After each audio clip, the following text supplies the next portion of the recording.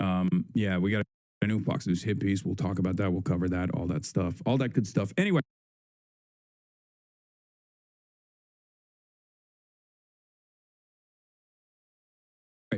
Folks.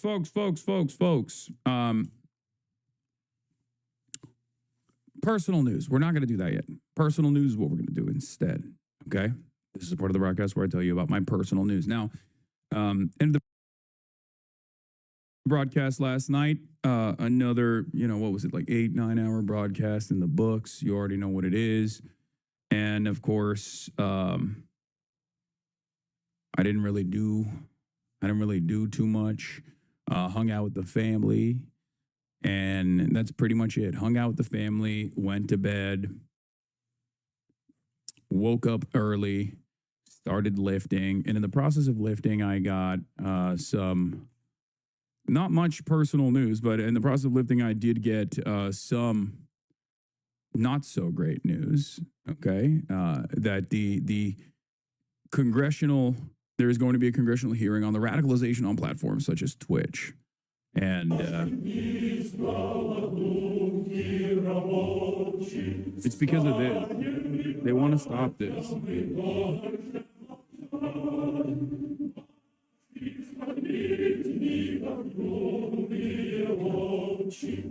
This is what they want to stop.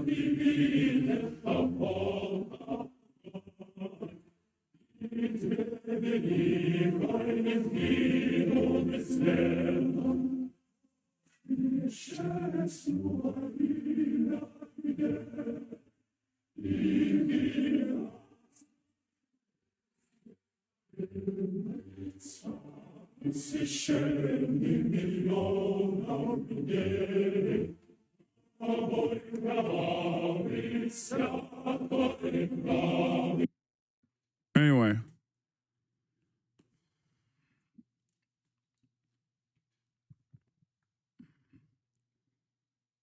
On a positive note, Gen V is back. Be real is because of your drip. It was a good run. Yeah, it's over. It's done. Why U.S. politicians such crybaby snowflakes? I don't know. But cool TikTok of a girl drawing you. What is this? Oh wow, so done one of these. Like it's a pretty good face. Drawing celebrities based on my boyfriend's description, like a criminal sketch artist. Okay. Shape in general and a pretty good jawline, but he definitely has like rough, is that what you call it? Like overgrown 5 o'clock shadow, Mm-hmm. And it looks good. And it's like a dark brown. Guess number 1, Pedro Pascal. I think that this guy is more handsome than Pedro Pascal. Like That's he does crazy. have bigger lips. He's not white. This guy is not white. Oh, okay. But he's very like white passing. I don't know if I can say that. Give me some traits that you think a man like this might have. Gamer. Stays in his room 12 hours a day. Typical nose. It's not a very different nose. It's like a very baby doll lips. He does kind of have some baby doll lips. Baby girl. He does have eyes. I feel like they're kind of He like does. They're just kind of like diamond shaped. I don't know who this is. You know who it is. He got those diamond eyes. He has glasses. They're fairly big, like circular squares. If you know what I mean. I don't think I'd go to the barber and I'd be like, give me this guy's cut, But I think a lot of people have his haircut. And it's curly. Low-key be bone red, though. Oh my God. Low-key be bone red. Probably not. It's just your time to guess now. Okay, well, at first, like, this half, I like Superman. It does kind of look... I can see how you got Like, Superman tell from me that. that's not David Cornsweat. He has, like, a shaved head. Oh, So yes. I was like, okay, that doesn't make sense. I don't know. Is it, like Hassan? He's Hassan. Is it really? He's Hassan. Like, Oh. no, he doesn't be bone red. He don't be bone red. No, I was trying to throw him up. Unless he does. Unless there's demons in his closet. Okay, I thought it was him. Release Like- the list. That's pretty good. This is a Hasanabi head. I just can't prove it yet. Capitalism or socialism? Oh, I seen this. That's a good one too. Hey, let's go. Let's go. Yo, this Fear Ant segment had me fucked up. Yeah. Have you seen the Netflix documentary about the... Oh Unknown number. no. Huh? Yeah. Did you see that? That I don't want to spoil it for anybody. What's that about? What are your thoughts? Give me a synopsis. Well, it's about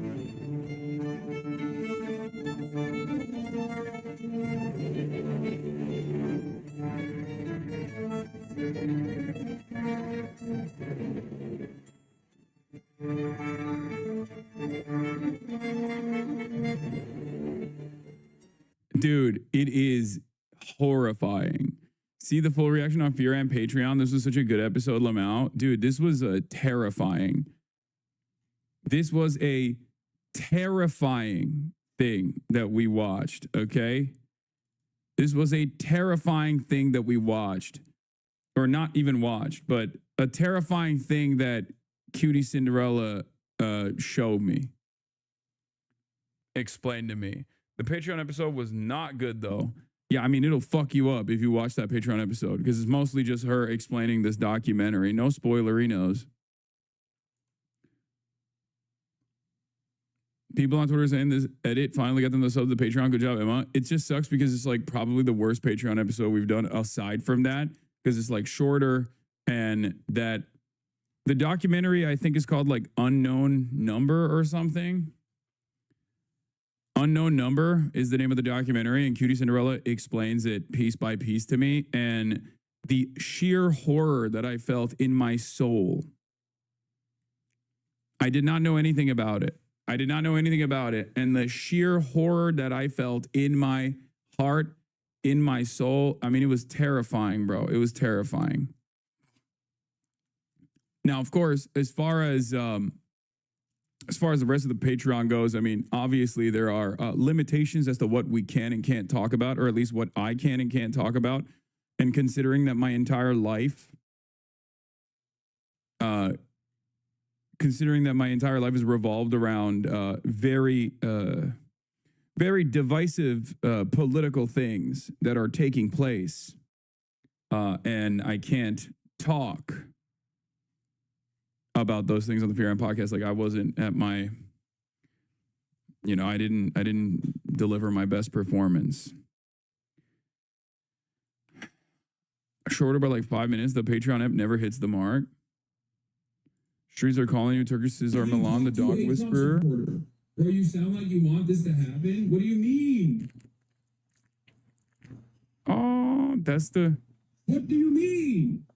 TVP43. Thank you for the 50 gifted. Fucking fully fleshed out MAGA Trump loyalist. 99% of things that they believe and all of the legislative agenda items that they advocate for are born out of hysteria. It is the most deranged shit.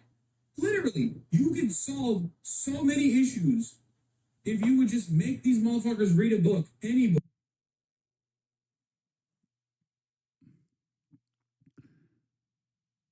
I think you unlike the sketch TikTok. No, I didn't. Okay. You can't on desktop TikTok. It just doesn't work. See, I liked it, right? Let me click away and then click back.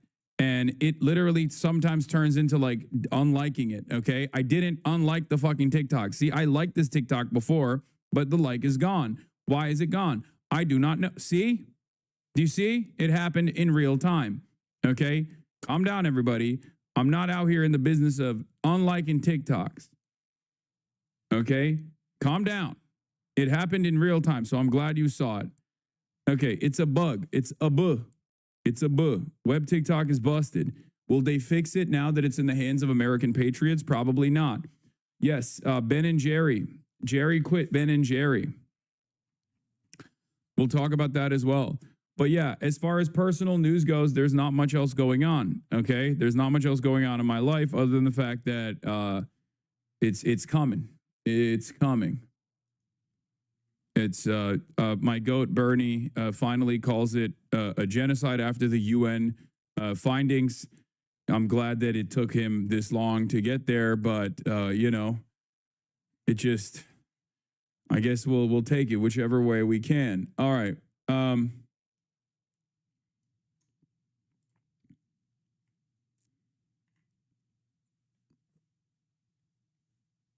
Did you see the CNN story about One Piece flag in Nepal? No. Oh. All right, all right, all right. He's a late bloomer. Give him some slack. New South Park has been delayed. There's a huge pro-Palestine concert tonight. Together for Palestine with a huge lineup, including Damon Albarn. I know. All profits go to the... I know this. I know this. Together for Palestine concert. It's taking place tonight. They got a solid lineup. Hasanabi head Damon Albarn is on there too.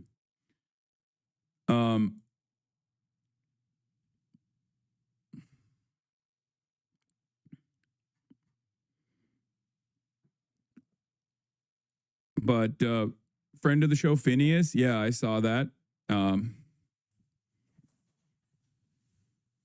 He's on there. You know, they're doing... This was crazy, bro. Brian, what are you doing, my man? You don't got an assistant that could tell you to pull the glasses down? You know, I saw this and that's the first thing that I locked in on. It just made me so sad because he's the GOAT. He's awesome. Playlist for later. All right, let's just blast off and let's get right into it, okay? Because there's a lot to talk about today. All right, obviously.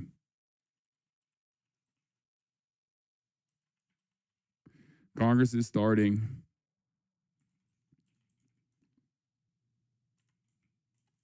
The platforming initiative by coming after Twitch, Discord, Steam, Reddit.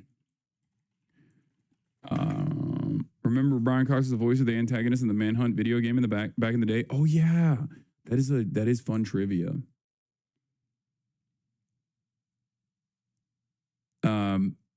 Anyway, Hasanabi, you will react. You will react to this today, or you are not a real girly pop. The downfall of Katy Perry, collapse of a controversial empire. No. Okay.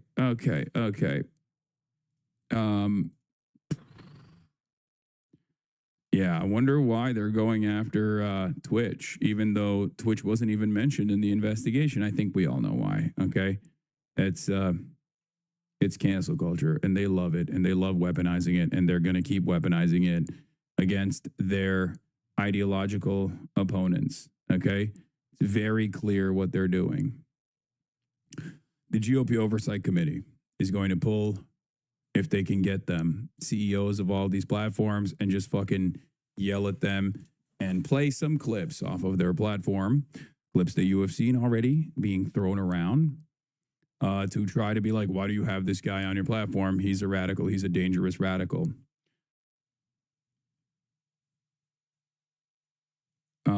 Leave Twitch for YouTube for the greater good.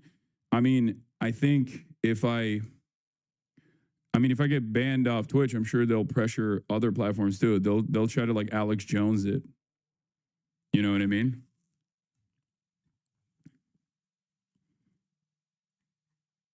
But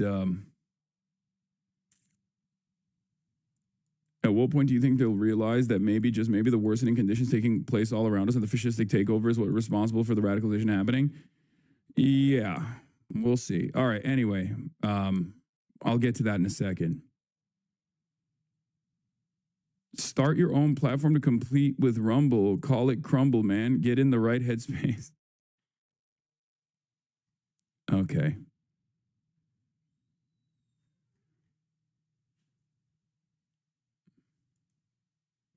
Alex Jones thinks you will pay $100 billion in damages. What is this? Alex Jones suggests Hassan and Destiny should be on the hook for $100 billion in damages. The Alex Jones smear case for $1.4 billion was a ridiculous judgment amount, but it set the standard. How much will Hassan and Destiny have to pay? We didn't make the rules. $100 billion. They're in deep trouble.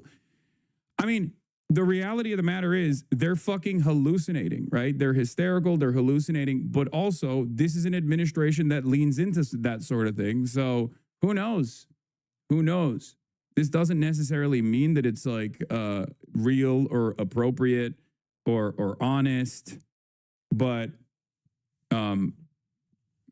it's kind of like when I try to explain to people, like, the law doesn't necessarily always mean the law, right?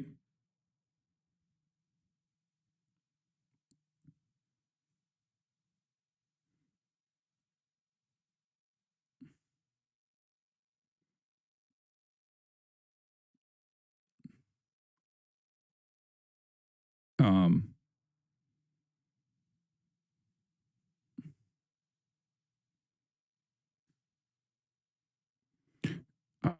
hold on.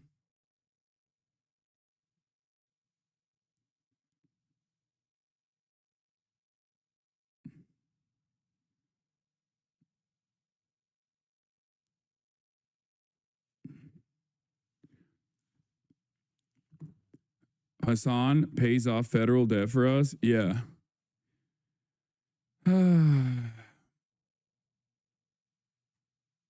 Okay. I know Alex Jones' ass is not talking about paying damages. Yeah, maybe I'll have a fucking billionaire shadow donor that will cover all of my expenses. Ha, just kidding. Therein lies the problem. Therein lies the problem. But I think we all know. I think we all know what I must do. I'm pro-Trump now. It's time for the pivot. I'm pro-Trump. M Israel high. Donald Trump is the greatest president of all time. No one has ever done it like him. Okay? No one has ever done it like him. Where's the hat? Where's my apolitical hat? I'll get it in a second. Trump has the biggest penis. Trump's terrorist policies are chaotic but directionally good for the country. America's hot. America's hot, hot, hot. Capitalism is the best, and Trump is the best. I cried many tears. I love my president. He hated Jeffrey Epstein. He was a white hat pedophile. I believe it.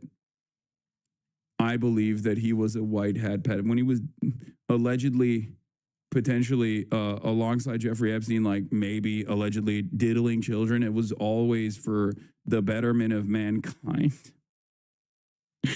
I'm also a Christian now. My name is no longer Hassan. It is Hank. I am Hank Pecker. I legally changed my name.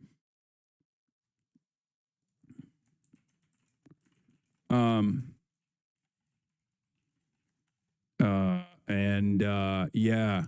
Irish Catholic, Dogan Piker. No, not even Catholic, bro. No. Straight Protestant, evangelical Protestant, Zionist Christian. No, I can't even risk being Catholic.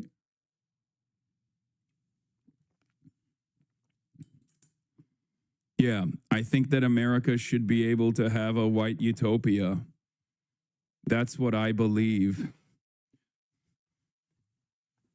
The real reason why you feel a lot of economic pressure on your day-to-day existence is because of Guatemalan migrants and not because of your boss and your landlords and numerous other people of worth. They are the real marginalized. They are the 1%. How dare you speak about the 1% in such horrible ways? They are the true minority, the only one that matters. I care. I love them. I'm just doing common sense.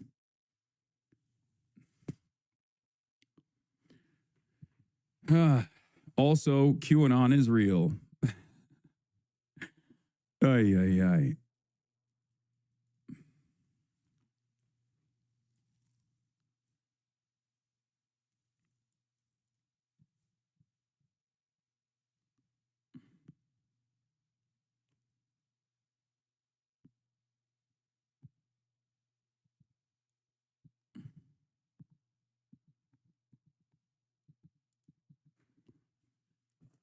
What is this? Speaking of 1%, she sure shifted fast after selling off Paramount. Sherry Redstone joins Israeli production banner Sipor as chair. Have you seen the crazy David Carr update? Yeah, I did. I don't even know what's going on there. That's just freaky. We'll obviously talk about that too, but let me blast off first. Do we have a blast off, meme chatters? Is your soul shriveling as you say these things? No, I'm a grifter. So obviously, as a grifter, it doesn't pain me whatsoever to reveal my true points. Actually, I'm no longer a grifter because I'm saying to you what I believe. I'm no longer audience captured. I'm revealing to you my true positions. Okay. Congress is starting its deplatforming initiative by coming after hold on. By coming after Twitch, Discourse, Steam, Reddit. Bernie calls it a genocide. We hit 3 million on Twitch, by the way. That was cool. I guess. We got the CDC. We got CDC updates. Kirk, killer. Kirk, killer. Evidence. Sparks. Further scrutiny by the right and left.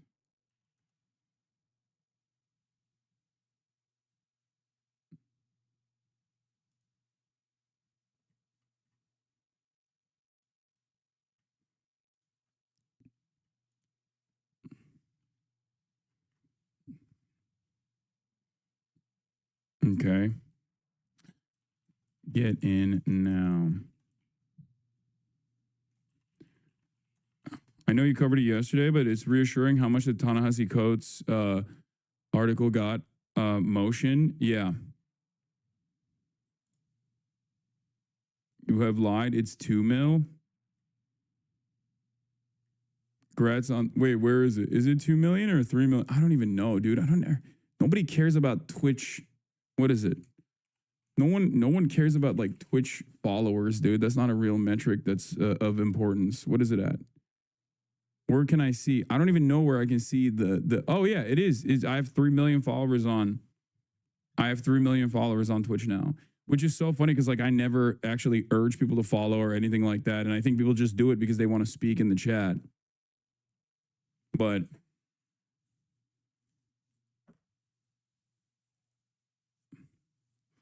Bestie, how did you get on Australian National Evening News, and why did they try to call you an Antifa terrorist? Did they? The interview that we did, the back and forth in the interview that we did was like quite cordial. Oh, you have 2.95 mil. It's rounded up. Oh, nice. Okay, well, hopefully we'll get it to 3 mil today. I don't know. I don't care. Efendim. Bir dakika duramam. Hayır. Hayır, hiçbirini giymedim. Baba konuşma ihtimalim yok şu anda lütfen. Hayır, ikisi de değil. Hayır, şeyin içindeydi. Paket orada asıl askıda büyük ihtimalle. Hayır, hiçbiri değil. Okay. Where's the Australian broadcast? And because they are trying to make you the news, so people try to play catch up. New message from the suspect just leaked. Okay. It's in the playlist. Okay, we'll look at that. Anyway, here it is. Let's blast off. Far left himbo back to defund police and base socialist mayor Mamdani for mayor. Comrade Hassan. Blah, blah, blah. All this stuff. Hey. Baba kapıyı kapatır mısın? Hey, Kaya. Please.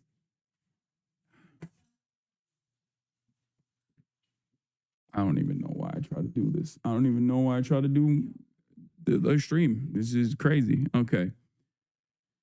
Yes, I saw the David update chatters. Jesus Christ. Okay. Y'all, the company I used to work for just went under, about to become a part-time Hasanabi orbiter. If y'all follow me, username is same across all platforms. Okay, well. Bro, I don't understand your country. A guy advocating for gun violence gets killed by gun violence, and it's the people advocating for non-gun violence that pay the price. Yes. None of it matters. The truth does not matter. Okay? Virtually everything that I've advocated for over the course of tens of thousands of hours of commentary is anti-violence. But of course, you can find a totality of like 2 minutes, or maybe if you try really hard, 8 minutes of the utilization of a metaphor, hyperbolic language, memeing, things of that nature, and present it as like a compilation of my advocacy for violence or whatever, you can swing it in that direction, especially with all of the predisposition that the average normie has towards that sort of thing. Okay? And that is where we're at. That is precisely where we are at. And the Republicans are cynically, in a sinister fashion, using this as an opportunity to go after people that they consider to be political dissidents. I myself being one of those people, perhaps one of the most highlighted people. Benjamin S. Weiss, the Congress reporter for Courthouse News, says, lots of folks in the conservative right-wing media sphere have come after Hassan, one of Twitch's most subscribed streamers, in the wake of the Kirk assassination. Now Congress is demanding the Twitch CEO testify next month.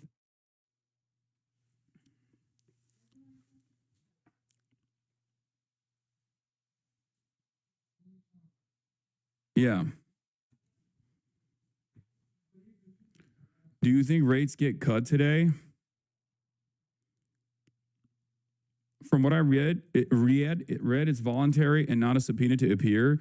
I don't think they'll stop pushing for this. I'm gonna be honest with you. They already did. They already got cut. I wasn't paying attention to it, but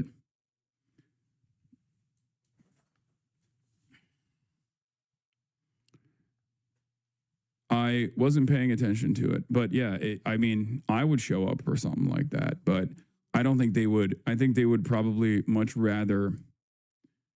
I think they would probably much rather go after like the boomer CEOs and like ridicule them with a barrage of like shit that they have a hard time defending. Because if you put me on there, I know what I stand for. This is what I do professionally. You can't build a solid narrative, a reliable narrative in the same way if I'm the person that's there. But there's a lot of back and forth, a lot of misinformation flinging around with the Charlie Kirk assassination. So we'll see.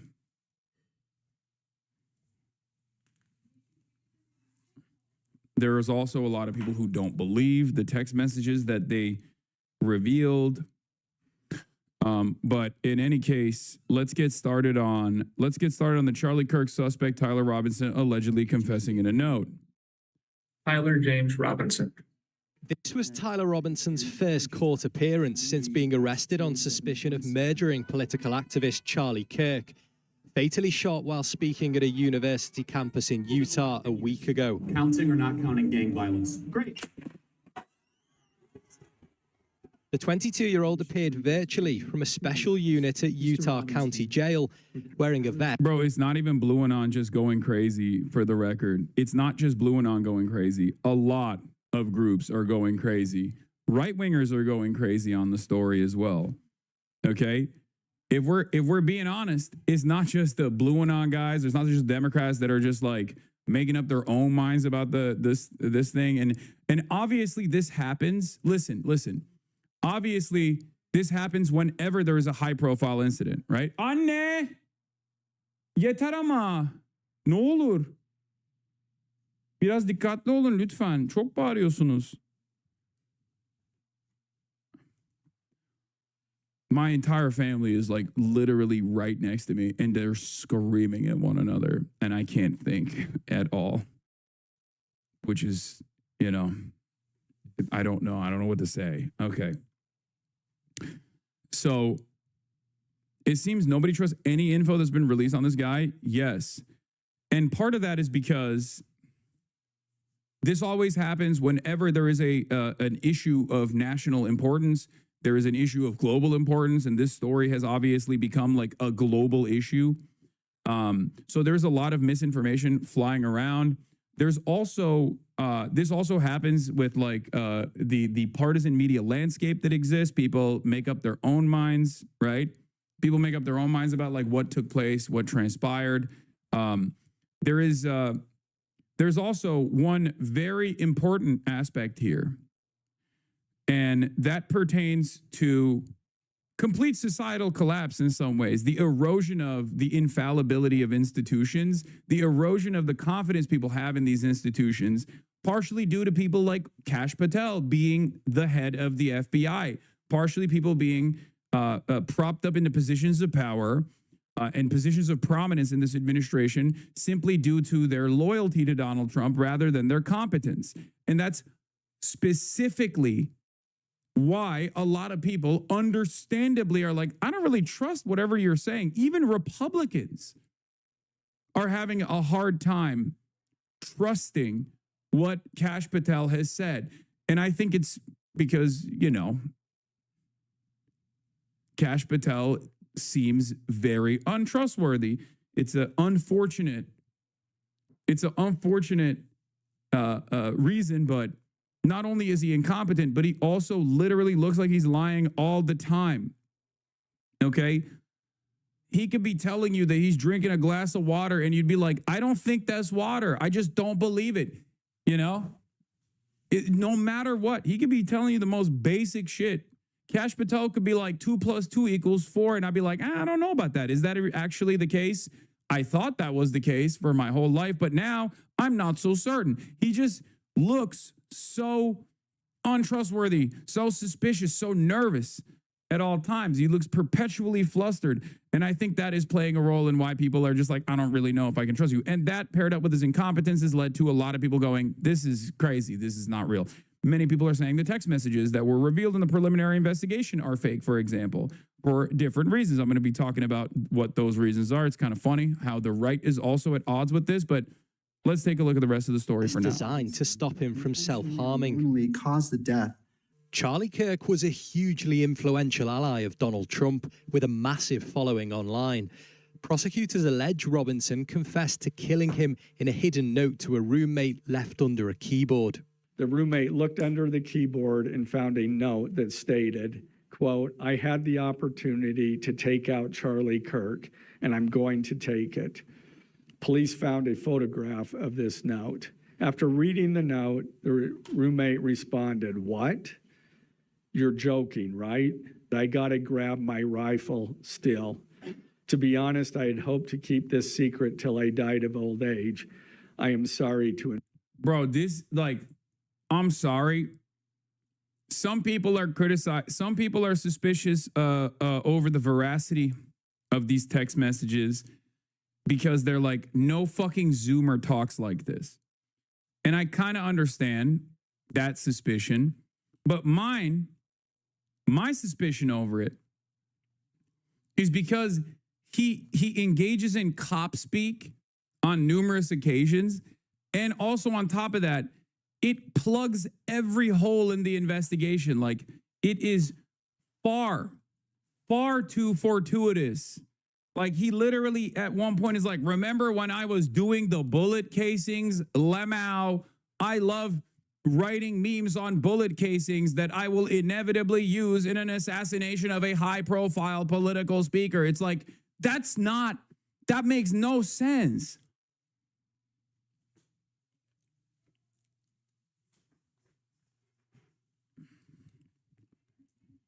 Like, what level or type of autism makes you do cop speak? I don't get it. It's written by like a 45. It sounds like he wrote it. Like, those text messages sound like he wrote it like he was a 45-year-old cop. You know what I mean?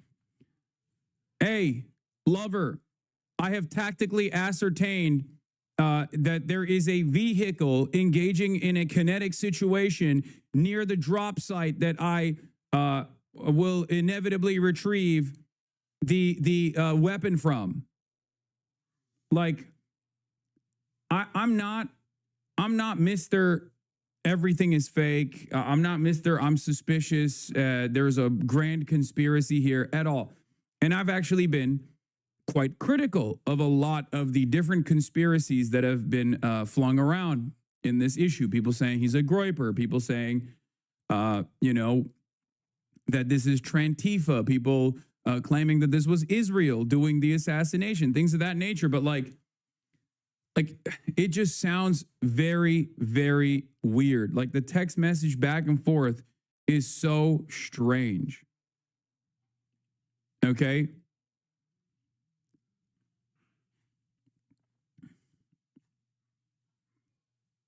Dude was a near genius, though, not a typical kid. I mean, sure, he clearly wasn't a typical kid, but the cop speak is odd, no? And not just the cop speak, but just basically almost every text message exchange that they showed is pertinent to the investigation. And I'm not alone in this suspicion. Steve fucking Bannon has also raised the same concerns. Candace Owens has raised similar concerns. Matt Walsh has raised similar concerns. Like, these are not people that I am in agreement with at all. Okay? You don't get it? This guy's from Utah and raised Mormon. This is how they all talk. They all talk like FBI agents. A Mormon white boy texting like that is probably the least surprising thing. Like I said, there is just, it's just odd. It's just a strange text message back and forth. I don't, very odd. Like my main reason for being incredibly suspicious of the text messages is because of the contents of the text messages. The contents of the text messages literally serve to plug every hole in the investigation. Like, it's far too convenient, right? I have a policy where I think if something looks too convenient, it might be a little manipulated potentially. Like, at least like have a healthy dose of scrutiny on this, right? Matt Walsh said, I am leaning very strongly towards the theory that this text exchange was scripted as a way to absolve the boyfriend. It's almost exactly what Walter White did at the end of Breaking Bad. This feels like a strategy they cooked up from watching too much TV. Ironic, because the only way that you can present this is by talking about a television show that you have consumed, which is, I think, more, it's more revealing about your mindset, Matt Walsh. Maybe, perhaps you have watched too much TV. So I said half the right thinks the messages are fake because it doesn't implicate the trans person. The other half think the shooter is a patsy because it was Israel that killed Charlie Kirk. I will say the text messages are too perfectly plugging holes for the investigators. Unnatural.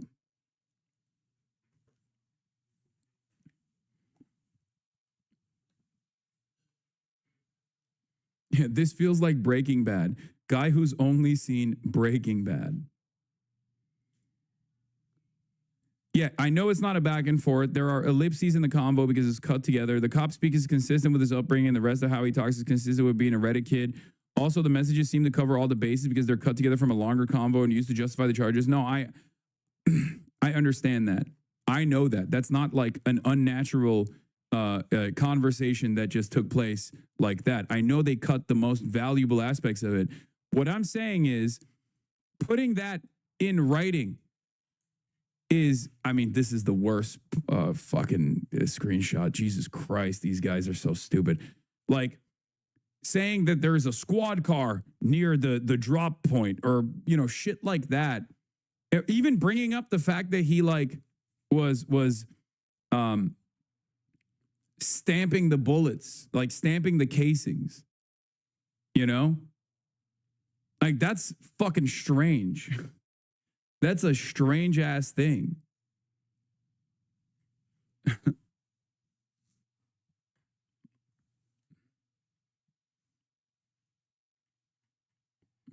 Like, why did you do it? I did it because some type of hate cannot be met.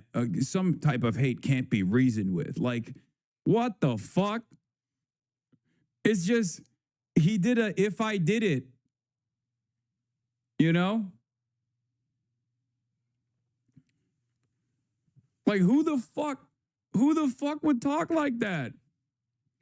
You guys are on the one hand saying this was like a, you know, exemplary kid and was a real go-getter and was able to literally successfully pull off this assassination and then escape, right? But also simultaneously, his text message conversations are revealing everything. You know what I mean? Like he's just like, yeah, I did this because I am Antifa. Like it's just a very convenient narrative that you can kind of point at. It doesn't go too far. Like he's not like, I am Antifa and I was radicalized by watching leftist content creators who I think should probably go to prison because of the radicalization that they put me through. They duped me, right? Like he didn't do that, but it's everything short of that.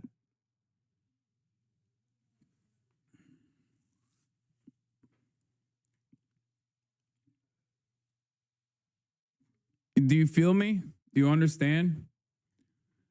It's just odd. I'm not one of these guys that just like immediately says this is fake, especially because I just like that's not how these things work. You know what I mean? There is obviously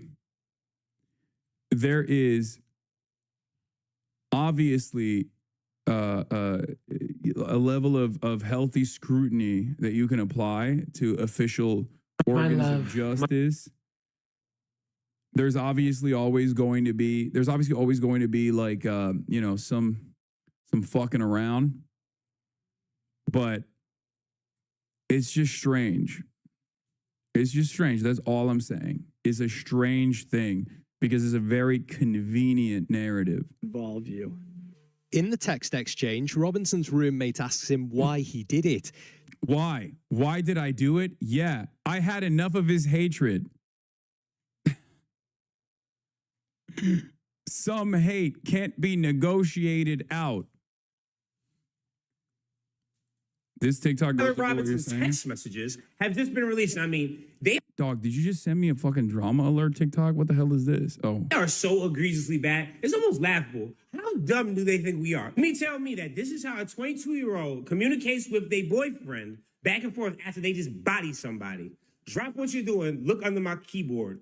Whereas conveniently a note, I had the opportunity to take out Charlie Kirk. I'm going to take it. What's the point of leaving this note to your boyfriend, but then texting them to admit to it anyways? Doesn't add up, not logical, stupid. This is kind of believable, like, oh, he's keeping tabs online. Why? Why did I do it? Yeah. So no phone calls back and forth, no FaceTime, enough of his hatred. Some hate can't be negotiated out. If I ain't able to grab my rifle unseen, I will have left no evidence. This sounds like a book written by... Yeah, bro, it just feels as though, how do I say this? It feels too convenient. Okay? Like, that's it. Because there are other Discord messages where you've seen the way he talks, where he's like, I'm EP, right? Like, there are Discord messages with that kind of show the pattern of how he communicates with other people.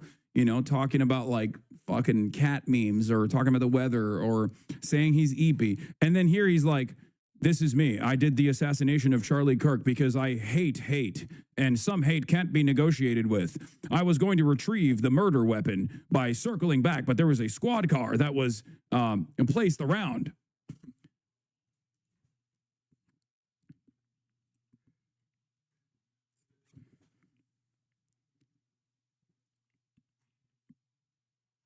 You know, I had enough of his hatred. Some hate can't be negotiated out. If I am able to grab my rifle unseen, I will have left no evidence. Going to attempt to retrieve it again. Hopefully they have moved on. I haven't seen anything about them finding it. How long have you been planning this? A bit over a week, I believe. I can get close to it, but there's a squad car parked right by it. I think they already swept that spot, but I don't want to chance it. I'm wishing I'd circle back and grabbed it as soon as I got to my vehicle. I'm worried what my old man would do if I didn't bring back Grandpa's rifle. I don't even know if it had a serial number, but it wouldn't trace to me. I worry about prints. Like, the people saying like old man is like weird. I don't think that's that weird. I think him saying old man, he's Mormon, okay? He's Mormon, he's Utah. Even if he's Gen Z, like that part, it doesn't come across as suspicious to me.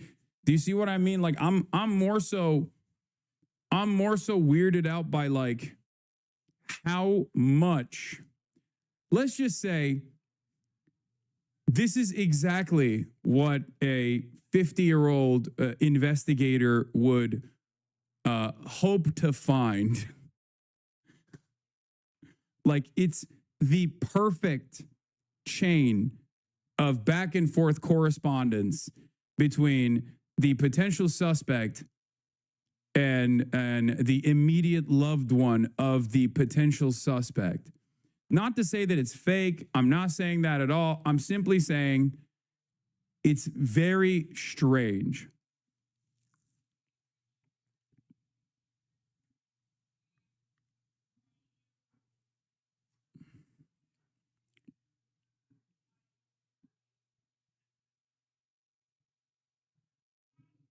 He's like, I have planned the perfect crime and I will never get caught. Now let me outline all the steps I am doing. A bit over a week, I believe. A 45 to 50-year-old going to attempt to retrieve it again. And then the best part, how long have you been playing this? Bit over a week. Boy, they was just saying that there was more than 20 people that could possibly be involved, that this looked like a network that was all helping out to take out Charlie. Now it's just solo dolo for a week. And I was like, oh yeah, I already knew what I was about to do. I had to circle back and grab it as soon as I got back to my vehicle. First time we're hearing about a vehicle. I'm worried what my old man would do if I didn't bring back Grandpa's rifle. That sentence right there sounds like no 22-year-old I have ever heard in my entire life. I have to abandon it and hope they don't find Prince. How the fuck will I explain losing it to my old man? Only thing I left was the rifle wrapped in a towel. This is conveniently and very weirdly so detailed down to the wrapped in the towel thing, and then the old man repeat. And it's just like, there's no fucking way you think or believe that anybody with a brain that knows anybody around this age is going to believe that they typed all this out while on the fucking run after just bodying somebody for the first time ever. He wants to believe that. Right after that, he starts talking about the engravings on the bullets, and he needs to explain the fucking messages. Remember how I was engraving bullets? That's the one. Okay? That's the one. That's the weirdest thing. That is objectively the weirdest fucking thing to say in that moment. It is so bizarre. Remember how I was engraving bullets? The fucking messages are mostly a big meme. If I see notices bulge ooh on Fox New, I might have a stroke. All right, I'm gonna have to leave it. That really fucking sucks.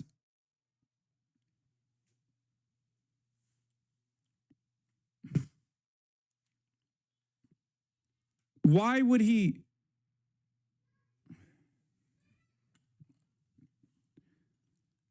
Like, what?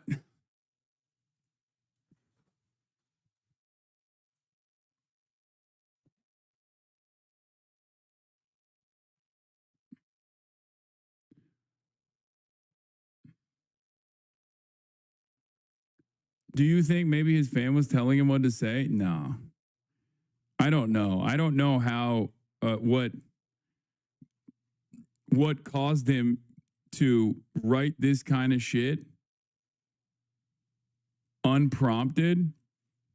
Also, he says, notices bulge ooh woo, even though the bullets say OWO, but like, I think that's a distinction without a difference. I don't think it was, I don't think it's that I don't think that's ultimately that consequential.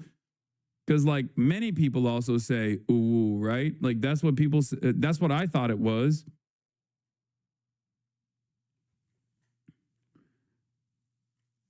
I just don't get it. It feels like,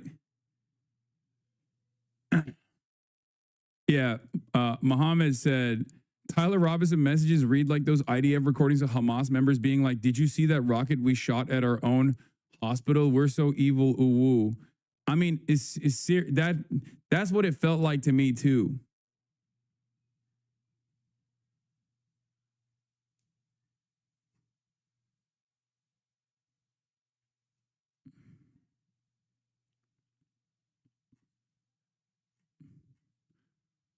You are old. OWO and ooh are two different meanings. OWO is surprise, meanwhile, ooh is a Q-way. Oh, guys, stop.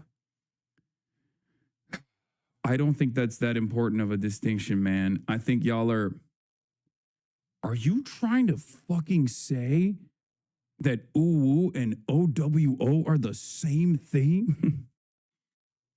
It's extremely different from one another. Like,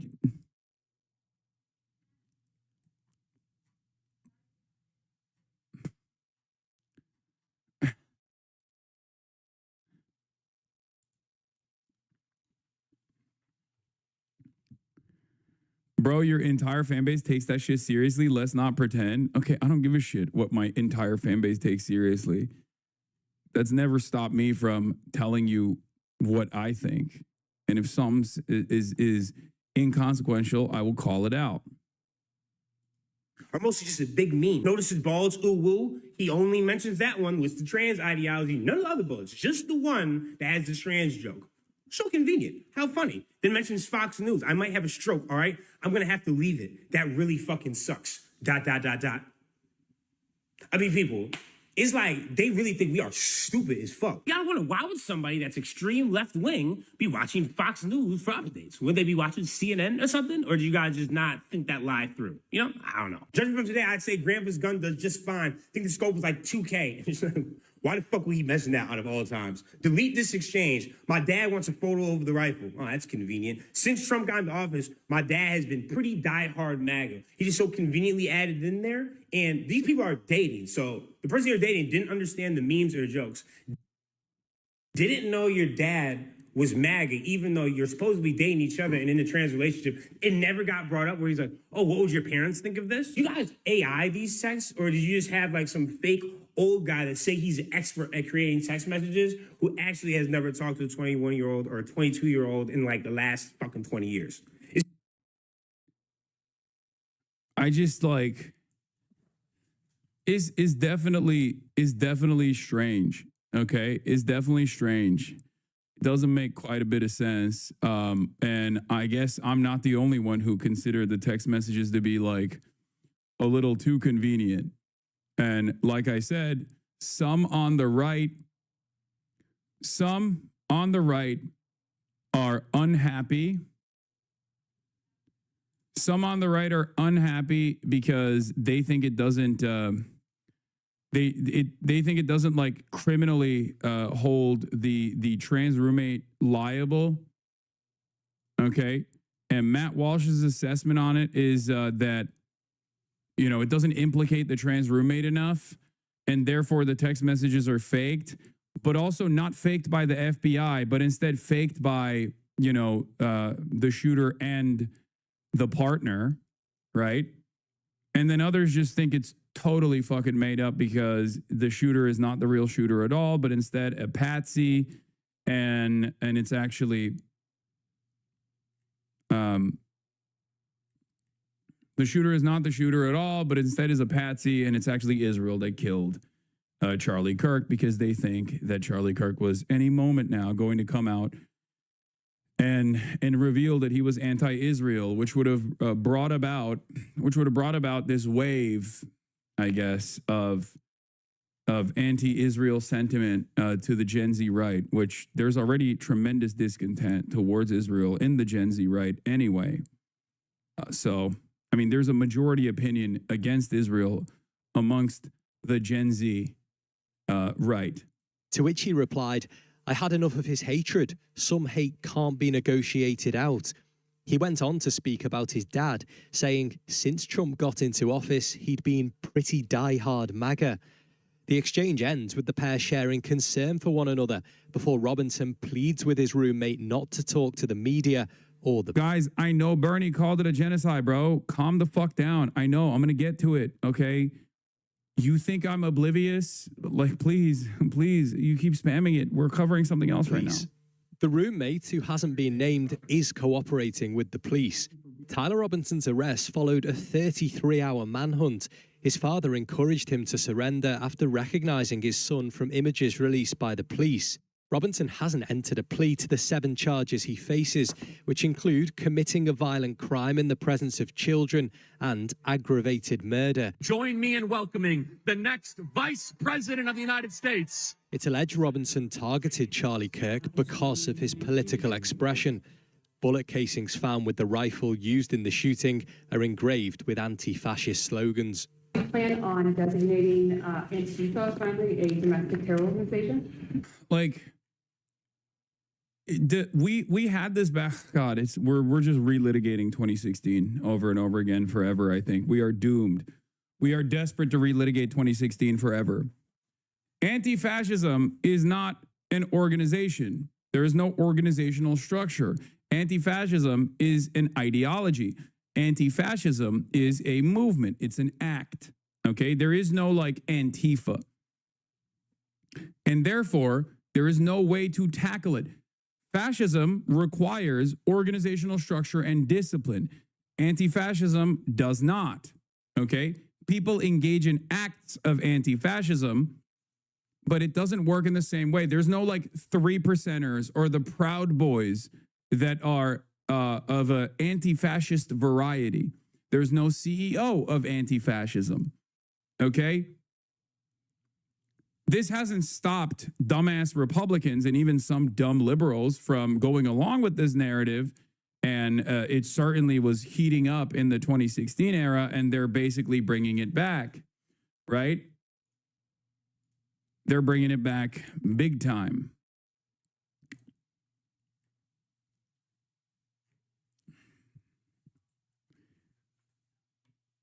But that is, of course, by design. It's vague, and I think many of these guys also understand that it's just like an action that people take, so they can say anyone and everyone is Antifa, okay? Because technically there is no real RICO charges that you could present, or real terrorism charges that you could present towards people who are anti-racist, for example. And engaging in an act of counter-protest against like fascist mobilization in their neighborhoods or whatever, because there is no organizational structure, they can just say everyone is Antifa, because technically anyone who is anti-fascist, myself included, and many of you as well, are a part of the organizational structure that they've designed of Antifa. It's very stupid. Also, there is the other side of the story, which is, what are you if you are anti-fascist? That means, I guess, you are pro-fascist, right? It's just another thing that a lot of people basically have recognized. Like, one of the most organized anti-fascist acts was conducted by the Allied forces in World War II. That was Antifa. That was an anti-fascist action. Okay? So clearly, it's not a real thing. Well, it's something I would do, yeah. Anti-fascist groups are increasingly the target of President Trump. It's thought his team could soon introduce an executive order to combat hate speech. He also wants to use a law known as RICO to bring racketeering charges against left-wing groups he's accused of promoting violence. Well, God. FBI Chief Kash Patel was asked about that at a Senate hearing as he defended his handling of the investigation into Charlie Kirk's assassination. I would ask, would it aid your ability to prosecute these matters if Congress passed into law the Stop Funders Act and if rioting was added to the list of predicate offenses for RICO? Yes. There's no mention in the court documents that Tyler Robinson was linked to any such groups. Prosecutors say they'll seek the harshest punishment possible. I am filing a notice of intent to seek the death penalty. I do not take this decision lightly, and it is a decision I have made independently. Tyler Robinson will next appear before court on the 29th of September. Mr. Robinson, I invite you to join us at that time.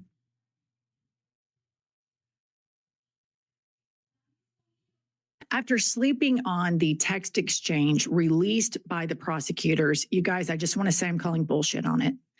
I do not think these are legit, and I'm not alone. There are bipartisan calls right now that what the prosecutors receive from the FBI is total bullshit. It's not making sense. Put this up, Kylie.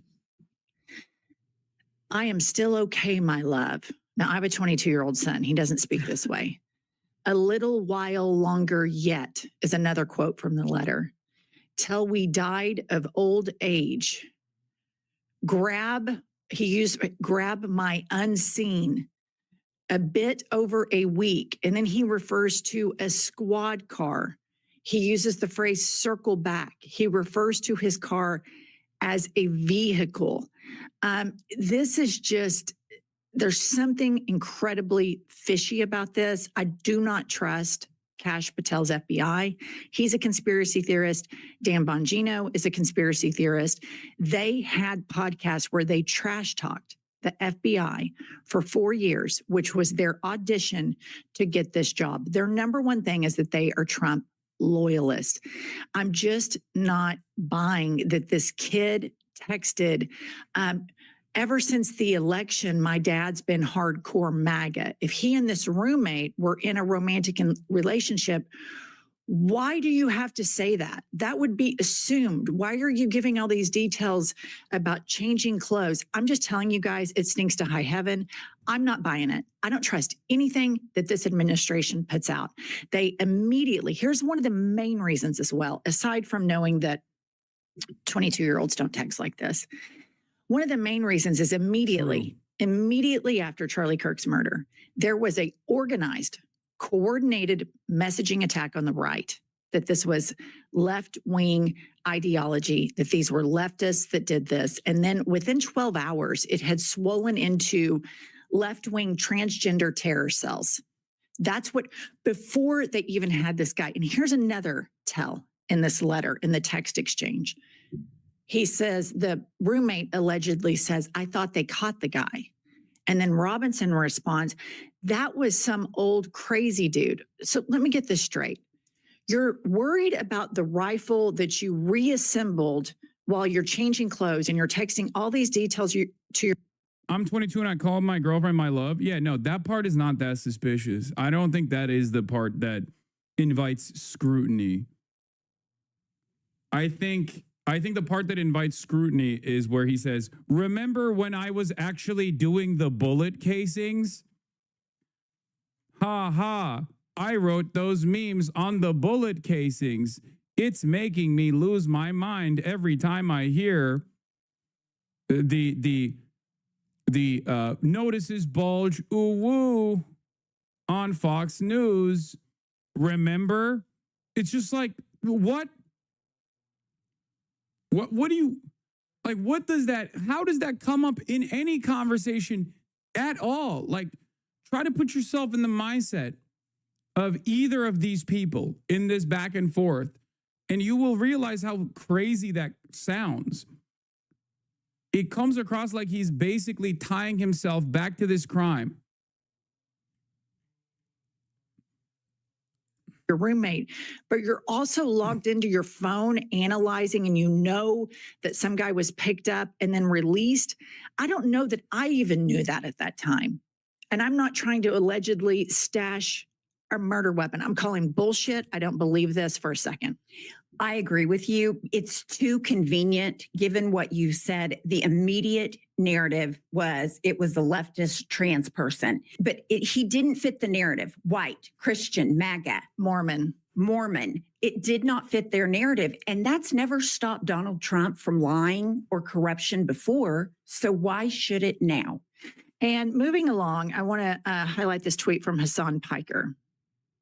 He says, half the right thinks the messages are fake because it doesn't implicate the trans person. So there's a bunch of people that believe that this is wrong because the messages provide cover for the alleged trans roommate. The other half think the shooter is a patsy because it was Israel that killed Charlie Kirk. Hassan, a leftist, says, I will say the text messages are too perfectly plugging holes for the investigators and unnatural. And what I'm seeing here in Hassan's tweet, you guys, is bizarre bipartisan support.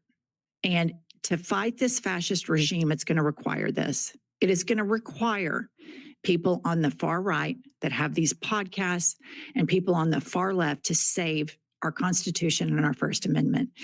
And this is the exact same thing that all of these bots and the administration are trying to prevent us from doing. Let's hear from Matt Walsh what he says about this. This is a far right anti-trans nut job. I am leaning very strongly towards the theory that this text exchange was scripted as a way to absolve the boyfriend. So his big thing is he's anti-trans. It's almost exactly what Walter White did at the end of Breaking Bad. This feels like a strategy they cooked up from watching too much TV. So this is the far right anti-trans movement. He's calling bullshit on it. Hassan Piker's calling bullshit on it. Jennifer and Pumps are calling bullshit on it. I'm calling bullshit. Next up, we have Steve Bannon of the War Room. He's not buying it. Play the clip.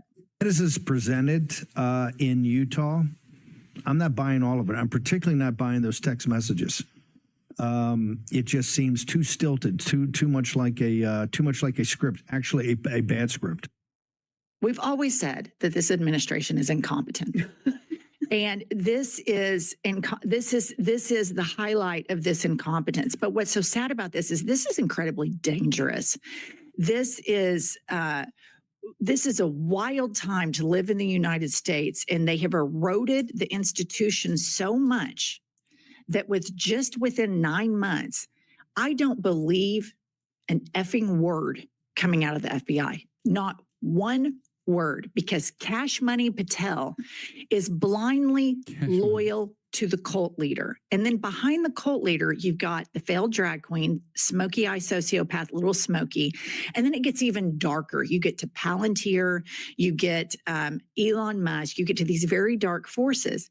There are people on the far right that see this. They see that people that are more powerful, with more money, with more nefarious intents than Matt Walsh and Steve Bannon, they see that they are sucking up to Trump, and they have the bank account that Trump is impressed with.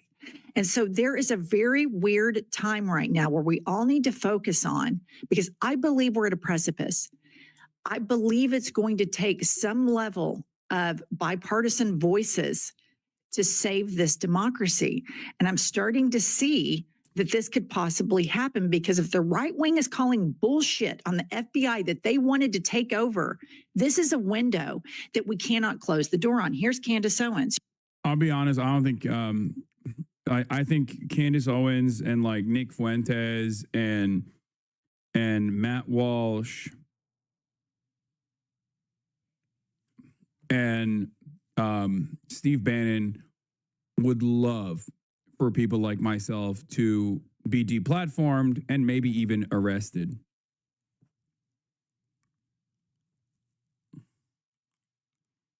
I don't even believe for a brief moment. I think they're just farming the discontent. I think they're farming the discontent. I don't think there's any like higher priority that they hold. Like my consistent anti-Zionism is not something that they care about. Like their anti-Israel opinions, I don't think. What is this? Yikes, brother, your take on this didn't age well. Oh my God, dude. We have more pressing matters currently. Okay.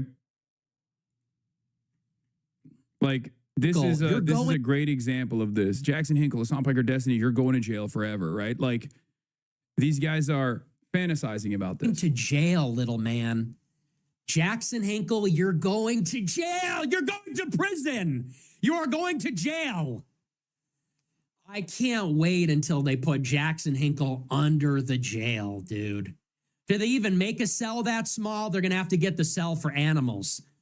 They're going to have to get the cell for midgets and women to put Jackson Hinkle away. Jackson Hinkle, Hassan, Destiny, you're going to jail. I don't know how to tell you this, but you're going to prison forever. Hassan is being deported. Destiny and Jackson. I'm literally an American citizen. Like I was born here. You know what I mean? He's just fantasizing about the administration just like doing this kind of stuff. But I don't even think Jackson Hinkle is in the United States. And Hinkle are being imprisoned forever. The world will be a better place. Born Aryan sent $30. Born Aryan sent $30. What a fantastic way to end that clip. Yeah, Nicolas Fuentes talking about deportations. Remind the viewers that this is a Nazi. I mean, you can kind of tell, I think, by Born Aryan sent $30.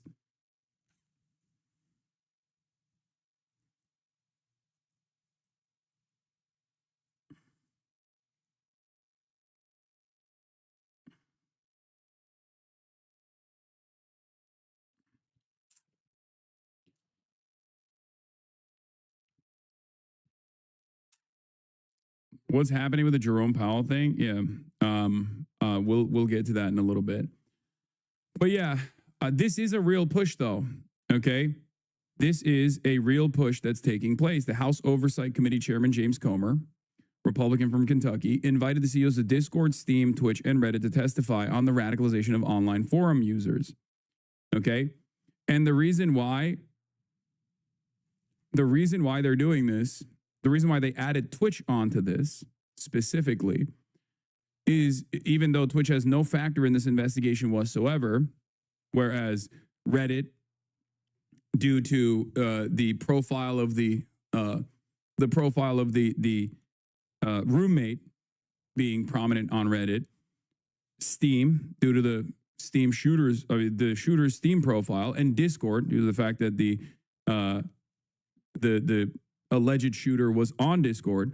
Those are three platforms that have been mentioned in the investigation. Twitch, on the other hand, has not been mentioned in the investigation at all. And if the conversation is actually about broader online radicalization, then they would obviously factor in Meta, YouTube, Kick, Rumble, Gab, and numerous other right-wing and right-wing adjacent platforms, Twitter obviously being a primary one. The reason why they are mentioning Twitch in this is because of the active efforts by those on the right, on Twitter, and all around to try and deplatform me because they say Twitch is a totally liberal, woke platform. This is what the Congress of the United States House of Representatives Committee on Oversight and Government Reform sent to Dan Clancy. The Committee on Oversight and Government Reform requests your testimony at hearing on Wednesday, October 8th, 2025 at 10 a.m. in room HVC 210 of the U.S. Capitol Visitor Center. The hearing will examine the radicalization of online forum users, including incidents of open incitement to commit violent and politically motivated acts. To confirm your appearance at the hearing, please contact the Committee on Oversight Government Reform staff at 202-225, whatever. The Committee on... You will have the opportunity to provide a 5-minute opening statement prior to answering questions posed by members. The Committee on Oversight and Government Reform is the principal oversight committee of the U.S. House of Representatives and has broad authority to investigate any matter at any time under House Rule X. Thank you in advance for your cooperation to this inquiry. Now, in the past, there have been investigations such as this one. I believe it was about like Russiagate, where people just didn't show up, right?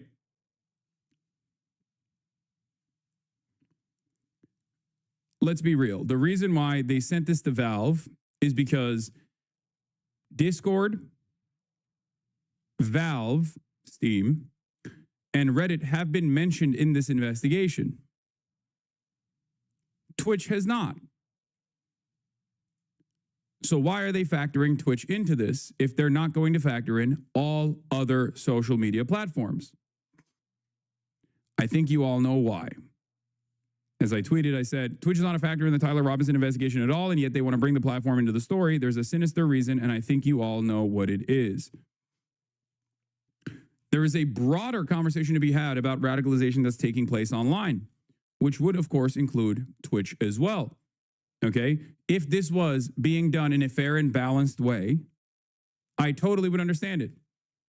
To have all platforms specifically ones where radicalization very clearly unfolds in front of our eyes in broad daylight, specifically Twitter, when it comes to every single neo-Nazi shooter, for example. That would be understandable. But the reason why they're not doing that, and the reason why they're doing this instead is because this is directional. And the only platform that is mentioned in here that is not relevant or pertinent to the investigation whatsoever is because they want to use the Charlie Kirk assassination to target people like myself. Okay? That's it. I recognize this. This was an initiative that has been circulating for quite a while. This is an initiative that has been in the background due to Israel, due to my anti-Israel commentary for quite a while. And now they're using, instead of using the anti-Israel reasoning, they are using the he is fomenting political violence narrative in the aftermath of the Charlie Kirk shooting, which I think is perhaps one of the worst angles of attack, considering that there is nothing I've said that is even remotely violent, especially directed towards Charlie Kirk.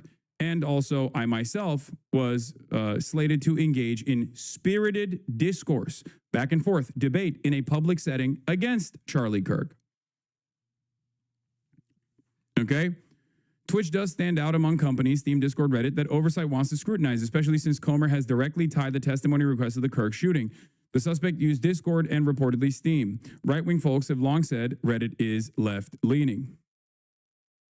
Okay?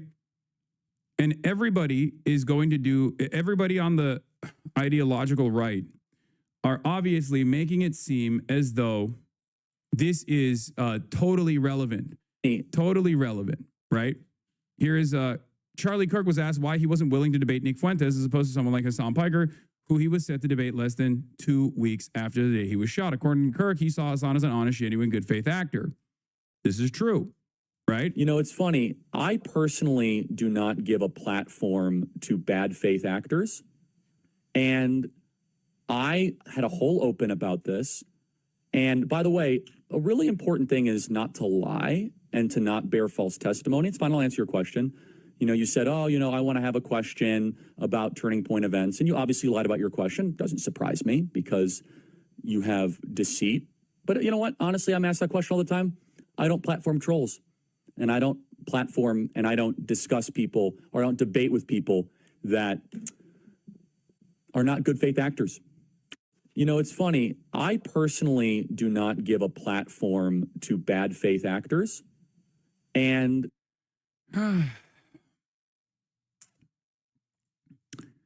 so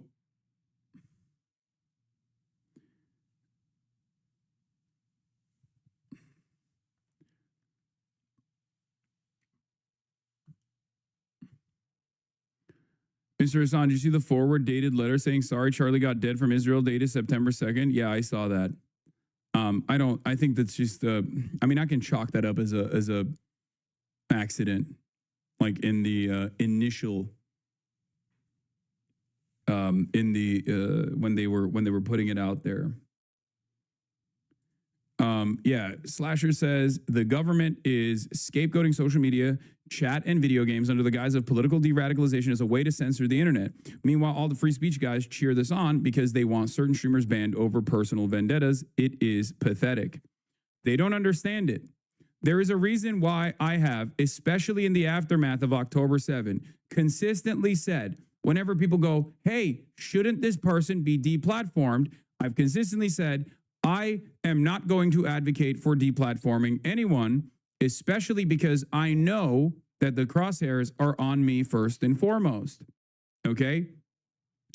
Of course, that hasn't stopped Asmongold, Tectone, and numerous others that have actively advocated not only for deplatforming, but for the government to literally take action, which would be obviously a direct violation of the First Amendment, direct violation of freedom of speech, beyond like cancel culture and whatnot.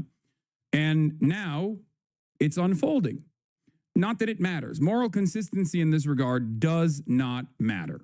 Okay? When you call for violence, yes. See, everyone is going to try and make this seem as though this is a sincere request. Okay? That's it. That's all this is. Right-wingers that want to enact out a personal vendetta over a Twitch streamer that they dislike will try to turn around and say, no, dude, you've been calling for violence. You're radical. You've radicalized people. Okay? And the reason why they can't associate me with anything related to Charlie Kirk is not seemingly stopping them from continuing along with this narrative, right? Now, of course, as I've said already, ban me all day, every day. That's not going to stop the truth. And if you were to ban me, that's not going to, if you were to get me deplatformed successfully off of Twitch, I'll find a way. But even if I were to, even if my career were to be over, right? Even if I had no platform whatsoever to speak on issues that I think are important to address, that still would not change your life. If you are a right-winger who is excited about the prospect of making the government take care of someone who you find to be a nuisance, someone who you despise, make no mistake, this will eventually harm you as well. Okay? Not only will this eventually harm you as well, because of course they're going to come after you too, because this is about broad censorship. There is going to inevitably be an opinion that you have, whether it be on Israel, for example, or any number of different reasons. And the government will say, this is political dissent. We don't like it. And they will come after you too. I know it's very difficult for you to comprehend that right now because you're too excited at the prospect of imagining a world where you've taken a scalp, where you've successfully been able to deplatform this woke Antifa guy, right? Having said that, however, this is not going to put more money in your pocket.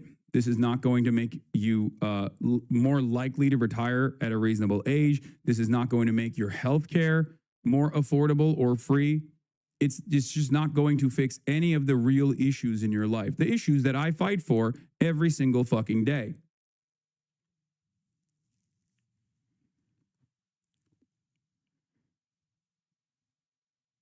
Your former podcast host and Dan Stalkman are the main cause of this? Absolutely. This has been an ongoing initiative in the background for the past 2 years, since October 7. And a lot of people have actively aligned themselves with right-wingers because they know right-wingers are the only ones who would actually be crazy enough to push for this kind of deplatforming, to push for this kind of initiative. But it does not matter, right? The very same people that always said cancel culture is so stupid, using like age-old things that are taken out of context to associate a person's entire worldview with like a 10-second fucking soundbite is so stupid, are very clearly utilizing that and weaponizing that entire thing, as they have done so over and over again. Okay?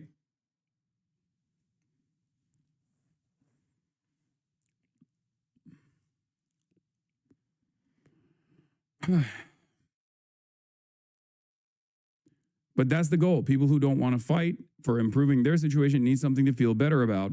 So they need some small wins. No, I think that's exactly what it is. But the left wing did the same thing, but now the shoe is on the other foot. It's just how these things work. No, that is incorrect. Okay? That is incorrect. Especially for someone like myself. You're coming to me and telling me that, you're definitely wrong. Okay?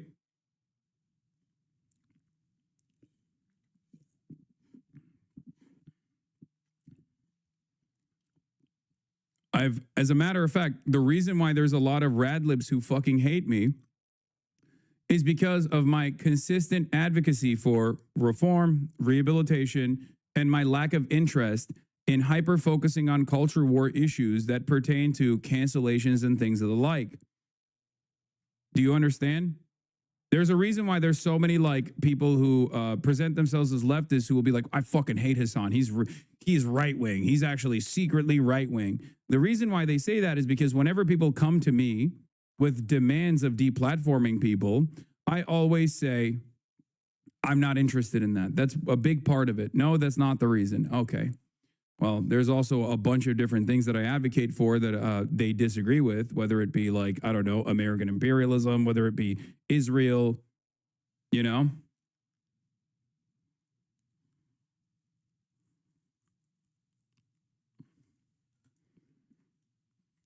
Whether it be getting people to reconsider the way that they've learned about American history, for example. There's a million different reasons why someone could be upset about my commentary.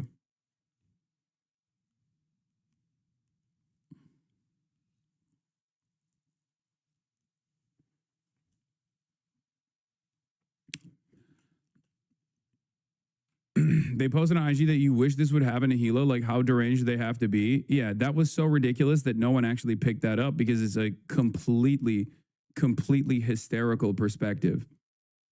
Okay?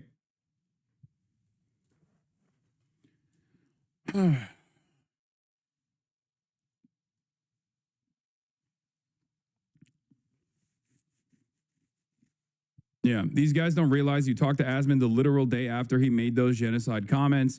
You weren't trying to get him banned. The exact opposite occurred. Exactly. And many people yelled at me over it. They said I was actually whitewashing and laundering his reputation.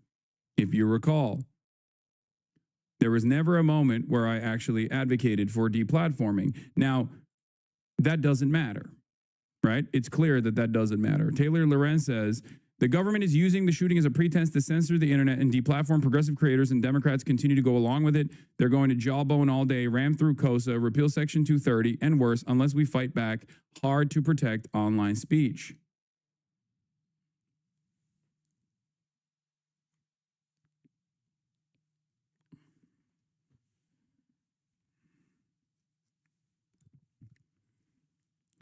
A big part of this equation is anti-Israel sentiment. I promise you, if I was a pro-Israel progressive, okay, which obviously is oxymoronic, but if I was, this wouldn't be as major of an issue.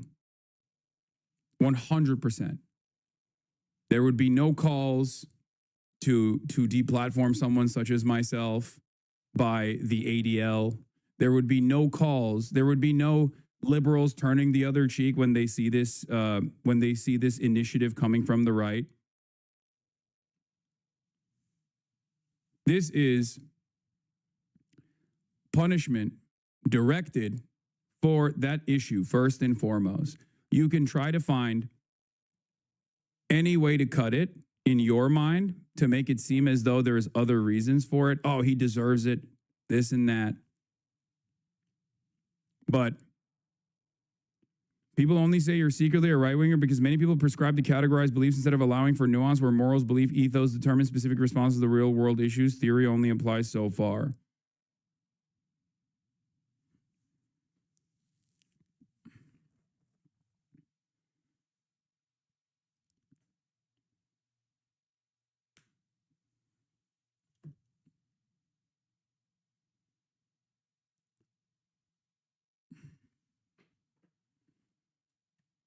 They're trying to make an example of you because you put Zoran and Cuomo was attacking with the 9/11 statement. Exactly. I've had liberals who have also put the spotlight on me in a negative fashion, like Andrew Cuomo, Eric Adams. This is a real fear for some people. I mean, obviously, Richie Torres was the first guy who pushed for this long time ago, leading up to the election. This was before the election. I just noticed the hearing is one day after October 7th. Yeah. But you didn't do anything wrong. Why are they going after you? It doesn't matter. I need you to understand. It's not about doing something wrong. Okay? It's not about doing something wrong. It has nothing to do with that. It's because of my perspective. It's because of what I advocate for. And this is, unfortunately, something that I have considered from day one. It was an inevitability that once it got to a point where my audience grew to a certain level, my platform grew to a certain level, that inevitably people in positions of power would find that to be dangerous and would want to do everything in their power to take me out. We're there now. I will be honest, I'm shocked that it didn't happen sooner.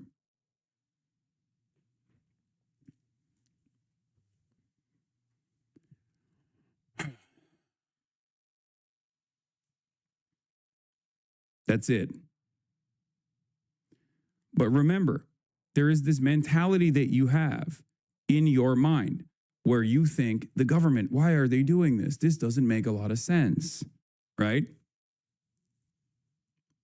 It's going to be 100% about the clip chimps. Have your context counter arguments ready, of course, but it doesn't matter because there is no way that the official organs of the government, like there's no way that I will be able to, even with like a big media push or whatever, be able to overcome the faucet of right-wing propaganda paired up with the official organs of the government taking the initiative to fucking slander and smear a singular Twitch streamer.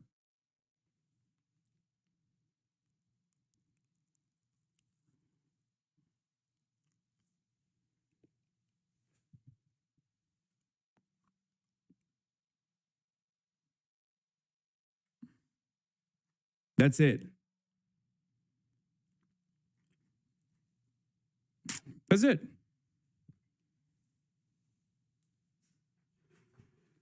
Part of the reason why they're doing this is so that they can get media attention to it. Here's a corresponding piece.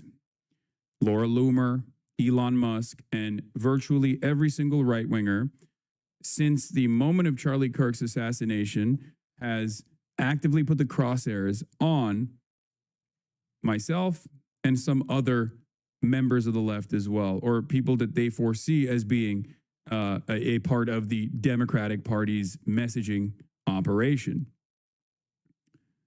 I'm the most visible and the most accessible left-wing content creator in North America.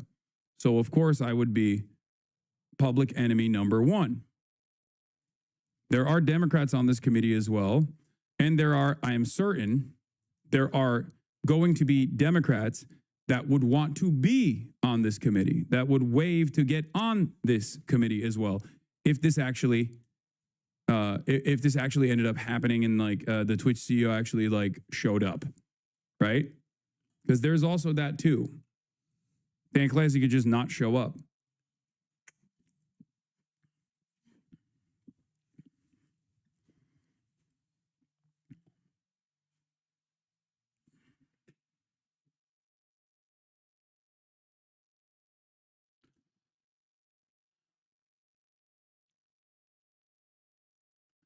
There are congresspersons on the minority side that I know personally as well, that I can talk to as well. I mean, there's Greg Kazar, there's Summer Lee, there's Maxwell Frost, there's Ro Khanna. So there's Ayanna Pressley. There are certainly Democrats on there that I am certain would do a decent job of defending the freedom to dissent openly and freely. Why don't you bring up Whitney Webb? What do you want? What do you want? What do you want from me? Shut up. Take a week off. Jesus Christ. You just keep spamming Whitney Webb over and over again. Oh my God. I have brought up Whitney Webb in the past. Jesus Christ.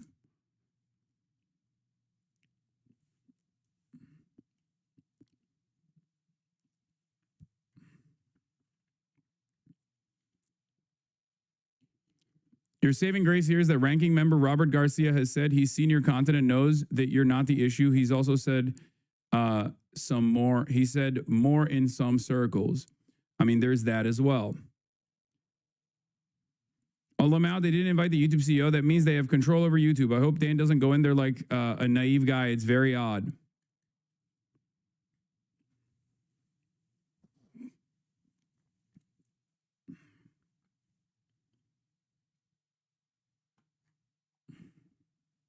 Oh, Rashida Tlaib is also on here as well. So there's a bunch of Democrats that I know personally on this list on the minority side, right? There's also Marjorie Taylor Greene, which ironically enough could be a saving grace on the Republican side for someone such as myself as well. Because she definitely has seen and has criticized a lot of the censorship initiatives, especially as it pertains to Israel. So,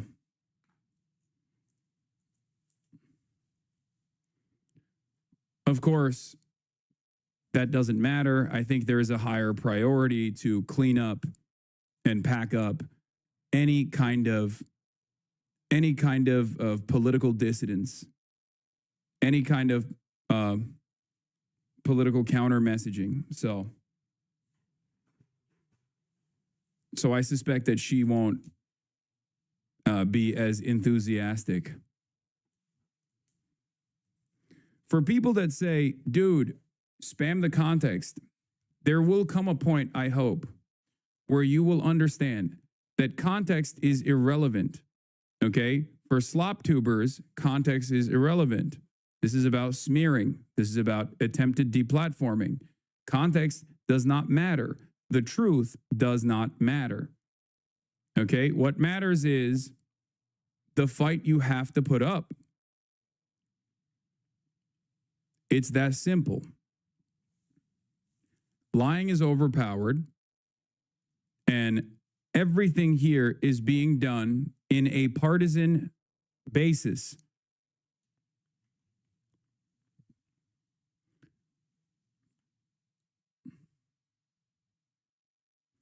The Colorado school shooter from the same day that Charlie Kirk was killed posted himself holding his gun right here on Twitter/X, where he followed multiple far-right accounts.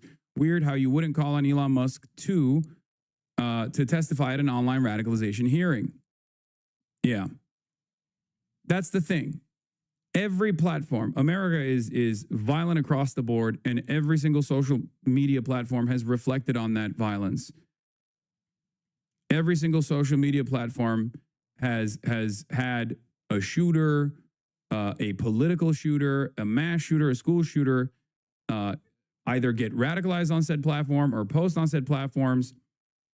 There are obviously protective measures in the legislation that try to ensure that these platforms are not held liable and therefore can continue at least like presenting some semblance of free discourse.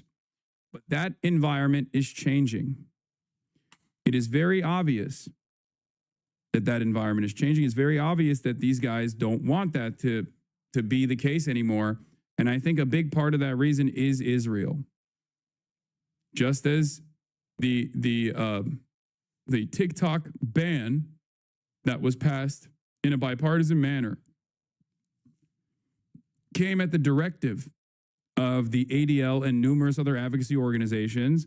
They want to make sure that they control all kinds of political discourse, political dissidents.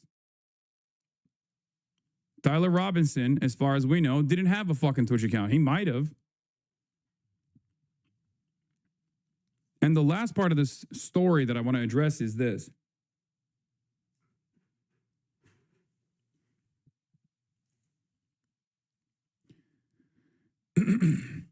The overwhelming majority of violence from nonpartisan independent investigations and even the Department of Justice, the overwhelming majority of political violence and domestic terror has happened in the hands of the far right. Far right anti-government extremism is responsible for the majority, the overwhelming majority of domestic terror incidents outside of 9/11. Okay? That's it. And there have been shooters that have detailed their ambitions, channeling the right-wing rhetoric that you hear from prominent right-wing content creators, all the way from Tucker Carlson to even Tim Pool and Ben Shapiro. And yet, no such initiative has ever been taken against those commentators. And the reason for that is because it creates a dangerous environment of censorship that liberals and Republicans alike understood up until this moment. Okay?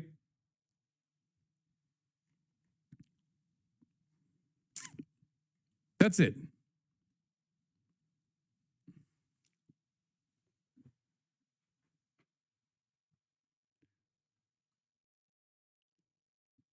We are now moving in the direction of the government taking a heavy-handed approach in silencing political dissent.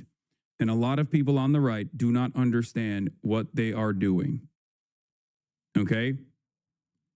Right-wing creators have been named in actual manifestos. Right-wing creators were in investigations found to be responsible for the radicalization of many far-right shooters. You say liar because you are simply oblivious. You don't know the truth, and it's okay. All right? It's strange, considering you've been following me since 2019, and this is the first time you've chosen to speak in this chat. Murderer. You want to murder. It's on the news. You want to murder people. It's on the news. No, you don't have to ban this guy.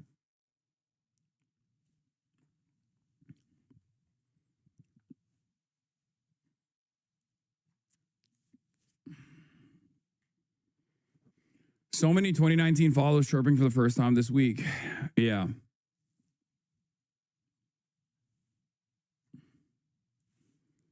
Unironically, when they come for you, what are you going to do? Maybe the DSA guys could provide some amount of protection. No, they can't. No one can. The reality of the matter is the American government is immensely powerful, especially when it comes to dealing with domestic affairs. And if the American government is actively taking the initiative to go after left-wing content creators, left-wing advocates, left-wing organizers and activists, there's not much we can do. The only thing we can do is hope for the best and hope that these institutions that are holding on by a thread at this point will still apply some semblance of justice. The House Oversight Committee technically has no power. The House Oversight Committee does these kinds of shows of force in an effort to bully and ridicule people. So as long as the company doesn't capitulate, but there is, of course, no protection afforded to someone like myself in that regard, as long as the company doesn't capitulate, it doesn't go anywhere. It's not dissimilar to the ways in which there are outrage. There is a manufactured outrage, right? To demand bans for content creators. Sometimes Twitch leans into that, and they actually legitimize those claims, no matter how ridiculous, like in the case with Cracker, right? And sometimes they don't, and it goes away. In this circumstance, it's just entirely dependent on how much the larger company, Amazon, the company that Twitch is under, sees this as a imminent threat to its bottom line.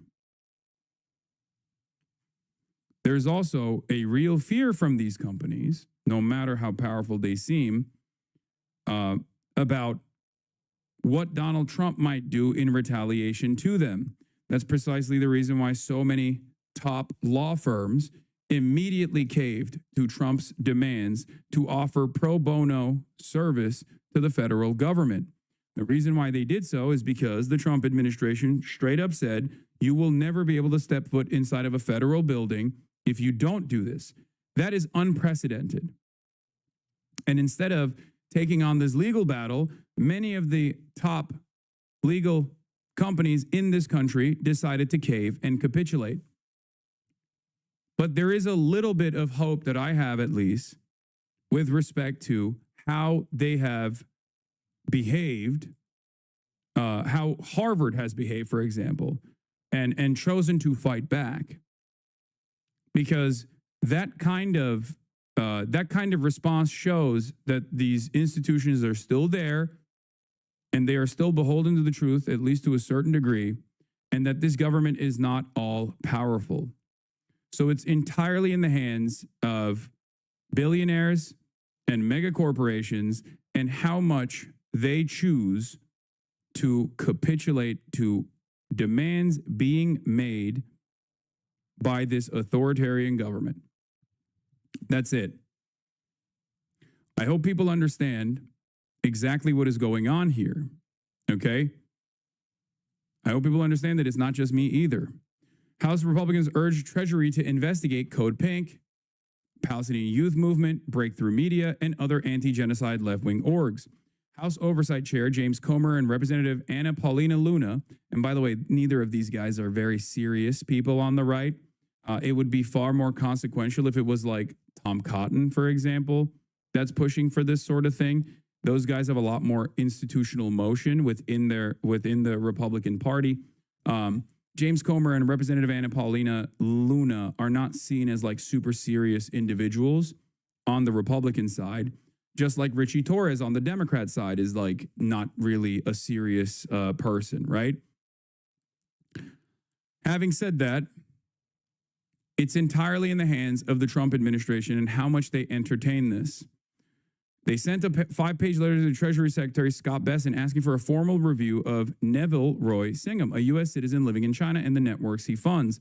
The letter alleges that Singham acts as an agent for the CCP and finances groups that spread disinformation, sow discord, and promote pro-CCP talking points. Citing New York Times and pro-Israel think tank reports, it claims nearly $1.8 million in funding has gone to U.S. leftist organizations, including the Party for Socialism and Liberation, Code Pink, No Cold War, Tricontinental, the People's Forum, Answer Coalition, Palestinian Youth Movement, and Breakthrough Media. If you noticed, every single one of these are groups that I also work with.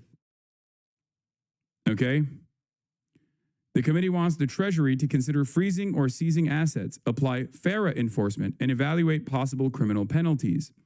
It frames these groups as radical actors undermining U.S. national security and calls for government action. As I told you, this is precisely what their intention was. And a big part of the reason why they're doing this is because they want to stamp out anti-Israel sentiment. And if you have any opinion on this issue, if you cannot recognize that this is being done at the behest of a foreign government, the foreign government of Israel, and you think there is validity to these claims being made, you are a sucker. You are being duped.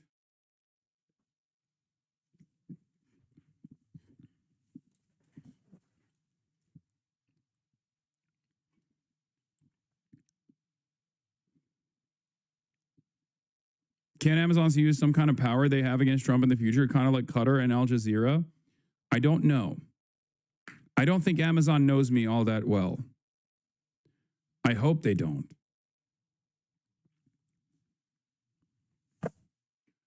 Isn't this just more McCarthyism, not just about Palestine, but about any left-leaning beliefs? Yes, this is precisely what it is.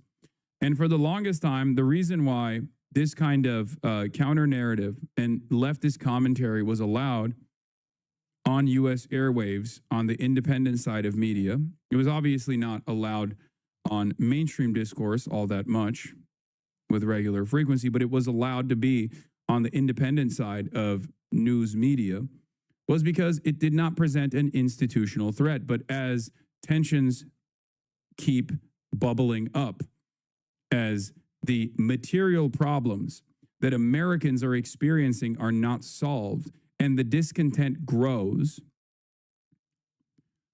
these guys do not want people to be directed towards wanting to take action in an anti-capitalist direction.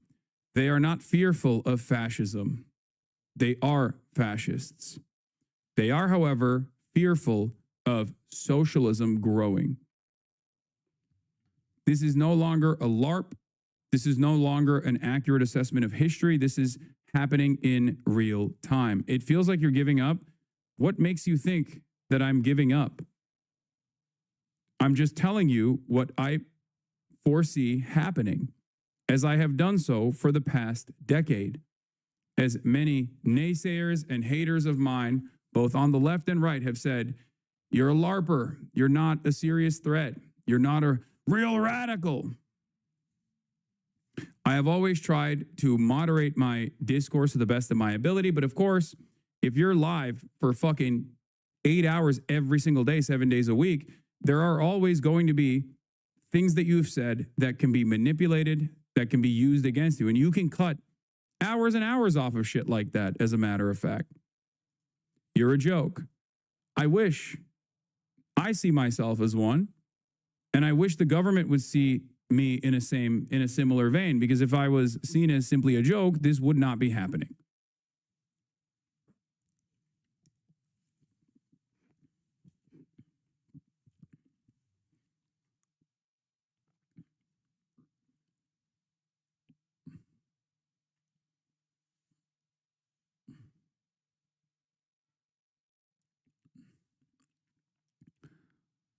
The thing is, I will not be the first to go.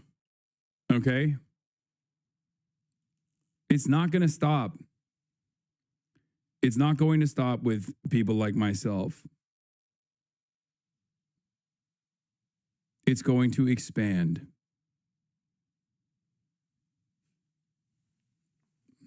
And it will one day come to your doorstep as well. Utah cops are giving a presser on the alleged Charlie Kirk shooter, so let's take a look at what they have to say. We're going to Washington County, Utah. Out there, it was in the court docs. I was trying to protect even that information and just saying retired law enforcement in general. So I get a call from my friend, and his said, "Hey, how you doing?" Good. And it's not, he's been retired a few years. We'll call each other. It's not unusual for me to get a call from him or vice versa. And at 8:02 p.m., he calls me. Hey, I can tell his voice is kind of shaky. So my first thought is, who died? Like who's he going to tell me that died? And then I couldn't fathom what actually came out of his mouth. So he said, "Hey, I know who Charlie Kirk shooter is. I know the family through religious association, and he's in Washington County now, and we're working on trying to get him to come in voluntarily." During that phone call, some information was provided about Tyler potentially having some suicidal ideations, was en route to a remote area of Washington County. The parents convinced him not to do that, and conveyed that they would stand by him and help him surrender peacefully. So at that point, that phone call was 1 minute and 41 seconds. I immediately called Sheriff Mike Smith in Utah County, who I knew was at the incident command in Utah County.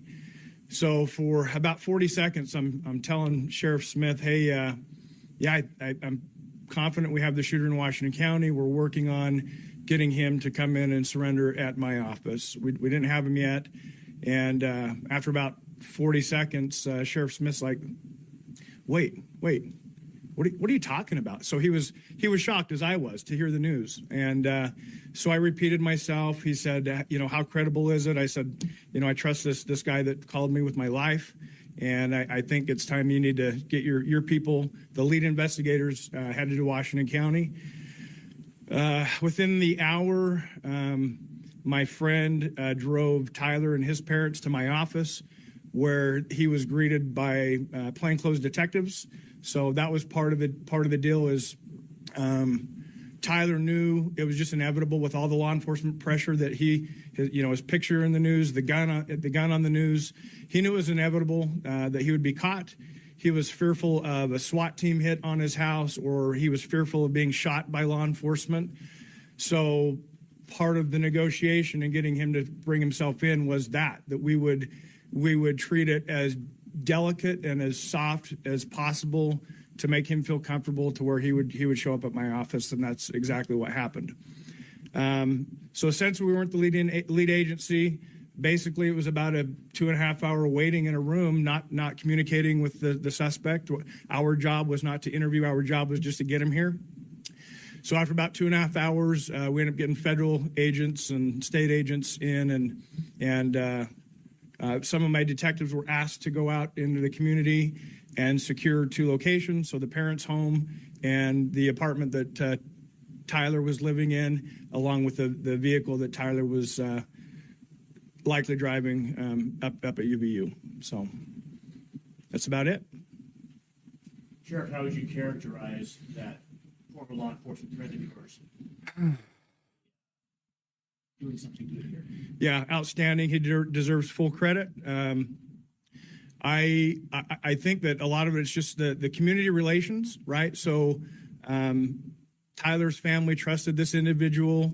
They knew he was involved in law enforcement at some point, and enough community involvement there that they trusted that they could go to this individual and he could contact me directly, and that we could facilitate a peaceful, calm, relaxed surrender, put it that way, right? Make him comfortable for a couple hours, make sure he has water, no communication until the lead investigators arrived. So. Sheriff, you mentioned you got a call from a retired detective. What went through your mind in that moment when he told you what? How did you negotiate with Tyler? So what were your first impressions? So shock, right? So I said I couldn't imagine the conversation that occurred in that 1:41 conversation, but there was negotiation. There was some criteria that needed to be met for him to voluntarily come in, and I agreed to those terms. What did he ask for? He basically for a peaceful, gentle, comfortable transition for him to come out. Again, he knew he was going to get caught. He didn't want a big SWAT team hitting his parents' house or his apartment. He was truly fearful of being shot by law enforcement. So that the conditions were as relaxed and comfortable and almost to the point of, inviting. And if at the end of the day, we accomplish him surrendering peacefully on his own, I'm gonna make some concessions to make that happen. And what was his mood when? I would describe it as quiet and somber. So not talkative, just no. Go ahead. There's been reports that this family friend is also potentially a youth pastor or connected to the church. Is that the no church leadership, just an association through the religious. Yeah, I would say that, but not in leadership. Unfortunately, the bishop of that ward has been drug into it because of some of the media reporting. But that's not accurate. That's not accurate. Yeah, the bishop wasn't involved in this. You're not releasing the identity then? No, absolutely not. If you can speak to it, did the sheriff's office have any interaction with Tyler Robinson previous incidents? I've been asked that a few times. So it's well known. It's in the media. Tyler's apartment was in St. George city limits. The parents' home was in Washington city limits. So since the sheriff's office is primarily patrolling small rural communities, the unincorporated areas of the county, if there were any calls to the residents in St. George City, the highest probability that just St. George City would handle that, not the sheriff's office. So I don't have any data that would support that one way or the other. Sheriff, have you interviewed his roommate, Robinson's roommate? No, we're not the lead investigators, so we wouldn't be doing that. Sheriff, how would you characterize the parents and what you knew that night? I don't know anything about them. What did they mention in the phone calls? No.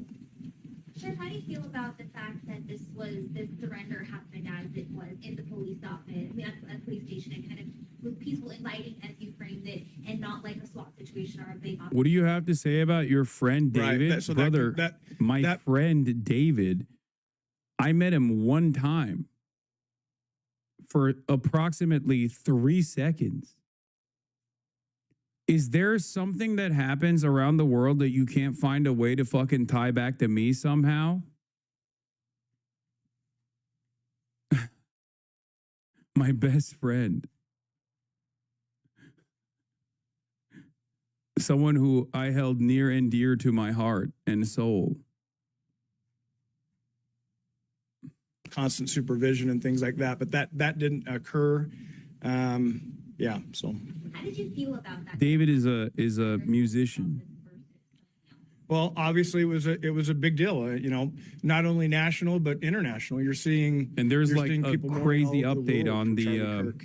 on the And, investigation. They found a to have that decomposing happen, body in his car. We'll get to that later. You know, I've had thoughts and heard comments about, you know, this kind of stuff doesn't happen in Utah. You know, unfortunately it did. But then to have the suspect be a Utah resident who literally went to the same high school I went to.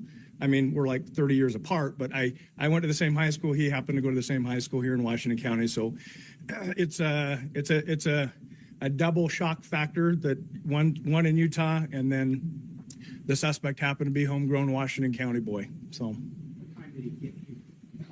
it was just the before one 9 of p.m. us narrative. They just keep saying that. No, nope. Made sure he had water, made him comfortable sitting on a couch in an interview room, and just sat on him until the lead investigators came in. No, not again. That was not our place to ask questions. It was just, we have you here. We're in a holding pattern until the lead investigators get here. So There's a law, like more that shit wouldn't came out, be like so in much our more about wheelhouse. David. We No, I wouldn't know. even I saw some of the attempt to updates. It's interview crazy. any of them. Can you provide some more details about this detective? He was a detective. He was for many years. He was a detective. So in our agency, our detectives, like some cities, you have detective just working homicides or just working sex offenses. Ours is all encompassing whatever case comes next, and you have the smaller caseload. You're going to get whatever case that is. How long has he been out of the force? About 3 years.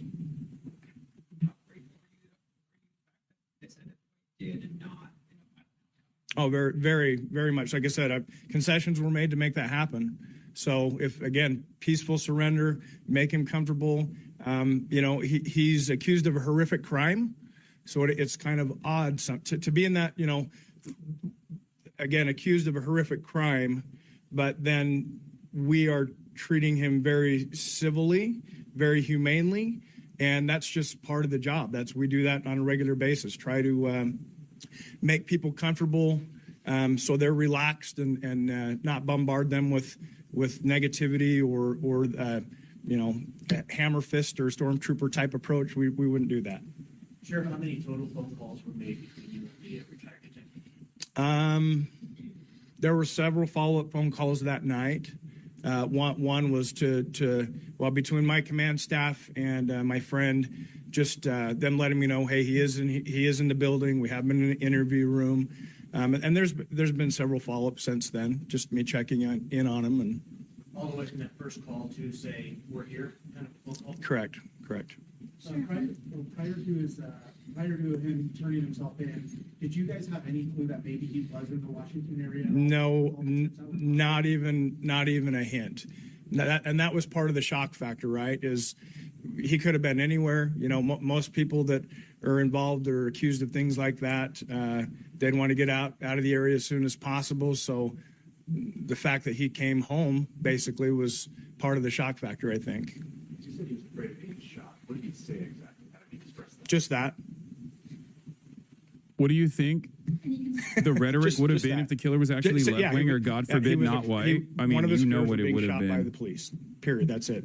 I'm gonna be honest. It probably would just be more of the rhetoric you have already heard from the right wingers, because they didn't know anything about the shooter and they immediately ran to blame the left, and they're currently taking steps to actively undermine left organizing in this country. Cousin with the last name Robinson, he happens to be an optometrist in town, and his office has been receiving threatening phone calls just because of his last name. So to put somebody in that kind of burdensome situation when they had nothing to do with it, no relation to the family, just think about how the actual individuals involved in this incident are feeling right now. Are you placing any deputies at their house, outside their house, anything like that? So that's not our area of patrol, so the cities would handle that. If that request came in, but I don't have any insight there. Sheriff, can you describe the handoff that occurred from Lieutenant Robinson to authorities that came down from the north? Yeah, they parked in my parking lot. Oh wait, the lead investigators. So by the time they were in town, Tyler was sitting in an interview room with his parents when they arrived. So they were already in this building when the lead investigators arrived. And how did that handout go down? Was he handcuffed? No, he was sitting on a very comfortable couch with a water bottle in his hand, not restrained. He was again cooperative, somber, quiet. Sheriff, since then, what has this whole ordeal been like for your county and your office? I've all of a sudden received a lot of media requests. So that's what's changed in my world. So the parents were in the room in the interrogation room. Correct. What is this? Correct. That was part of the negotiation to get him here is that the parents would be with him when he arrived. Can you explain the last moments that did they hug? Did they not? I don't have any detail on that. I'm sorry. And he was turned over to FBI or state? It's a joint investigation between the FBI and the state of Utah primarily. Anytime anything this large scale happens, it's all hands on deck. So we're going to need a lot of, just covering the campus and securing the crime scene up north. We've had, active shooter incidents down here recently where every law enforcement wearing every uniform in the county is going to go to those types of scenes. And just to be clear, he was not handcuffed when he was... Correct. He was not handcuffed. So. Did the sheriff's security office. The office, did you help secure the perimeter? Yes. So since the lead investigators were 3 hours north of us, it took them a while. So that was I describe it as an agency assist. We went and just secured the homes. We didn't search the homes. We didn't communicate with anyone within the homes. It was just we were just locking things down until they arrived. That was Thursday night. Yes. Yep. Is the roommate in protective custody? I don't have any comment on that. How do you characterize the interaction between the parents, Tyler, and Tyler? Sitting here. They were together. That was it. I can't point to any emotion or body language or anything to that. They were just with him. So. Was he recorded in that room? All of our interactions in that room are recorded. I know there was some discussion of him being potentially suicidal instead of surrendering when he was in the holding room here. Any concern about that? No.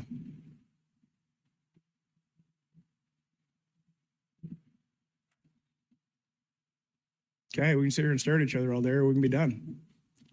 Good? Okay, thank you. Thank you. I'm not gonna wear these all day because then you'll be spying on me and sneaking on me all day, right? Officer sounds very Mormon. I mean, he is. All right, well, we didn't really learn anything new from that, but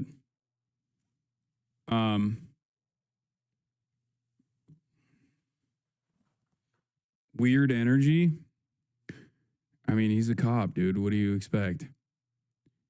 All right, but going back to the suppression, I think I extensively covered it at this point. The Oversight Committee says breaking news: CEO of Discourse, Steam, Twitch, and Reddit have been called to testify in front of Congress. They don't actually have to show up. They haven't in the past.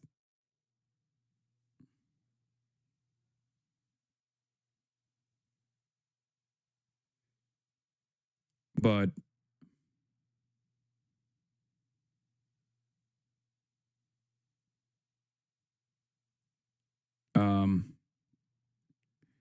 my assessment of the situation, I think, is they'll probably drop me as a sacrificial lamb instead of genuinely trying to push back against this. They're going to throw you under the bus, big bro, for sure. We shall see. Maybe they'll ask Gaben when Half-Life 3 will come out. Sure.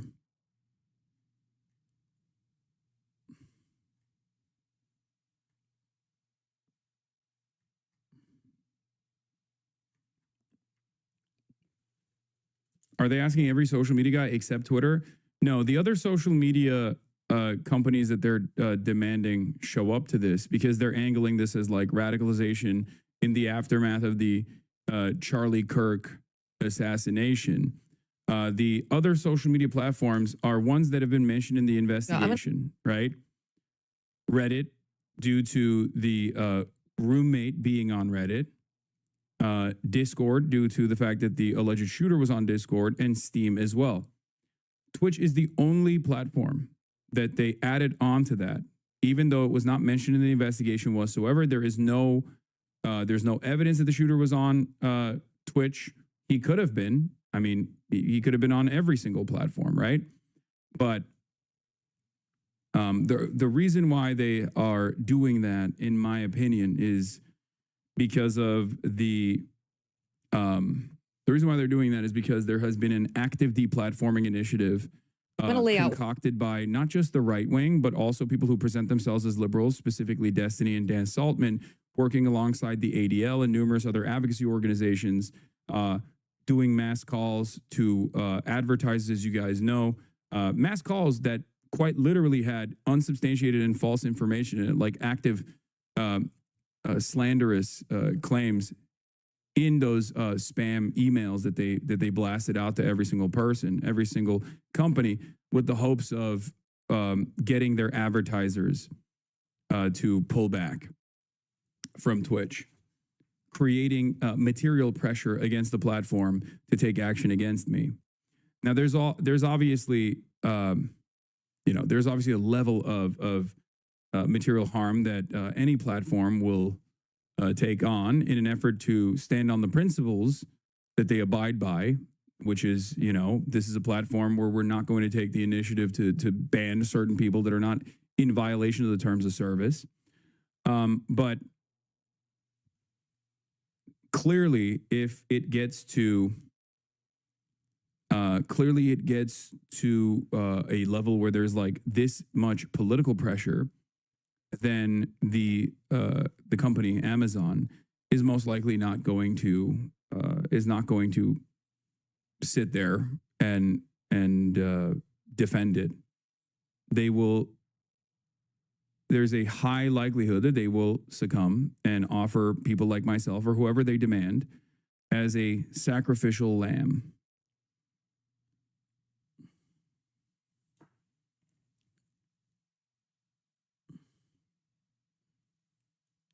I feel like you get so many articles. Wouldn't there be some sort of uproar about you getting kicked off? Yes, but that doesn't really mean too much.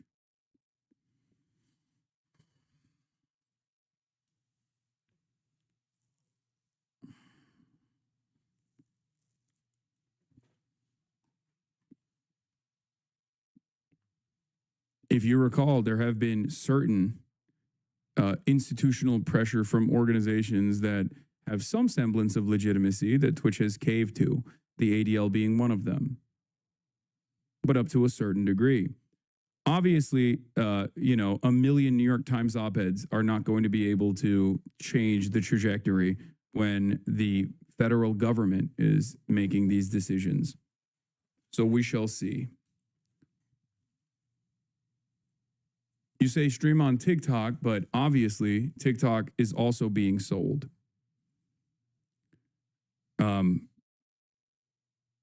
Every single major independent, every single major quote unquote independent social media platform has been taken over.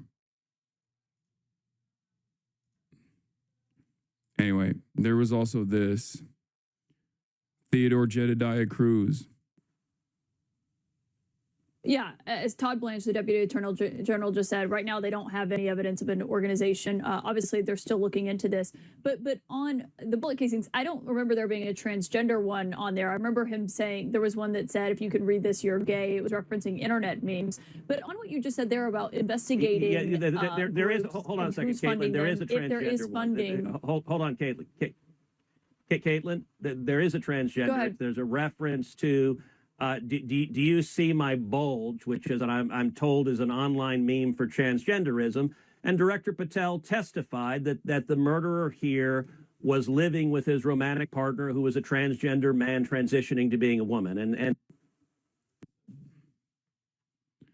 incredible stuff from Theodore Jedediah Cruz, by the way, classic. So, As I have spelled out earlier, there is a lot of back and forth. There is a lot of back and forth in the aftermath of the Charlie Kirk assassination. And this was the last thing I was going to show about pressure. Media Taps Twitch star told viewers that kill Republicans for comment on Charlie Kirk's assassination. Hassan Piker was previously suspended from Twitch after the suggestion people should kill Florida Senator Rick Scott, which is, of course, not the case, as you guys know. And this is part of the reason why I keep telling you, like, context doesn't really matter in this regard.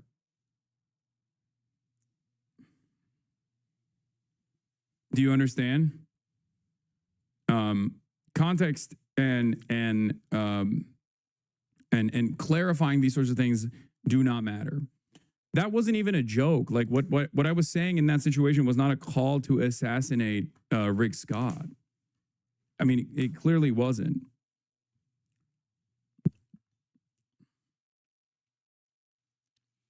So, and it's one that I've clarified as well, but they still keep pushing it. Okay? And of course, the reason why they put kill in air quotes is so that there's a little bit of plausible deniability. Okay? Several mainstream media outlets platform pro-communist commentator Hassan Piker, who was previously called for people to be killed on Twitch to weigh in on the assassination of Turning Point USA, founder Charlie Kirk from a left-wing perspective. The reason why they're doing this is because they couldn't find anything that actually sticks with respect to me, like saying anything even remotely violent about Charlie Kirk. So they're just sticking to the old notes, okay? Piker had been scheduled to debate Kirk at Dartmouth College later this month, but Kirk was shot and killed last week during a campus event at Utah Valley University. The two have debated multiple times before at Politicon events. In the days following Kirk's death, outlets including Vanity Fair, Politico, and the New York Times interviewed Piker for his reaction and what the tragic killing might mean for political commentators moving forward. In an interview with the Vanity Fair on Friday, Piker was described as immediately traumatized after seeing the video of Kirk being shot, but he went on to criticize the ways people have begun eulogizing Kirk for whitewashing the incendiary, explosive, and dehumanizing language that Kirk had used. Again, this is what they're mad about. They're mad that I have a difference in opinion with Charlie Kirk, okay? Which is crazy. You are no longer making an assessment off of you don't have a valid claim here. You're just upset that I'm revealing my position. Like, of course, I was supposed to debate the guy, you know? What do you mean? Oh, you didn't actually grieve it in the way that I want you to, okay? You haven't demonstrated sufficient grief. That's an insane assessment to make.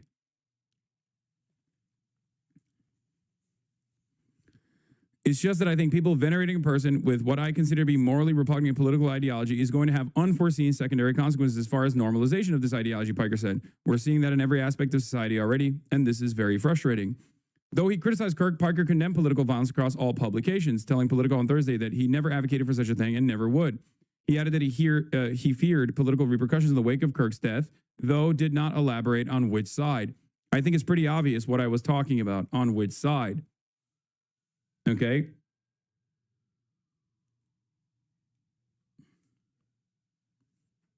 The side that political repercussions are going to be coming from is the side that has all control and is enforcing its administrative control over dictating what platforms say and do. He went into more detail with the New York Times on Friday, claiming that Republican lawmakers were taking advantage of the confusion surrounding the shooter's motivation to foment calls for vengeance. But that confusion, I think, is being utilized by many, including people in the positions of power, like the administration and many other prominent Republicans in Congress, to enact some sort of vengeance or political persecution of all political dissidents that have spoken out against either Charlie Kirk or even the Trump administration, Piker says. The New York Times also ran an opinion piece by Piker on Saturday titled, "I was supposed to debate Charlie Kirk, here's what I would have said." In it, Piker tied Kirk's death to what he described as lax gun laws, civil decline, and social challenges linked to capitalism. The social challenges include rising rents and homelessness, the destruction caused by climate change, titanic levels of inequality, and too many others to name here. Our capitalist way of life, always accumulating, never evening out, leaves more and more people to deal with these problems on their own. And what's interesting about this was that this wasn't just about my assessment on what led what material circumstances led to Charlie Kirk's assassination. This was about the desensitization that many Americans feel towards unlimited violence that they see. Okay? And many Americans that engage in ultra violence, whether it be school shootings or mass shootings or even gang violence, as Charlie Kirk tried to talk about. Okay? This was a broader context. It wasn't just limited to Charlie Kirk's assassination, of course. In a comment on to Fox News Digital, a New York Times spokesperson defended speaking to Piker as a way to better understand Kirk from different perspectives. The Times has published dozens of news articles and opinion pieces about Charlie Kirk after his assassination to help readers better understand him in this social and political era. Kirk and Hassan Piker had debated each other before and were about to do it again. They saw value in talking to each other, and they said they weren't afraid to engage in open debate about issues and ideas, the spokesperson said. That is actually a very good response. That's a shockingly good response from the New York Times to basically say, like, the fuck are you talking about? These two dudes obviously did not have interest in doing violence to one another and wanted to do the spirited debate that you guys claim you want to take place. Fox News Digital also reached out to Vanity Fair and Politico for comment. Piker has openly supported communism as an honorable goal in the past, as a history of using violent language to assert stream against political opponents. Earlier this year, Piker apologized after being suspended from Twitch for urging people to kill Senator Rick Scott while on stream.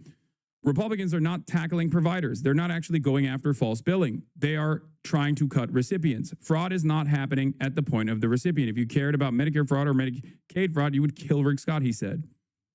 Now, this is what I mean when I say Fox News can't get away with just like pure libel. Okay? Someone said, you're going to jail. Yeah. Dog, I didn't even get a fucking phone call from the Secret Service for this because everyone with two working brain cells, even with this quote, can understand that I was talking about the hypocrisy of the Republicans. Okay? Something that I also apologized for as well. This is not like a call to action, a call to assassinate a fucking sitting Republican, okay, an elected.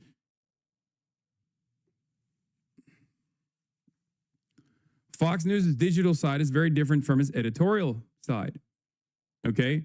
And therefore, they have to show the full quote, which is why, you know, they put the quote within the context. Across X, videos also resurfaced the Pikers using incendiary language to call for bloody massacres of capitalists and Republicans.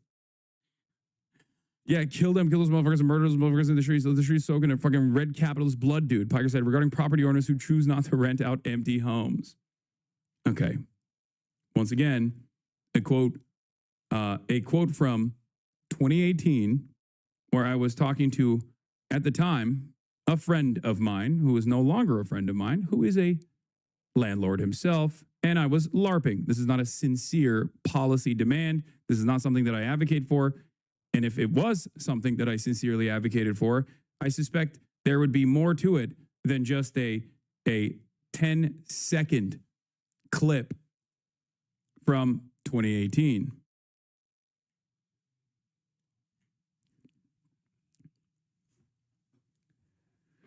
Anyway, nobody else knows about the Oompaville thing? Hassan, you should watch the new Oompaville vid. Dude, please stop.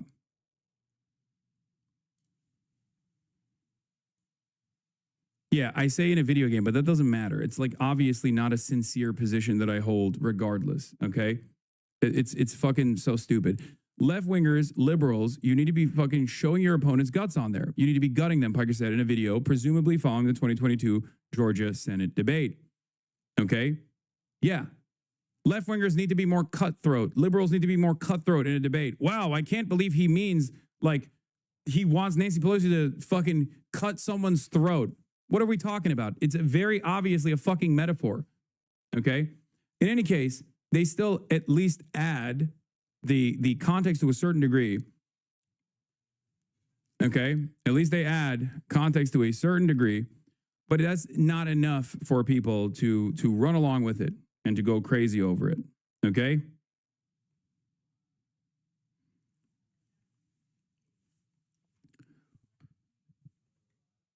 So,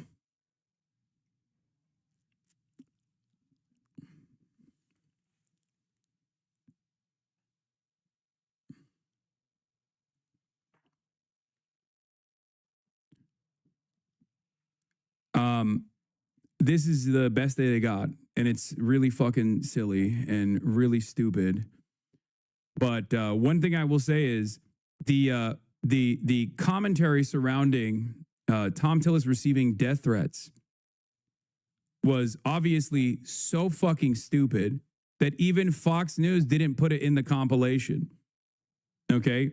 Because it's so obvious that I'm reporting in that moment about like the discontent and anger that people fucking feel when they run out of options. It is a very important part of my criticism in general. It's one that I actually reflected on in the New York Times op-ed as well. So even the fact that even Fox News was like, yeah, that one's like a little too silly. They just moved on from it. Did they reach out? I'm sure they did. I don't usually respond to comments for stuff like this. Fox News Digital reached out to Piker for a comment, but did not immediately receive a response.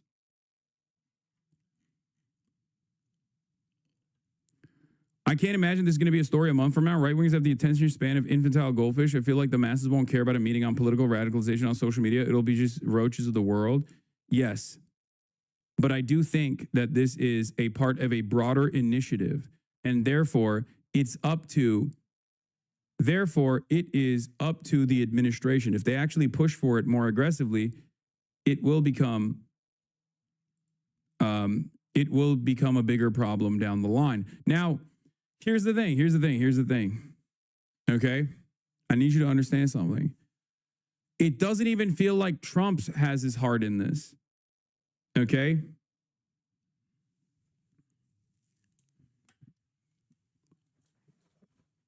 It doesn't even feel like Trump has it in him to make this a broader issue, considering that he skipped the vigil, and every single time they ask him, because he's such a self-important, narcissistic madman, he literally doesn't think he's involved enough in the story, so he just moves on to the fucking ballroom. Or you find him doing dances at the Yankee Stadium on the night of 9/11, only a day after Charlie Kirk was assassinated. It's very obvious that he doesn't give a shit about this beyond the fact that Steve Miller and J.D. Vance want to use this as an opportunity to prosecute all political dissidents and erode the First Amendment. That's it. So his heart is not even in it. And Stephen Miller and J.D. Vance are not necessarily as popular as Donald Trump. So clearly, this is,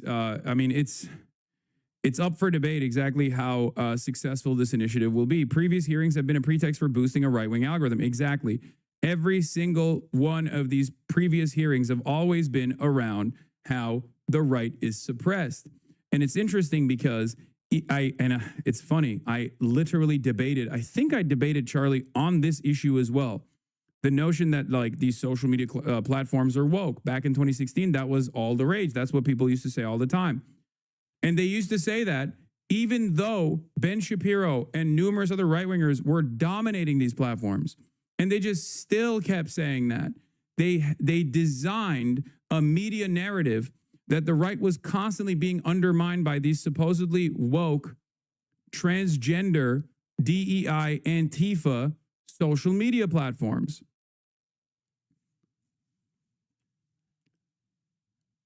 Like, I'll give you one example. Facebook used to be public enemy number one for Republicans, right? When are you getting banned for fuck's sake? Oh my God. Chatter. I need you to understand something, and I don't think you ever will. You don't have to watch me. Okay? You do not have to watch me. I don't know why people put themselves through this experience. Okay? And if you are putting yourself through this experience, why don't you, at the very least, see if you can, as a game, okay, see if you can pick up on some of the things that I'm talking about here, where you can find an area of agreement. Just a game for you, okay? I know you have it in you. I know you can make up your own mind, okay? It just doesn't make any sense. I don't agree with everything you say, but I think it's important to hear and make a decision on my own. Thank God. I can't believe that's like the bare minimum that I expect from people. And it's just so sad that people can't even do that. They're just like, nope, don't care, not doing that. I have already been primed into fucking hating you. And the anger and resentment that I have in my heart and my soul from all these other fucking content creators who have positioned themselves as antagonistic to your worldview is so powerful that I can't even make up my own fucking mind here. Okay? That's it. Make up your own mind, man. You're an adult. I'm in here. I'm accessible. And it's not something that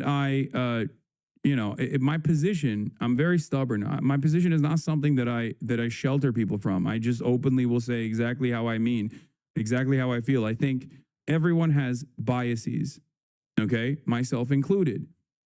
And I think it's more honest to openly state what your biases are.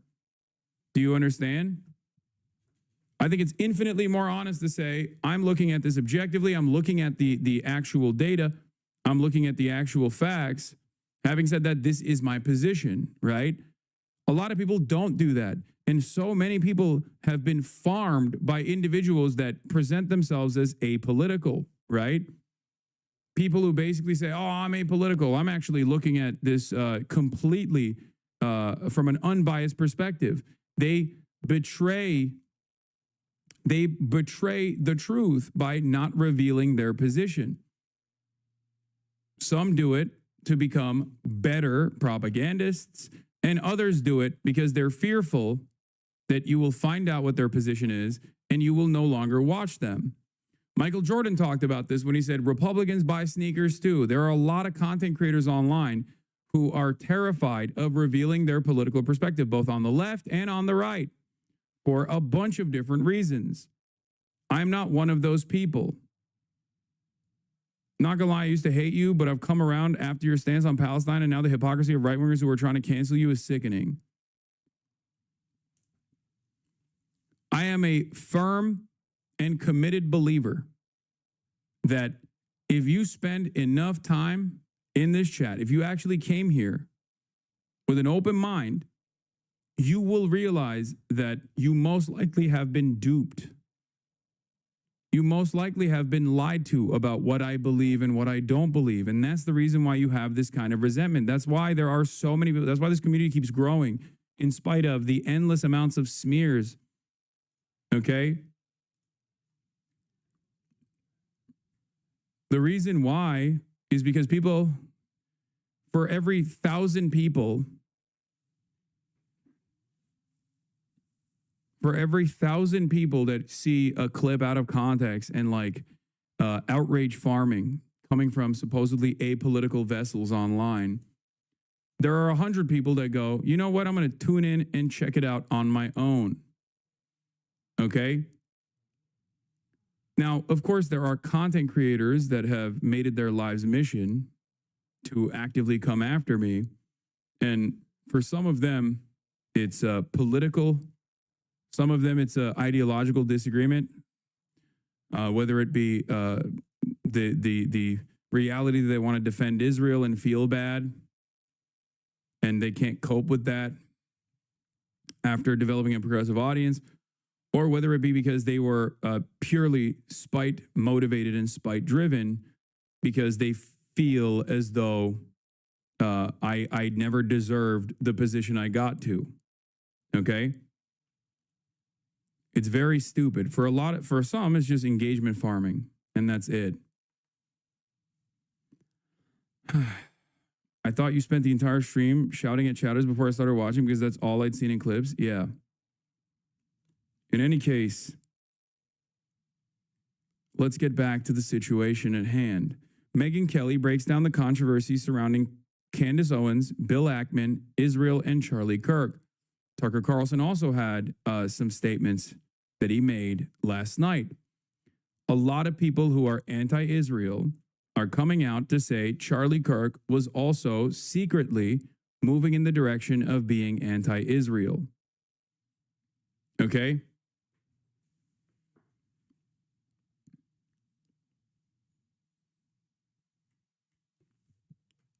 Now, I don't know the veracity of these claims.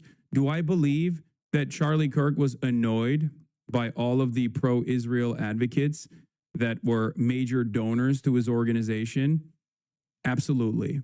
Do I believe that Charlie Kirk recognized that the landscape was shifting underneath his feet, especially as it pertains to Gen Z right-winger opinions on Israel, and he was trying to desperately manage that back and forth by highlighting anti-Israel Republicans such as Tucker Carlson or anti-Israel libertarians such as Dave Smith? Absolutely. Do I believe that the gray zone reporting is correct, especially as it pertains to how angry Zionist advocacy organizations got when they saw Charlie Kirk even offer any talking time to the likes of Tucker Carlson and Dave Smith, even if it was, from Charlie's own estimation, for the greater good from his perspective, right? The idea that like there is ideological diversity within the right. That's a good thing for the right project, okay? For the right movement, for the conservative movement in this country. But he was very frustrated because he was a firm and committed supporter of Israel. That much is clear, okay? He was always a firm and committed supporter of Israel. No, he did not say they were ethnically cleansing Gaza. He said the famine was fake. He said the genocide is fake. He has always been antagonistic to the pro-Palestinian position. He said Palestine is not real. He's made jokes about how I used to often say, if you, to gay people, like if you were gay in Palestine, Hamas would throw you off a roof. Well, there are no roofs in Gaza anymore because those stupid Muslims decided to fuck with the Jews. So I know he said Israel's intentions were to ethnically cleanse, to try and ethnically cleanse the Gaza Strip. That was immediately after October 7, and that was on the Patrick Bet-David show. Please. He said it to Patrick Bet-David, and I think he said it early on in 2023. His position after that was pretty obvious. You can recognize that Israel was going to ethnically cleanse the Gaza Strip and also simultaneously think that is a good thing. Okay? Anyway, all of these things can be true at the same time. Charlie Kirk could have been incredibly annoyed, for very good reason, with the envoys of Israel that were donors of his, that were demanding complete fealty in return for their investment. This is stuff that one could expect just by having one conversation or just by encountering one conversation with a pro-Israel person. Okay? The fucking sheer arrogance, the sheer sense of entitlement, and demands for unconditional loyalty partnered up with the how dare yous, you are Hamas and you are anti-Semitic, is instant. Okay? It's instant. So all of those things are most likely true. Okay? The example I will use is of Bill Clinton. Bill Clinton and George W. Bush despised, on the record, despised Benjamin Netanyahu and Israel in general, like Israeli politicians in general. And yet, they obviously kept up the unconditional loyalty and support to Israel. So the notion that these people fucking hate how annoying Israeli envoys are is still true, just like what their actions in the direction of unlimited loyalty to Israel is also true.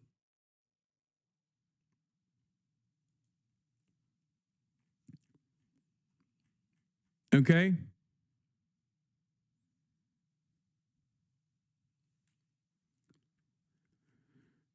Having said that, I find myself in this unique predicament where, on the one hand, I think that it's not totally and utterly insane to assume that Israel would engage in a high-profile assassination on U.S. soil even, okay? Like, that much is true. Israel has done increasingly more ridiculous things. Okay, they have no care or consideration for international law, or they feel unstoppable, right? And they are desperate right now because they are a global pariah.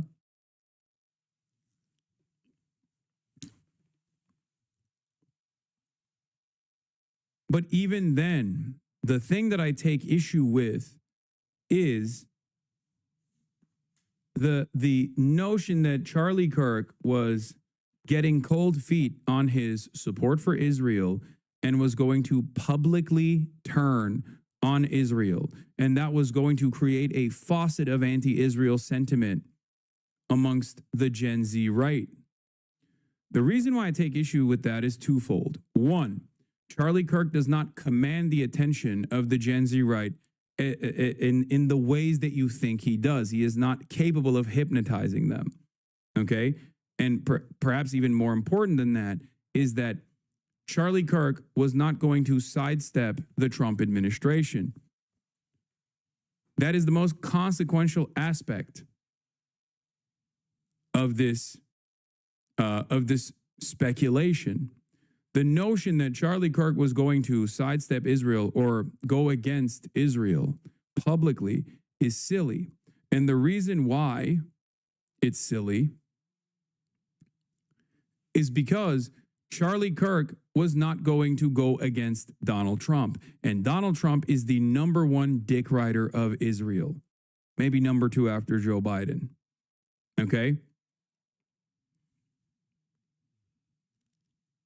There was no way that Charlie Kirk was going to come out and actively go against, no matter how much he hated or despised, Israel's advocates that are close associates of his. He was never going to go against Donald Trump. And the evidence for that is Jeffrey Epstein. Charlie Kirk made a major deal out of Jeffrey Epstein leading up to the election and certainly after the election. And once the Jeffrey Epstein story put the crosshairs on Donald Trump, Charlie Kirk talked personally to Donald Trump and openly explained to his audience that he had gotten a boss call from Donald Trump and he was no longer going to talk about Jeffrey Epstein. So while Charlie Kirk, when talking to Megyn Kelly, for example, openly expressed his frustration with the pro-Israel donors that were smearing him as an anti-Semite, there is still no evidence that he would have turned on Israel publicly because Donald Trump is not turning on Israel publicly. Okay? So there is totally a world where Charlie Kirk was trying to keep the loyalty of the anti-Israel right in an effort not to lose all of that audience to the likes of Nick Fuentes, someone he avoided deliberately, right? And in an effort to do so, he brought Tucker Carlson and Dave Smith on to Turning Point USA Conference. He brought Marjorie Taylor Greene on, or said he wanted to bring Marjorie Taylor Greene on. And this caused major panic amongst pro-Israel advocates. All of this is real, okay? And it's not even hidden because there were articles written about the discontent that they felt with Charlie Kirk in the aftermath of allowing these conversations to take place. There were Jewish publications, there were Israeli publications that wrote about Charlie Kirk and how menacing it was and how dangerous this was. Laura Loomer is a great example of this as well. Laura Loomer, who famously, a couple days prior to Charlie Kirk's assassination, put out a tweet saying Charlie Kirk is betraying MAGA. Charlie Kirk is betraying the movement and betraying Donald Trump after Donald Trump gave him a platform. All of that came very publicly in the aftermath of Charlie Kirk even allowing Tucker Carlson to speak. Okay? Do you understand?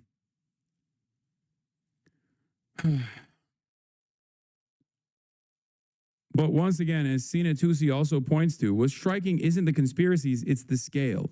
Candace Owens' video on Charlie Kirk and Israel from yesterday has 7+ million views. Forget the Beltway or legacy media. The grassroots conservative base is openly fracturing on Israel in a way unimaginable even a few months ago. Okay? They are lying about Charlie Kirk, and they're using this, like Candace Owens, Matt Gaetz, Tucker Carlson, and numerous other content creators, numerous other commentators, high-profile commentators that have a lot of influence, who have their ear to the ground, who obviously have to respond to the animosity that the base feels, are riding the anti-Israel sentiment. So much so that this is actually shifting the administration's priorities, in my opinion, away from the Trantifa shooter narratives back to having to deal with how this wasn't an Israeli operation that assassinated Charlie Kirk at all. Okay? Tucker Carlson said that Charlie Kirk told him at TPUSA Student Action Summit last July to highlight Epstein's connections to Mossad. Distinguishing between Netanyahu and the state of Israel, Carlson claimed that Kirk hated Netanyahu and his war against Gaza despite loving Israel.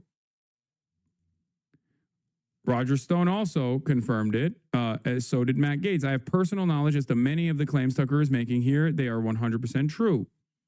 Roger Stone says, I have personal firsthand knowledge that everything Matt Gaetz and Tucker Carlson are saying is true because Charlie Kirk told me. Charlie was both a public and private advocate for my clemency when I was framed in the Russian collusion hoax. We became close and he provided me with spiritual advice during a crucial time in my life. I believe the questions surrounding his death remain unsolved. Mike Cernovich says, after what Megyn Kelly said, now what? Going to call her mentally ill too? Say she's using a death for clout? Call her obsessed? Now what? Propaganda bots. What we are seeing is truly a seismic shift amongst the right. Those who are close to the administration that obviously have to demonstrate unlimited loyalty to Trump and therefore unlimited loyalty to Israel. Those who also personally love Israel, okay, are saying all of these claims are fabricated. They're made up, okay? The truth in this situation is somewhere in the middle. But it is obvious to me that the administration people are actually losing the information war. Do you understand? And the reason why the administration people are losing the information war, like Laura Loomer or Ted Cruz or any number of different people, is because Israel and Israel's opinion, the public opinion on Israel, is lower than dirt. It's shit from the butt. Okay? It's fucking over. You can do as many polls as you want. You can conduct as many polls as you want, but it is ridiculous to assume that things have not shifted in a dramatic fashion.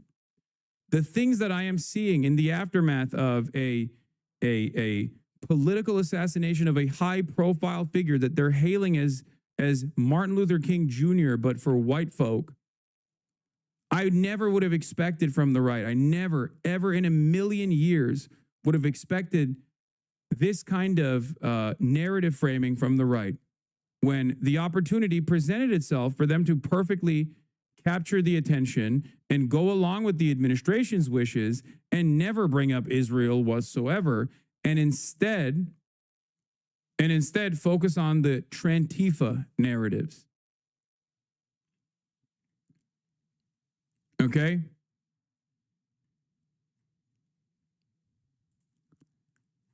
But once again, what's interesting about this is, and I want to know if there is, does anyone have the old Laura Loomer post?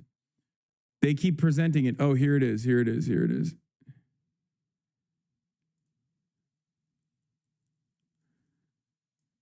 I don't ever want to hear Charlie Kirk claim he's pro-Trump ever again.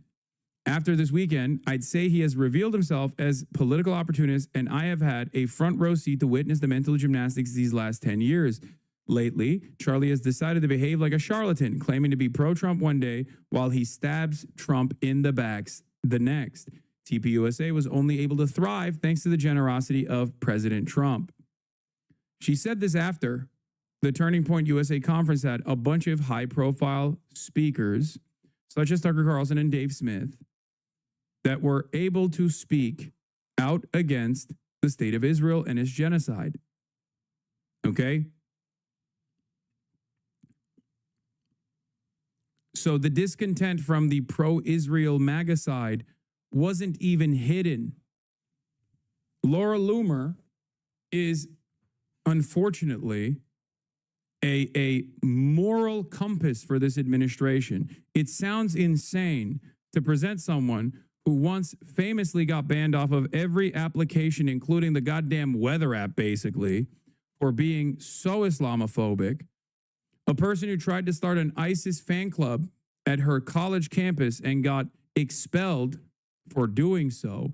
That person has the administration's ear. Okay? That person has the administration's ear. She's been able to successfully revoke visas, for example. So looking to Laura Loomer at times like this is because she is so because she's so crazy and has no has no interest in like stopping herself from coming across as demented. She'll just openly reveal her position and the position of many others. Okay? Laura Loomer has been able to successfully get a bunch of federal people fired. Laura Loomer was able to get Marco Rubio to revoke medical visas to Palestinians that were paid for, their travel and their medical expenses that were paid for through charitable contributions, even including people in this community, as a matter of fact. Our contributions helped transport people from Gaza to the United States of America to get medical aid. Laura Loomer was able to stop that process.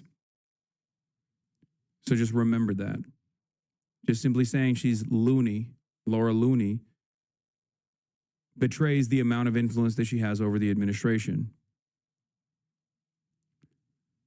But yes, let's see what Tucker Carlson had to say, and then we'll see what Ted Cruz had to respond to it with. He did not like Bibi Netanyahu, and he said that to me many times, and he said it to people around him many times. He felt that Bibi Netanyahu was a very destructive force. He was appalled by what was happening in Gaza. He was, above all, resentful that he believed Netanyahu was using the United States to prosecute his wars for the benefit of his country, and that it was shameful and embarrassing and bad for the United States, and he resented it. Didn't hate Netanyahu. He wasn't out there with a placard saying that, but he certainly expressed that to me and a lot of other people. And there's no question that Bibi's defenders on the internet will call me a liar or a kook, but that's a fact. And enough text messages exist that I think it can probably be verified in pretty short order. Not that it needs to be, because that is true. Shortly after that speech, there was a very intense attack on Charlie, and to some extent on me, not that I really noticed. But on him, I have no donors. He had $100 million worth of donors. And so, because he was involved in a different project from just yapping on the internet, which is what I do for a living, he was dependent to a great extent on his donors, of course. It's a nonprofit. And they went after him and tormented him. Not all, of course, many were supportive, but the ones who were offended by my speech, and there was a small, very intense group who were, tormented Charlie Kirk until the day he died.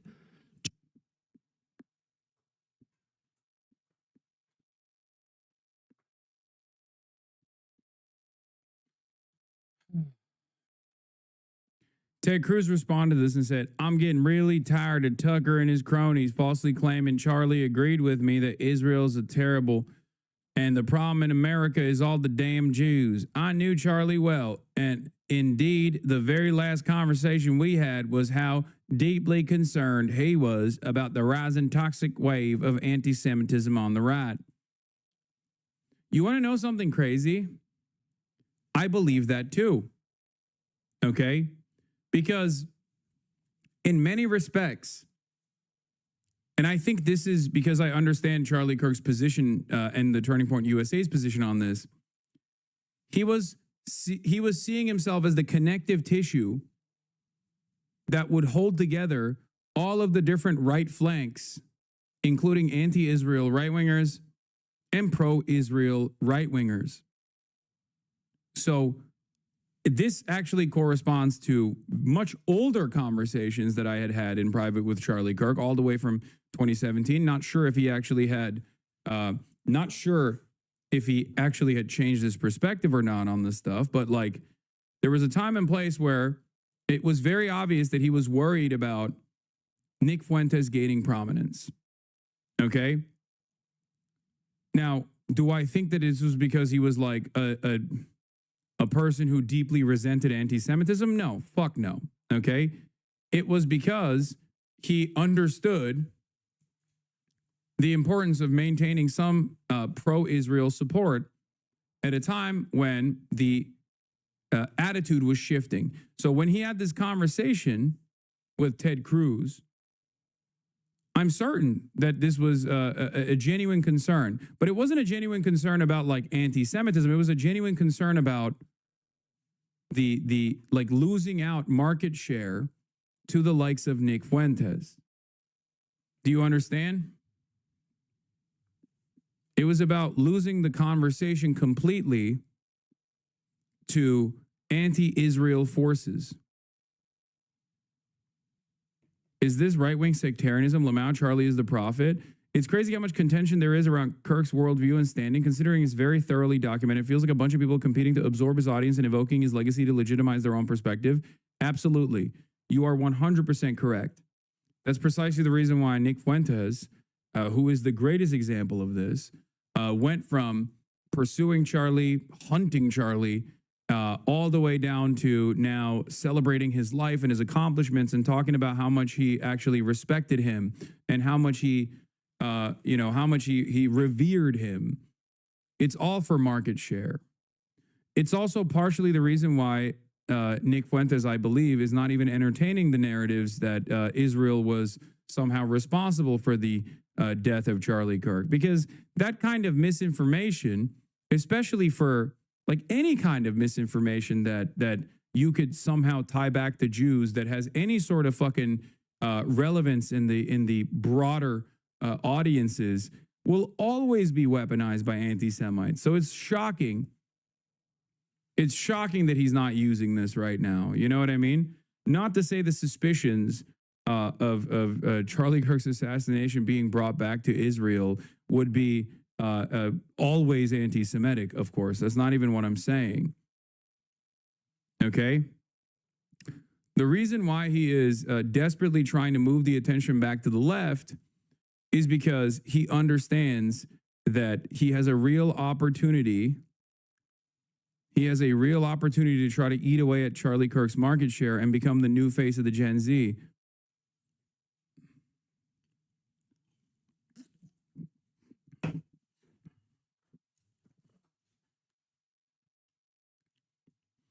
Forgive me for being a bit tired of the right will succumb to soon to infighting narrative after like half a dozen tries over the past few years. You usually don't follow that narrative. What has changed here?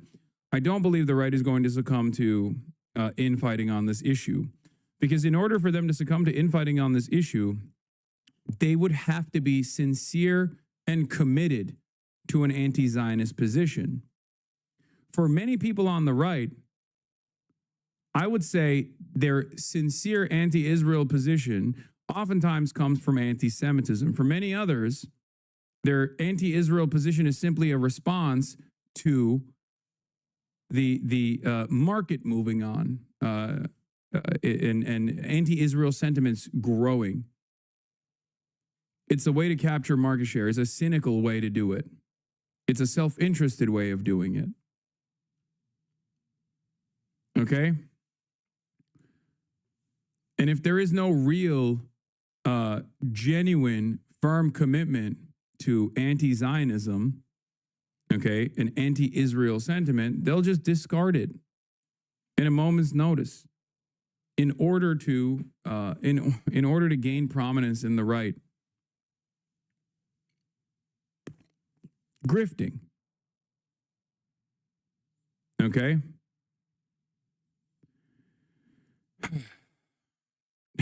Getting real tired of Tucker.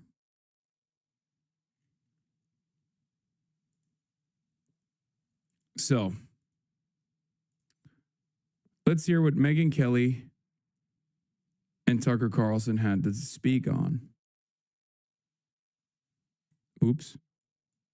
I think it's fair to say he was the kindest. I mean, for real, and in private too. Even people he was really mad at, he would always say, "Well, I understand where that person's coming from." It's like, wow, his decency was a challenge to me, who struggles to be that.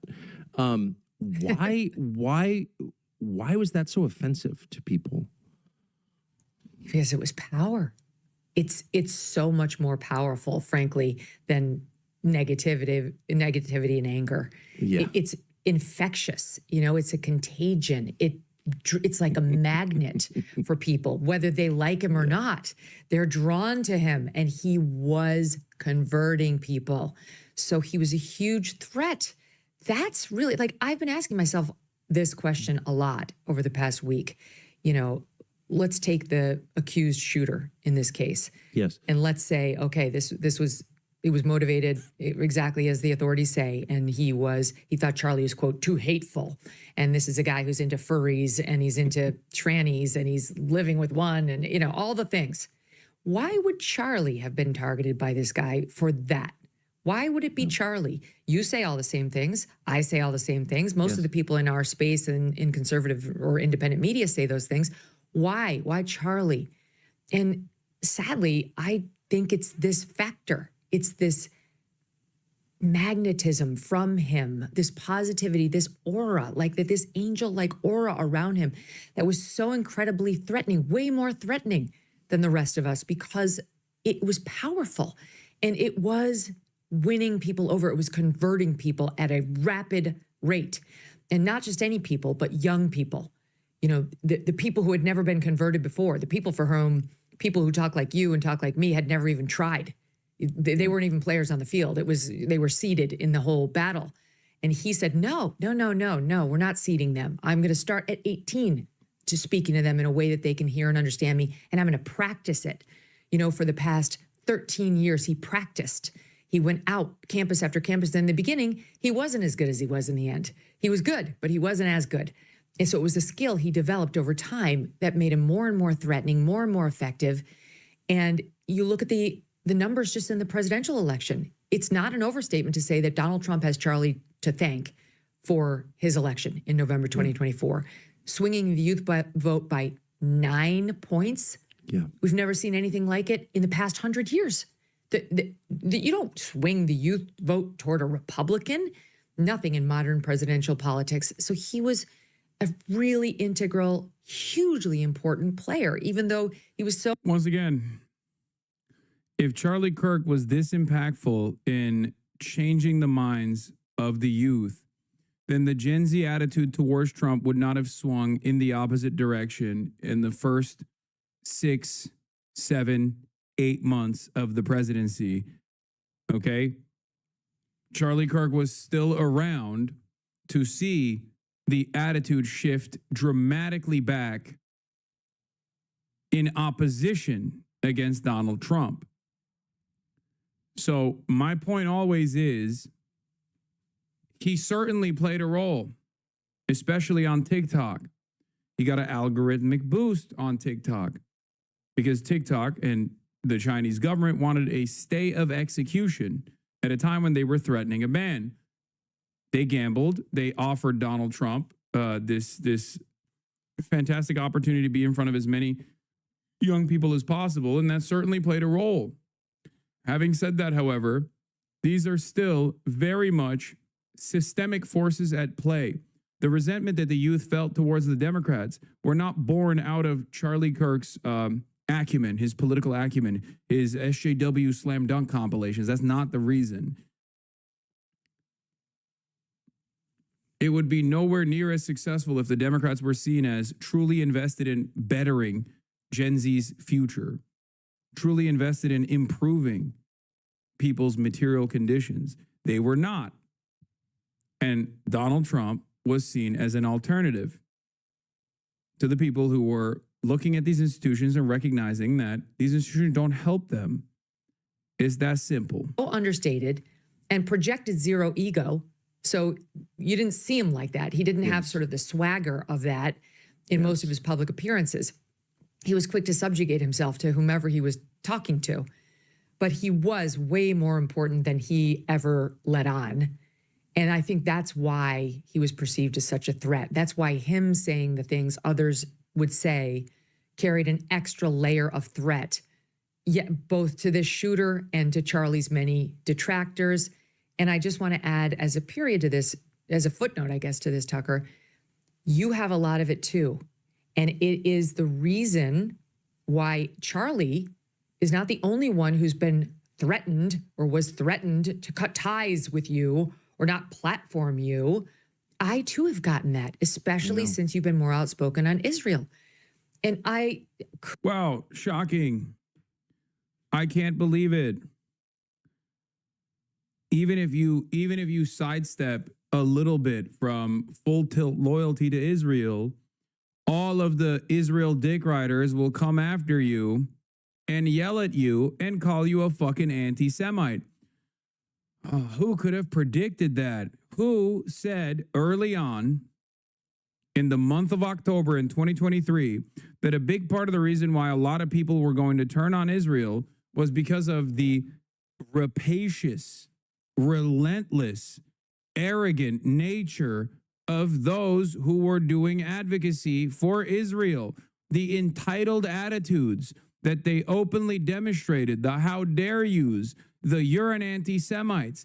This kind of shit pisses off Americans, okay? I said it over and over again. This is repugnant to people. Even if someone were to be kind of in favor of Israel or were afraid. Oh, I forgot you were the first one to have a hot take on Israel. Is that how I said? Is that what I said? I'm actually describing an incredibly obvious thing that I pointed to after Megyn Kelly's own experiences and own recollection, making fun of Megyn Kelly for being too stupid to realize that until, 22 months into Israel's ongoing genocide. Do you not get that?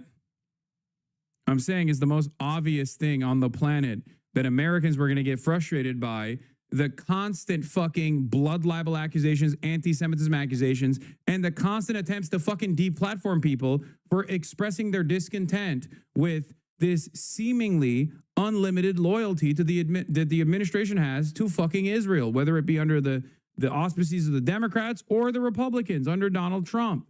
That's it.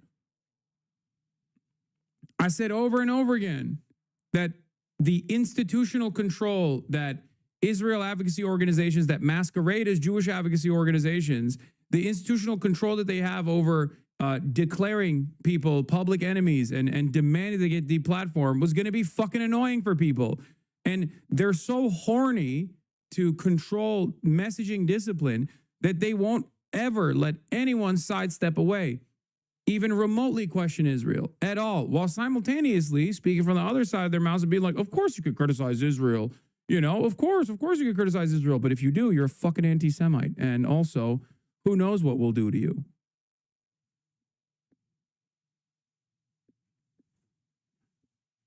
That's it. And this is not, this is bipartisan, okay? This is fucking bipartisan. It's a total bipartisan situation. There is a real crisis with the ways in which a lot of Americans in powerful positions have identified Israel as an incredibly important asset to American State Department interests, okay? It's wrong, but it doesn't matter.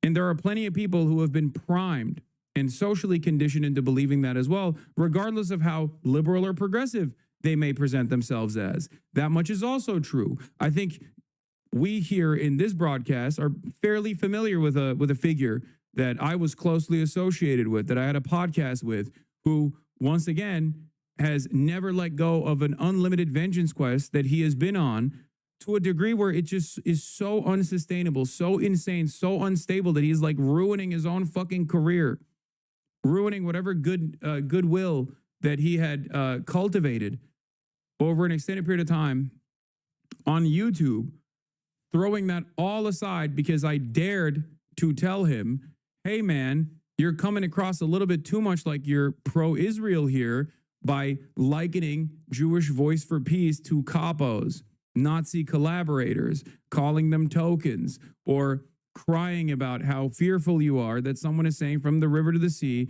Palestine will be free. That was 2 fucking years ago. Okay? Some people are so primed and so unable to let go of this association that they've designed for themselves that they make it their lives' mission to fucking to destroy anyone who has ever spoken out against Israel. It's ridiculous. It's completely fucking ridiculous. Couldn't care less the amount of pressure they put on. Like, what are you talking about? Yeah. This is madness. Why would you want to silence such a powerful, important voice just because you disagree with them on one subject, one on which we've all watched you sincerely evolve as you grapple with principles you've been Nick simply respected that Charlie would go into large crowds and preach the name of Jesus. You can still respect him but not like him. He never liked him because of Charlie's disposition towards Israel. It's that simple. He doesn't have some nefarious ulterior motive like people seem to want to think. Dog, he literally was like, I'm fucking your baby, Turning Point USA. I'm infiltrating your organization. He called him Satan's spawn. Just think for a brief moment. I'm obviously an ideological opponent to Charlie Kirk. I'm a leftist. I'm a socialist. I'm radical, right? Or at least that's the way that people want to present me as on the right. If I were to say a fraction of the things that Nick Fuentes has said about Charlie Kirk, how many of those compilations would be circulating online right now? Fox News would be calling for the death penalty for me. They would be saying like Hassan killed Charlie Kirk. It's obvious. The fuck are you talking about? People can take what you say out of context too. Come on, dude. People do take what I say out of context all the fucking time. And I'm sure that happens to Nick Fuentes as well. But like, let's be real. He's pretty open about his opinions on this shit. I mean, you're talking about a fucking Holocaust denier who was directly asked, like, do you think Hitler is a bad guy? And he was like, oh, I'm neutral on Hitler. Like, what are we talking about? And also, he has spent very little time. I mean, he spent every waking moment he can to try to fucking blame me for this anyway. When once again,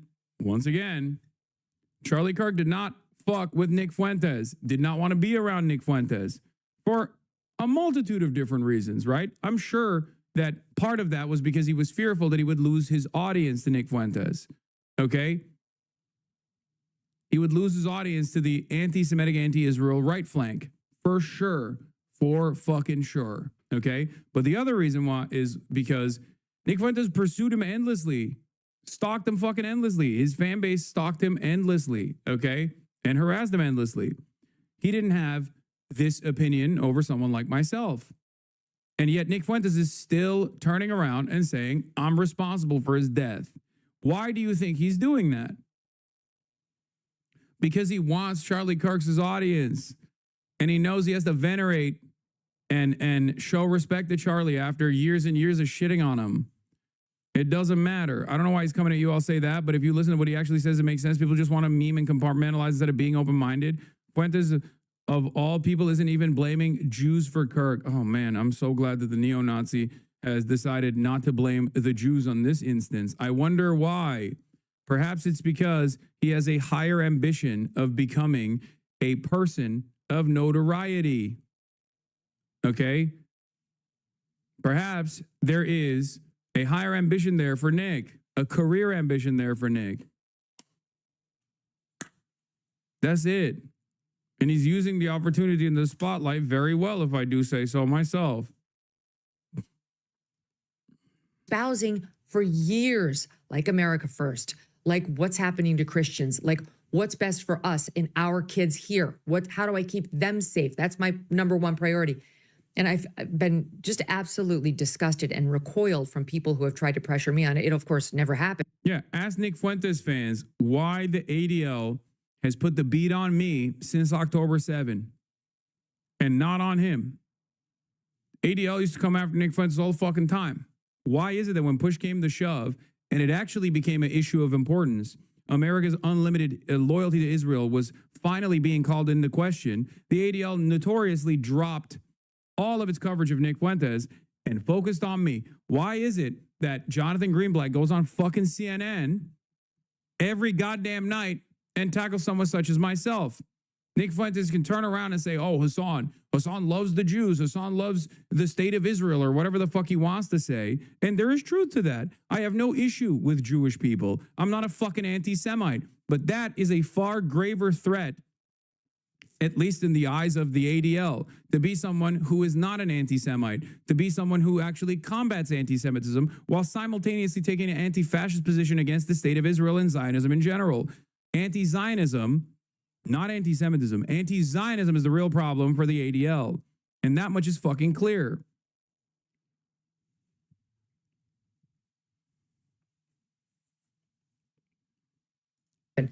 But I know from speaking to Charlie, he felt it too. You've heard it from Charlie, that he felt, and there is a layer here of nefarious pressure to have certain narratives go only one way. Yes. That must be called out and must be fought. Well, I should have said in my open that when Charlie was denounced as anti-Semitic and, quote, dangerous by the American Jewish Committee, you were too. That was a press. I don't know if you've ever even seen it. The other thing that I always find so funny is like with the noticers, right? Like they remind me of the fucking incels that think they're making this like brave position where they say like women want to fuck hot dudes and they don't want to fuck dudes that are not physically attractive. This is not a brave position, dumbass. Okay. And the same goes for people who are like, noticing. Wow, there's a lot of Jewish people in Hollywood. Wow, what a fucking revelation, dude. It's the additional things that you add on to that is the fucking problem here, okay? Like, the fuck are you talking about? Oh, we've noticed it. Ooh, lots of Jewish people in Hollywood. I'm noticing. You're a fucking idiot.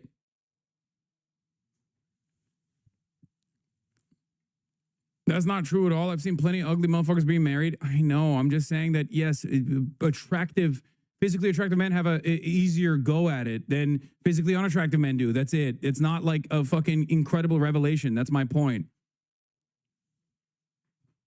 Unfortunately, they're going to put you in an edit, big bro. I mean, what? I'm going to get mogged? Is that? They're going to put me in a fucking mog edit? Here. Who are you mogging? I mog you.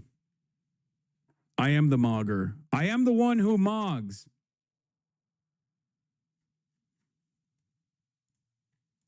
And I just remember when I read that at the time thinking, okay, these are like two of the most pro-Israel, basically pro-Israel people like on the internet. I don't understand. So maybe we should have this offline, but let's just have it now. I don't get that. Why would you attack? There are definitely people who hate Israel who are not anti-Semites, or people who hate Israel who are anti-Semites. There's a whole range. And then there are like people who have like, religious reasons for wanting to blow up Israel. Those are all threats. Why would they be attacking you and Charlie? And honestly, I feel like me. I mean, what is that? Why attack people who are pretty reasonable, who don't want to get into a fight on the topic, who just want to like have their country thrive? Why denounce them as dangerous anti-Semites? What is that? And let me just underscore for your audience what I had said. I mean, the sum total of what I had said when they started coming for me, just to show the absurdity of this. I had said on Piers Morgan that Israel was losing the PR war, that they had lost the Democrats and the independents and were starting to lose the Republican Party in America. And it was time to wrap it up, which was a quote from Donald Trump, who had said it. Yep. And it's true, because it's the truth. Now, of course, Donald Trump can say that and still dick ride Israel into oblivion, doing fucking throat goat gymnastics on Israel's penis, as he has been, and he will continue to do so. Okay? That's it.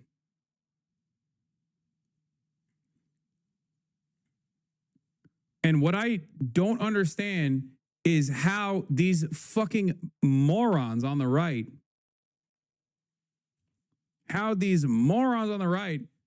cannot figure that part out, you know? How can you be like, I hate Israel, is the worst country. Oh my God, they're doing a genocide. I'm so mad. Or even if you hate Israel for Jewish reasons, right? Because like it's a Jewish nation state, fuck them, whatever. No matter which way it is, no matter how much you are frustrated with Israel, what I don't understand is how the fuck are you not mad at Trump? Because I hate Israel and I hated what Biden was doing. Obviously, I didn't have a cult-like leadership loyalty to Joe Biden regardless. But it certainly didn't help. How the fuck do people not realize that this administration is so far up Israel's ass? Also, who had that fucking 3-minute streamable link on the landlord's clip, by the way?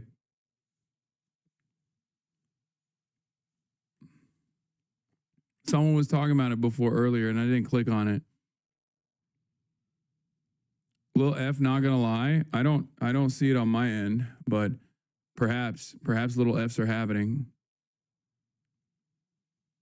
Oh, you got it. Thank you. Thank you. Wait, that's the short version. There's a longer version of it, no? Isn't there a longer version of it?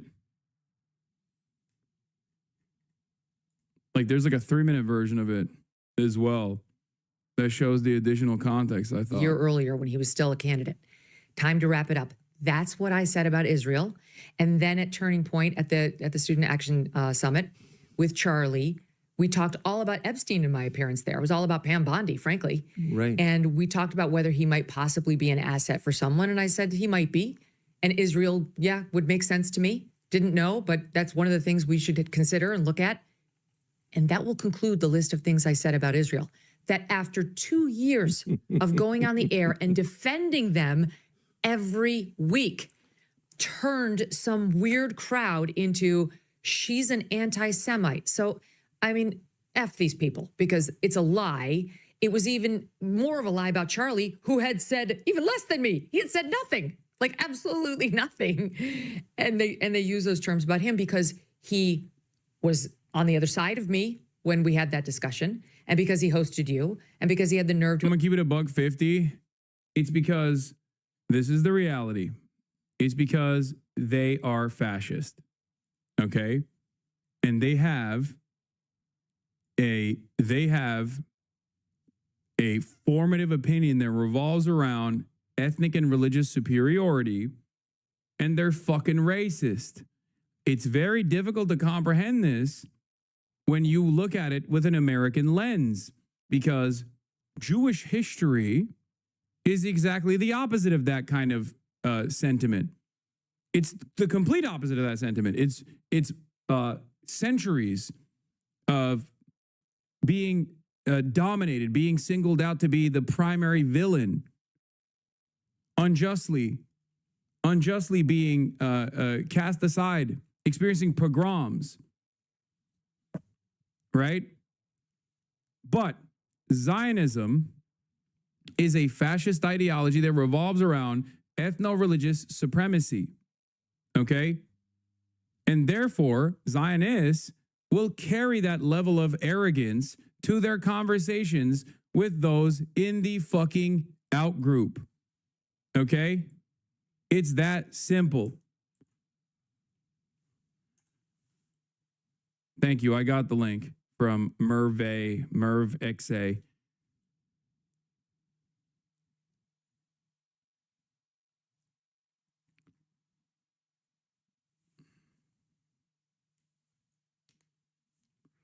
This is another part of the reason why I get so fucking annoyed with fascists. That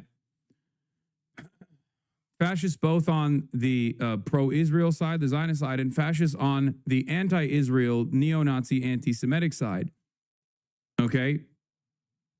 Because it's just untrue that Judaism as a religion has been propped up as with values of ethno-religious supremacy. No group is a monolithic force in general. It is fucking stupid. What? Amala Ekpanobi just posted a video about you. What the fuck? I don't care who that is. Why? Why are you, especially pairing me up with Destiny? Jesus Christ. Why do you guys have to consistently send me random ass people online that are fucking farming your attention? Please stop. Invite Dave Smith in a debate because he allowed one side to be represented and he had the Israel side fully represented too. So this was just such an unfair accusation. And I don't know why these very ardent advocates don't accept friendship when you offer it, when you've proven that you are genuinely a friend. I've said openly, Tucker, I don't want to debate. I'm on their side. There's no reason to put somebody on the show so they can convince me that Israel's right. I'm on their side. I agree with that. But in response to those comments and then ultimately having Marjorie Taylor Greene on where we criticized AIPAC, I mean, who defends a lobbyist group? They treated me like I was Mehdi Hassan. Not everybody, but like the loudest Israel defenders. And to turn around and call Charlie Kirk an anti-Semite is such a disgusting smear. Then you're right. He's young. He was young and wasn't used to being attacked like that by people who supported him and people whose donations are actually really important to the ongoing existence of his organization. And it took a lot for him to say no to them. And it took a lot for him to be honest about the fact that his opinions had evolved.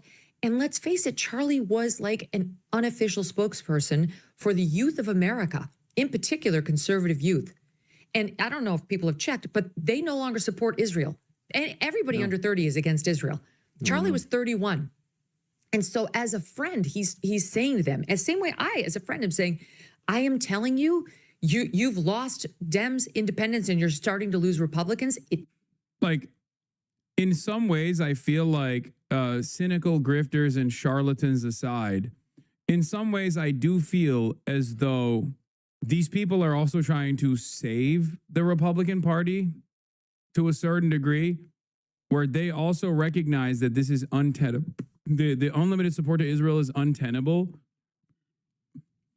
They're obviously saved by the fact that the Democrats are completely unable of Democrats' complete inability to capture the attention of broader audiences by presenting themselves, even on a partisan basis, as anti-Israel advocates. So when both parties are pro-Israel unconditionally, it doesn't really make too much difference. It just creates more discontent in the base for both parties. But Megyn Kelly is like very clearly trying to, just like Tucker Carlson, just like all these fucking people, is very clearly trying to continue capturing the attention of younger audiences in an effort to not lose complete control over their influence networks. Because for many people, I mean, here it is. This is Gumby also posting this. Kirk's target audience was college-age kids as well as slightly older Gen Z, for whom Israel is overwhelmingly unpopular. I'm sure these numbers are slightly higher for conservatives, but he would have been insane not to have put some distance between himself and Israel. And I obviously agree with this Matthew Petty take as well. I could honestly see a scenario where Charlie Kirk was signaling to anti-Israel conservatives that there was some room for them as loyal opposition. This freaked out the pro-Israel backers who demand 100% alignment, and that created the appearance of a split. Color me a lot more skeptical that Kirk was disgusted by Netanyahu and also secretly converting to the Catholic Church. So do you think that that's why they killed him? No. You know what's really funny about this is that there is a version of this within liberal Zionism and ultra Zionism, right? Liberal Zionists are trying to take control over the narrative so they can actually salvage the reputation of Israel in the Western world, whereas most of Israeli society has completely dropped that, and they're just like, fuck you, what are you talking about? You're a pussy, you're a Hamas lover, you're a Palestinian lover, you're an Arab lover, get the fuck out of here. It's my way or the highway. Anyway, this is precisely what I said in the immediate aftermath of the discourse moving in that direction. What happens, what's going on here with Candace, Bibi Netanyahu, and Bill Ackman? Because it kind of leads up to something that happened between Charlie and me on this show about a month ago, August 6th. Okay, and the audience experienced this with me. So I'm just going to set up what's happening so everybody understands. Bibi Netanyahu went on Fox News on September 11th, the day after Charlie was shot, and commented on the loss of the man he said was his friend. And here's that in SOT 1 in part. Was an extraordinary friend. He said, he wrote me a letter on May 2nd this year. He said, one of my greatest joys as a Christian is advocating for Israel and forming alliances to defend Judeo-Christian civilization. Like, I'm gonna keep it $150. This attitude is also inviting a lot more suspicion. Like, these motherfuckers, just like everybody else, immediately turned around and made Charlie Kirk's assassination all about whatever their pet project was. Obviously, for Bibi, his pet project is genocide and the continued support of the American government, even if the entirety of the American population is anti-Israel, right? But like, when he came out and like made multiple statements and really highlighted how much Charlie Kirk was a friend to Israel, it obviously invited even more suspicion because people fucking hate Benjamin Netanyahu and people hate Israel too. So then they were like, that's weird. It's a weird thing that you're doing right now. Why are you doing that? Don't you have a fucking genocide that you're busy with right now? What the fuck is this? A few weeks before the tragedy yesterday, I called him and I spoke to him and I said, please come to Israel. I invited him to Israel. And sadly, that visit will not take place. But he was a defender of our common Judeo-Christian civilization. He was unbelievably excited to walk in the footsteps of Jesus here. He valued our bond, the bond between America and Israel. Okay, so Candace, who's been critical of Israel in this conflict, did not appreciate. Charlie, have any opinions on Christian being spat on? Come on, big dog. You already know how it is, okay? We know. Remember that convo that took place? Remember that fucking convo that took place between, what is it, Officer Tatum or whatever, and Benjamin Netanyahu, where the guy was like, yeah, I mean, there was only one spitting incident, so I'd say it was pretty good. People think it's overblown, this notion that like Israeli society broadly fucking hates or disrespects Christianity and Christians. Like, there was only one spit. Only one spit today, big man.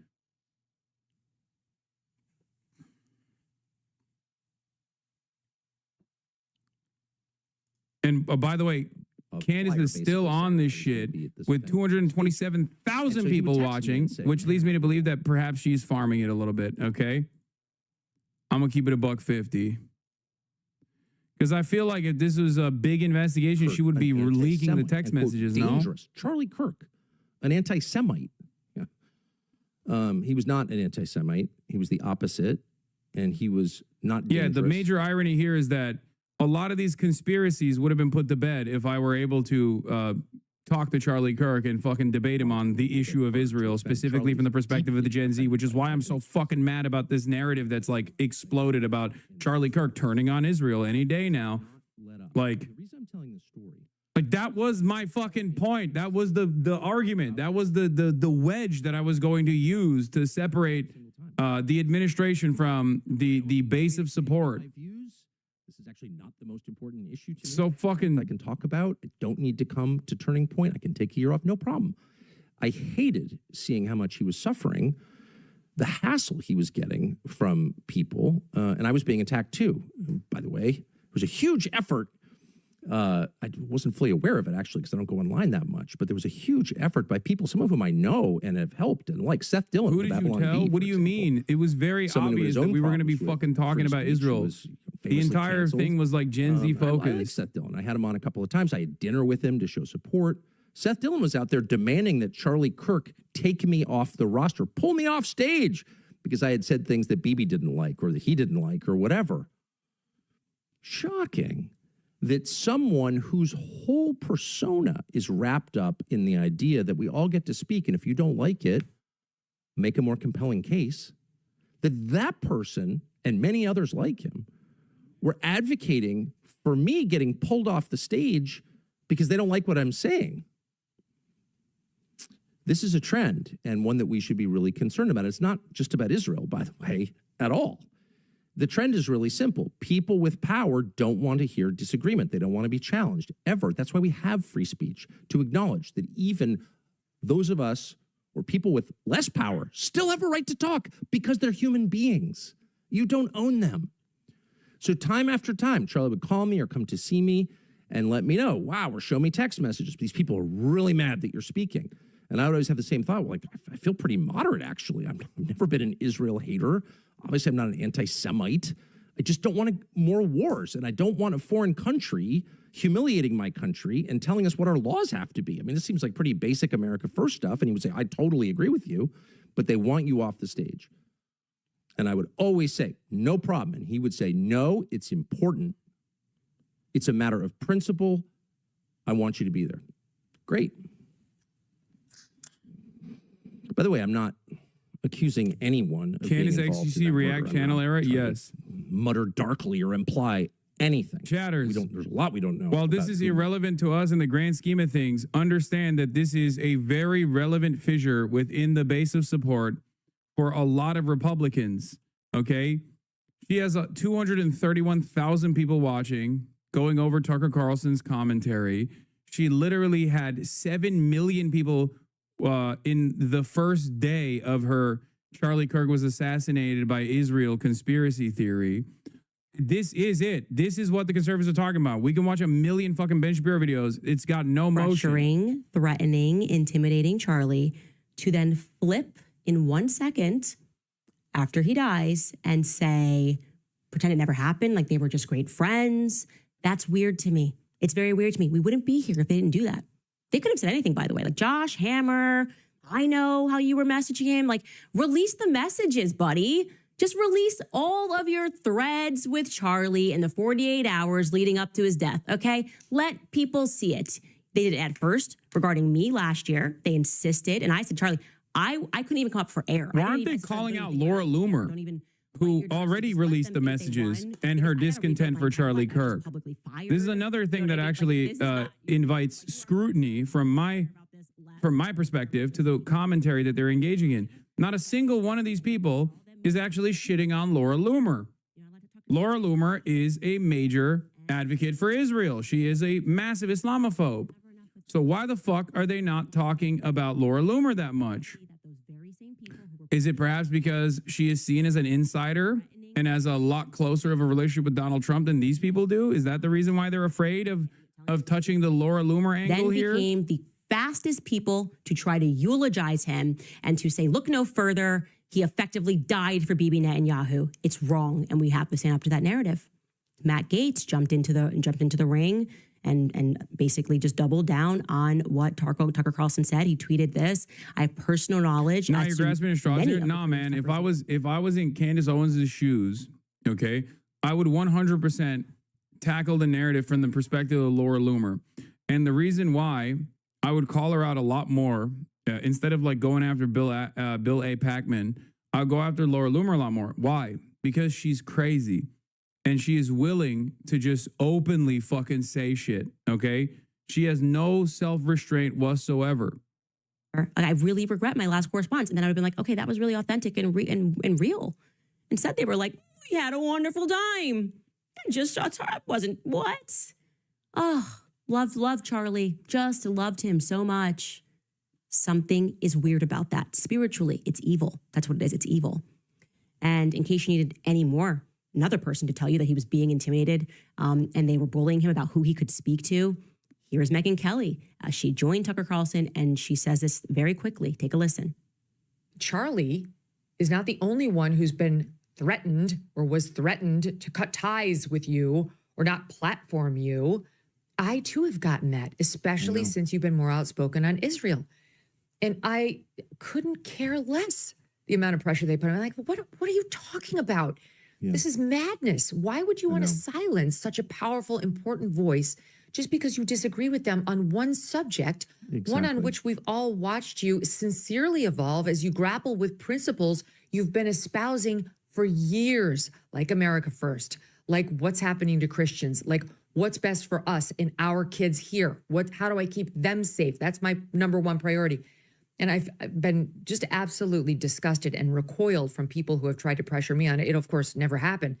But I know from speaking to Charlie, he felt it too. You've heard it from Charlie that he felt, and there is a layer here of nefarious pressure to have certain narratives go only one way. Yes. That must be called out and must be fought. Love that. Like, Megan, that was amazing. Thank you. I think all of us right now are just feeling we have to speak. Okay. So if you know something about what was going on, if you have something, send it all to me because I'm organizing. Okay. I'm getting a lot of tips. By the way, many of you guys spoke about the individual who very quickly, I think 4 minutes after Charlie was shot, went and took the camera down and moved his chair and stood up and took the camera down literally 4 or 5 minutes after he was shot. I want to let you know, I was able to figure out who that person was because I recognized one of the individuals, and I reached out to that individual and I said, you know, I've known you for a long time and I would like to see the footage. I would like to see the footage, and I think the world would trust me. If there's nothing weird that happened on that day, and there's about 4 or 5 cameras on that day, I'm not going to publish the footage, but I want to see it with my own 2 eyes so I can stand on this platform, so I can sit here on this platform and I can say to the world, no funny business happened. Truly, we can all go home. It was Tyler Robinson and he acted alone and there was nobody else there. And this kid just, I guess, after having a life where he didn't bother anybody, just woke up one day and chose violence and then decided to explain every layer of what he had done that day via text messages. I want to be able to look people in the eye honestly and say that. So I want to see all of his footage. So I am working to get to the bottom of it. Okay. I know there's a lot of conspiracy theories floating in about the security guard and people thinking he was making gestures. I know that security person. He's a good guy. It would shock me. I usually get a vibe about somebody. Not that guy. Not the guy that they say he's like rolling up. He tends to do that, roll up his sleeves. I don't buy that one. Okay. I don't buy that one. And, but here's the thing. That's my gut. My gut has led me in the right way. And I want you guys to know that once I look at all the footage from every angle, if I'm putting in this formal request and they said they would speak to the lawyers, I think the world will trust me to say there was no funny business and this is exactly what happened. So I've put in that request and I want you guys to know that. And I mean business. I'm getting to the bottom of this. And lastly, I want to say to this like new flex operation mocking pastor, regarding which, by the way, the first time they went after Tucker Carlson and Candace Owens, a source told me, and I would love to get this confirmed, I'm going to find this out, that $150 million was spent on that, special. and it came from Bibi Netanyahu. I would like to figure out if that's true. But anyways, obviously investigating this, and I'm not going to let it go, okay? You're not going to emotionally use some jujitsu, and I'm referring here to Roy or Rob McCoy, who says, I'm Charlie's pastor, and here's the truth, or whatever it is, to look the other way right now, okay? You're not going to tell me that I have to feel too bad to investigate who shot my friend in front of my face. So stop the nonsense. This is what Charlie's pastor passed around to all of the people that were intimidating Charlie leading up to his death. I'm not Mr. I'm noticing dog whistles here type person, but low key, like she hit the hard Jew on that jujitsu. Are lies. No, he didn't find his voice saying anything about Bibi Netanyahu. Candace investigating things? Yeah, that's got to stop. Here's what he wrote, okay? What's his name? Rob McCoy. He wrote, Charlie Kirk was my friend and I was his pastor. I want to simply say this regarding Candace Owens. Charlie Kirk was a friend to Candace and never publicly spoke poorly of her, though he disagreed with her. He never operated nor entertained gossip or innuendo concerning Candace. My only comment I offer regarding Candace is this. I only wish at this tragic time of mourning, she would be the friend to Charlie Kirk that he was to her. He would never have treated Candace or her family in such a way had, God forbid, this tragedy been hers. A friend loves at all times, and he drops a biblical proverb. Now, let me say this, okay? I hope that Charlie would have been the sort of friend that I'm being, okay? He would have never, why? Why wouldn't Charlie Kirk have investigated if I had been killed and we were being so obviously lied to? I think you're wrong. I think you're wrong. I think Charlie was a real friend and he would not have dropped it. He would not have let it go, least of all because he was being emotionally manipulated by a guy who curiously kept his mouth shut when Bibi lied. You knew if you were really his close friend and pastor how he was feeling about Bibi Netanyahu. You knew, if you're his close friend and pastor, exactly the names of everybody who was intimidating him and how poorly they are misrepresenting the things that he believed. So why don't you focus on being more honest as a pastor and giving as much information as you can possibly provide so that we can continue this investigation? If you can't do this, I'm going to have to ask for your silence, okay? Be quiet. I mean that. Nobody is going to stop me from investigating what happened to Charlie Kirk, because it feels to me, okay, that this is a conspiracy, a federal level conspiracy, which means that there's going to be somebody else, so maybe somebody close to Charlie that could be involved in this, right? And when I am satisfied that there is no conspiracy, I will communicate that. But at the moment, no, I am feeling the exact opposite. I don't trust anybody. There's a lot more information that I wish I could share, but I'm going to tell you guys, it's going to get uglier. And these absolute demons are trying to justify saying you shouldn't investigate until the funeral, until the state funeral, until, as I have heard, people are trying to buy their way. Okay. I've given this much money. I want to say some remarks about Charlie Kirk. Okay. Stop. Okay. Just stop. A real friend would investigate someone's murder, and they would not stop until they felt good about the resolution and the answers that they were given. And I'll let you know when that is, Pastor. Okay? All right. Before I get into some of your comments and see what you guys are thinking about all of this, I want to remind you about the wellness company, because you may have. Oh my maybe you God. didn't. Oh my gosh. He's fucking farming that shit, bro. This seems too good to be true, but I think Israel will be more fucked because of this. Yes, bro. Yes. I've said this already. Lying is OP. That's number one. Lying is motherfucking OP. Okay? Number two, conservatives especially, but liberals too, but certainly conservatives are way more malleable to misinformation and false narratives and like grand conspiracies than critical thinking. And that is precisely the reason why this is the possible worst thing. I can totally see unironic pro-Israel people like Deborah's and Barbara's that were pro-Israel until this very moment. People who tune into the Candace Owens broadcast and go, oh my God, I cannot believe that Israel did this 100%. I love Charlie Kirk and Israel killed my Charlie.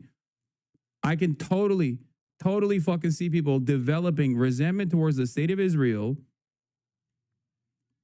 off of this shit, which is so crazy. I guess you gotta take it whichever way you can, right? I don't know.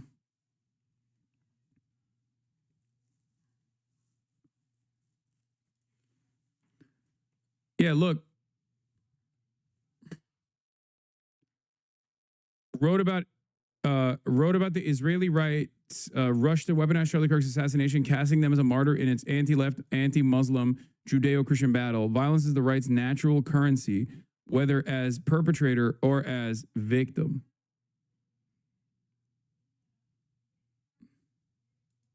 Your consistency on the infringement on First Amendment anti-BDS stuff all the way back in. Ladies and gentlemen, little flying by the. What is this? It's when I got fired from MSNBC for using the term rape in a satirical tweet that I did years before. And people were like, you know, there was, and I felt like, God, I was so fat. I mean, MSNBC has the right to fire me if they want to fire me. I mean, it's their company. I thought it was wrong.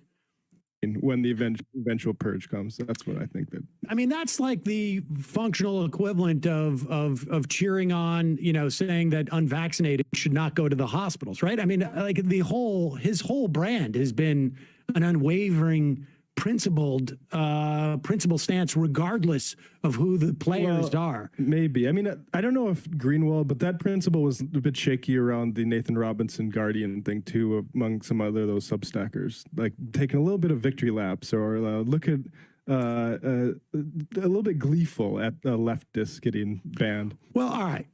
Let's. Well, the thing about that is like Glenn is ridiculous in this issue because like he knows for a fucking fact that I have been a massive advocate for, you know, BDS protesters and how much of a disgusting erosion of the First Amendment laws that we supposedly have in this country. Whenever, you know, you have to sign like that you've never you have to sign like loyalty to the state of Israel and that you've never actually said Palestinians are human to be a fucking teacher in Texas. Like, I think that's insane. And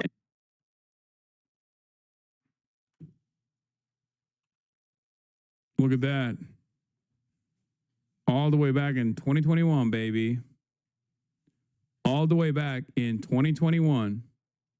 Nice job on the sound upgrades you've done, though. I think that the audio's tweaking on Sam's end because this is just off of the majority report. Because, yeah, I've always been a consistent supporter of the First Amendment because I'm an anti-Zionist. There is not a lot of room. There is not a lot of room there. You can't be fucking anti-Zionist and also be in favor of free speech violations. That is why they took him out. That is your theory that you are presenting there, Mia. And I will say this. It's like Tucker said, to have so many donors. What I do know is the donors became very rotten at the end. He relied on his donors. They were making threats. Some of them, up until the very last minute, were making threats against him. Financial threats, I'm referring to, obviously. Some people are lying and saying that I said this donor tried to kill him, or it's so ridiculous. Financial threats, that's a threat, okay? That is a threat. Michelle E. writes, you and Charlie are both so inspiring and have taught me a lot. I think it's amazing what you are continuing to do for Charlie. God bless you, and God bless Charlie. Love and prayers from Scotland. Also, thank you guys. I see you defending me when people are lying and saying that I said stuff that I didn't say. You know, their new thing that went around is today I woke up and like all of like Bill Ackman's cronies were like, would you like to comment? The New York Post would like to, I said, literally, New York Post, you guys are just feds. And I don't really feel like commenting. I don't care. The people are awake. We are awake. Okay. We see what is happening and you're not going to distract me. Write your stupid articles. Call me whatever you need to call me. People are listening and they can hear the words that are coming out of my mouth. Okay. The entire world needs to wake up right now. And I believe that Charlie Kirk's murder has provided us an opportunity to do so, to stop with the left and right BS and to focus on the people that actually hate us and rule over us at the same time. Scott writes, what is your view on the questioner on trans violence? The questioner on trans violence. Did you watch his remorse video? I was not convinced. I believe. Okay, she's taking in Collins at this point. I kind of ship you and Candace. I don't know why, but I can see you vibing. Y'all are fucking nutty, dude. Oh my God. Candace Owens is one of the most relentless voices of white supremacy in the United States of America. Hassan Chat figuring out what we feel when they say they're woke. What?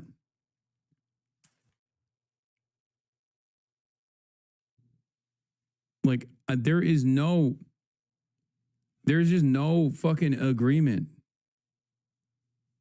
on anything.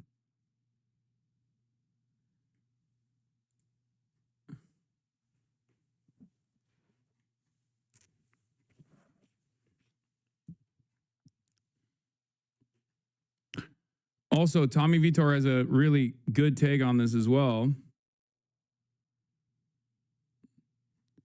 Very curious if Netanyahu realized how angry he made large swaths of the MAGA world at his gross attempt to hijack the memory of Charlie Kirk. It was a huge unforced error that did real damage. Fucking Roger Stone talking about it too. There's also shit like this. It's scary seeing this kind of sentiment reach this kind of virality. Yeah.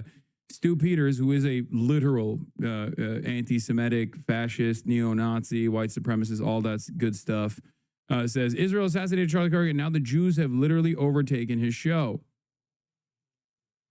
Like, they are the people that are using this as an opportunity to farm more like Israel discontent are not holding back. Like, they are just going crazy mode with it. And the reality of the matter is, a lot of the people that are pro-Israel pro-Israel on the right, have over the course of the last year or two, have lost all of their motion. It is not an accident. Okay? It is not a fucking accident. I said this before.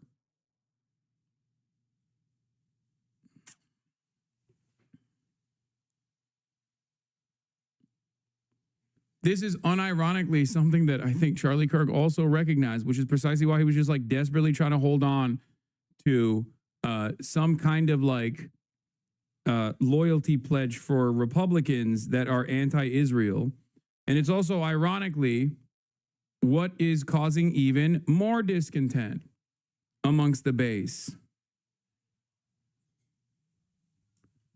For a lot of Americans, critical examination from a materialist perspective on America's foreign policy ambitions with Israel is far too difficult to fathom. You know what's much easier? Saying it's the Jews, okay? For the past 2 years, I have actively and desperately tried to show everyone I can the truth, knowing full well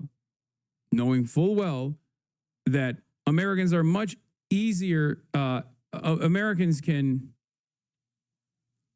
go along and get on board with a conspiracy about all of this happening because of Jews. Jews are a monolithic force, and all of this is happening because Jews have hypnotized America or whatever. Little old American politicians getting duped by Jewish hypnosis, and that's the reason, or Jewish blackmail, and that's the reason, this or that.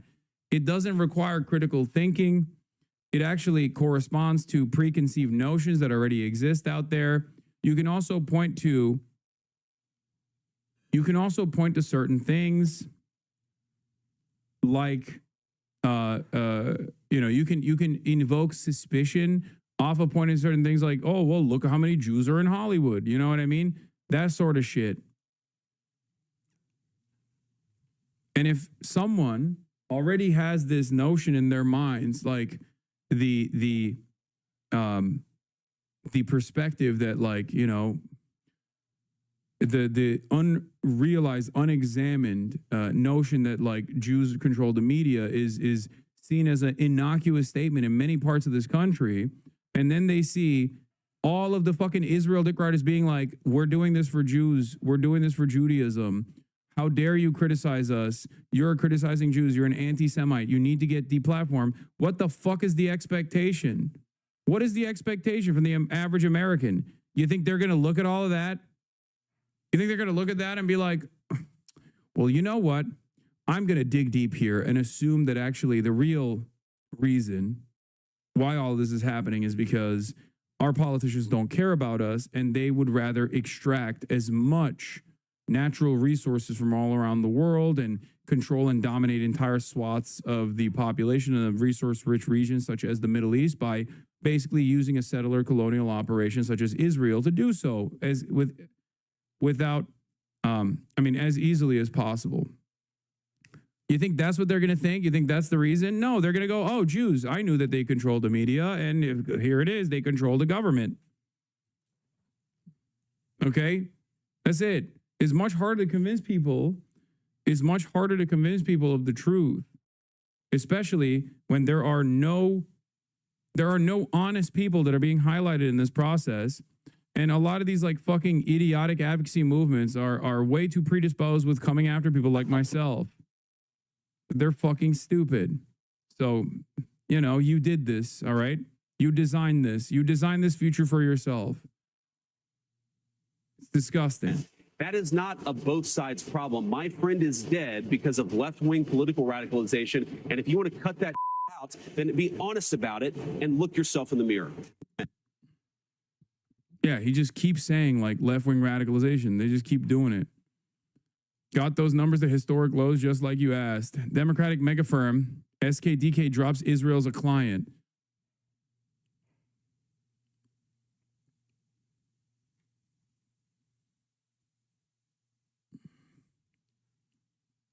It's so crazy, man. It is so fucking crazy.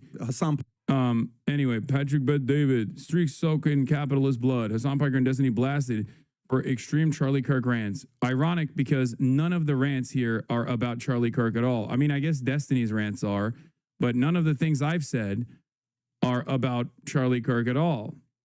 Okay?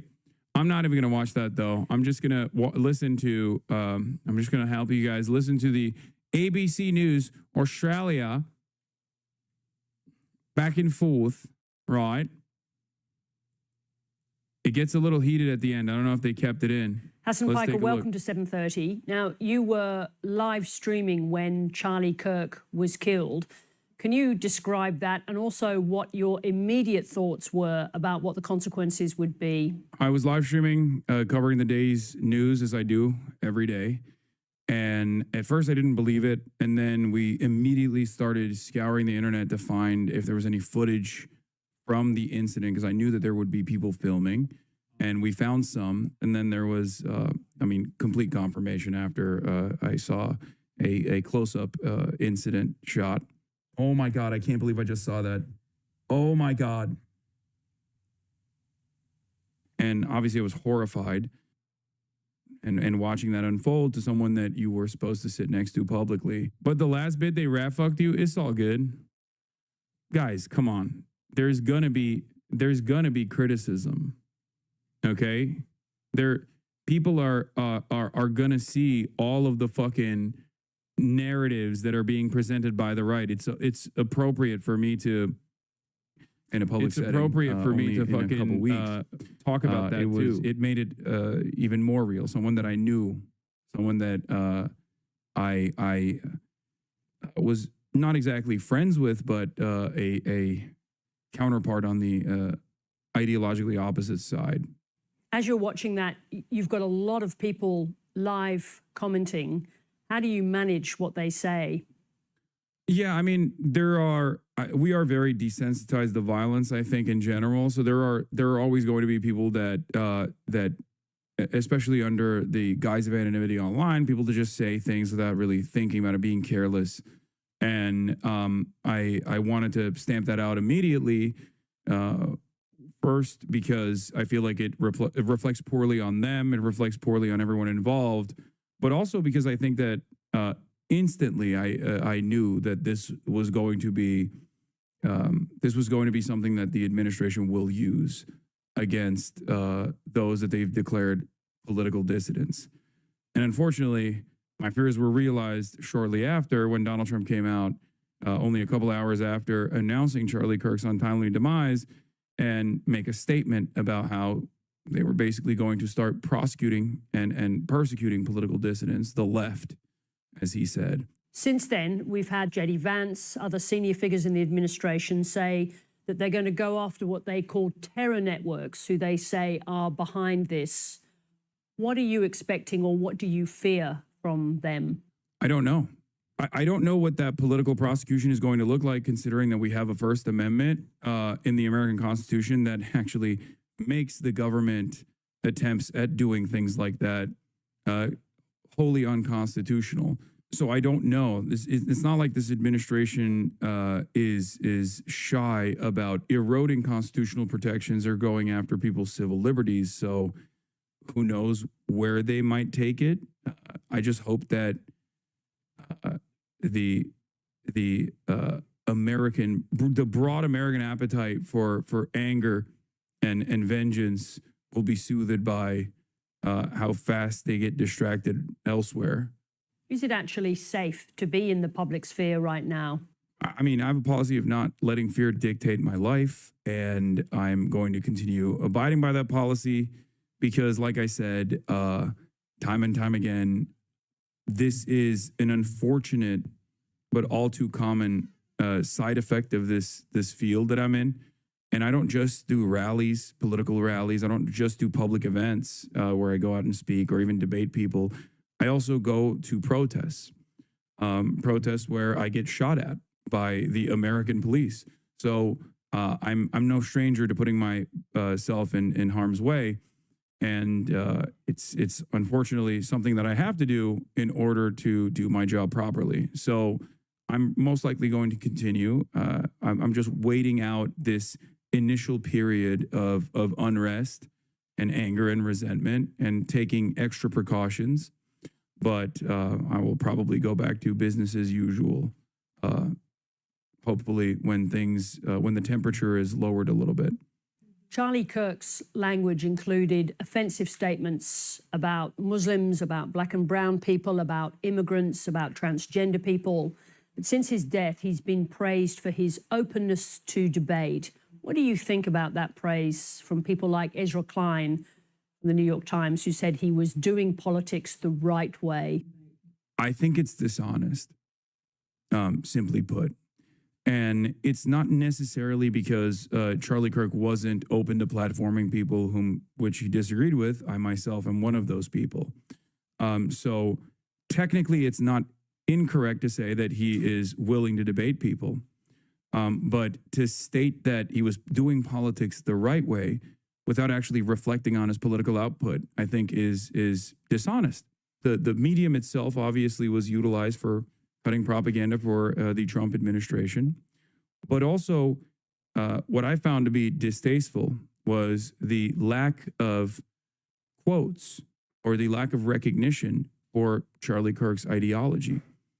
It makes it seem as though the New York Times is outright endorsing Charlie Kirk's opinions and ideology by omitting it, because it leaves the readers who may not be aware of Charlie Kirk's worldview with a totally different outlook on Charlie Kirk's political advocacy, one that the New York Times is either subscribed to or one that liberals, prominent liberals like Ezra Klein, seemingly don't care enough about to even mention. But for you, those extreme statements didn't make you want to stop doing public debates with him? I think it's not a matter of what things people say, but more so from my perspective, at least. And everyone has a different attitude about platforming, but from my perspective, it's more so a matter of how much political influence this person wields. So for Charlie Kirk, I mean, he was the regime's guy. He had a lot of influence, both over the Trump administration and a lot of influence over a lot of young conservatives in this country that were a part of his massive advocacy network, Turning Point USA. So in that regard, it's not necessarily debating someone whose ideas are beyond the pale, but instead it's more so about trying to stop the bleeding in terms of letting these kinds of dangerous ideas spread without any sort of contention, without any sort of pushback whatsoever.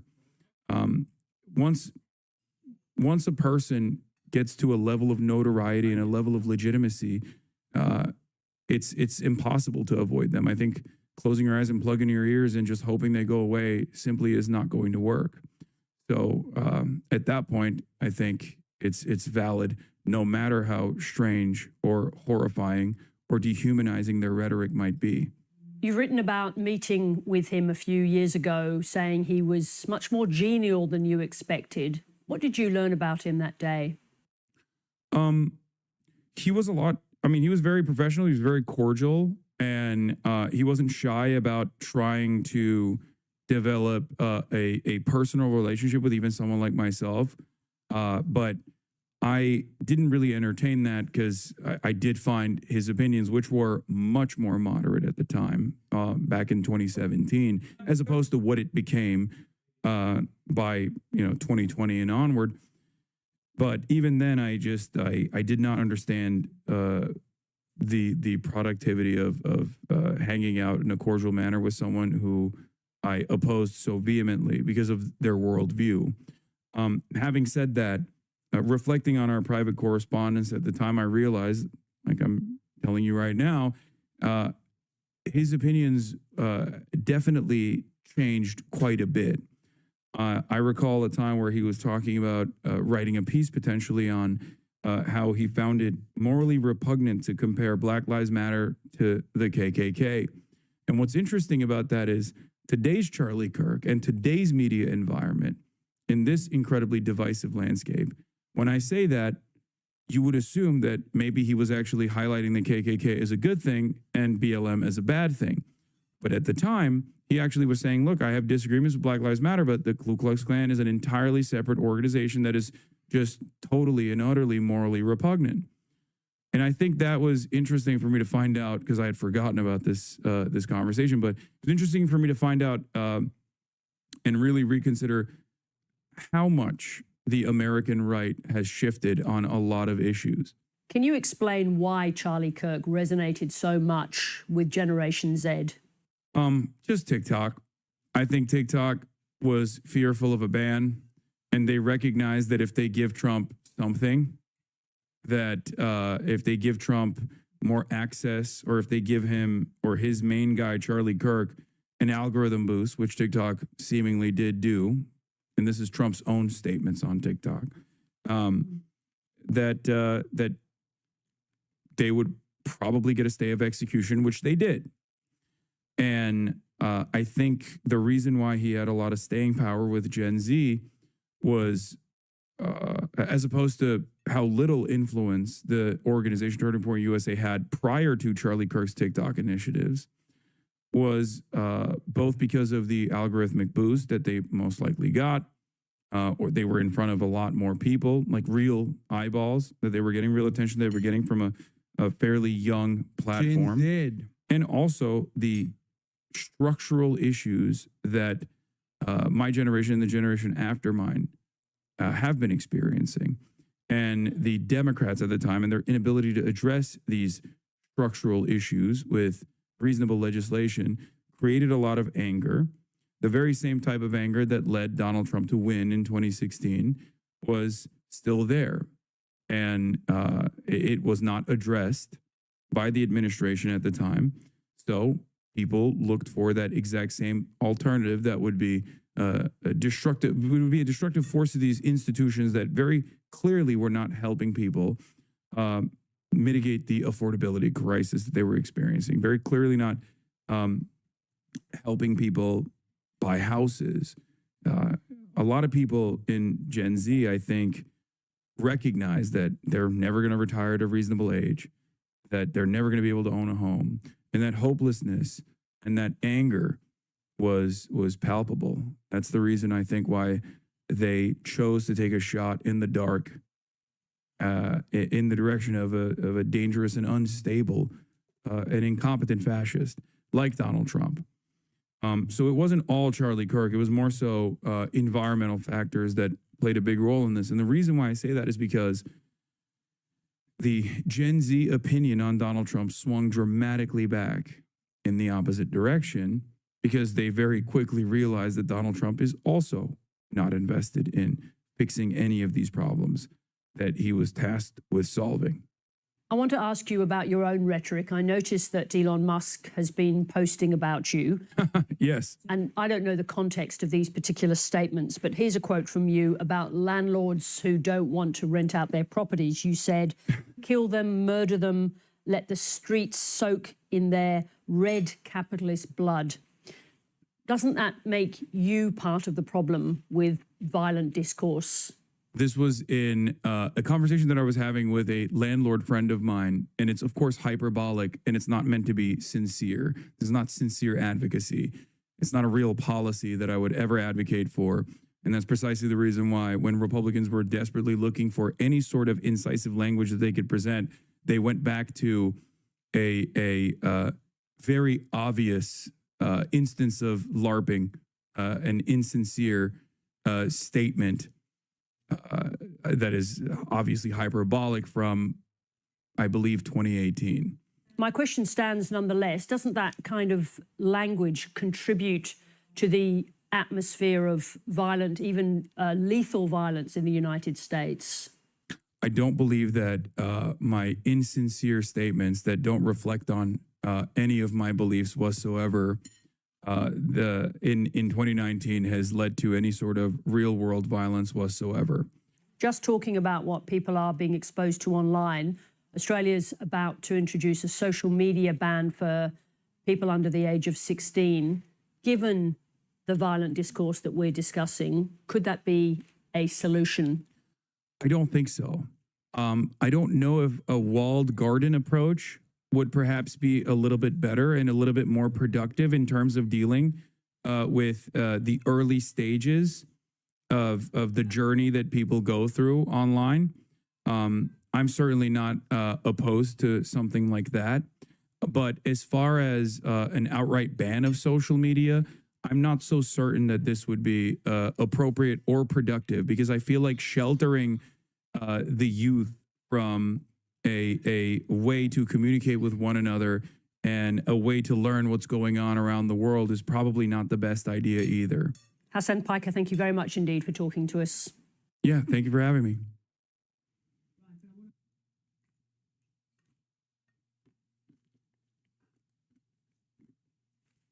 The House could vote today on a resolution to censure Congresswoman Ilhan Omar and strip her of her committee assignments in response to her comments criticizing Charlie Kirk just after. I realized the much longer conversation featured heavily my opinions on Israel and Israel's genocide. And unless I missed it, they totally took that stuff out.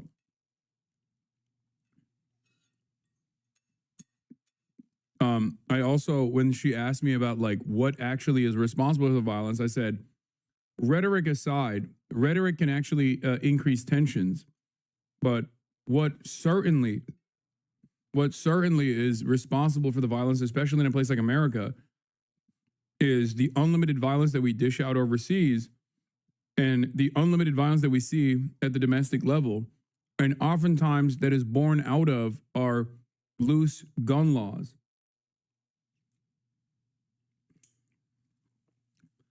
And I thought they would have at least kept that in, because I knew that like Australians understand that, you know what I mean? Like Australians understand how fucking nutty Americans are with the guns and shit. So don't know why they took that out, but I mean, it's most likely for time. The Israel thing probably because, you know, I don't know how they operate over there, but the gun stuff they probably took out for time, because that's something that I think the Australian audience would have appreciated. Yeah, people have lost any remaining faith in ABT after the terrible coverage on Palestine.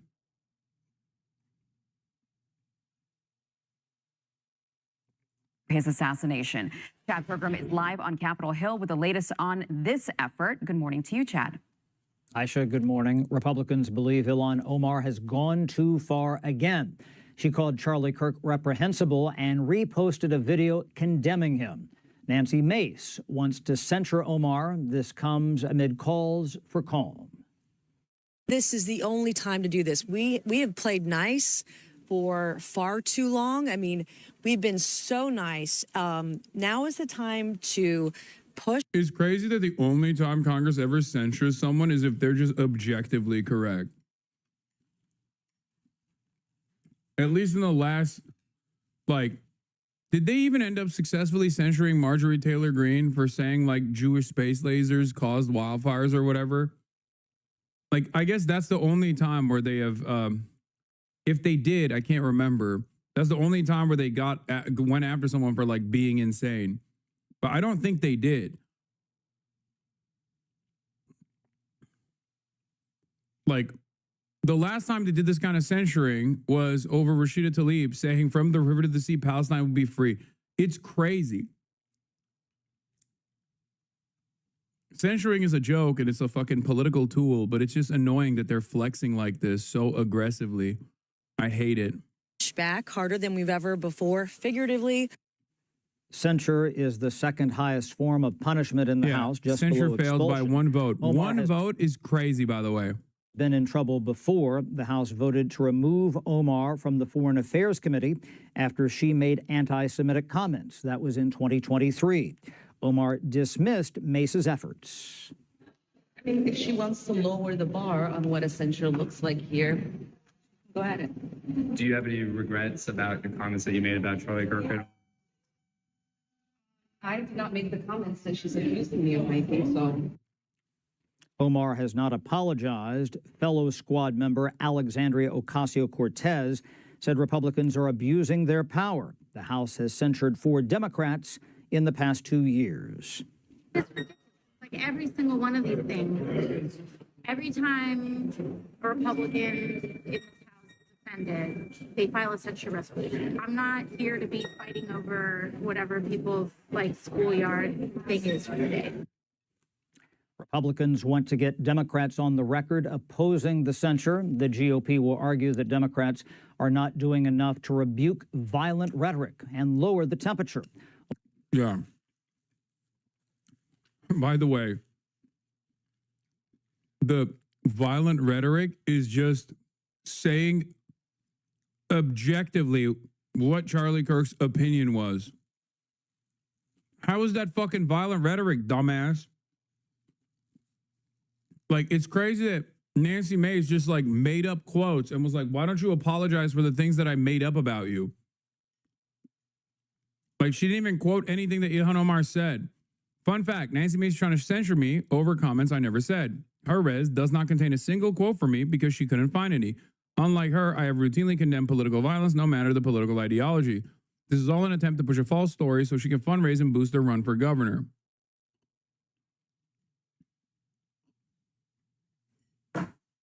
I think one of the craziest things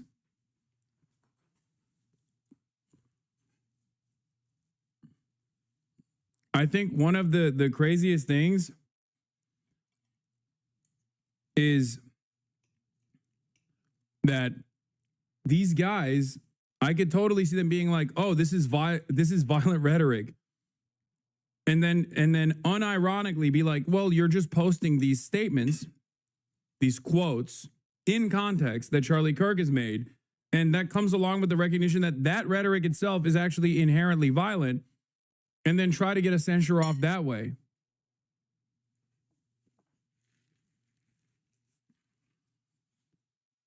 Like, what the fuck are we doing? What are we doing, bro? Anyway, the censure failed. Ilhan Omar also dunked on, where is it? We would love to see you get deported back to Zionism. By the way, while she's doing that, this is the other side of the story. While she's doing this like failed censure motion, she's actually stating, once again, censurable opinions. Like, that statement in and of itself is totally worthy of a censure. It's objectively racist.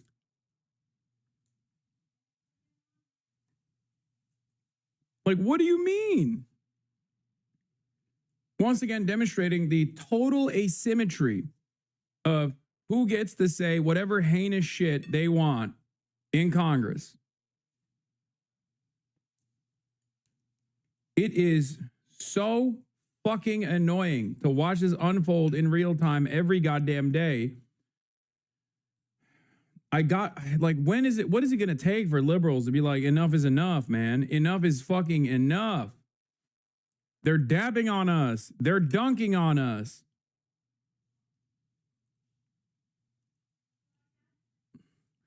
Do you think we, the left, are losing the fight against the conservative narrative about the left being violent? Surely the average person isn't ignorant of that reality. No, they are.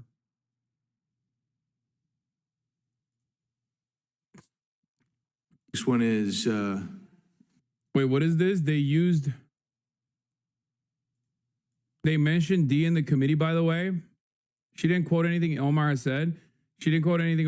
They mentioned Destiny in the committee, by the way, and ignored the statement using the First Amendment. A few weeks before Charlie Kirk was assassinated, CNN runs widely viewed interview with Destiny, describing Charlie Kirk as spawn of Satan.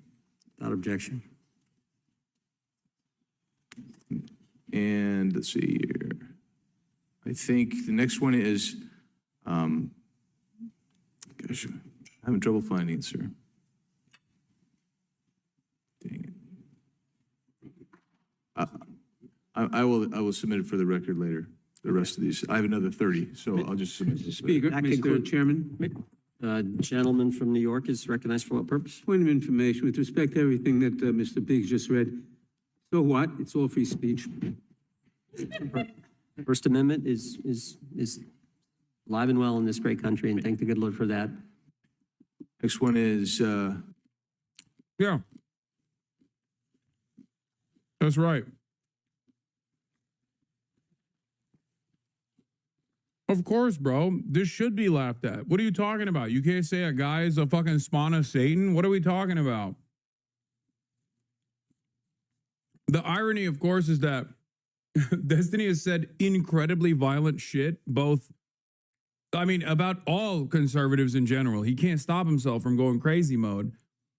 And there are certainly way less defensible quotes, but even then, it's still defensible on First Amendment grounds, okay? What the fuck are we talking about? I say this as someone who hates Destiny. You know this. Half of the fucking, almost all of these like clips out of context are coming from his fucking community. The reason why they're pulling Twitch, most likely, the reason why they're pulling the Twitch CEO or trying to pull the Twitch CEO into this fucking committee hearing is unironically the attempts of Dan fucking Saltman, who has been working with ADL and all these other advocacy groups to try to get this to happen for a very long time. The only dumbass that bid on that was obviously Israel's biggest attack dog, Richie Torres. No one took it sincerely, but finally, he was working with Republicans as well, for the record, on trying to get this done. And finally, he got what he wanted. But it's, of course, ironic because now those very same demons that he used to try to fucking go after me are going after his boy as well. They're going after Sex Pestiny too.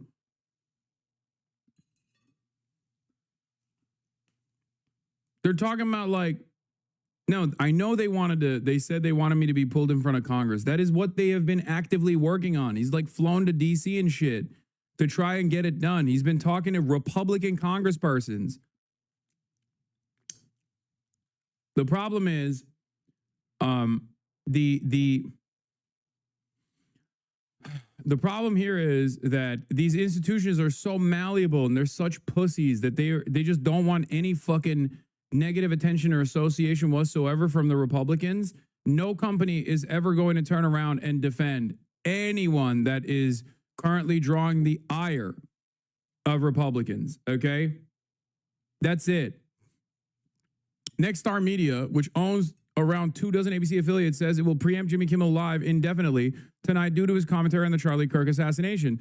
Mr. Kimmel's comments about the death of Mr. Kirk are offensive and insensitive at a critical time in our national political discourse, and we do not believe they reflect the spectrum of opinions, views, or values of local communities in which we are located.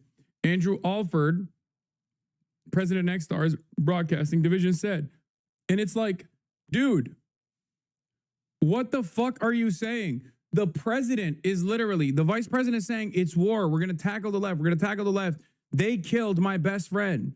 Okay. They're just making shit up, saying that all Democrats and all liberals are going to get fucking destroyed, using Charlie Kirk's assassination to make the case. Meanwhile, the dumb fuck libtards in positions of power, are asleep at the wheel, or I guess they personally don't care. They actually agree with the conservatives. Maybe they're not as liberal as you think they are. These guys don't understand. Fascists will always turn their crosshairs on you, okay? There is no collaboration with fascists. Unless you are a die-hard fascist yourself, you're fucked. Continue to give Mr. Kimmel a broadcast platform in the communities we serve is simply not in the public interest at the current time, and we've made the difficult decision to preempt the show in an effort to let cooler heads prevail as we move towards the resumption of respectful, constructive dialogue. Dog, if you want someone to do a fucking, if you want someone to do a respectful dialogue, like demand the president do so. What are we talking about? Some new lows over the weekend with the MAGA gang desperately trying to characterize this kid who murdered Charlie Kirk as anything other than one of them and doing everything they can to score political points from it. In between the finger pointing, there was grieving. On Friday, the White House flew the flags at half-staff, which got some criticism. But on a human level, you can see how hard the president is taking this. My condolences on the loss of your friend Charlie Kirk. May I ask, sir, personally, how are you holding up over the last day and a half, sir? I think very good. And by the way, right there, you see all the trucks? They've just started construction of the new ballroom. That's what they fucking clapped him over? That's it? Highlighting how little Trump gives a fuck about Charlie Kirk? That's it? It's just like he didn't even make like I thought he made an edgy joke or something. For the White House, which is something they've been trying to get, as you know, for about 150 years. And it's going to be a beauty. Yes. He's at the fourth stage of grief, construction. Demolition, construction. This is not how an adult grieves the murder of someone he called a friend. This is how a 4-year-old mourns a goldfish, okay? Brother.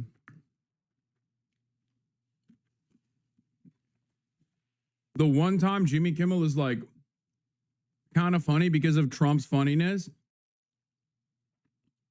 And ABC is caving. ABC yanks Jimmy Kimmel show indefinitely after remarks about Charlie Kirk.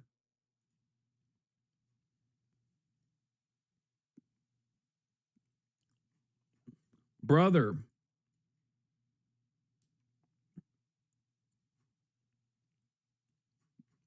This is why I said these guys are going to get extra vicious. They're going to come for everybody. They're going to come for people that conservatives just hate, right? This is their own. This is unironically right-wing cancel culture. But the difference here is that the government is actually leaning into it. Whereas like liberals were not, you know, going around being like, we have to cancel this show or that show. Like, or even if they ever brought it up, nobody really gave a shit, right? Like no right-wing corporation ever gave a shit and was like, yes, that's right. Due to the unimaginable pressure that we're getting from fucking liberal politicians, we're canceling the Milo Yiannopoulos show or whatever.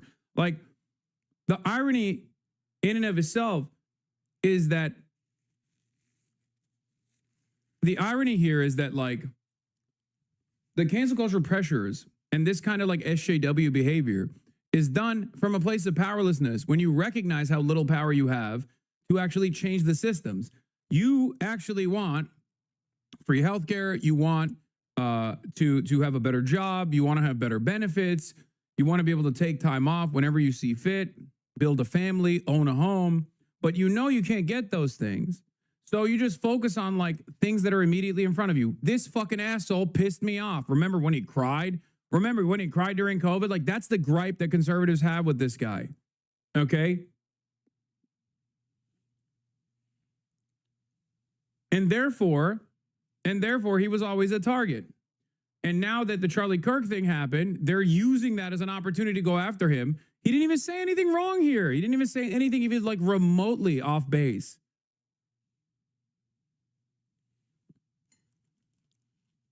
But what's frustrating about this shit is that all of these powerful media organizations are straight up caving and capitulating to dear fucking leader, bro.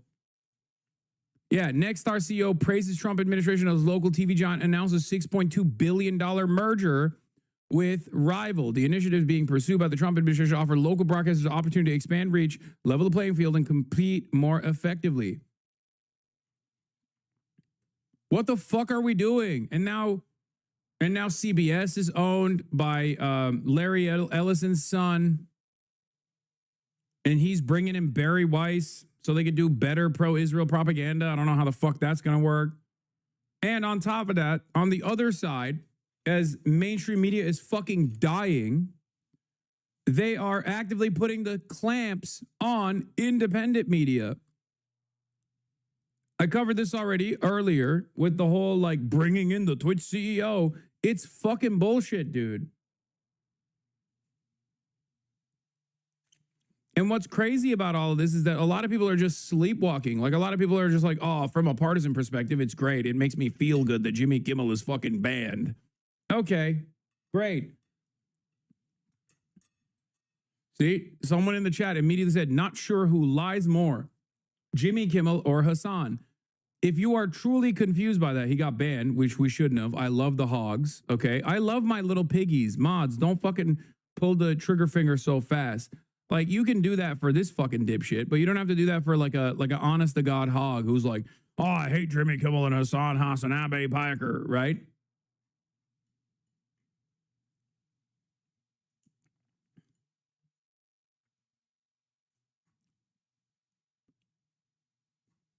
But it's so funny. Dog, at a certain point, you got to realize you are an incredibly small man, an incredibly small-minded, narrow-minded person. If you think this is going to improve your life in any meaningful capacity, I tweeted about this earlier. Someone was like, oh, yeah, it's over. Oh, Hassan Piker might be gone. This guy's so excited, right? Comrade Stump. I said, imagine how narrow your worldview is that you think a Twitch streamer being deplatformed at the direction of the free speech, anti-cancel culture administration after 2 years of Zionist organizations demanding it happen is somehow going to improve your life. Do you see?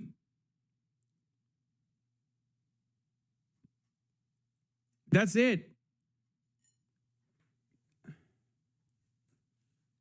Like, if given the option of free healthcare and then Ben Shapiro and everybody else gets to fucking maintain their platform, or no free healthcare, but they get deplatformed, I wouldn't give a fuck about deplatforming those guys. What are you talking about?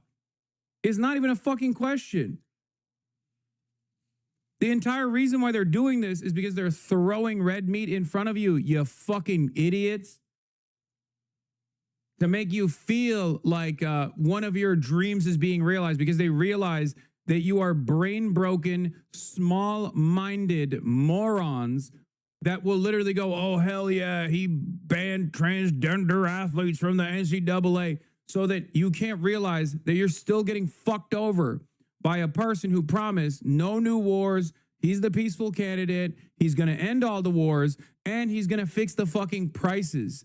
None of that has happened. That's what he won on. He won a narrow victory over that. People have been running around making it seem like this is a Reagan-style sweep. After a year and a half of negative real wage growth that was experienced, is unprecedented under the Biden administration, and dumb fucks don't even understand that they are not getting their wishes. But it's making them feel like they are, because Jimmy Kimmel got banned. Like, you're a fucking loser, brother. I'm sorry. I don't give a shit about Jimmy Kimmel, okay? Who gives a fuck about Jimmy Kimmel? But, like, if you think that this improves your life in any capacity, you are a huge pussy, okay? You are a ginormous pussy and a fucking loser. You have nothing going on in your life.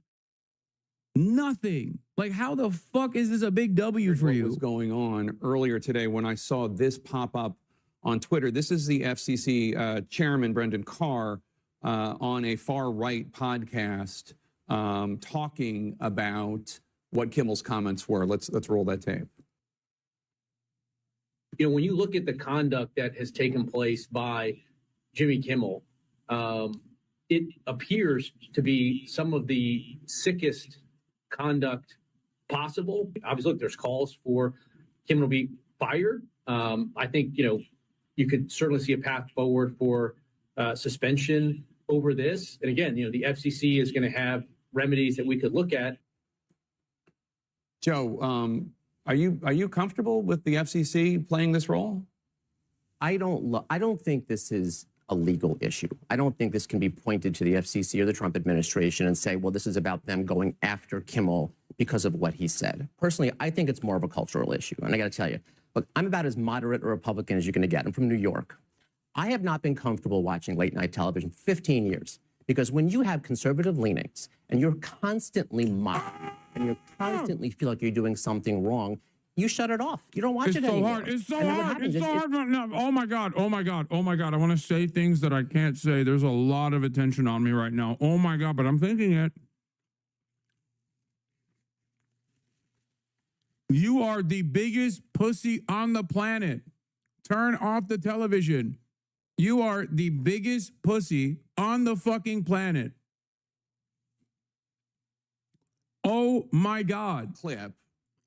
This is so much worse than the most gender fluid, septum piercing having, turf bang having, multicolored haired college freshman with a philosophy degree could ever come up with. Like, this is literally like, I can't watch television because my feelings are hurt. Are you fucking kidding me? Turn off the TV.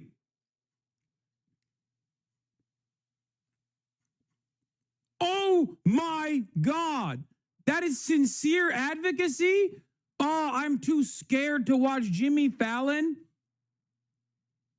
I can't say anything because I'm worried that motherfuckers are going to be like, who needs to go banned? But I cannot comprehend how big of a pussy one is to not even feel a sense of shame to say that out loud on national television. Oh my God. Executive branch officials. I don't have to respond to Congress, that kind of thing. He's fighting that out in the court. We've seen that before.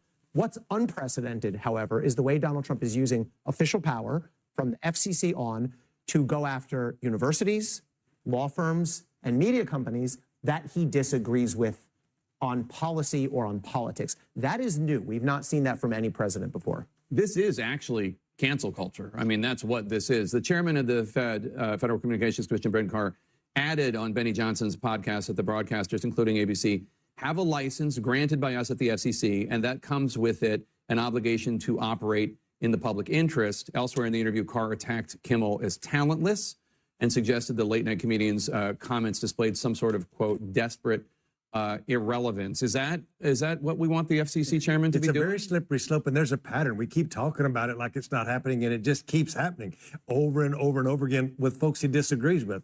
I'm a Democrat. I'll say what happened to Charlie Kirk is disgusting. We should have a court. If he did it, he should be prosecuted to every extent of the law. We shouldn't have to say that. That's just common sense. But we also should say the First Amendment matters to everybody, whether they agree or they disagree. And I just think that what we're going through right now is unprecedented. It's unseemly. And I think that it's really getting out of hand because it's just happening more and more and more with folks who disagree.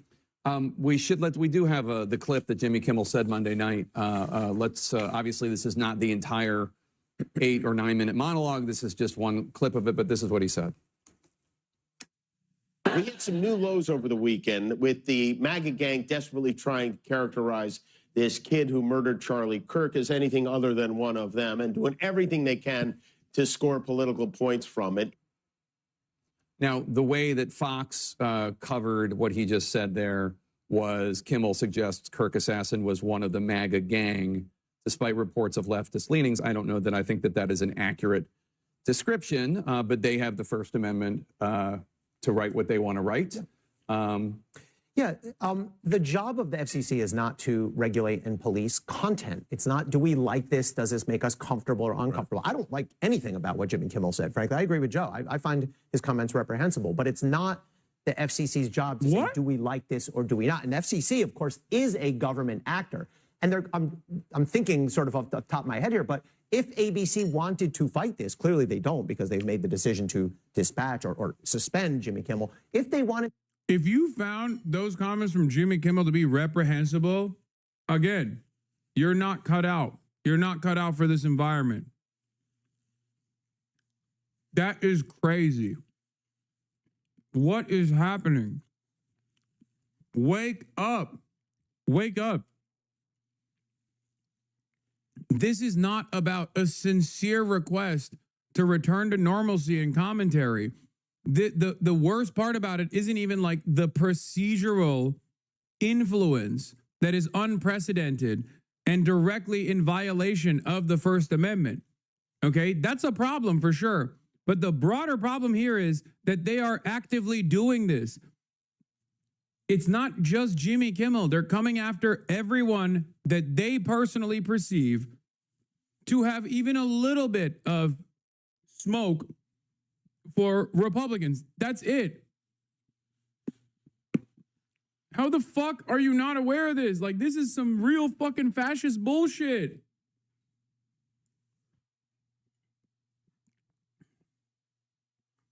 If you think those comments about Charlie Kirk are reprehensible, just listen to Charlie Kirk once or twice and let's see what you think about his takes then. I think the point is, though, that, again, when you alienate a part of the population who at some point just stops watching, then you have no incentive to keep whatever left of that audience there is. And then, it just kind of goes down the drain. Let me ask you a question, Joe. Do you think that we are holding late-night comedians to a standard for speech and decency that we do not hold our elected leaders, including the President of the United States, to? I guess who's we? I mean, you're talking about audience watchers or citizens? The American people, the government of the United States as of now. Are we demanding that our late-night comedians behave in a more upright and more conciliatory and sensitive way than we demand that our president act?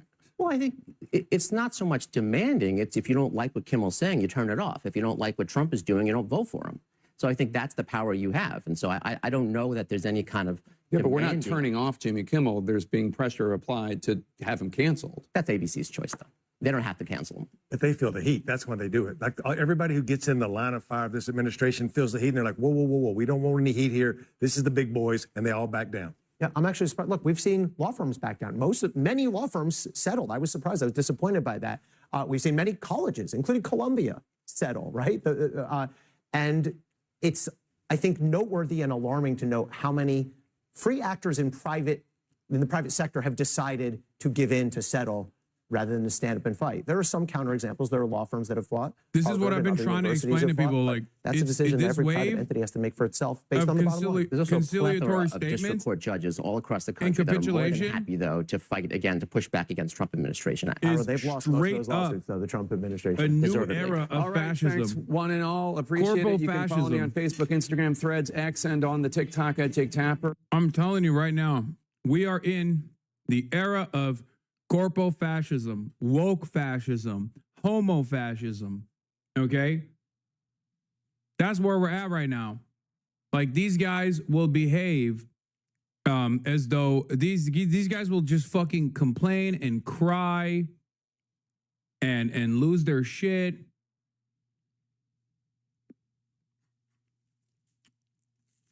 Really shocking news just breaking here Unbelievable. tonight. As the FBI director today was accused of an Epstein cover-up, Kash Patel repeatedly testifying he can't release the documents. Reports, though, have said otherwise, as Trump tonight is facing protests and questions about Epstein, even on his trip to London. And tonight, a sheriff's warning to Tyler Robinson's romantic partner, the sheriff telling friends and family of Charlie Kirk's alleged killer to, quote, lay low. That sheriff is my guest. Let's go out front. And good evening, I'm Erin Burnett, and out front tonight, we do begin with this very late-breaking news. Jimmy Kimmel's late-night talk show has been pulled off the air indefinitely. Pulled off the air indefinitely. ABC is just making this announcement about Jimmy Kimmel Live, just hours after the Trump-aligned chairman of the FCC went on a podcast threatening to take action against ABC and its parent, Disney, about Jimmy Kimmel. Specifically, over these comments by Jimmy Kimmel 2 nights ago. What Jimmy Kimmel did, I'm going to play it for you, but I'll tell you what he did. He suggested that the suspected killer of Charlie Kirk might have been a pro-Trump Republican. We hit some new lows over the weekend with the MAGA gang desperately trying to characterize. Bro, one of ours isn't even Jimmy Kimmel's assessment. It's the fucking governor of Utah, Spencer Cox's own statement, by the way. Of course, he didn't celebrate it. Like, that's literally like that. So it's not even out of pocket to say one of ours. Okay?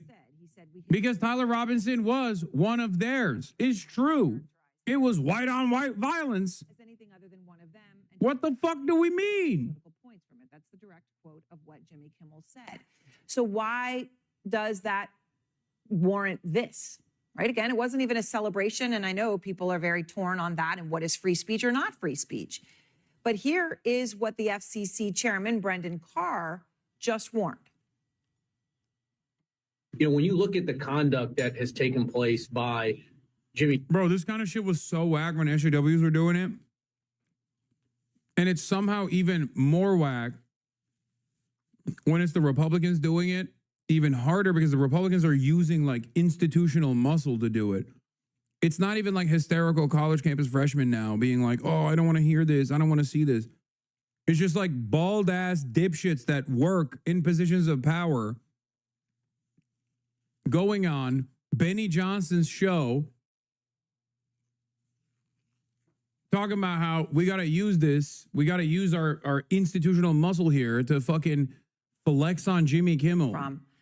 What's happening with Kimmel's show, though, comes in the context, of course, of the Late Show with Stephen Colbert. CBS announced it was canceling that. Colbert was a longtime and vocal critic of President Trump. Ari Cohen has become like that this was due to financial reasons. One of the goats, dude. Like low key.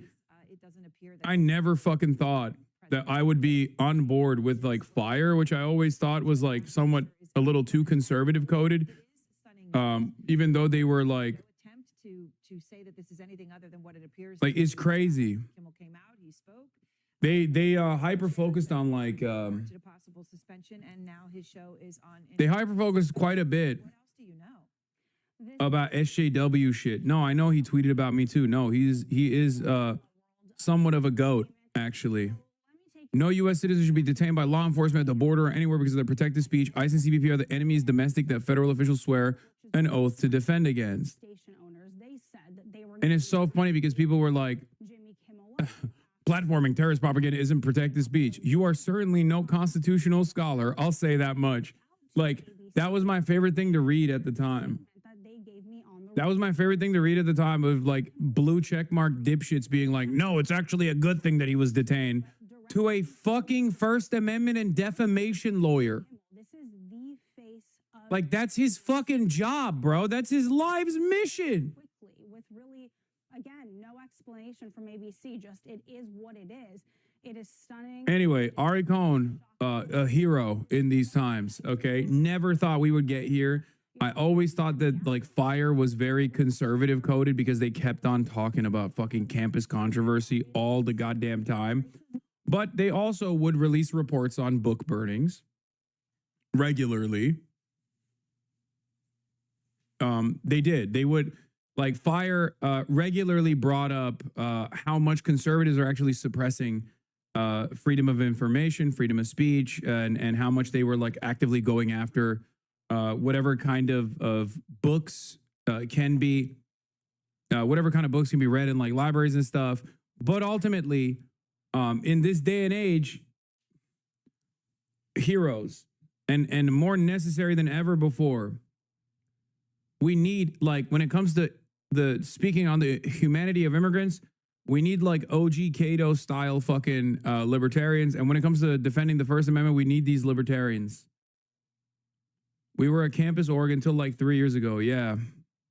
Ari Hive, I worked there, lol. We were a campus org until, yeah, but like, it just focused way too much on how fucking annoying SJWs are on college campuses. Like, that was his entire purpose. But like, it's very clear that they're moving on to bigger and better things because their needs, there is a tremendous need here for them to work.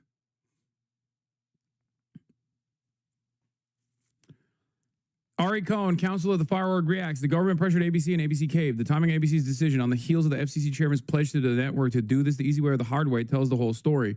Another media outlet withered under government pressure, ensuring that the administration will continue to extort an exact retribution on broadcasters and publishers who criticize it.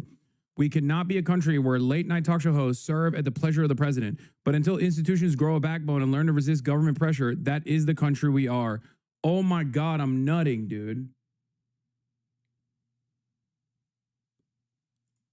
That's my goat, Ari. Please save me. Ari, save me, Ari. What do you think of Jimmy Kimmel? It doesn't matter, okay? For all intents and purposes, I am Jimmy Kimmel's most loyal servant. I am his fucking Fedayeen going forward, okay? I don't give a fuck about Jimmy Kimmel until this very moment. Now he's my goat. Do you understand? Because what is going on here is far more consequential than my own personal distaste for like Jimmy Kimmel's jokes or whatever, okay? What's going on here is this administration playing out its agenda of suppressing whatever they see fit, okay? Not even just dissent at this point.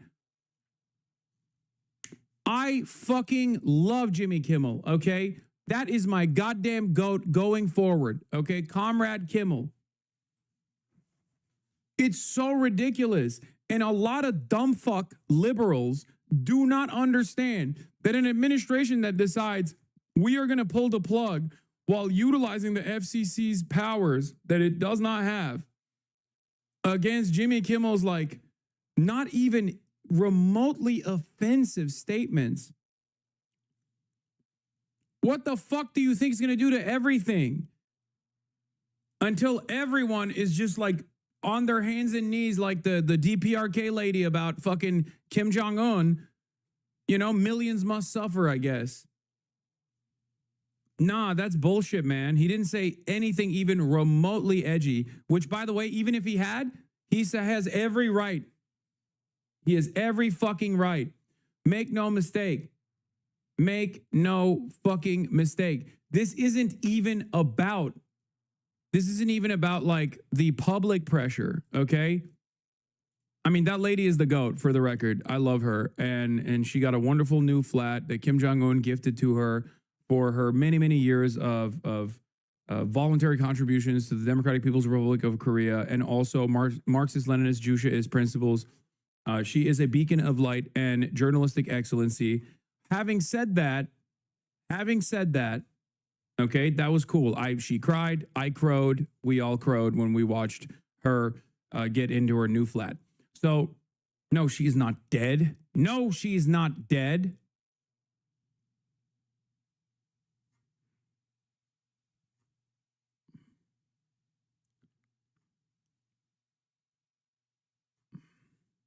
How dare you? Stop. Don't do jokes. Normies are watching. Jokes. Excuse me. I'm telling you, man, this shit is fucked. This shit is fucked. How can people not realize it? I mean, I know you guys realize it because I have been ringing the alarm bells on this shit nonstop. And I've spoken to every fucking media outlet that will have me speak on it. But I still think a lot of liberals don't get it. They just do not understand what's going on. They're fucking sleepwalking. Okay? They are sleepwalking, dude. This is not about Jimmy Kimmel. This is not about his statements. This is about how much this government wants to enforce its power over major media corporations and how much major media corporations are fucking capitulating to it. This is the same with Amazon and Twitch as well. Obviously, it's coming for me too directly, as I told you. All right. What the hell are we doing, man? What the fuck is going on? This is ridiculous, Elizabeth, dude. it also comes in the context of, I mean, I mentioned Colbert, right? And now we're talking about Kimmel. But you have Trump talking about lawsuits that settled in his favor by news organizations. Yesterday, making it clear, not only does he add all of that into this, his victories, but also that he wants to go after others. Here was the exchange as he's on his way to England that he had with ABC News, longtime, top of the top ABC News White House correspondent, Jonathan Karl. I'll play it. We'll probably go after people like you because you treat me so unfairly. It's hate. You have a lot of hate in your heart. Maybe they'll come after ABC. He was talking about free speech there. I mean, Elizabeth, where does this all lead, right? I mean, this is, I understand we were in a domino situation, but this one is seismic. This is seismic. And if you had told me a few weeks ago that Stephen Colbert show was no longer going to exist, I would have said you're crazy. If you had told me yesterday or an hour ago that Jimmy Kimmel Live was going to be pulled off the air indefinitely, I would have said, in no world is that going to happen. So we are really in unprecedented times. And trust me, the people at ABC did not want to pull Jimmy Kimmel Live. Oh my God, bro. No, it's not. Like, the strangeness of this is not that, oh my God, I can't believe it, that Jimmy Kimmel got pulled off the air. The fact, the way it got pulled off the air is the fucked up part. It's government intervention. Hello? Wake up. And not only is it government intervention, it's government intervention and capitulation by corporations to fascist to fascist demands, no matter how fucking stupid they are. No. This is really fucked. This is insane, brother.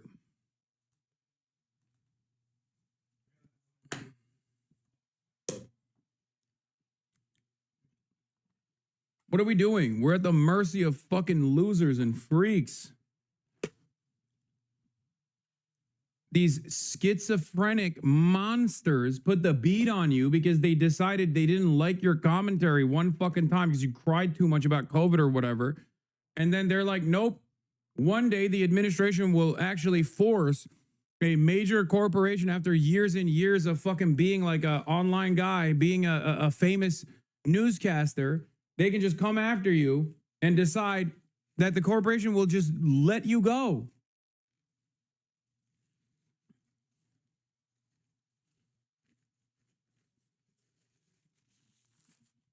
This is the most snowflake, fucked up SJW style shit I've ever seen in my life, dude.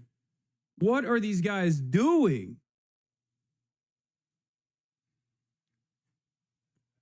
You know, the show would have been taping within the next hour. So people would be there. Yes, this is very abrupt, very abrupt.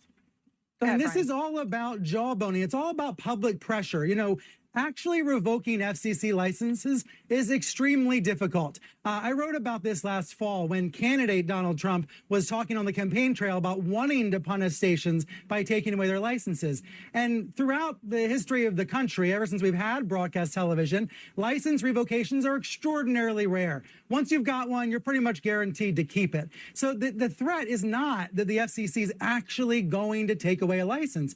It's about the public noise. It's about the shame and embarrassment. It's about Brendan Carr going on podcasts and embarrassing ABC. You know, there's a term for this. It's jawboning, and that's what we've seen happen today in a very real way. Trump vowed retribution on the campaign trail, and he's getting it. He's getting it against entertainers and comedians. But Aaron, for every reaction, there is a counter reaction. Stephen Colbert has already been joking about getting hired somewhere else. Those jokes mask a very real intention, right? Where will he get picked up instead? If Kimmel parts ways with ABC, and again, Bill, correct me if I'm wrong, I think Kimmel's contract is coming due soon. Kimmel will probably end up somewhere else. And if big, old-fashioned mainstream media companies don't have the guts to employ these people, then we're going to see startups start to flourish. You know, we talk about the Substack era with people launching newsletters and live streams on YouTube. We're going to see more of that if these old-fashioned media companies can't stand a little bit of pressure from the president. Yeah, well, I mean, but it is stunning to see such a thing happen and to show this world that we're living in. Van Jones is joining me now on the phone. So, Van, you know, all of a sudden you see this headline, Jimmy Kimmel put on hold indefinitely by ABC News after the head of the FCC goes on a far-right podcast and says we can do this the easy way or the hard way. Like, understand something here, okay? The response from this company is supposed to be, oh, yeah? Try me, suck my fucking cock, okay? What are you talking about? Where's your fucking backbone? What the fuck do you mean you're going to fold to the Trump administration and the FCC being like, sorry, we're taking away your broadcasting license? Suck my dick, dude. Suck my fucking dick. That is what the response should be. That is what the fucking response should be. What are we doing? What are we doing? I cannot believe it, dude. Wait, what? Oh my God. Okay, thank you. Oh my God. I'm so mad. I'm so mad. It has nothing to do with Jimmy Kimmel. I do not give a fuck about his comedy or his humor. It just adds insult to injury from my assessment, from where I'm standing. The very fact that he was like funny for the first fucking time. And not only was he funny on this bit, it wasn't even remotely offensive. The notion that this is like the worst part about this, in my opinion, is not just the administration that's being like, oh, we're going to fucking threaten you with government power. Okay. That is an interference on free speech. That's bullshit. That's a violation of free speech. That's not just cancel culture. There's a violation of free speech. In the past, Donald Trump would say, oh, I don't like the way you're presenting me. Okay. You would go, tough titties, bitch. It doesn't fucking matter. Who gives a fuck? Now, when Donald Trump says, I don't like the way you're presenting me, and companies go, oh my God, I'm so scared, instead of trying to fight back, we arrive at this situation where like the more they get, the more people cave, the more companies cave, the more they give an inch. These guys will take a fucking mile. What are we doing? Liberals, defend something, anything. Defend liberalism. Defend the First Amendment. What are we fucking doing? At this point, I see this as enabling the administration because that's precisely what this is. You are enabling this administration. The chair of the FCC explicitly threatened them, specifically the affiliates, hours before they made the decision. The president has said he wants Kimmel and Colbert off the air. Gidiyor musunuz? Okay, bekle bir dakika, dur geliyorum. Bir saniye, gel öpeyim. Honestly, pretty stunned. I mean, what happened with Stephen Colbert, what's happening right now with Jimmy Kimmel, this cannot be a pattern in the United States. We've got to stand up and allow the media to be independent. Well, it is unfortunately a pattern now. We're gonna queue up again in just a second what Brendan Carr, the FCC chair, said on that far right, that right-wing podcast earlier today. But first, just because you made the point, Congressman, that what Jimmy Kimmel said was not celebratory or hateful hate speech, which it wasn't. And again, I will make the point that there are some, including people like Ted Cruz, who came out yesterday and said even that speech is protected in the United States. So I'm not trying to put up that would be some sort of an excuse. I am just pointing out that's not what he said. I want to play again for anyone just joining to understand what it was that Jimmy Kimmel said that prompted the FCC chair to say, we could do this the easy or the hard way. Here's Jimmy Kimmel. We had some new lows over the weekend with the MAGA gang desperately trying to characterize this kid who murdered Charlie Kirk as anything other than one of them and doing everything they can to score political points from it. Now, Congressman, I'm just going to take a step back and say, after January 6th, you had, many on the right saying, no, it's an act, it's Antifa, right? These speculations about who's to blame for what, and it's not what it looks like, they are everywhere on every horrible act, okay? And Jimmy Kimmel just came out and put that in his monologue. I think anybody would say that's obviously not hate speech, but obviously people on the right, Brendan Carr, didn't like it. When you see that Jimmy Kimmel is gone because of that, does that even hit harder home to you? Look, I'm honestly, this is very concerning. I think first, Jimmy Kimmel is a late night host. He's a comedian. We have the First Amendment in this country. Folks have the right to say what's on their minds, and certainly in a monologue on a late night show. And I think anyone that's going to listen and watch that clip, I mean, it's pretty clear that this is a direct attack on free speech. And it's one thing for all of us to unite and talk about political violence and denouncing political violence. It's another now to target people who you may not agree their opinion with or that you don't like what they have to say. What's happening right now in these attacks on universities, attacks on people in their job because we don't like what they say or we're policing every word. This is an extreme example now and another direct attack on the media. And I think one thing is important to be said at this moment. Yeah. Donald Trump has been, in a systematic way, attacking the media, causing harm, impacting the way people believe and interact with news gathering, what people are saying. And he continues and continues to tear media and media institutions down. That overall will harm our country. It's going to harm our world. People need to be able to trust the media. And what this ABC's actions here at this moment, I think we have a lot of questions about what happened. So is there anything Congress can do about it? The FCC chair goes out on a podcast. He says, do it or else. It gets done. Is there anything you can do? You're the top Democrat on the Oversight Committee.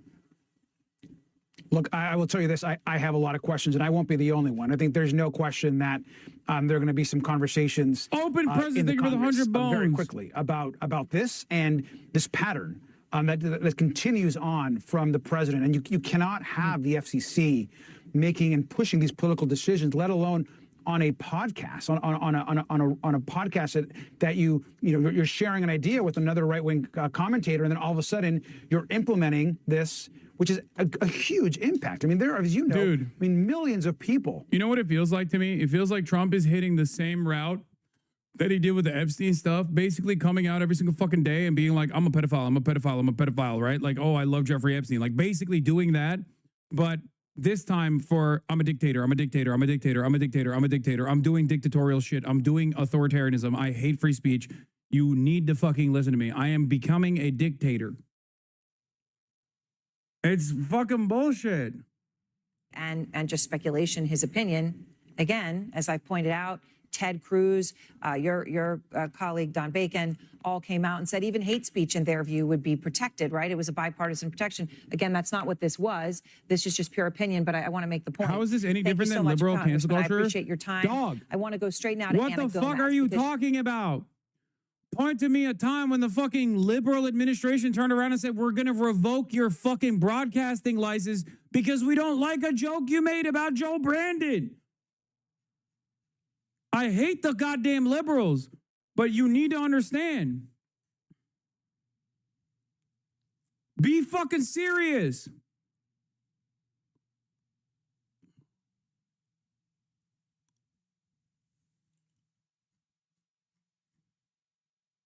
This isn't a bunch of like conservatives organically getting together and getting offended and then demanding that ABC cancel Jimmy Kimmel. They've done that already. They've done that. It didn't work.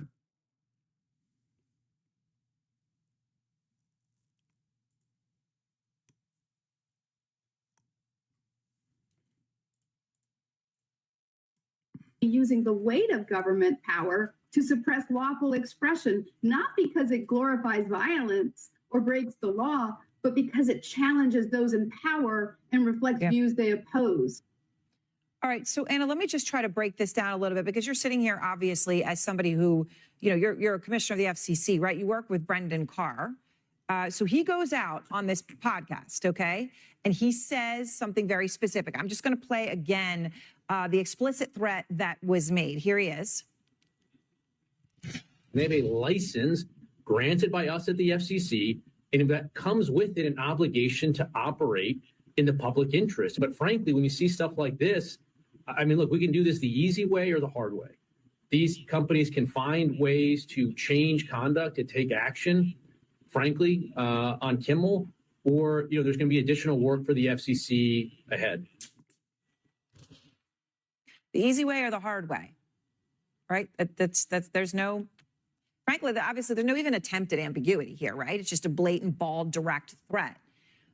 What do you say to that? What do you say to Brendan Carr? I mean, he's your colleague. You guys are on the FCC together. You work with him. He went out and said this. So I think we really need to make very clear that the First Amendment does not allow us, the FCC, to tell broadcasters what they can broadcast. Personally, I'd rather not speak ill of the dead, but I understand Jimmy Kimmel is a satirist and a comedian. I saw the clip. He did not make any unfounded claims, but he did make a joke, one that others may even find crude. But that is neither illegal nor grounds for companies to capitulate to this administration in ways that violate the First Amendment. And we must be careful not to allow the government to punish critics simply because of content. This sets a dangerous new precedent, and companies must stand firm against any efforts to trade away First Amendment freedoms. So Anna, when Brendan Carr goes out and said the FCC, you know, that we can do this the easy way or the hard way, and talks about revoking broadcast licenses, okay? For people out there who don't understand the machinations of the FCC and exactly how it works, if ABC had not caved and had kept Jimmy Kimmel on the air, and Brendan Carr went ahead and actually went forward to do this, to try to revoke a broadcast license for ABC, goes to the FCC, you're a sitting member, you are there are others. What actually would happen? So the FCC does not have the ability to revoke licenses just because we don't like what is being said on a particular broadcast, especially by a satirist like Jimmy Kimmel. So I don't think this commission could have legally revoked a license based on this particular episode. What we keep hearing by this administration is that broadcasters have to serve the public interest. And it's undefined what we mean by the public interest. It is true that we have a public interest obligation to serve communities, but it doesn't mean that anything we don't like is against the public interest. And what I think we need to do as a commission is we need to issue a rulemaking where we say, here is specifically what we mean by serving the public interest. Because just saying it's against the public interest because we don't like particular content is not enough. And I think it's very important to note, we don't have, I'm sorry, we don't have an exception to the, no, I was going to say, we don't have an exception to the First Amendment for broadcast licensees. They are still protected by our First Amendment, and free expression is non-negotiable. It marks the line between freedom and By the way, as far as I've seen, they're not even mad at the Trump part of what Kimmel said. They're mad at him for saying the shooter might be right-wing. Fuck them. They do not get to decide who stays on air and who doesn't for whatever fucking jokes that they're making or whatever statements that they're making. They can suck my cock, okay? That is fucking bullshit. That's bullshit, dude. I cannot believe it. I can't believe that this is what we're doing, man. This is what we're doing. Are we fucking for real? Are we serious right now? Is this what's going on?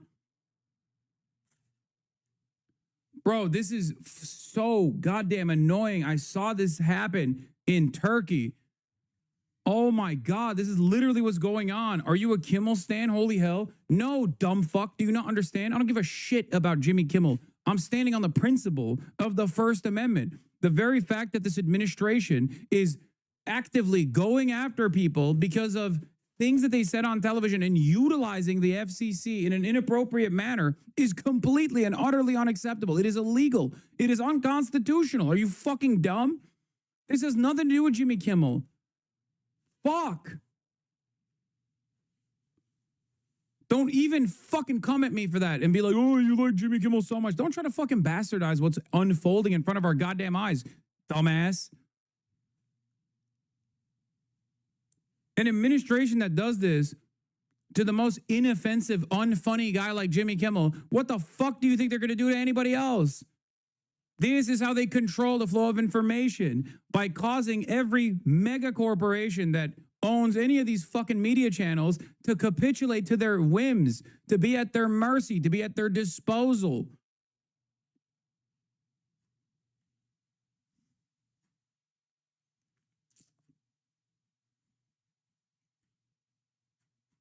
You don't have to be a fan of Jimmy Kimmel to be a fan of the First Amendment.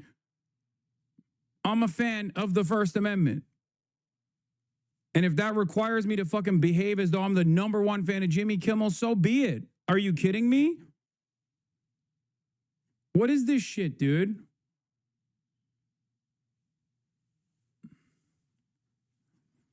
We are Turkifying this stupid fucking country at an alarming rate. What resources does he have? Can he sue the FCC or ABC? I mean, Jimmy Kimmel now has beef with ABC most likely, but what ABC should have done from the start was to straight up say, suck my dick to the FCC. Because if you don't do that, they are going to keep doing this. They're going to keep eroding. They're going to keep testing out the limits, the public appetite.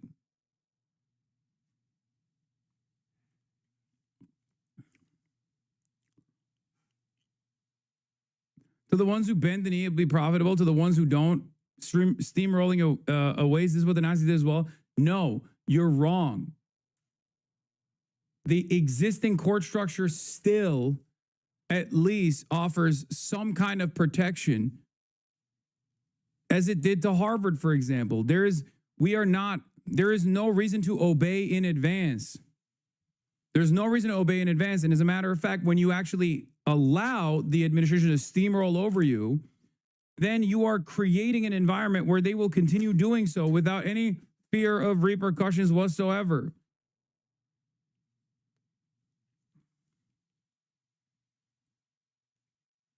Only when they realize that there is a lot of smoke for this shit, only then can you potentially stop what is coming. Okay? How ridiculous, how incredible, how insane.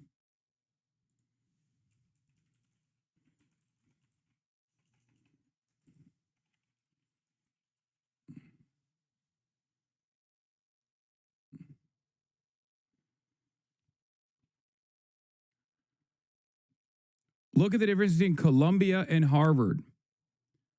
Columbia caved and they got owned. Okay? Harvard didn't and they won. There is no reason, at this point, there is no reason to obey in advance. There is no reason to obey in advance. Because when you do, you're creating the environment. You are creating the environment, the landscape for the administration to get a little bit of a taste of this kind of cancel culture with no pushback whatsoever, and they're going to only escalate. Nice Bathroom says, imagine going down for one Kirk comment, but championing a genocide for years doesn't get a peep. Of course. But those two things are in line with one another.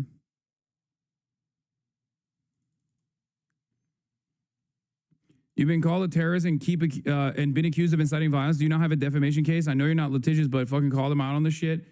No, because defamation is a little bit different. The First Amendment is broadly defended. People like it, okay? People like it quite a bit. A major mega corporation engaging in a First Amendment defense against the FCC for this kind of erroneous pursuit is very different than like a public figure going after other public figures for defamation, okay? Especially defamation that pertains to like my foreign policy perspective. You know what I mean? That's like in a country that is as Islamophobic as this one, right? Think. I can't stand this, man. I'm so frustrated. This is really bad. Obviously, it's also extra bad because like I myself am in the crosshairs of this administration, so I do feel a sense of closeness to what's happening here because I see it. I see that it's imminent. Okay? And I am going to read this new article that came out from Ali Breland. The Proud Boys love cancel culture now. Inside the far-right network that is working to get people fired for what they say about Charlie Kirk. Okay? I didn't want to leak this. I gave some quotes to Ali about this last night, but he informed me that the Proud Boys, when he was interviewing me for this, in order to get a quote from me, he informed me that the Proud Boys are actually actively coming after me. Okay? And that they have been looking for anything and everything they can, alongside many of these other conservative groups, obviously. It's just funny because it's the Proud Boys, right? Like they did January 6th. But apparently they are looking for anything and everything they can in my background to get me deplatformed, which is really funny because like when you say the Proud Boys are coming after me, one would assume they're trying to like violently and physically apprehend me and kill me or something. No, they're using their, instead of their trigger fingers, they're using their Twitter fingers, okay? When Enrique Tarrio picked up the phone, the first thing he wanted me to know was that he was pushing through a 4-day hangover. This was on Monday, and he had just returned to Miami from Westfest, an annual pilgrimage to Las Vegas in which Proud Boys from around the country gather for hard drinking and general debauchery. Basically a frat party, he said. But with that out of his system, Tarrio, who has long been one of the far-right group's key leaders, found himself stirred by a more pressing preoccupation: all the people he wants to get fired. Over the past several days, Tarrio told me, has activated an extremely effective network of Proud Boys to scour the social web, find posts celebrating the assassination of Charlie Kirk, identify the individuals involved, and persuade their employers to fire them. Oh, God, they are fucking soy boys, dude. Such pussies. Oh, my Lord. Fed activity.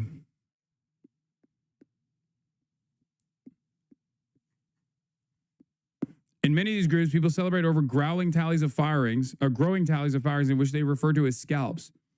He told me. It's funny because this was a tactic that was used on us from 2017 forward. We got deplatformed, debanked. He told me it sucked for us. I always said I wouldn't do it back to anybody, but since then, I've been incarcerated for something I didn't do, Tarrio said, referring to his conviction of seditious conspiracy for his role at the Capitol insurrection. Yeah.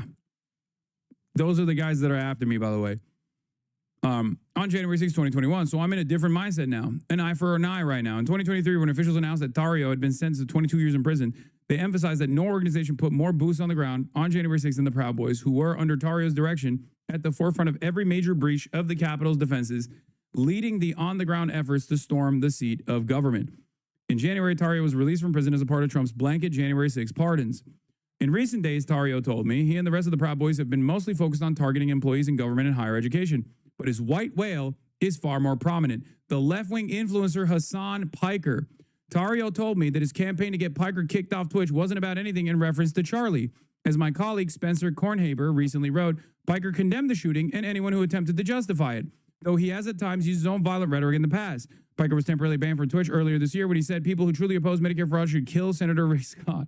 Still, okay, come on, Ollie. I gave you the full quote. Jesus Christ. I guess, it's fine for brevity. Still, Tarrio seemed to sense that the post-assassination cultural climate would be friendly to an attempt to go after Piker. I was banned from Twitch, he told me, and I didn't say half the shit he did. Tarrio told me that he and the other Proud Boys have teamed up in a group chat with other right-wingers who all want Piker to get kicked off Twitch by running a bigger and more sustained version of the other active mass firing campaign. They have been circulating Piker's past controversial statements to companies that advertise on Twitch in an attempt to pressure the streaming platform, he told me. Which, of course, is something that I worked on, or is something that I've been dealing with for the past 2 years. Once again, not exactly sure if Ollie put that in the article when he asked me, but I did talk specifically about Destiny and Dan Saltman's attempts to do this exact same thing over Israel. Okay? So I've been dealing with this for the past fucking 2 years, from Ethan Klein, from Destiny, from Dan Saltman, and numerous other right-wing groups that are now also involved. What the fuck do I do? Asmongold is another dipshit that is also engaged in this.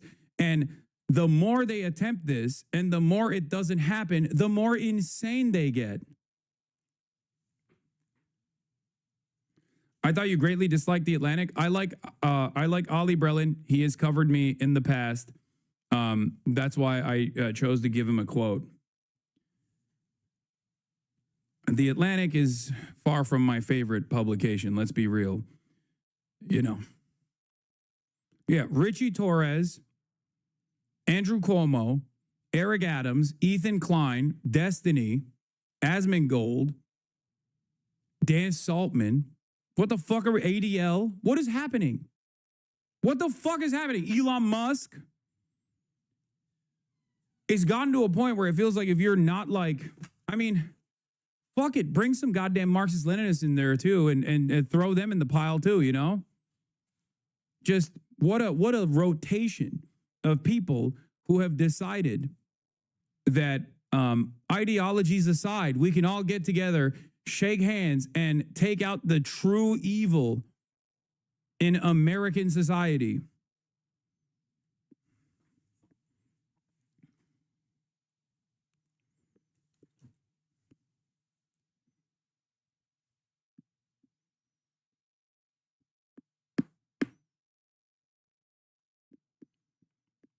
Yeah. Remember when you were called controlled opposition? Yeah, that's why I laugh at dumb fucks who are like,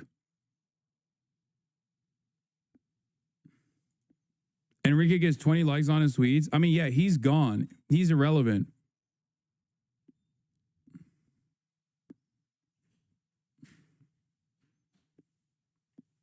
It's not him personally that's doing this.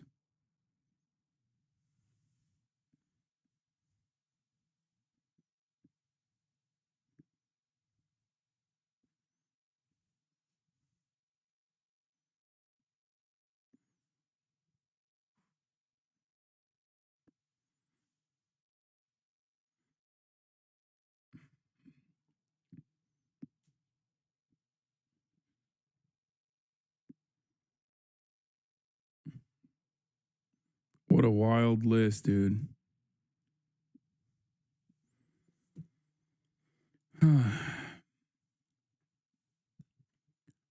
It's fucking Hassan derangement syndrome. Don't you think it's not worth it to still fighting? What?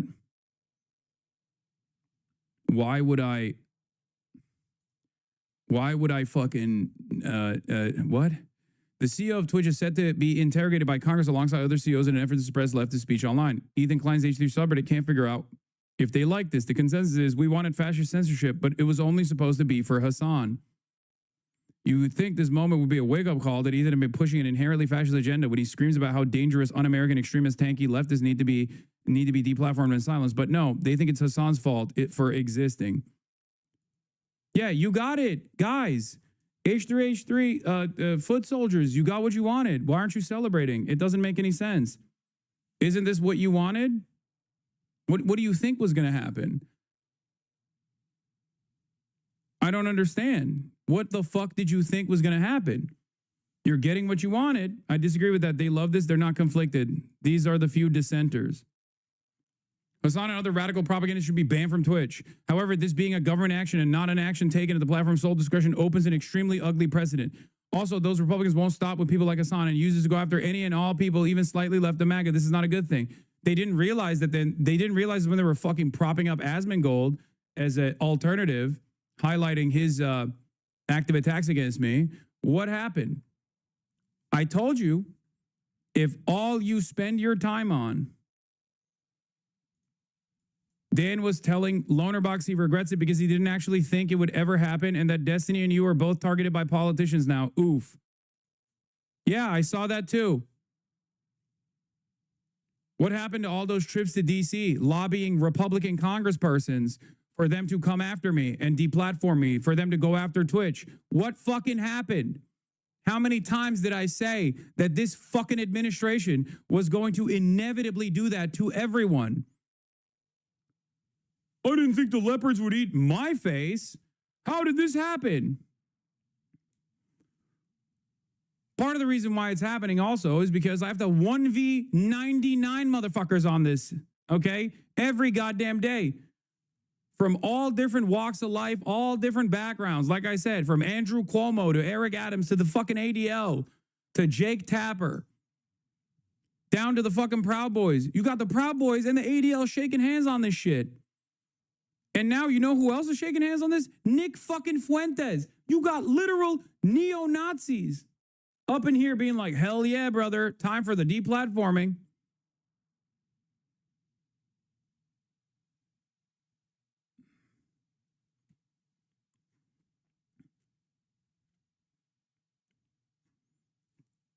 McCarthyism is here.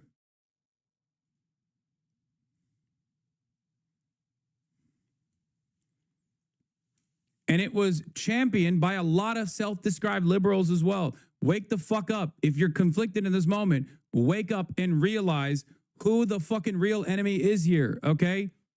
Jesus Christ. I have, in spite of the unimaginable amount of fucking resentment that has come from all of these different like self-described liberal places, have not once even shied away from openly admitting who the real problem is.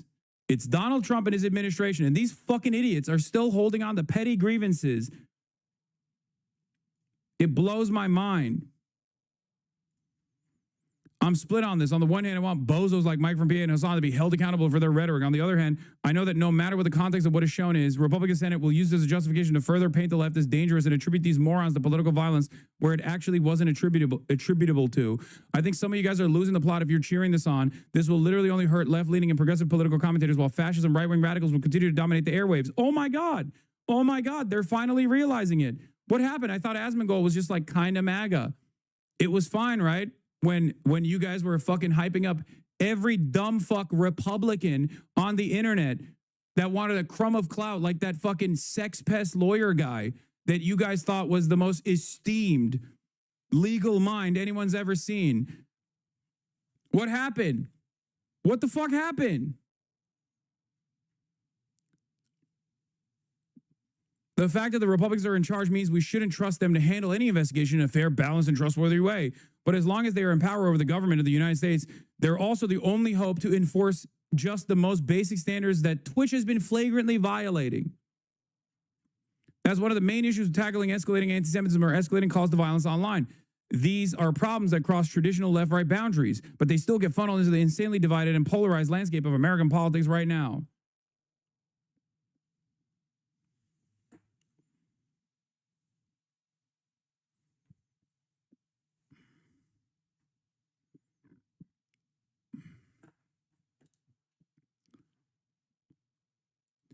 Yeah. Dan Saltman just told Hassan Piker he played no role in lobbying Congress to enact censorship on Twitch. Here's Dan Saltman talking to Loomer Box about how he set up a meeting with multiple Republican congressmen to talk about cracking down on Twitch. I am not sure if Hassan is trying to blame myself or, in parentheses, Jews for this, but for clarity's sake, I have not talked, emailed, or DM'd, or had any communication with anyone involved with this, directly or indirectly. They chose to investigate Twitch all by themselves. I had no idea this was coming, or even in the works, until it hit the news. You want to talk about the mission? What's your progress going forward with Twitch? In comparison now, I have congressional meeting set up. Okay, but that's like with more than one dude. Republicans, obviously, shifted. What's a congressional meeting? Oh, you're such a big. Well, I guess it's when they're with multiple congressmen, and it's like a fact-finding mission for them, where they go and they. Oh, stop the video. Sorry. Really super hard right now. Okay. All right. So a congressional video is where not a congressional video. A congressional meeting is where there's multiple of them, and they have their aides with them, their chiefs of staffs with them. And then they're trying to find out, like, okay, explain this to us, everything from start to finish. And they're taking notes, and then they're issuing subpoenas and shit like that after that, based on the information of what you give. What would you like to talk about? You want to talk about the mission? What's your progress going forward? What happened? What the fuck did you think was going to happen, you obsessive pervert? The only reason why they're feeling the stress right now is because the very same people that they thought that they could align with are now coming after Sex Pestany. You understand that, right?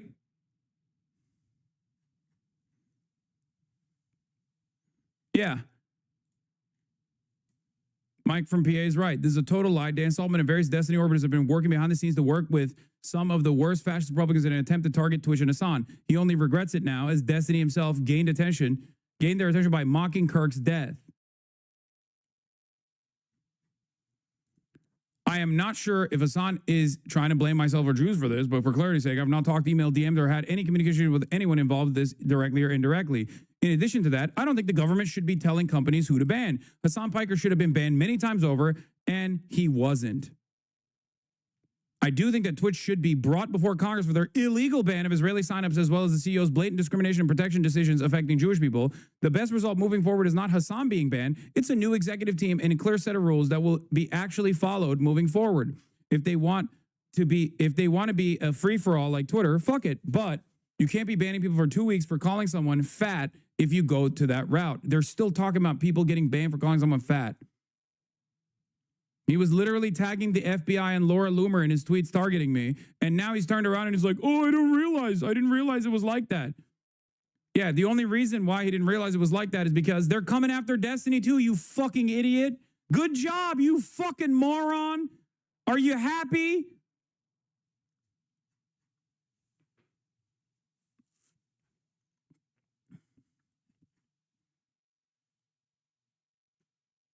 Amazing. This is why you don't ally with fascists. You don't align with fascists. You lie with pigs and you get covered in shit, okay? Very different attitude right now on this issue than he had earlier in the day, even when he first actually fucking talked about how awesome it was, how much he celebrated. Didn't this fucking asshole also post the congressional order to have Dan Clancy, the fucking Twitch CEO, appear in front of Congress? He was celebrating it a couple hours ago. Only when he realized that it's like Destiny's in the crosshairs too, does he turn around and he's like, oh, I didn't want this to happen, actually.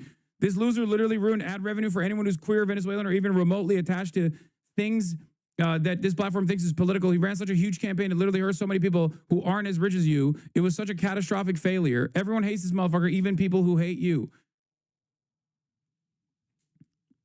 Yeah, there's a reason why, like, the FaZe K song, for example, lost his revenue at the time because Twitch was like, oh shit, if anything is political, if anyone is even affiliated with a country that is considered a part of the foreign terrorist watch list, and Kaysan is Iranian and had Iranian as a tag, he lost his fucking revenue.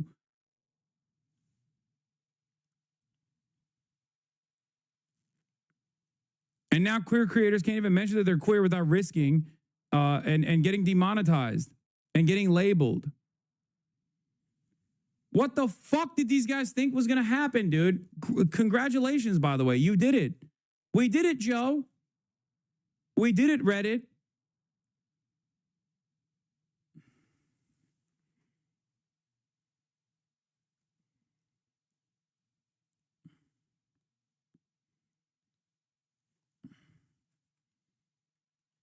And it's so crazy because, like, this is the most foreseeable consequence. And guess what? I warned about this non-fucking stop. I warned about this over and over again. Nobody wanted to listen to me. Philip DeFranco didn't want to cover it. All these apolitical fucking slop tubers also didn't want to cover it either. What will it take for people to realize that this was an incredibly dangerous game to play? Yes, these guys fucking hate me, okay? These guys fucking hate me for Israel. And he doesn't even give a shit about Israel all that much. I think he just like literally hates me because destiny hates me. No, Philip DeFranco didn't refuse to cover it. I'm just saying, like, this is the type of shit that normally Philip DeFranco would cover. But he didn't. Nobody covered it. While it was happening, nobody actually applied any sort of internal pressure from the commentary sphere. And look at where we're at. We fucked around and we're all collectively finding the fuck out.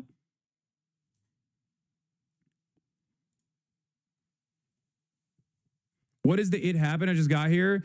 The administration threatened to pull licensing from ABC unless they pull Jimmy Kimmel off the airwaves. And ABC fucking capitulated. And not only did ABC capitulate, this morning we found out that after all of the endless advocacy from these dipshits, the Republicans have decided to add Twitch and the Twitch CEO to the pylon in the post-Charlie Kirk violent rhetoric galore for one reason and one reason fucking only. We know what reason that is. It's because this dipshit went and fucking lobbied Republican congresspersons about how Twitch has a real anti-Semitism problem when it didn't. Like to talk about. You want to talk about the mission? What's your progress going forward with Twitch? I have congressional meetings set up. Okay, so that's like with more than one dude.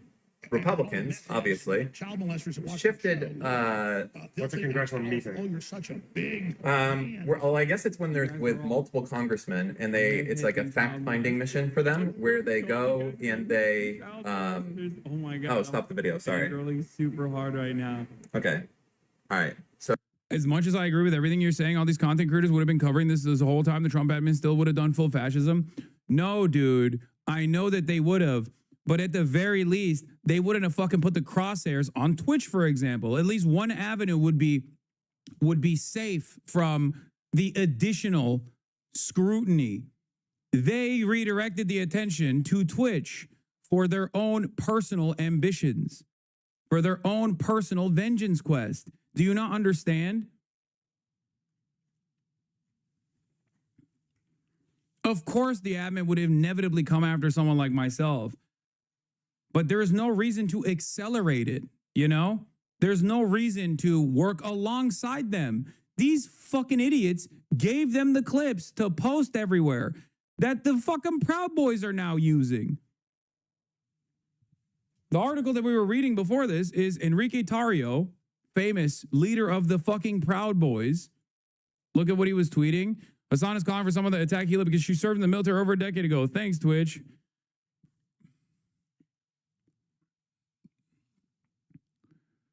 Now this dumb fuck is sitting around acting like he didn't know it was going to happen.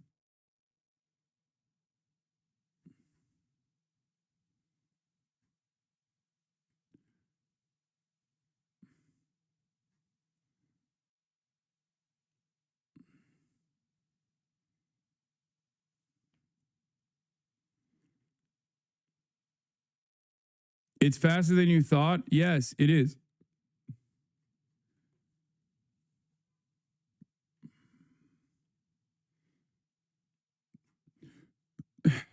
A congressional video is where, not a congressional video, a congressional meeting is where there's multiple of them. And they have their aides with them, their chiefs of staffs with them. and then they're trying to find out, like, okay, explain this to us, everything from start to finish, and they're taking notes, and then they're issuing subpoenas and shit like that after that based on the information of what you give. What would you like to talk about? You want?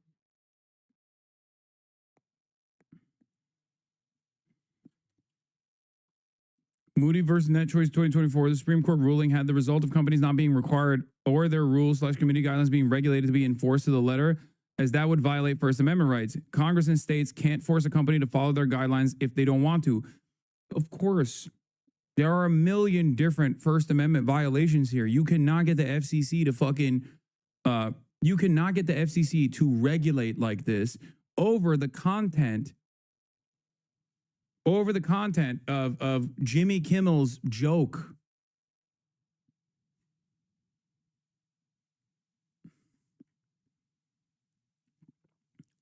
The administration is also obviously trying to apply pressure in congressional hearings to Twitch for a very specific purpose, to throw a little bit of fucking red meat in the direction of the dumbest morons on the internet.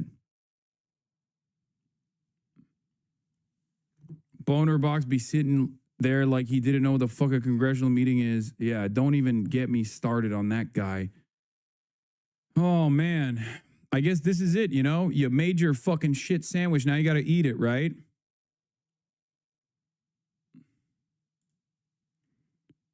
Fantastic. Fan-fucking-tastic. Awesome.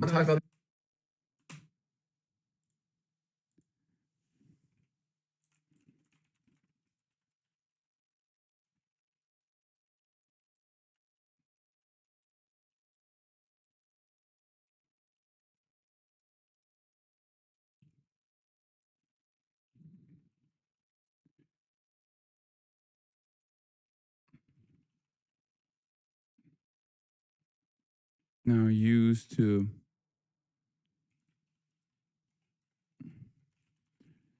social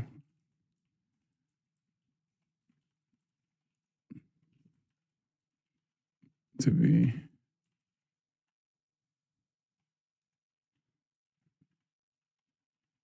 just come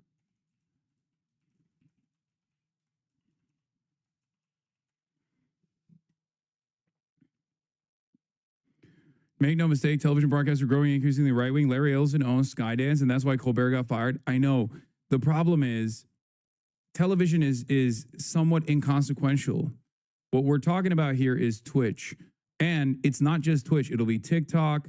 It'll be all of the platforms that don't actually capitulate to the Trump administration. Okay? Do you understand? The ones that you got Charlie Kirk killed. What?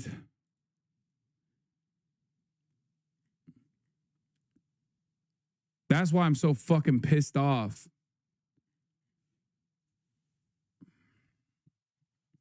The chairman went on CBS and admitted he has no idea what's going on, but his other members know more. Amazing. You misspelt your tweet. Anyway, I'm going to get back to the fucking Proud Boys and their smear ops that they're engaging in.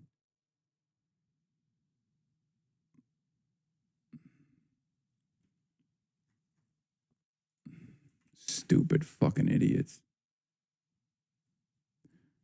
I'm not even, dude, I'm not even mad that this is like personally targeting me, okay? That is frustrating. But the major reason why I'm frustrated here is that this is leaning into the severe restrictions on political dissidents, an erosion of free speech. These guys understand that there is a threat here for discontent, and they do not want discontent to exist.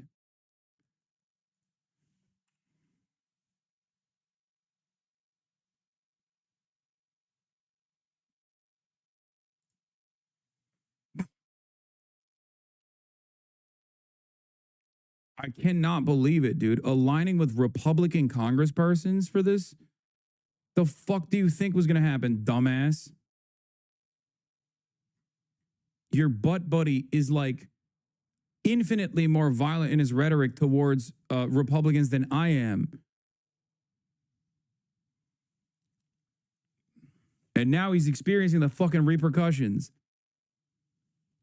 Tario told me that he and the other Proud Boys have teamed up in a group chat with other right-wingers who all want to get Piker kicked off Twitch by running a bigger and more sustained version of their other active mass firing campaign. They've been circulating Piker's past controversial statements to companies that advertise in Twitch in an attempt to pressure the streaming platform, he told me. That's one more federal agent that's coming after me, Piker told me over the phone late on Tuesday night, joking about Tario's reported history as a federal informant. Tario previously told Reuters that he did not recall ever having worked undercover in this way, but today he told me that he never denied it. He added, as a matter of fact, I said it on my podcast. In May, Customs Border Protection briefly detained Piker, a natural-born U.S. citizen, when he returned to the country from an overseas trip. He did not seem particularly concerned by the Proud Boys campaign against him. Piker said he has weathered attacks from groups with a lot more institutional persuasive power than the fucking Proud Boys. I also asked him about the comments that got him booted from Twitch earlier this year. It wasn't a call to assassination, Piker said. It was an attempt to say Rick Scott shows that Republicans don't actually care about Medicare fraud.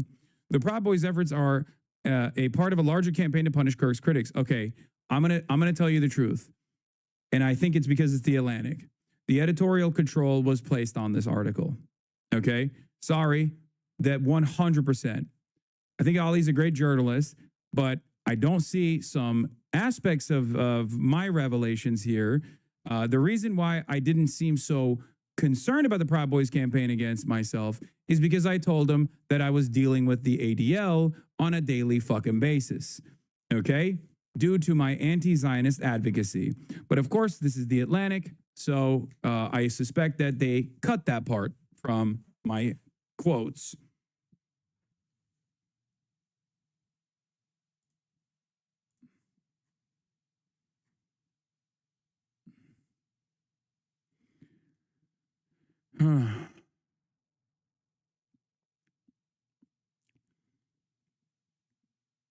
Anyway, the Proud Boys' efforts are part of a larger campaign to punish Kirk's critics and those who have celebrated his killing, called him out, and hell, called their employer, Vice President J.D. Vance said on Monday while guest hosting an episode of the Charlie Kirk Show. Trump wants more, he tweeted out. Great news, America. The ratings challenge Jimmy Kimmel show is now canceled. Congratulations to ABC for finally having the courage to do what had to be done. Kimmel has zero talent and worse ratings than even Colbert, if that's possible. That leaves Jimmy and Seth, two total losers. On fake news, NBC. Their ratings are also horrible. Do it, NBC. President DJT.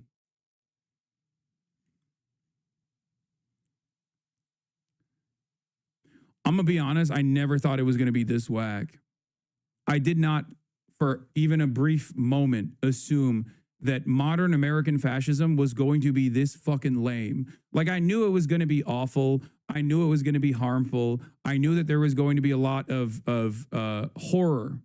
But I did not think that it would be conducted over petty grievances and narcissistic desires being enforced. Like, I'll give you one example. Big balls. I didn't think that big balls getting beat up by two teenagers, one teenage girl and one teenage boy at the age of 15, was going to be the testing ground for a military deployment on an American city, the Capitol. I didn't think so. It's so fucking lame. I didn't think that the president's favorite podcaster being killed would lead to the opening up of the floodgates of the erosion of the First Amendment.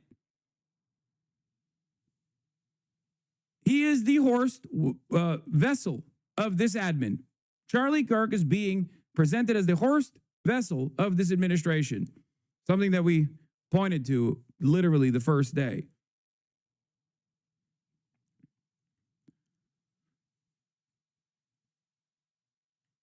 We are entertaining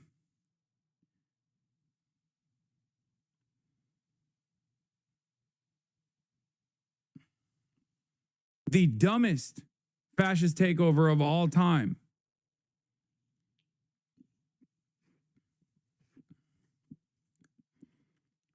Shitty parades, lame takeovers, etc. 30s fascism aesthetics to draw people into, but this didn't even got that. Yeah.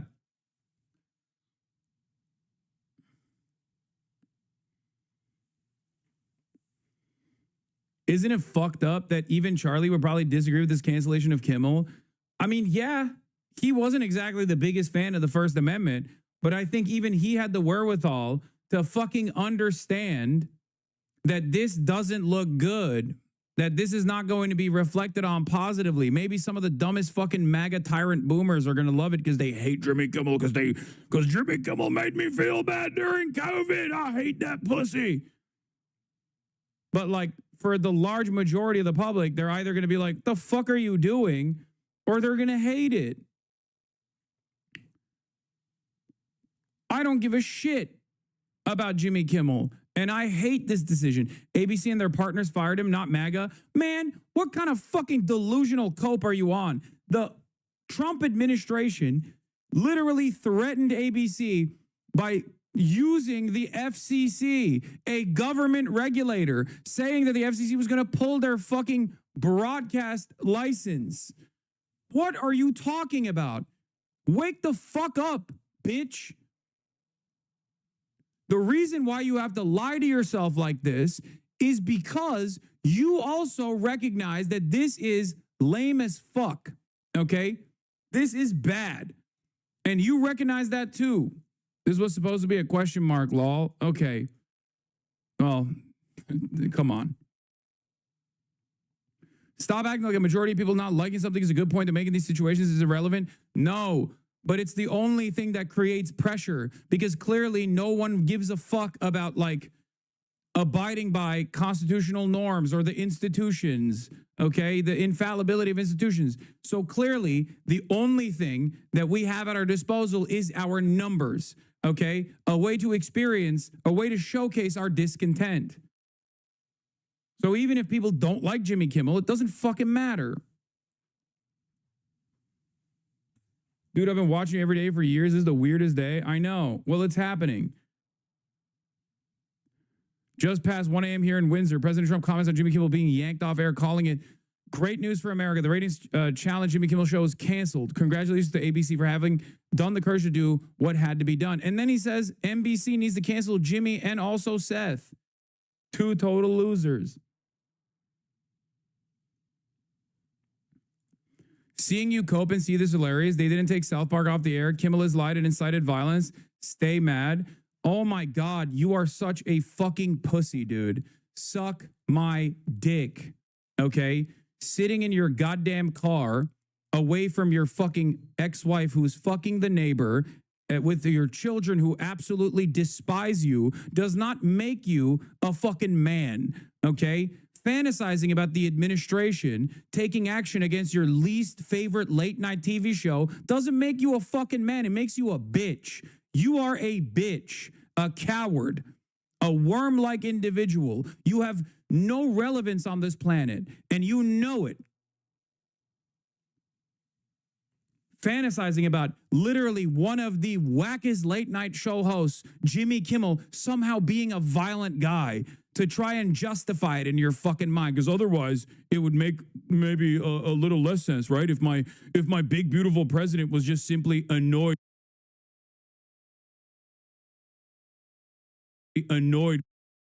with Jimmy Kimmel, and that's the reason why he's actually fucking demanding that he get taken off air. That would be crazy, right? He's not that big of a fucking pussy. You are, though. You both are. You and your dumb fuck fascist president alike.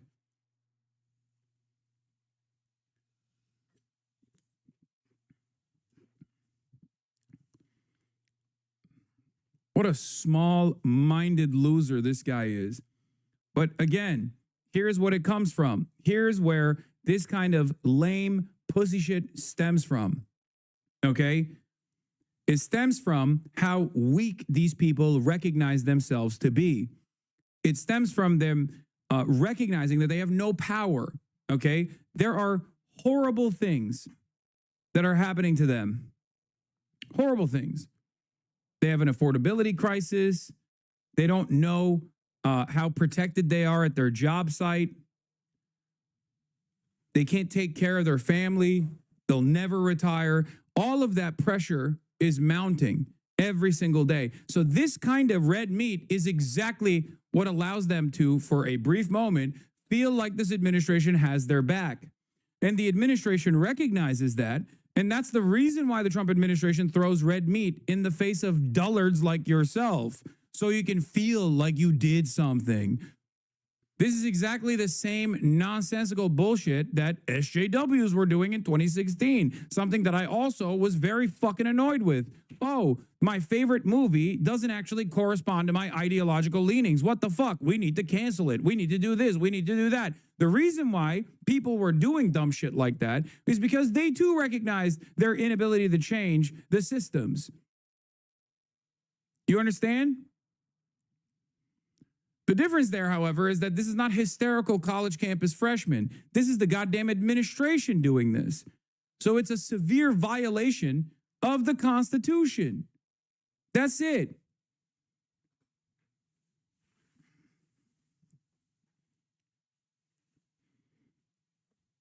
This is why I kept repeating over and over again. This is why I kept repeating that you are a small-minded, narrow-minded loser if you think that banning someone like myself is going to improve your life, improve your material circumstances in a meaningful way.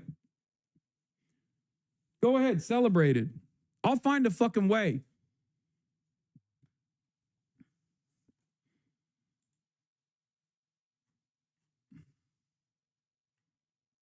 You gotta, at some point, you gotta ask yourself, like, is this making my life better? If the answer is no, then stop focusing on this shit. Focus on things that are more productive.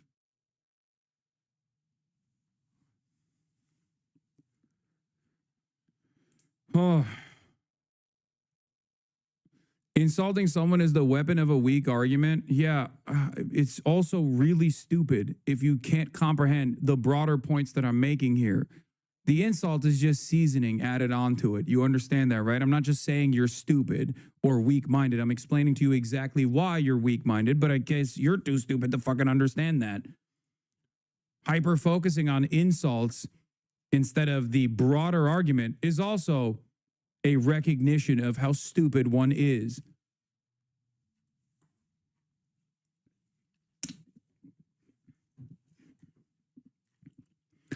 Based on a rough tally of companies that have publicly confirmed Kirk-related firings and disciplinary action, dozens of people have lost their jobs in recent days. A pilot from American Airlines was removed from service according to the company. The operator of a Texas Roadhouse in Florida, an employee at Freddy's Frozen Custard and Steak Burgers. Wow, dude, you guys are really doing it, man. What a revolution. What a fucking revolution. Getting dudes fired from Freddy's Frozen Custard and Steak Burgers? Wow. Dog, that's sick, man. You guys are so sick. Amazing. You really did it now. Many observers have pointed out the resemblance of the firing campaign to online mob circa 2020, and the entire episode has reignited debates over the difference between free speech and social censure. Tario told me that these efforts have resulted in more than 100 people being fired and counting. Meanwhile, across the right, militias and similar style groups have reacted to Kirk's death by turning it into a recruiting opportunity. Hours after Kirk was shot last Wednesday, Oath Keepers founder Stuart Rose said on InfoWars that he was rebuilding the Oath Keepers to do protection work. If my security team had been at that event, if they had been up there on the high point looking for potential threats, they would have saved Charlie Kirk from being shot. Didn't Stuart Rhodes literally shoot himself in the face? Isn't that the guy?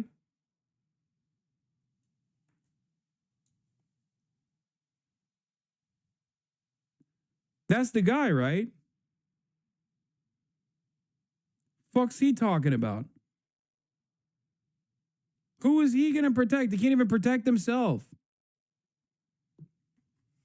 Dumbass.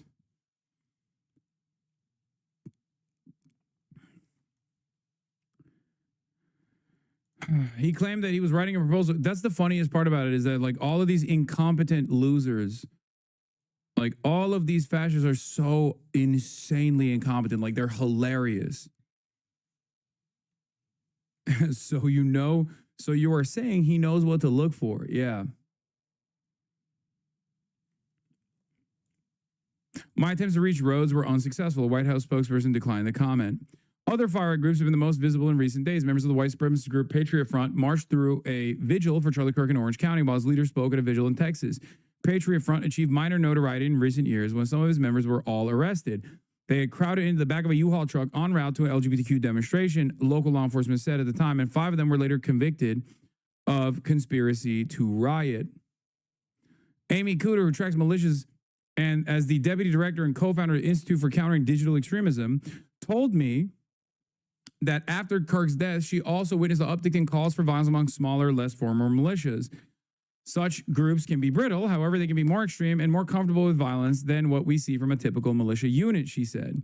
Whether or not the Oath Keepers, Patriot Front, and similar groups will actually benefit from Kirk's death is an open question. While Kirk veered into extreme positions and sometimes overlapped with such groups, Kirk aligned with the Proud Boys and Oath Keepers on election denialism and flirted with rhetoric on race that echoed Patriot Front. Far-right militias have been firmly relegated to the political fringes. Patriot Front has held many marches over the past several years, similar to their tour through the vigil for Kirk in Huntington Beach.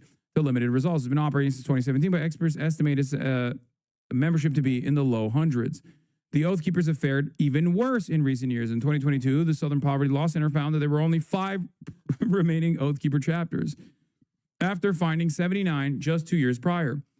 Some members and former members remain divided on Rhodes' role in orchestrating the Capitol insurrection and his leadership more broadly. Among the groups I'm following, they aren't paying attention to him whatsoever, Cooter told me.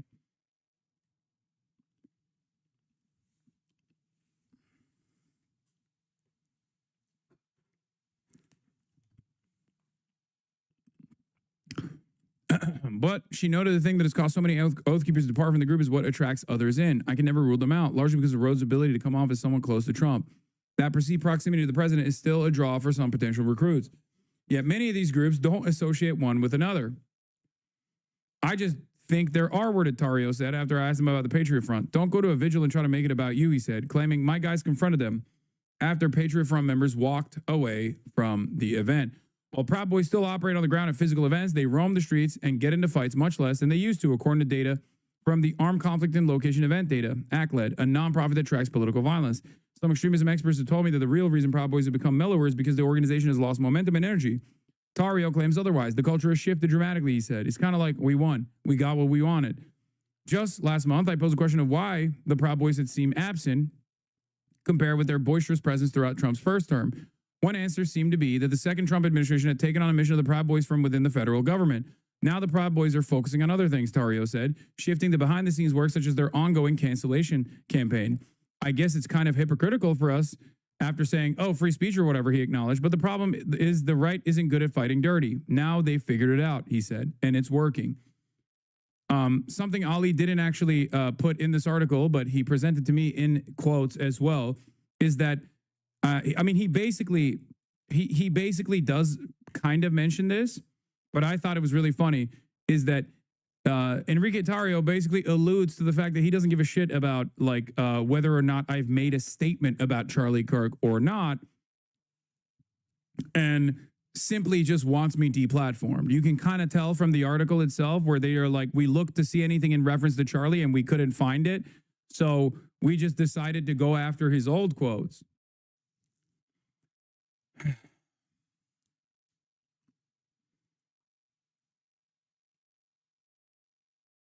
Heard you're getting banned for your calls to violence. Good riddance. Bye-bye.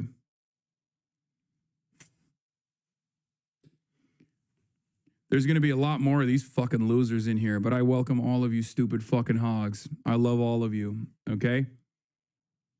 I love all of you stupid, dumb fuck hogs. One day, I promise you, there will be something you care about, and you'll come in here to do this kind of fucking stupid posturing, and you'll realize that I'm not your fucking enemy, okay? One day. That's why I love keeping you pets around.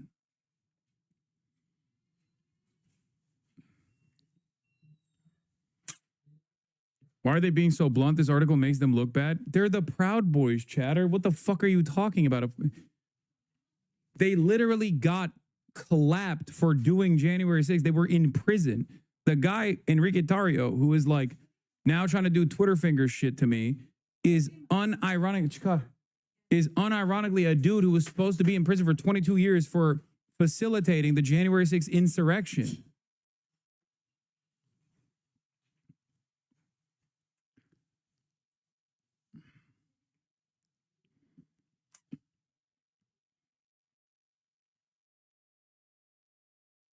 Really tarnishing the legacy of the Proud Boys, the good legacy of the Proud Boys.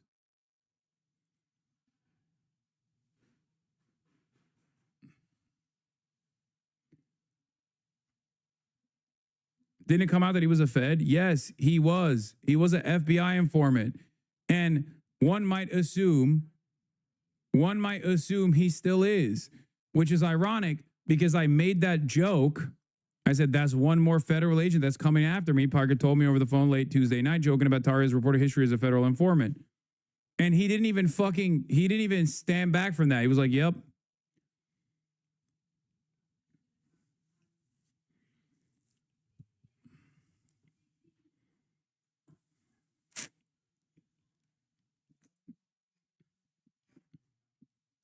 You want to know what Jimmy Kimmel said? Here, there's a video that shows it with the title, I hope this ends his career.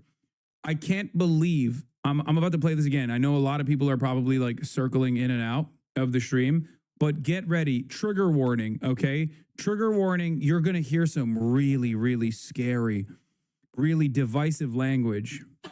We had some new lows over the weekend with the MAGA gang desperately trying to characterize this kid who murdered Charlie Kirk as anything other than one of them and doing everything they can to score political points from it. In between the finger pointing, there was grieving. On Friday, the White House flew the flags at half staff, which got some criticism. But on a human level, you can see how hard the president is taking this. Your friend Charlie Kirk, may I ask, sir, personally, how are you holding up over the last day and a half, sir? I think very good. And by the way, right there, you see all the trucks? They've just started construction of the new ballroom for the White House, which is something they've been trying to get, as you know, for about 150 years. And it's going to be a beauty. Yes. He's at the fourth stage of grief, construction. Demolition, construction. This is not how an adult grieves the murder of someone he called a friend. This is how a 4-year-old mourns a goldfish, okay? That's it. That's why the Trump administration threatened to pull ABC's broadcasting license, and ABC responded by permanently suspending the show. Also, the ABC affiliate Nexstar was the one who made the complaint to ABC, and ABC pulled the plug. And if you're wondering why ABC actually responded to Nexstar, or why Nexstar was willing to do this, well, lo and behold, as is always the case, there is a financial reason for it. Where is it? Where the fuck is it? God damn it. Nexstar CEO praises Trump administration as local TV giant announces $6.2 billion merger with rival.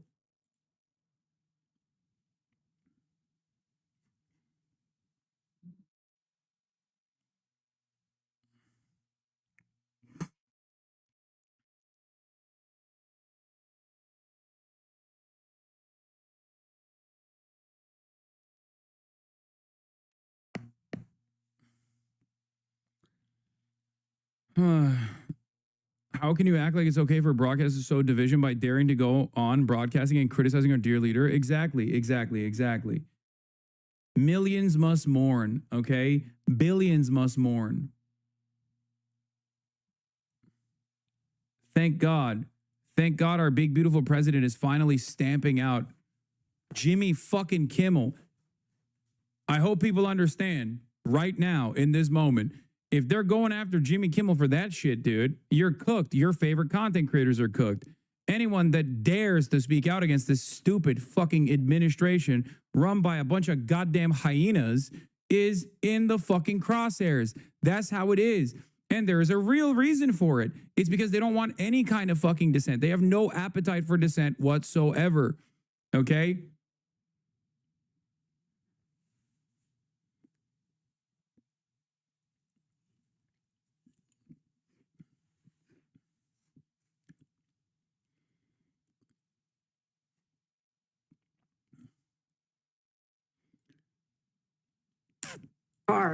Cars Wisher on Jimmy Kimmel. Nexstar's trying to do a very large merger with Tegna, and so they will do whatever it takes. Anderson Cooper, that's an important point because that merger would require the approval of the FCC. Rather thirsty for attention.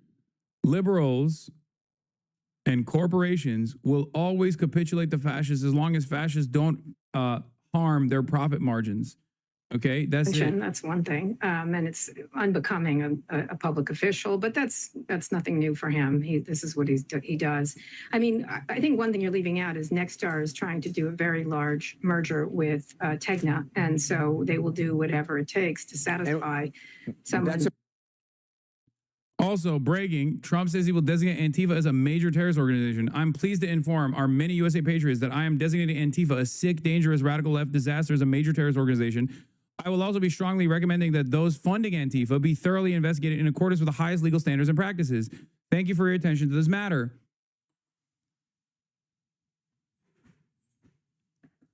We're there. We're there. We are fucking there. I've been saying it for a fucking decade.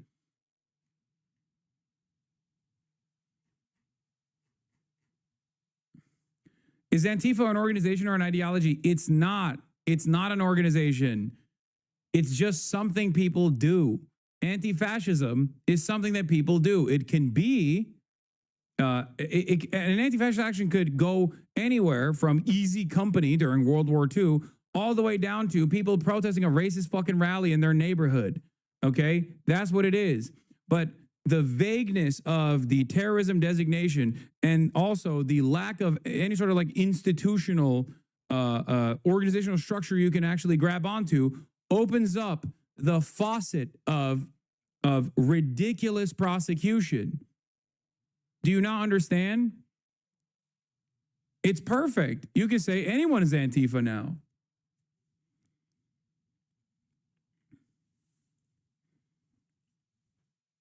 The FBI has long said that Antifa doesn't really have a centralized structure or leadership, okay? Trump says he's designated Antifa a terrorist group and launching a probe into finding of Antifa activities. The FBI has long said Antifa doesn't really have a centralized structure or leadership.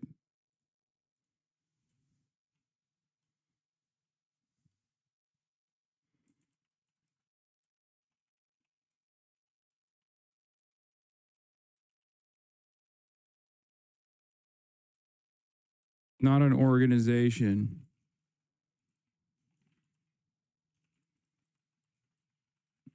This fascist administration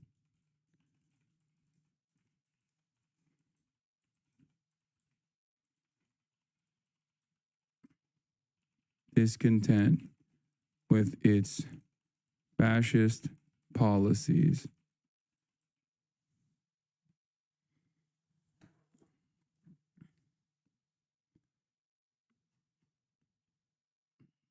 I guess we're all going to the fucking concentration camps now.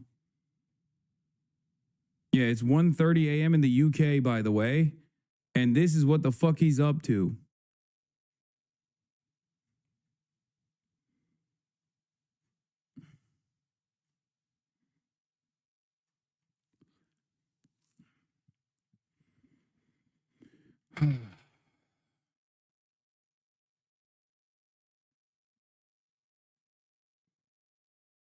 Are you worried for yourself, not just your career, but also like safety? Do you think Trump would ever care to go after you?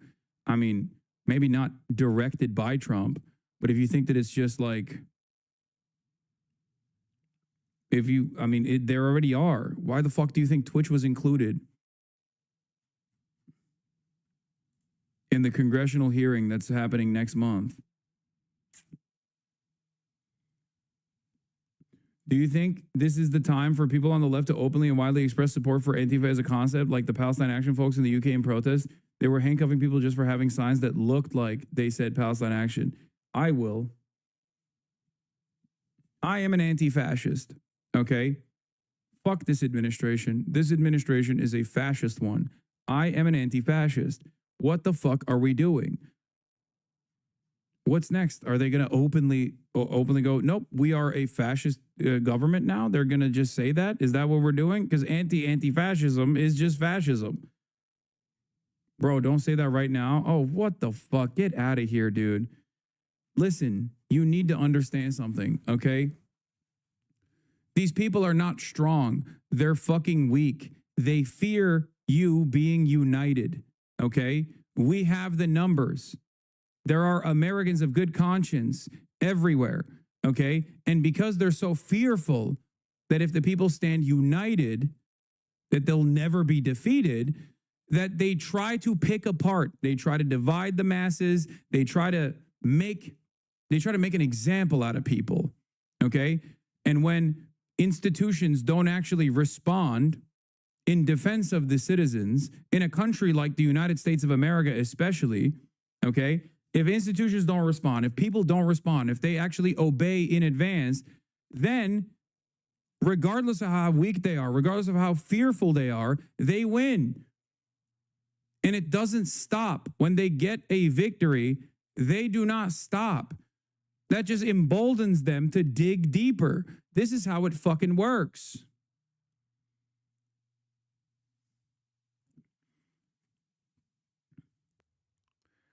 They do not have enough confidence. They do not have the numbers. There is a lot of discontent against this administration. They do not have the numbers. They can't even get the fucking National Guard to be deployed everywhere. They can't do that. And even if they were to do that, there is no guarantee of success because the National Guard is also comprised of your fucking neighbors, okay? There's no guarantee that those guys are going to be like, all right, well, we're loyal servants of fascism now. I've seen it. I saw the fucking 29 Palms Marines when I went out there at the ICE protests in LA. They didn't want to fucking be there. They were just dicking around. They were sleeping on concrete floors because the administration is so goddamn fucking stupid that they didn't even set it up correctly.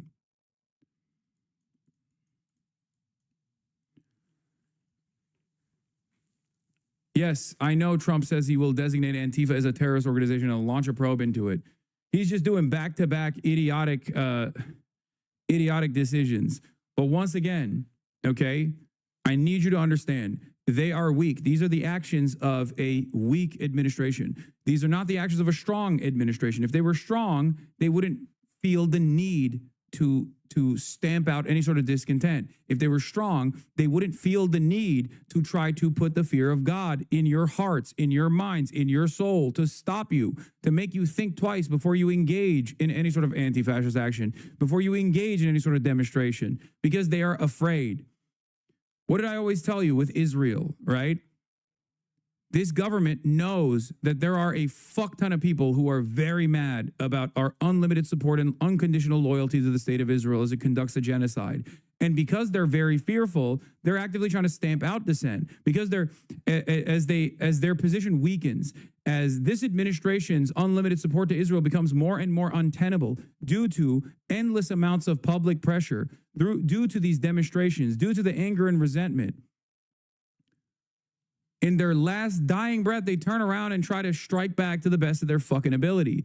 But it is upon all of us to make sure that we don't stand down, okay? It is ridiculous. Yusuf Munayer says, just like Israel, which came to this conclusion over a decade ago, the American right is determined its ideas are not worth or capable of being defended from criticism. And instead, the only response is to silence, intimidate, or criminalize their critics altogether. This politics of coercion, as opposed to a politics of persuasion, is a sign of weak parties' attempt to hang on to an evaporating status quo. But with Israel, of course, there is an alternative there. Zionism is fascism. So therefore, as long as they are exterminating the outgroup, that the people will be united in that vengeance quest, in that bloodlust. America, as it stands, has not fully come to terms with white supremacist violence in the same way that Israel is united under the banner of Zionism, which is an exterminationist fascist policy. Okay?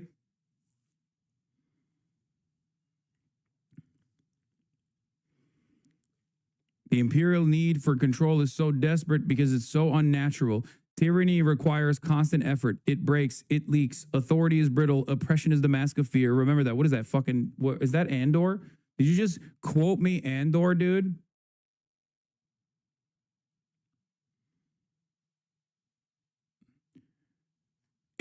Remember, today will be the easiest day for you to express your discontent. Tomorrow, it will get harder. And the day after, it will be even harder than that, okay? And the less we express our discontent, the less we express our frustrations, the more this administration will feel emboldened to do more of the same. Are you really going to ride out to the end despite having every resource to get out? Do you really love your homeland of New Jersey that much? If other countries don't join us and have to intervene a la D-Day, do you know what soldiers, the good guys, do to women of the country they're invading? Okay. I mean, that's crazy to think about. That's an insane thing to what the fuck? My point is, it doesn't need to get to that level. Okay?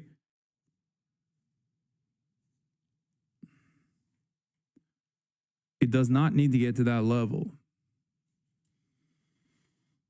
Today's reality was insane not that long ago. Okay, well, that's what we're trying to avoid. We are with this admin and media caving to them is where we were with Israel 1 year ago. Now look at where the public opinion is. They know that it's coming for them and they're freaking out and trying to stamp it out. Exactly. For the people. Yeah, here. JD Vance also fucking doing this cowardly shit as well.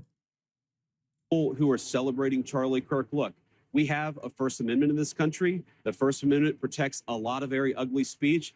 But if you celebrate Charlie Kirk's death, you should not be protected from being fired for being a disgusting person. If you're a university professor who benefits from American tax dollars, you should not be celebrating Charlie Kirk's death. And if you are, maybe you should lose your job or your university should face a loss of funding. If you, and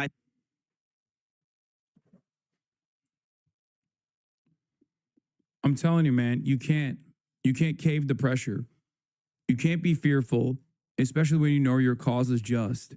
Do you understand? You can't. That's what they want. That is what the fuck they want.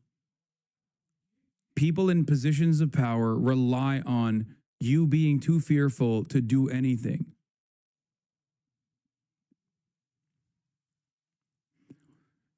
Look at this. Sinclair Broadcast Group says it will air a 1-hour tribute to Charlie Kirk on Friday across all of its ABC-affiliated TV stations. The special will air in the 11:35 p.m. time slot that is typically reserved for Jimmy Kimmel Live.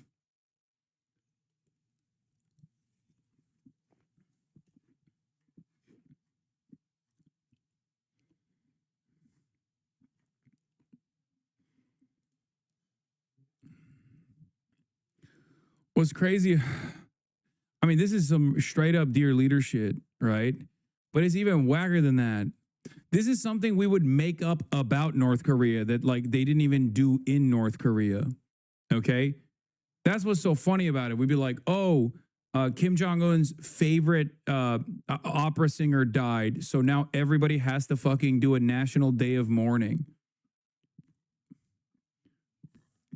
Like, that's not even something that they're doing over there, but we're just like inventing that they're doing it over there to talk about how fucking despotic the situation is. Except we're actually doing it here.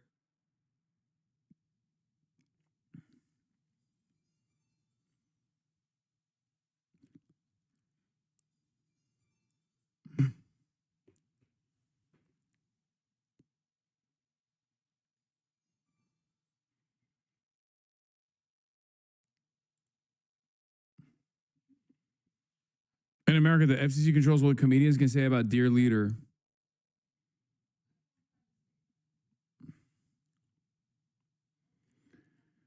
Oh.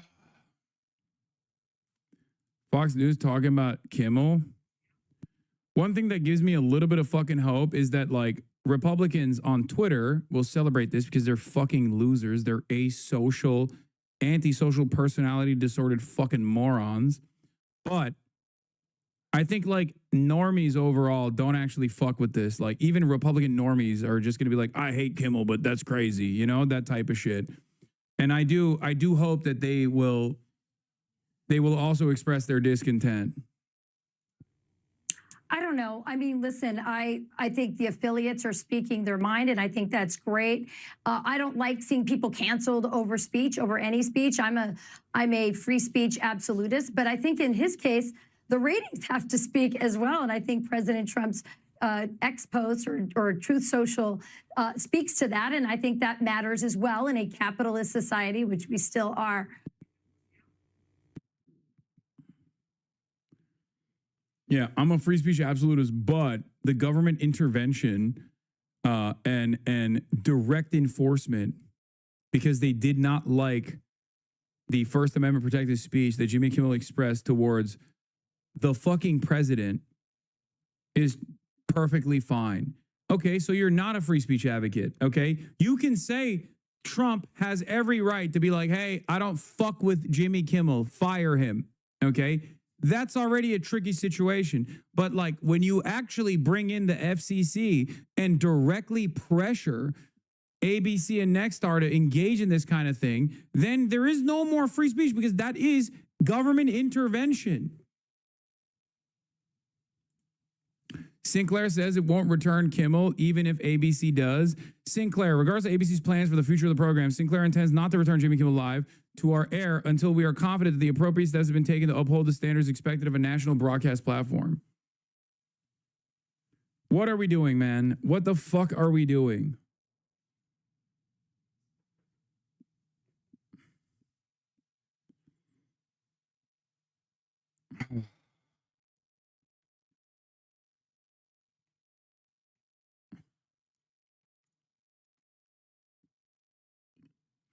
It was Nexstar and Sinclair, the two largest TV station operators, that told ABC they wouldn't air future Kimmel broadcasts. Neither Nexstar or Sinclair are state actors. Oh my God. Oh my fucking God. Also, Chris Hayes is wrong. This is not the most straightforward attack on free speech from state actors I've ever seen in my life, and it's not even close. That is ridiculous, Chris. Love you, Chris Hayes, but God damn, you've covered the most straightforward attacks on free speech and free expression. You've literally covered it on your broadcast. It was about Israel.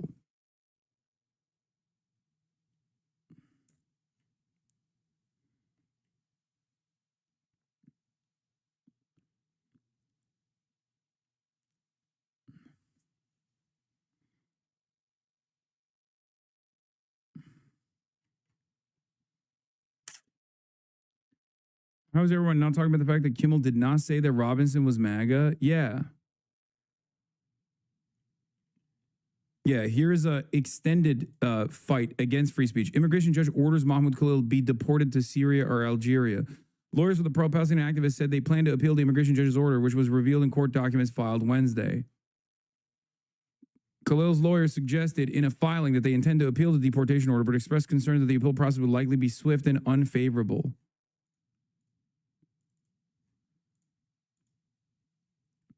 The order from the immigration judge, Jamie Comins, came despite a separate order in Khalil's federal case in New Jersey blocking his deportation, while that court considers Khalil's legal argument that his detention and deportation are unlawful retaliation for his Palestinian advocacy.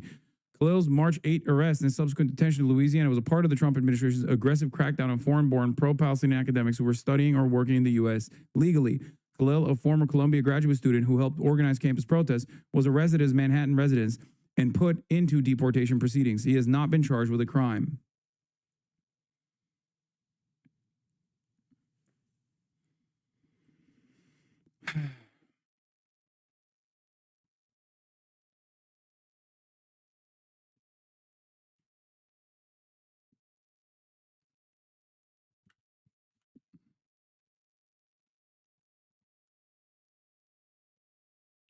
They in that White House just saying whatever, bro. 100%. I do think that the sequential events here will probably get a bunch more liberals to wake up to the reality, though. Are you scared? No, I'm not. And neither should you be scared, okay? You shouldn't be either. You cannot be scared in this moment. Don't be fucking ridiculous.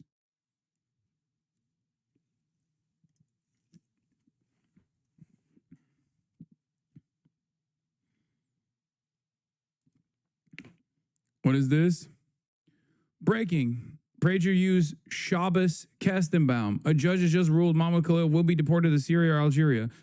David Grossman says, soon, both Shabbos and myself will be saying the El Chet prayer during Yom Kippur, where we'll both beg for forgiveness for, among other things we blurted out with our lips. I wonder if he'll think of when he rejoiced at an innocent man charged being torn away from his family. Don't worry, he can be deported together with his family. It's incredibly easy not to break American law. I encourage Mahmoud to try. Again, it's just, I know the environment requires me to be as calm and as cool as I possibly can.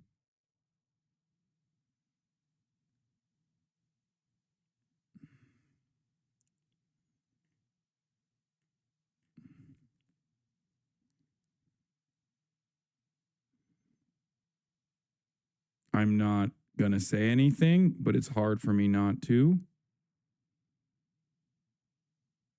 Oh my God.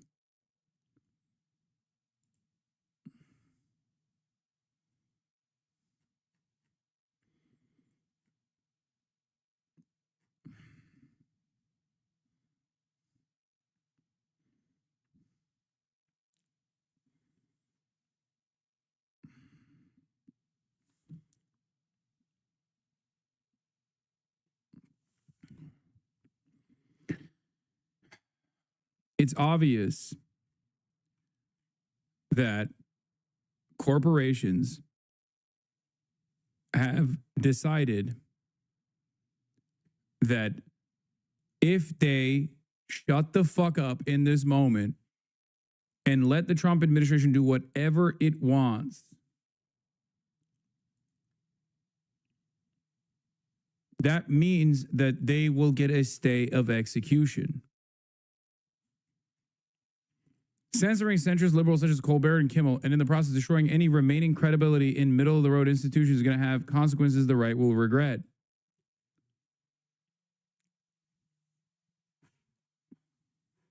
The Burger Reich has won, America is cooked, bro. They have not won, dude. They have not won at all. Okay? Remember, they will only win if you let them. There are more of us than there are of them. They wouldn't do this shit if they had a broad popular mandate. Remember, okay?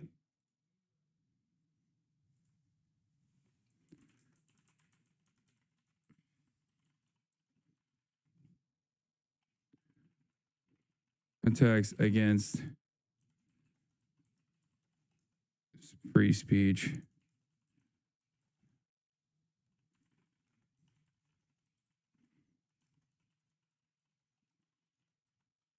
They must.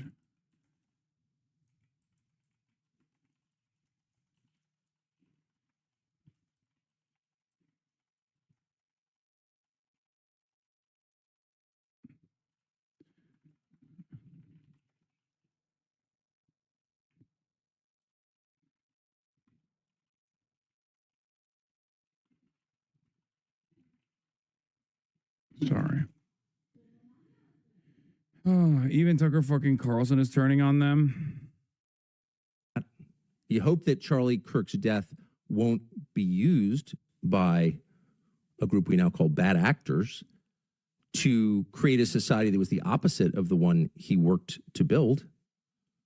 You hope that. You hope that a year from now, the turmoil we're seeing in the aftermath of his murder won't be leveraged to bring hate speech laws to this country.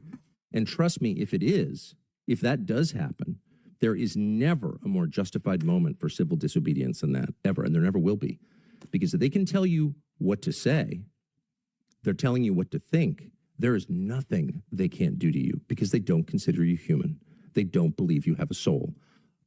A human being with a soul, a free man, has a right to say what he believes, not to hurt other people, but to express his views. You hope that. You hope that Charlie Kirk's death won't be used.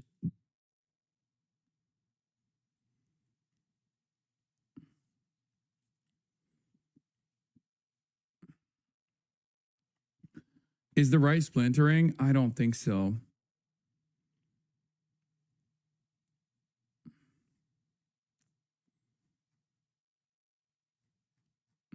We'll see.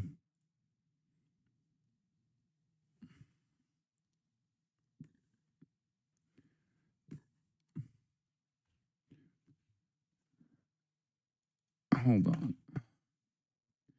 He's reading the room and normies will fall for it. Yes, but that means that the room is angry, and that's good. He's reading the room and he's seeing that the room is angry. That's my point. Okay?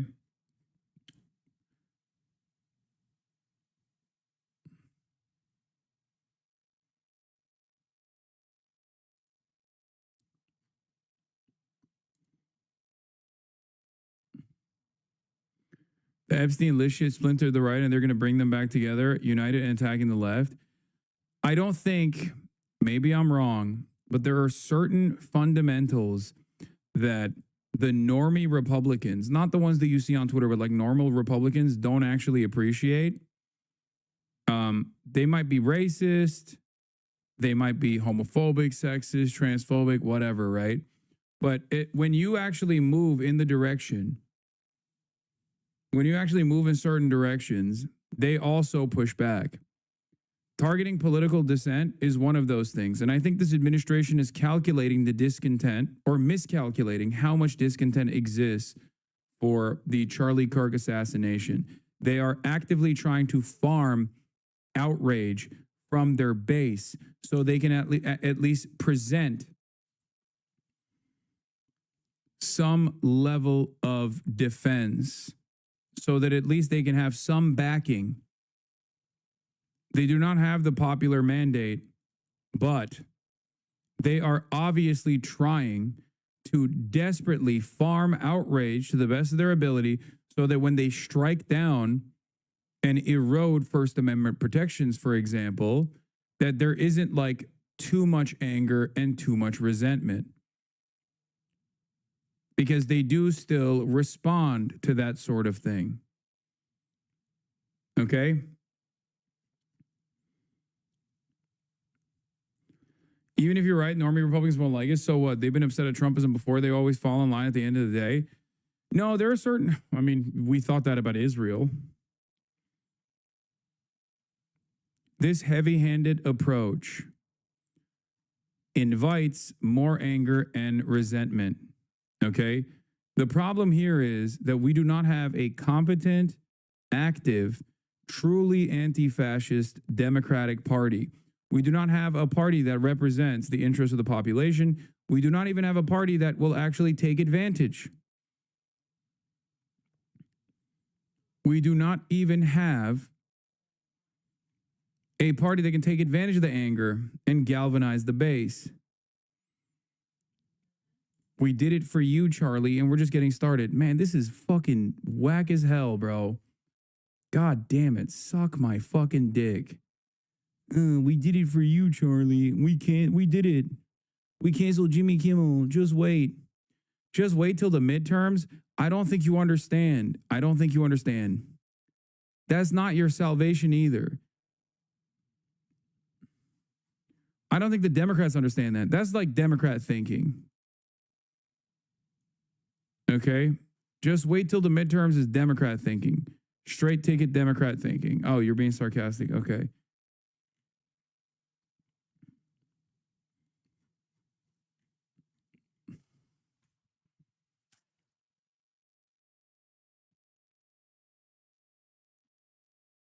My mom, who's a borderline MAGA Knight, has almost completely turned her views around because of this entire situation. It started when they flew him on Air Force Two, and she saw how the Republicans have lost respect for the military. I don't know, shit like that gives me a little hope. If the Democrats don't get their fucking act in order... What? No, this is fake. This is just fake. There's no... Daily Mail says Jimmy Kimmel is now facing a federal investigation for telling viewers that Charlie Kirk's killer, 22-year-old Tyler Robinson, was a MAGA supporter. Let that sink in. Comedians are getting investigated. No. No, there's no way. The FCC is investigating? Okay, that's a little... They're just looking for a way to make this stick.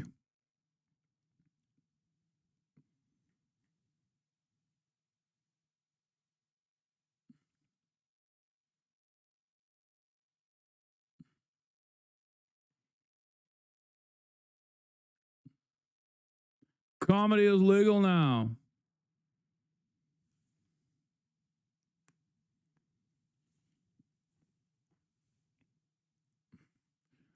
Jimmy Kimmel was set to address Charlie Kirk comments on ABC Tonight before Disney pulled the show. Move raises questions over his late night future.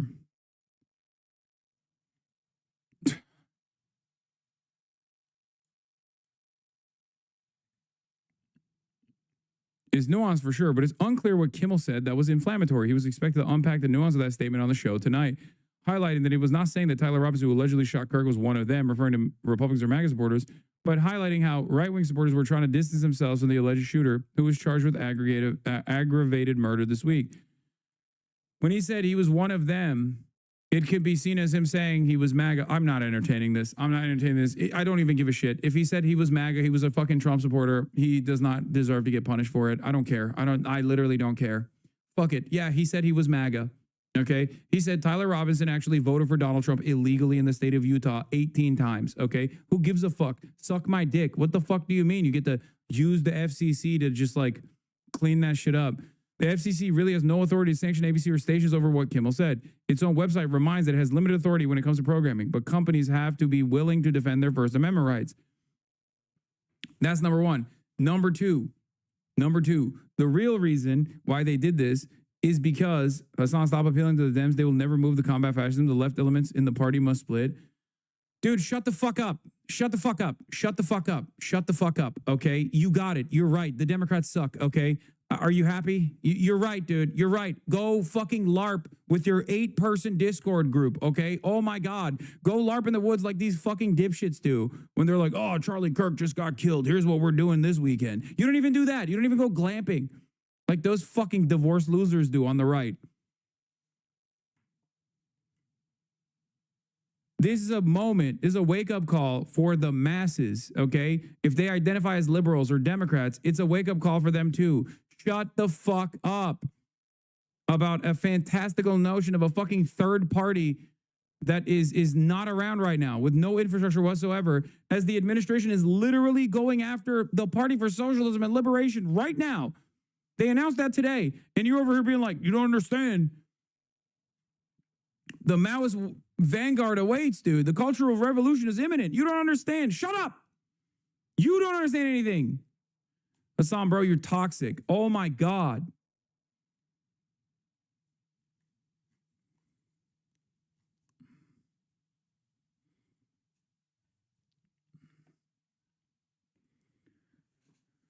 Oh.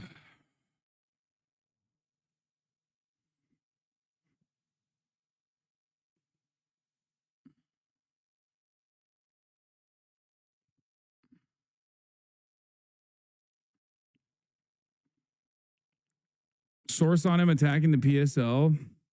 Drop site news reported on it earlier today. Go find it on your own. Yeah.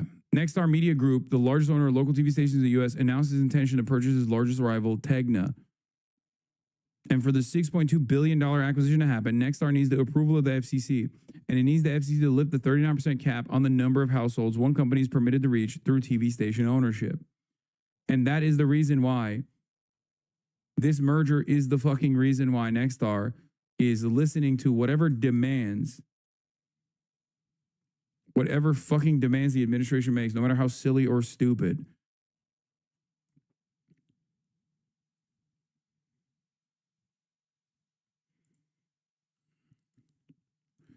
They were pissing themselves all day when ABC Insider tells Rolling Stone. In the hours leading up to the decision to pull Kimmel, two sources familiar with the matter say senior executives at ABC, Disney, and affiliates convened emergency meetings to figure out how to minimize the damage. Multiple execs felt that Kimmel had not actually said anything over the line, the two sources say, but the threat of Trump administration retaliation loomed.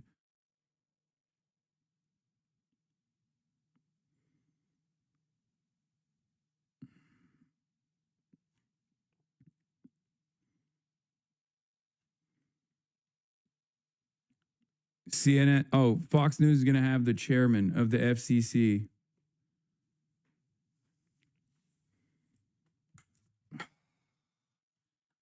What these fucking morons in positions of power do not comprehend is that their living standards are also going to erode. Just because you get a good merger out of this doesn't mean that you're going to be living in the same exact type of country that you once enjoyed living in. Okay? When you allow this shit to happen, when you allow this stuff to happen, you're not going to be living in the same country. This kind of stuff doesn't end with just Jimmy Kimmel, okay? The reason why it even began is not fucking Jimmy Kimmel anyway. It's just discontent, any kind of discontent. And they're operating in this under this heavy-handed approach, okay? It's very clear that they're operating in this incredibly heavy-handed approach. They're doing this to flex. They're doing this to show their might. They're not just going after like what they perceive to be radical elements. Well, they'll come after people like that, people like myself. Obviously, that's going to happen. And they've already begun the process of doing so by bringing in the fucking Twitch CEO into a congressional hearing to talk about how dangerous and radical elements are fomenting on Twitch in an effort to stamp out any sort of fucking political dissent, no matter how stupid or silly I perceive myself to be. It's very clear that this administration doesn't see it that way. But like, they're even, it's like the Mahmoud Khalil situation. Like, they didn't just go after someone who was like, oh yeah, you know, we should go out and attack people who are Zionists. They went after a guy who was like objectively peaceful. They went after a guy with a green card. They went after a guy with an American citizen wife with a baby on the way. They took this incredibly heavy-handed approach. And they're doing it again. Going after someone like Jimmy Kimmel for like the most tame statement is so idiotic. Like, they are leaving no plausible deniability whatsoever, where they're basically saying, if I don't like it, you're going to get punished for it. Here's the example that is obviously near and dear to my heart as well. Committee has called the CEOs of several online forums to testify on Capitol Hill next month in the aftermath of the assassination of Charlie Kirk. I asked the chairman of that panel, Republican Congressman James Comer of Kentucky, about this and a lot more. Here's part of our conversation. Mr. Chairman, good to see you. Today, you called the CEOs of Reddit, Discord, Steam, and Twitch before the committee. What do you want to hear? What role, if any, do you believe these four platforms play in elevating or giving visibility to rhetoric that leads to or inspires violence? We don't know that they are part of the problem, but we have a lot of questions. And several members of the Oversight Committee who are a lot more knowledgeable about those platforms than I was prior to the Charlie Kirk assassination, they've expressed concern that they would like... Yeah, we don't know. Nice. So why are you doing that then? Like to question them. There seems to be a pattern emerging from that's the form of communication of choice by some of the crimes, the high-profile crimes that have been committed lately, especially by the younger perpetrators. So we have a lot of questions about that, and hopefully sometimes, you know, it's not, we don't have these hearings necessarily to grill or... Dude, that's what's so crazy about all this is that that's what's so crazy. Virtually all of the fucking past shooters have been all over fucking Twitter. They're in Telegram. They're on Twitter. They're getting radicalized on those platforms. But ain't no way they're actually going to fucking do that because Elon Musk is their guy.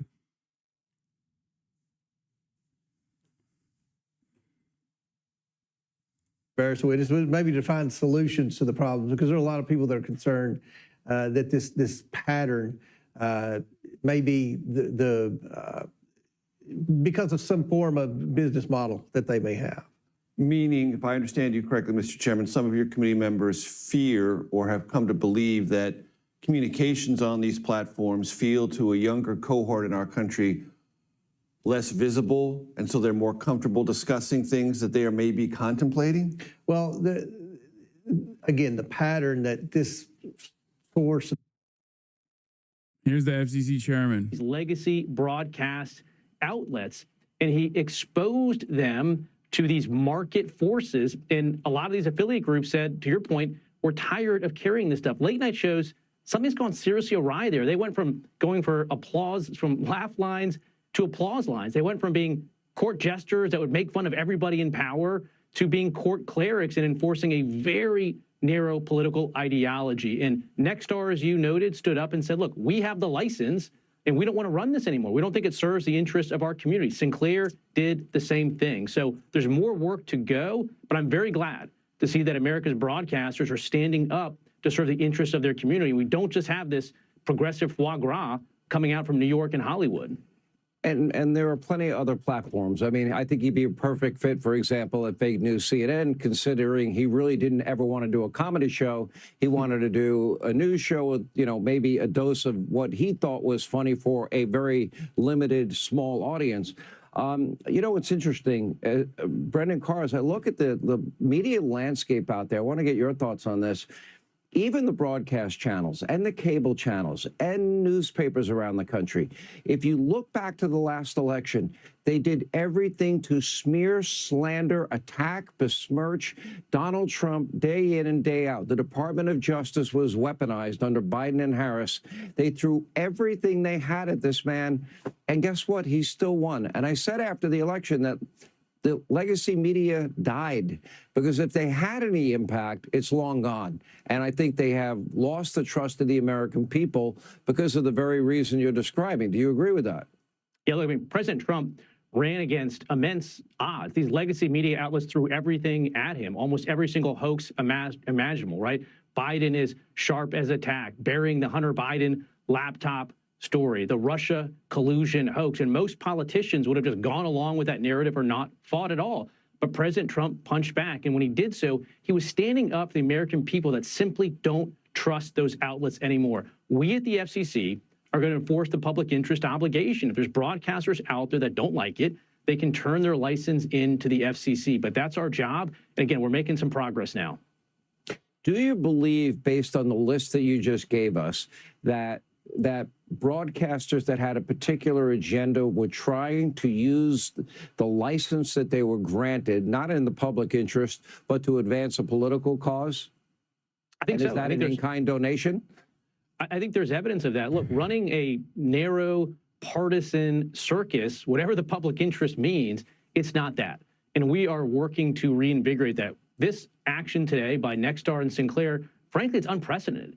I can't imagine another time when we've had local broadcasters tell what we call a national programmer like Disney that your content no longer meets the needs and the values of our community. So this is an important turning they're point. doing that because they have a fucking financial interest, man. To change the country, to change. Yeah, Brendan Carr in 2019. Should the government censor speech it doesn't like? Of course not. The FCC does not have a roving mandate to police speech in the name of public interest. Comments of Jay Leno, who I always thought was very funny. He took on all comers. He went after the left. He went after the right. He went after Republican presidents. He went after Democratic presidents. His goal was to be funny, and I always thought he was funny.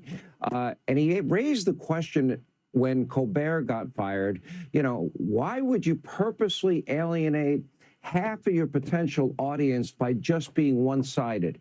I thought it was a great question. There it is. I'm not sure why. You're Fox News. You're Fox News. Comedians. What the fuck are you saying? You're Fox News. Why they didn't do it? Hello? It's interesting to watch somebody like Bill Maher, you know, who had interviewed Charlie Kirk, you know, basically say he was heartbroken and sick over what had happened to him. Didn't hear from a lot of these guys. Yeah, I mean, you can't avoid ratings. At the end of the day, the market is going to be undefeated. And a lot of these corporations, Disney and Comcast, they have been protecting and frankly subsidizing this content. Again, once President Trump smashed that facade, he gave a permission structure to local broadcasters to finally stand up. And when you're losing money, in the case of Colbert, reportedly $50 million, that's only going to go so far. And the same thing with Kimmel. They're now facing the consequences of the choices that they made to appeal to a very, very narrow audience. Again, you can do that. You can start a podcast. You can go on YouTube. But if you're going to have a license from the FCC, we expect you to broadly serve the public interest. Okay. We really appreciate your time. Brendan Carr. Thank you, sir. All right, it's been a rough couple of days for ABC following his reprehensible remarks about the newly revealed messages between Tyler Robinson and his transgender partner yesterday. ABC News reporter Matt Gutman was forced to apologize, saying in part that he was trying to underscore the contrast between the assassination and the disturbing texts. Now, before adding in a half-hearted apology that he deeply regrets that his words did not make that clear. didn't make it clear. Your words did the exact opposite, Matt. In fact, yesterday you said that, quote, disturbing texts were touching. What? You might remember this.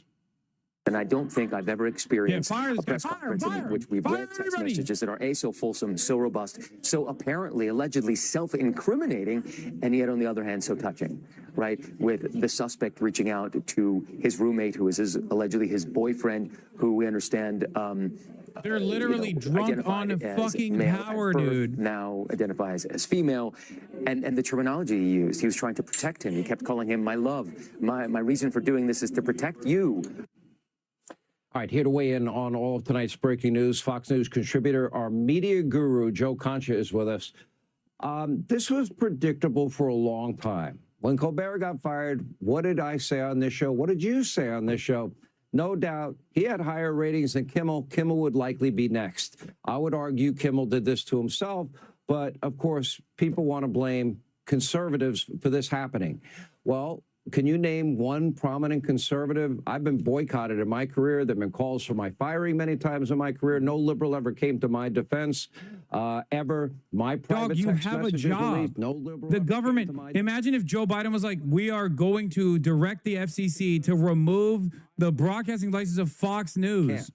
Can't find it. Don't see it online. And quite frankly, that's because it does not exist, Sean. The bottom line is that Jimmy Kimmel is if the government were to do such a thing, they would fight back tooth and nail. He is patently dishonest. He is craptastically stupid, and he is profoundly unfunny. And when you're those three things, this comes down to accountability and basic accounting. Accounting in terms of, like you mentioned, Colbert was losing $40–50 million when a person says something that a ton of people find offensive, rude, dumb in real time, and that person is punished for it, it's not going to go to the consequence for reaction. Is actually You're a behind fucking him idiot, in third Dave place, Portnoy, but we all knew that already. Probably dumb about the fuck. same amount of money since they have more or less the same production costs. So this is basic math. Now, as far as accountability, the days are over when you can just go on national television and just make up any crap you want anytime and not think, you know, something may happen eventually in terms of your affiliate saying, this is ridiculous. And don't tell me that, oh, well, this is comedy and get over it, guys, please. No, this wasn't comedy. This was Jimmy Kimmel talking about 31-year-old Charlie Kirk, who was What are you saying? He didn't even say anything bad, you fucking idiot. He wanted to have a free exchange of ideas. Show what he said and argue against it. Here's Kimmel's argument, by the way, Sean. So you're telling me that, oh, this was a MAGA supporter, Tyler Robinson, the shooter? Since when does a trans-loving guy who had anti-fascist on bullets, who's far left completely, who had a visceral hatred for Charlie Kirk, confess to it? How does that make him a MAGA supporter? And by the way, if the plan is, if he's MAGA, to take out the biggest supporter, the biggest advocate and activist Donald Trump has in the country, how does that make any sense? So he knew he was lying when he did this, and it's finally good to see that accountability is back in style. More importantly, maybe entertainment is back in style. No one wants to watch the DNC every night on ABC and CBS. When we had Carlson and Letterman, even Conan O'Brien, Leno, as you mentioned, you would have the escapism, and you would actually laugh at 11:30 at night. These guys, and now, I hate them. These guys are just using so these much. platforms They're like as mad about TV shows, dude. They're like, oh, my favorite TV show doesn't hit the same. Like, what the fuck are you saying? Okay, I don't like the latest iteration of the Star Wars franchise. Okay, that doesn't mean that we get to fucking decide, that we get to tell the government to start bullying Disney so they can fucking make better Star Wars that reflects my values. More Andor, please. None of this new shit. What are you doing?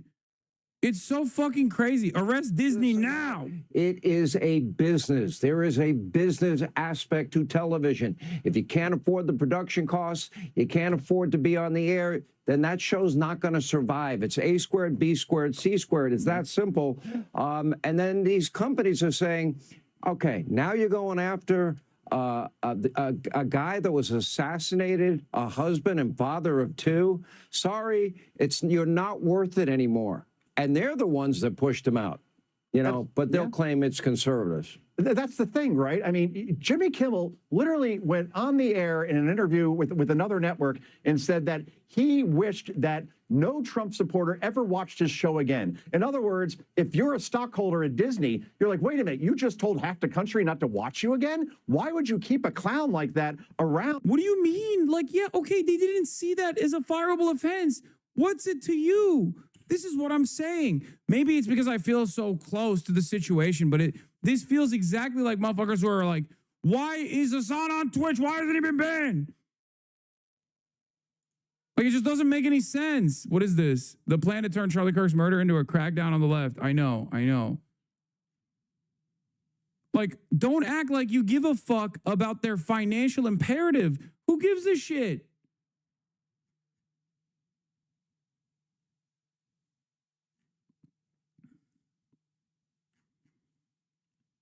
Happened to me in the course of my career. I've never done it. And if you go back, I'm sure Bill Maher probably wouldn't remember, but the loudest voices defending him when politically incorrect got canceled on ABC were Rush Limbaugh, Sean Hannity, Mark Levin, and conservative voices. That was back in the day. Probably doesn't remember or care. That was 2002. I remember that quite well.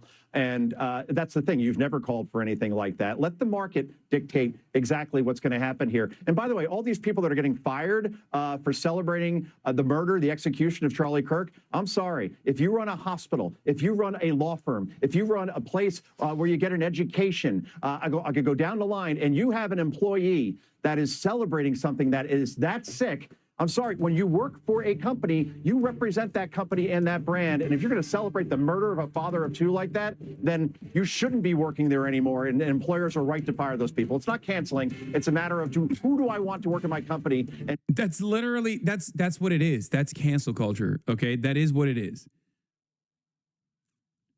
Did you see Sinclair's full statement? They demanded Jimmy apologize and donate to the Turning Point USA.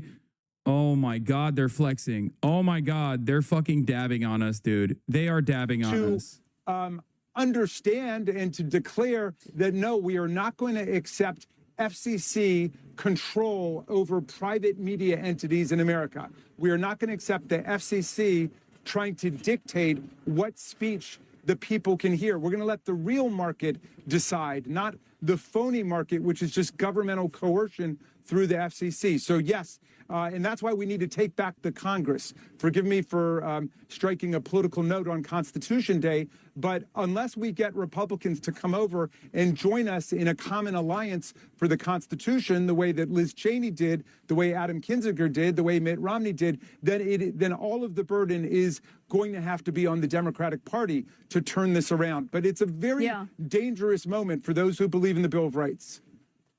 Well, and none of them are in Congress anymore, I should note. But on that front, you questioned the FBI Director Kash Patel today alongside other Republicans and Democrats on the Epstein files. What was your takeaway from what you heard from Kash Patel? Are we being teabagged right now? Be honest. Yes. Well, first of all, I was cheered that Kash Patel they are. said that he denounced they are teabagging across the board.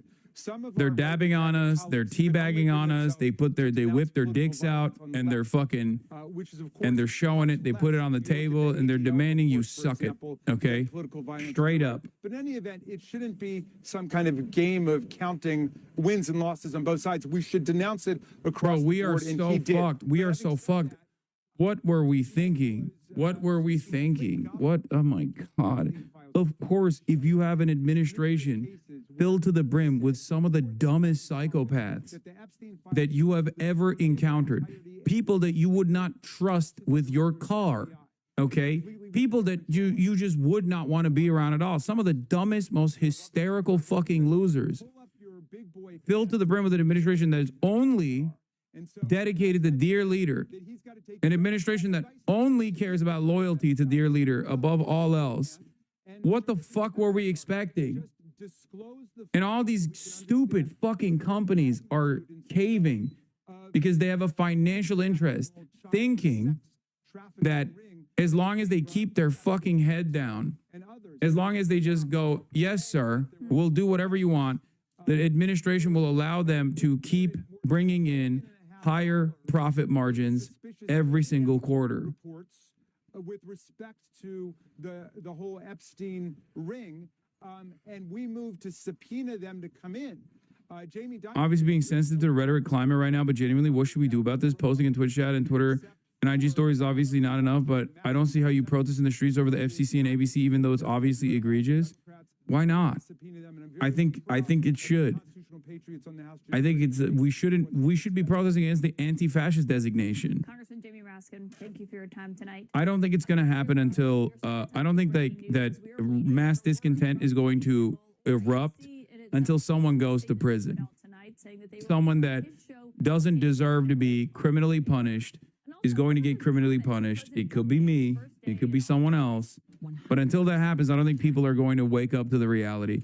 This is just the beginning stages of anger. Okay, this is the beginning stages of resentment, and that resentment will only keep growing from this point on. Yeah. The calculation corporations have made is that Trump has the immediate power to hurt them, and also, this is crucial, that they won't suffer any penalty if/when the Dems are back in power. Dems need to make clear this calculation is wrong. I don't think that's the case. I don't think that's the case. I don't think it's just like I don't think that's the solution here either. JB Pritzker on MSNBC right now. Let's see what my goat is. Standing up, though, are much, much worse.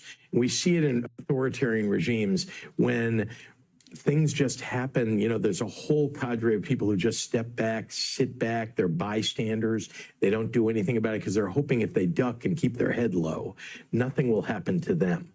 Well, eventually something happens to them. We just saw J.D. Vance go and talk about maybe sending troops into Detroit. This is after the governor of Michigan has been working with the administration, trying to get things done for her state by, you know, sitting down with the president and figuring out what they could do together. And now this is how she's paid back. You can see that it does not matter. Making a deal with this administration leads simply to them getting in the near term what they want, which is capitulation. And in the long term, they're going to abrogate that deal. You've seen it Donald Trump's entire life. He breaks contracts. He did it in business over and over and over again. He would sue people when he knew that he was going to get sued in order to stop the action against him or prevent people from being able to afford to actually bring that lawsuit. Now he's president of the United States. He's got a lot more power at his fingertips. That pushback that he offers is hard, but we are fighting for our democracy now. And that is why people need to stand up and speak out.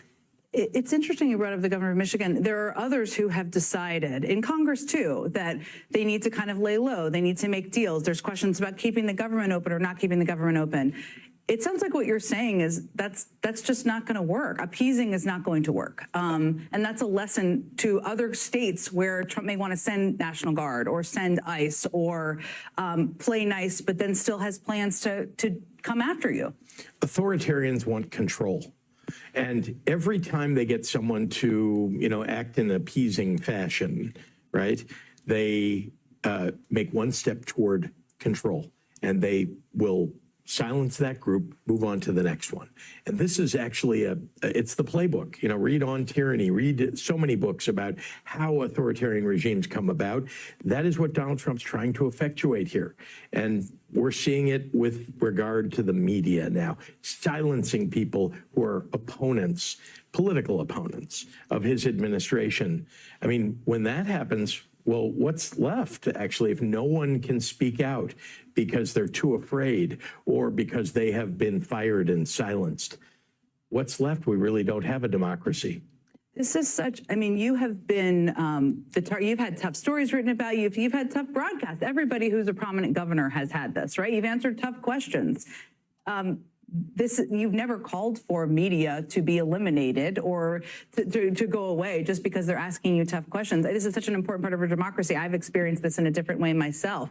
Do you worry seeing the news today and seeing what happened with Colbert? They are late night comedy hosts, but it's a very close bridge to news broadcasters and others, that the ability to tell truth, to speak truth to power on broadcast media is not going to survive through this. That's right. And so again, when you don't have independent news media left, and look what they did with the White House correspondents, right? They essentially silenced or pushed back all of the kind of objective media, and now they've only got the right-wing bloggers and those who are friends of the administration sitting in the front. They're only calling on those people, mostly only calling on those people. And that's the kind of administration that we're seeing. This is the future of the country if we do not step up and speak out. That is my concern. And I've seen this over and over again. Look, I built a Holocaust museum with survivors. I've also read a whole lot about authoritarian regimes. This is the playbook, folks. If you're not paying attention now and doing something about it, well, then you're going to have to sit down. Trump gets Bibi to secure hostage deal where North Gaza is permanently annexed, only to re-up and rearm Israel as it increases hostilities in West Bank to permanently annex West Bank. We're fully moving along in that direction. Aggressive prosecution in direct violation of the First Amendment over pro-Palestinian sentiment, worse than even Brandon. That already happened. Mamala writes her book, It Sucks, Everyone Makes Fun of Her, Career Over. Also, that happened. No lib resistance this time. Trump and Trumpian far-right politics are now the norm. Institutions that previously would present themselves as liberal now behave openly and outwardly right-wing. Oh my God, I forgot how much I fucking spat, dude. Jesus Christ. Jesus fucking Christ. What the fuck?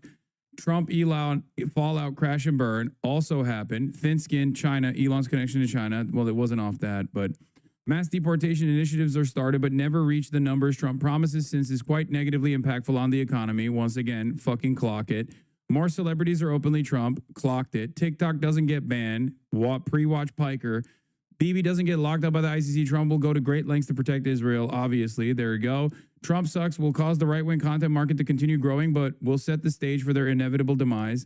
At least one, well, that already also has happened to the original right-wing guys. At least one massively consequential natural disaster. We're fully gearing up for war with China. Liberals who previously critiqued Trump will defend him on his initiatives in this direction. Hasn't really happened too much yet because we're too worried about the domestic affairs. Depending on how EU reacts, either American hegemony is permanently shattered or their fears of China cause the EU to also treat Trump like a savior.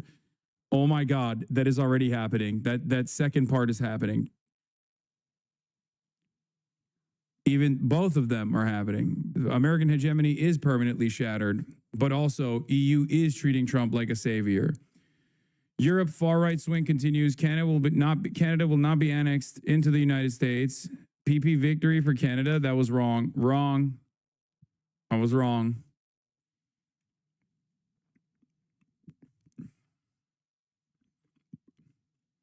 GTA 6 is delayed. RFK dies in a very weird way. Well, there's still time. At the time when I said this, Canada had not actually, Trump had not presented annexing Canada. That's my only wrong prediction so far. Or rather, Trump had started the process of saying it was going to happen. Marvel Rivals, Dead Meta, Overwatch 2 style, correct. GTA 6 is delayed, correct. Packwatch, Joe Brandon. Oh my God.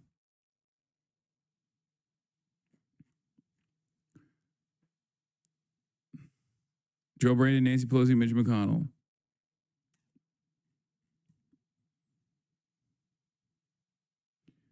Yeah, Trudeau hadn't resigned yet. Thank you. That's the reason. Saying this about Biden before his cancer diagnosis, what did you know?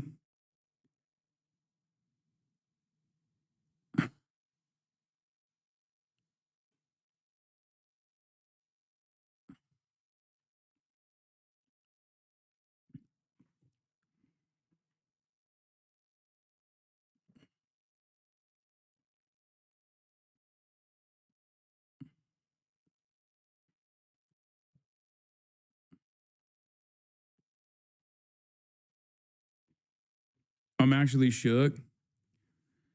I mean, what more can I predict? The year isn't over yet. We're in the ninth month, and I've already fucking every single thing happened. Every single thing, with the exception of PP victory for Canada, has already taken place.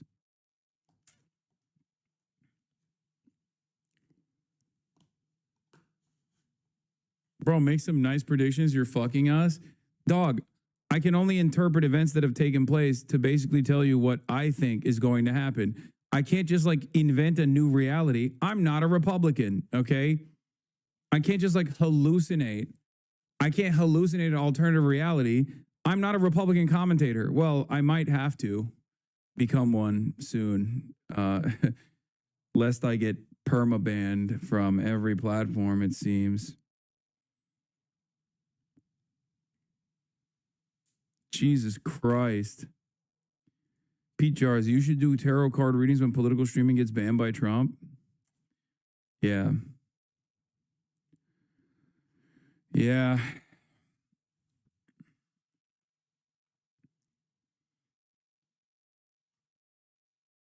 Hassan, will you be playing the new Silent Hill when it comes out on the 25th? Maybe. Predict that I'll get some bitches in 2026. You will not. War with Venezuela prediction? No, I did not think that we would go to war with Venezuela.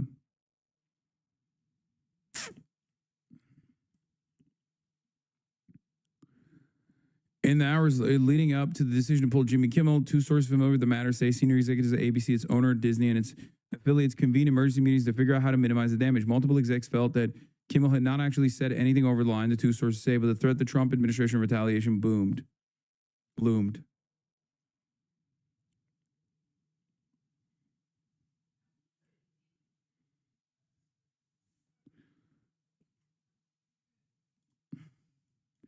FCC head sent a GIF I saw.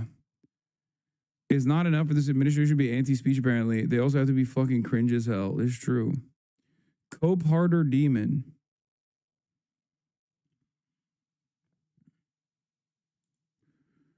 Trump administration announces new civics effort with MAGA-aligned groups. Oh, hell yeah. Oh, heliante. What the heliante?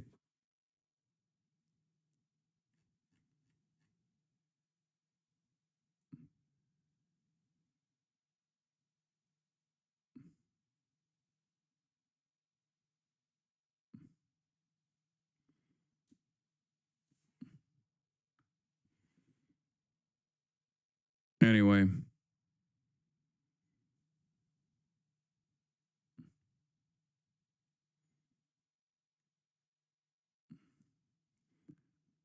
Do you check your TikTok DMs? No worries if not. ADL shooting their shot, too. ADL to lobby lawmakers on anti-Semitism legislation. Oh my God. These motherfuckers never, dude. The devil works hard, but the ADL works harder, bro. The bill ADL is pushing would codify a definition of anti-Semitism that includes legitimate criticisms of Israel. It's the same definition Trump has used to crack down on universities, foreign students, and constitutional rights. It's extremely controversial among Jewish Americans.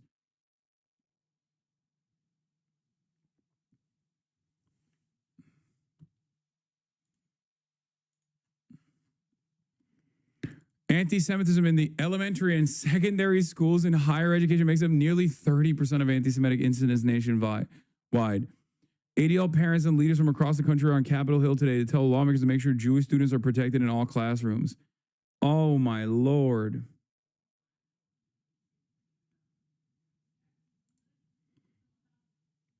Previous message, please. r/conservative got a Grim Reaper opening your door on their front page, by the way. What? That's the r/conservative. Stephen Colbert, Jimmy Kimmel, Hassan Piker, Fafo. Dude, how did I become this guy? I actually don't know. I actually don't understand how I became like public enemy number one. Because like I shit on the Democrats quite a bit. Is that what it is? They just like stupidly thought that I was like anti-Democrat and therefore not anti-Republican and they felt betrayed or something? Because I don't get it, Muslim ties, dog.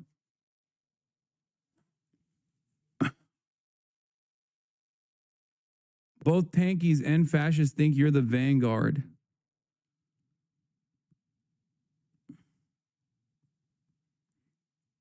Didn't even bother removing the blood while they cry about political violence? Yeah.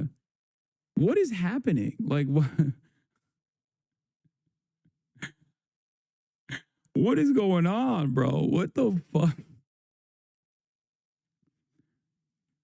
it's crazy because I only see love when I go outside.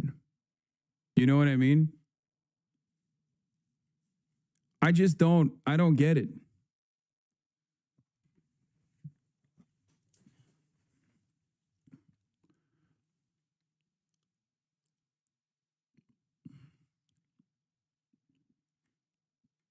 These people don't go outside. Ay. Most people on Reddit don't go outside.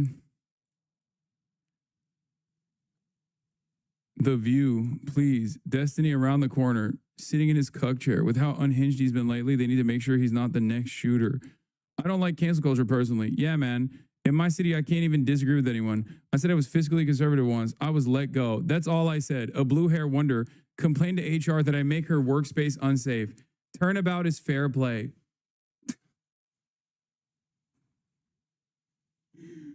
Yeah, I'm going to doubt that one, okay? I'm going to fucking doubt that one. Hell yes, I will drink to this. Dog, you're on Reddit. You're drinking on Reddit. That's so sad. The trifecta would be The View. I hope all the crying libs on our news are stalking this post to watch us celebrate. The times they are a-changin'. The world is healing. The View. That show has got to go. I can't. Those bitches, they're obnoxious. Bro, this is so funny because it's like, brother,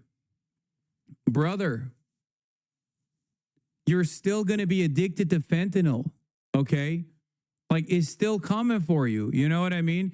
You're going to have a dangerous worksite injury, and then your doctor is going to give you fent, and you're going to have a crippling addiction. The doctor's going to give you Oxycontin, and you're going to have a crippling addiction to Fenty, okay? Like, The View is banned. I'm banned. Your life still sucks. Try to fix that, okay? This is what I don't understand. It's like, bro, I want to help you. I want to make sure that you get the proper health care, you know, whether you want it or not. You can fight. You can go out kicking and screaming. I'm going to force that delicious, amazing, life-saving, preventative medical care from a doctor that you can go and see whether you want it or fucking not, all right? How Hassan hasn't been banned from Twitch is one of life's greatest mysteries. They seriously have the biggest hard-on for the guy, despite all the absolutely deplorable, tone-deaf, and flat-out violent things he said. He can survive literally going on stream and calling for leftists to shank capitalists and let their guts pour out, slice them and dice them, literally calling for political violence there.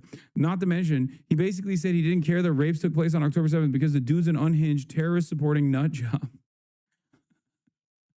We are currently in the find out phase. Like, is this your biggest life's accomplishment? There are so many conservative commentary folks that I just despise, that I find to be utterly repulsive, right? Straight up. This is an olive branch for you guys, okay? There are so many conservative commentary people that I fucking absolutely despise. But like, it wouldn't change my life even this much if one of them got fucking banned. As a matter of fact, one of them literally got killed, okay? And I'm not too excited about the prospect anyway. So like, we don't even need to look for a hypothetical alternative. Like, it literally just happened, okay? And it wasn't great. It was pretty fucked up. You know what I mean? It's just like, it doesn't, I don't know. I just, like, how do you lock yourself into this bind? I will never understand that. How will you ever get out of this situation that you have placed upon yourself, this mental prison that you exist under, this self-inflicted wound where you have narrowed in your focus to an utterly powerless individual? You give me the power when you have this level of resentment, when I have this much domination and control over your life. I go away tomorrow, you're going to forget about it in like 4 days. Okay? And then you're back to square one. Shit fucking sucks. And I'll give you an example. Okay? A lot of people hated trans people. They were like, oh, yeah, finally, let's take out these transgenders, okay? They're unfairly getting 8th place in swim competitions, okay? We got to deal with that. That's what I care about, right? Like, that was a big motivator for a lot of people. It's been months. It's been months since the Trump administration forced the NCAA's hand. Are things better for you? Do you go back and think about how glorious that moment was when he signed that executive order? No, shit still sucks.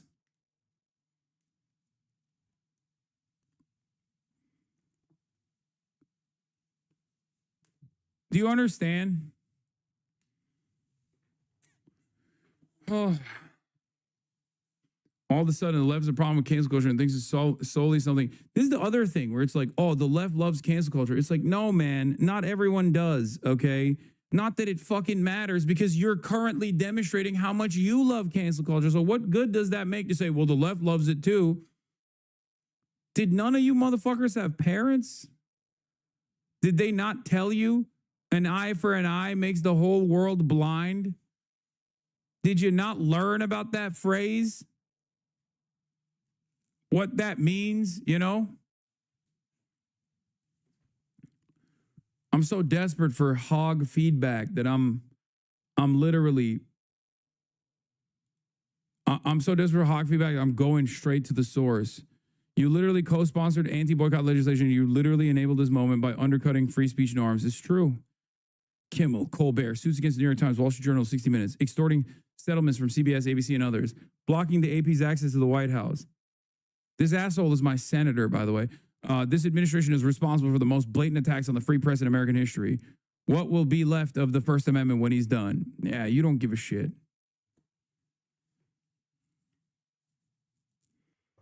I call him Adam Shit. He's got a real mortgage issue. Everybody knows it.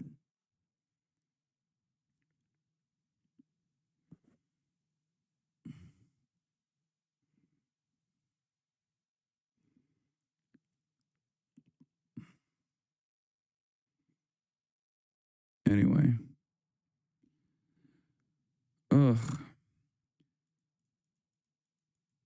What? If you get banned here, you can legit go to OnlyFans? I'm not going to go to fucking OnlyFans, dude. What are you talking about?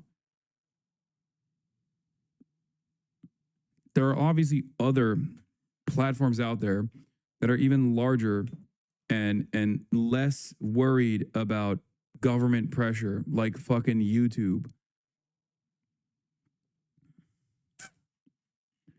They don't hate you. They hate the false picture of you in their head. I mean, that's true as well. But even then, like, false picture aside, if there was someone that caused this much anger and resentment in my heart, I would just avoid thinking about them, you know? But anyway, yeah, there's fucking YouTube, okay? And if they pursue me if they pursue me when I go to fucking YouTube, then they might as well just arrest me and throw me in prison.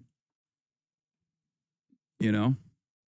So obviously, follow me on all the platforms, whether it be Instagram, whether it be Twitter, whether it be TikTok, or especially YouTube. Okay? Obviously. And considering that the bulk of my revenue comes from subscriptions, because the Piker Broadcasting Service is sponsored by you, the viewers, for you, the viewers.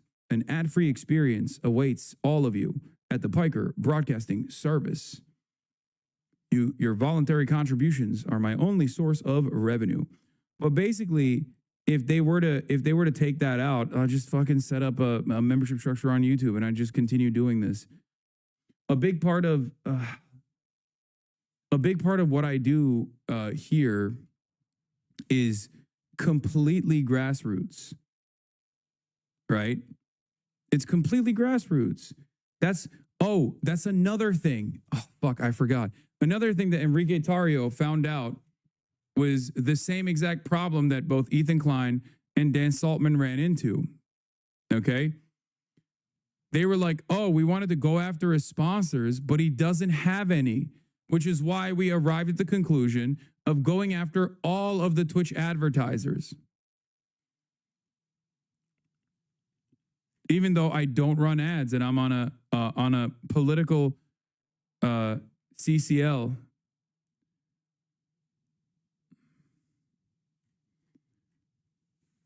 So they always arrive at the same shit.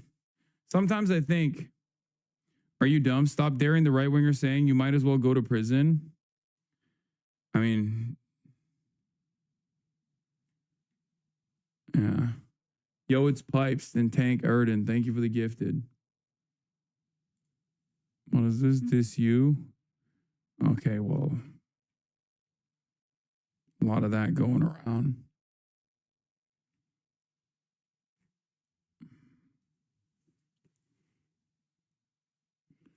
Unc, I'm sorry, but you have some of the dumbest ops of all fucking time. Unfortunately, they have power. Yeah. Is there any evidence that these people all work together? No, they didn't work together. ADL and Dan Saltman, yes. And also Republican congresspersons, yes. Proud Boys are doing their own thing, but they arrived at the conclusion separately.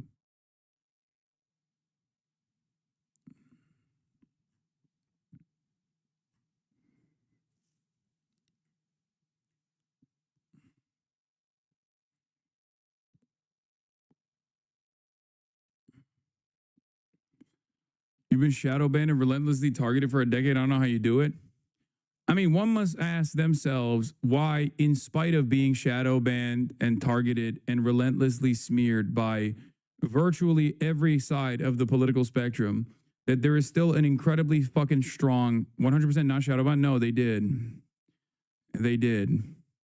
100% on election day, like the week of the election. And it still didn't matter. But my point is, there's a reason why this community keeps growing.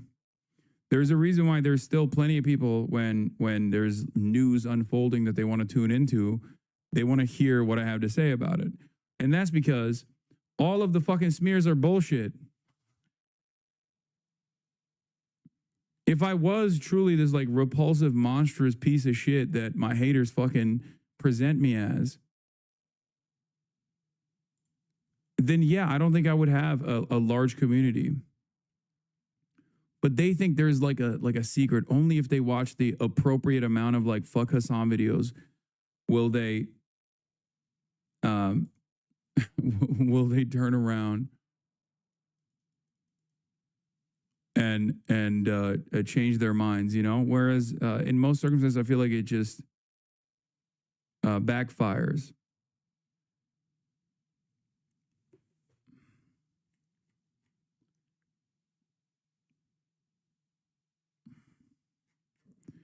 This is the biggest attack on free speech since the McCarthy era, but it also has significantly less popular consensus behind it than the second Red Scare. It's being done on behalf of a minority faction led by the most unpopular president in modern history. Organizing against this can win. Yes. I do agree with that. That's why this is not a moment to feel discouraged or scared or fearful. The reason why they're doing this is because they're weak. If they weren't weak, they wouldn't be doing this. If they didn't recognize their powerlessness, they wouldn't be doing this. If they weren't fearful, that if they were not fearful of mass discontent, they wouldn't be trying to make an example out of random fucking people. Okay? So that's it. You can't cave. You can't be fearful. You can't let these guys, these fucking bullies, these weak, cowardly little bullies, make you sit at home and worry about what comes next.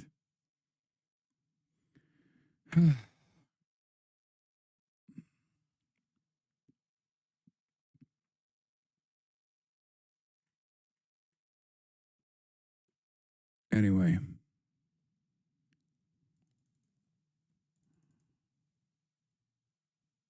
I love that this is the massive copium. So I've read Destiny got banned, but haven't seen anything official. He wasn't. You're a fucking idiot.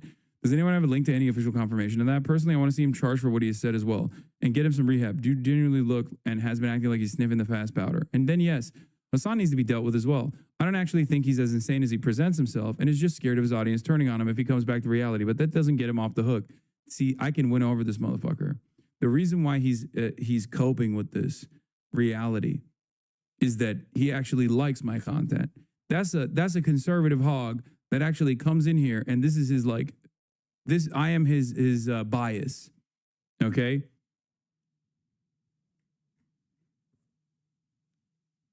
I'm his favorite, but also at the same time, I'm his Twitch bias.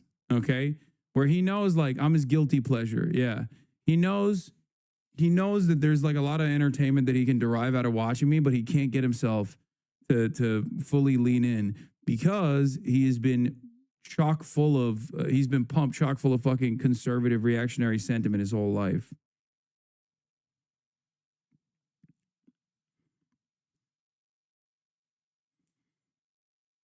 I am his problematic fave. Antifa now official terrorist organization. I guess I'm a terrorist. I guess I'm officially a terrorist now. You know, as the CEO of Antifa, the terrorism organization of Antifa.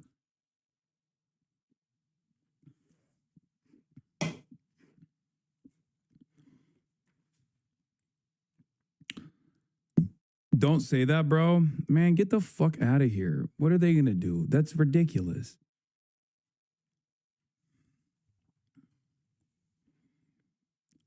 That's ridiculous. Even if they do something, that's completely fucking insane. It's just, we're just going to start prosecuting opinions? Like what? I mean, that's what they're trying to do.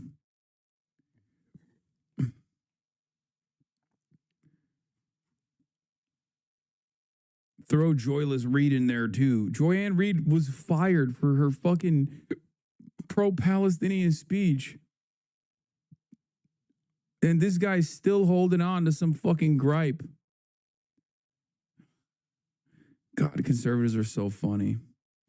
I expect debanking is next. Yeah, that's, I don't know about that. Don't you think all of what they're doing is insane? Yes.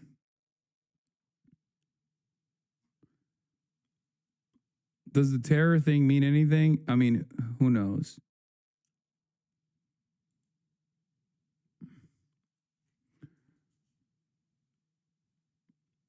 Move your fucking money overseas. This guy's still standing 10 toes down with terrorists. I mean, are you a fascist? Because the Trump administration, as of an hour ago, has declared anti-fascism, which is a thought or an action, which is what your grandfather did when fighting the Nazis, to be a terror organization. So in that regard, yes.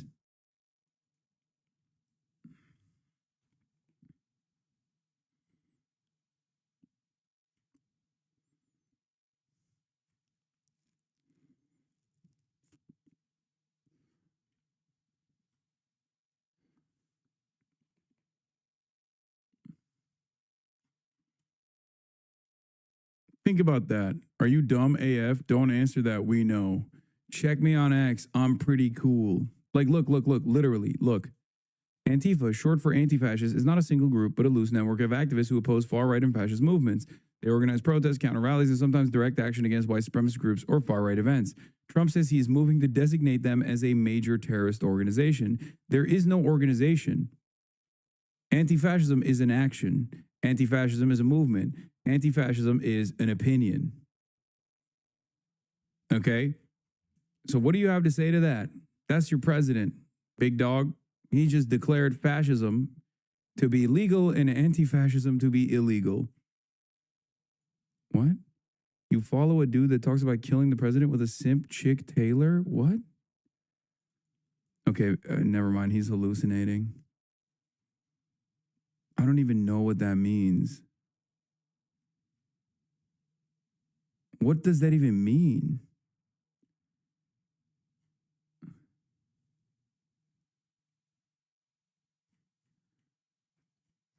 What the fuck's he talking about?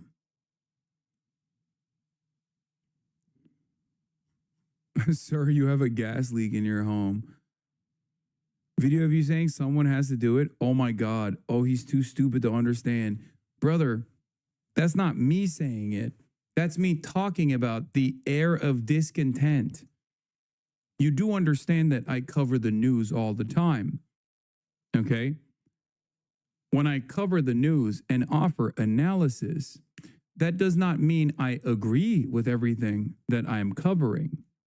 Do you agree with everything that you watch and respond to? Because in that situation, I'm not the only one who's standing 10 toes down with terrorists.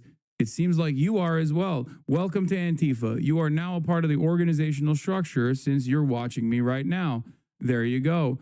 Oh, it's out of context, law? No, it's not even out of, I don't even know what the context that you could possibly be talking about, because it's me literally explaining the environment of anger against politicians and the systems itself. Okay?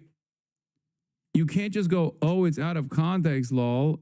Like, I don't even know what the context is. I don't even know what you're referencing. If you're talking about me referencing people saying someone's got to do it, okay? That's not me saying that. That's me talking about other people saying that.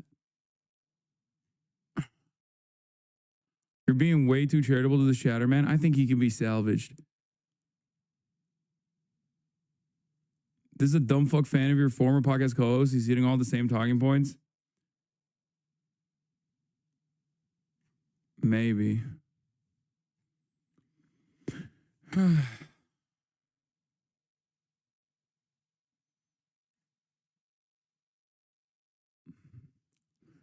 Notice how prosecuting speech can be quite difficult.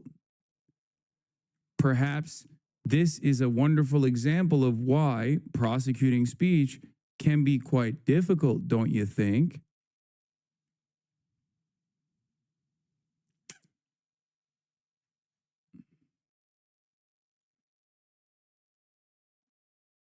Anyway, did you see the David stuff? No. I saw pieces of it, but I'm not going to be able to get to it tonight because I'm too fucking tired.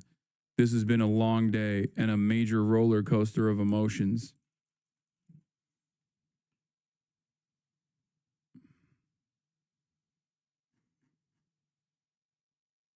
Okay. So that is that's what I got going on for the day. Hey, I'm just doing this to sound like Bo Burnham in the beginning, but I love you guys.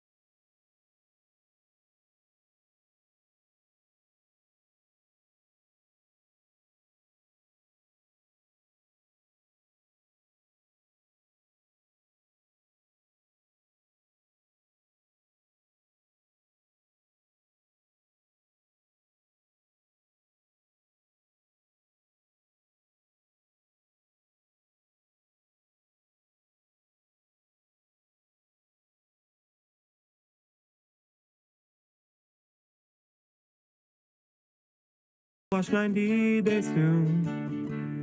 Just you wait. Ba-da-da, ba-da-da, ba-da-da-da-da-da. Hey, what can you say? The 3-minute ad is through. But he'll debate you will soon. You wait. Sha-ba-da, sha-ba-da-da-da-da-da-da-da. Hey, what can you say? Hey, the 3-minute ad is through. But he'll be nameless soon. You wait. Oh shit, he already put it out. Hey, what can you say? The 3-minute ad is through. But he'll stop with that break soon. You wait. You wait.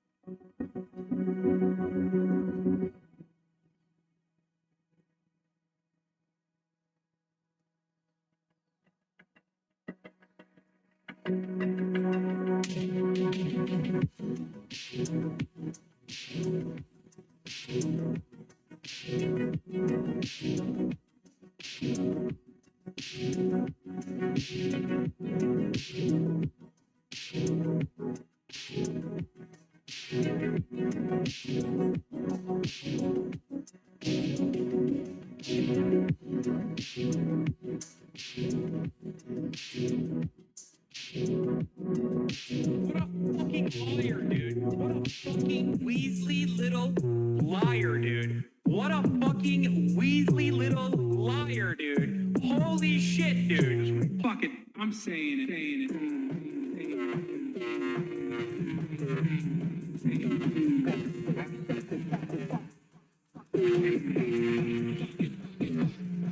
Fuck, America deserved 9/11.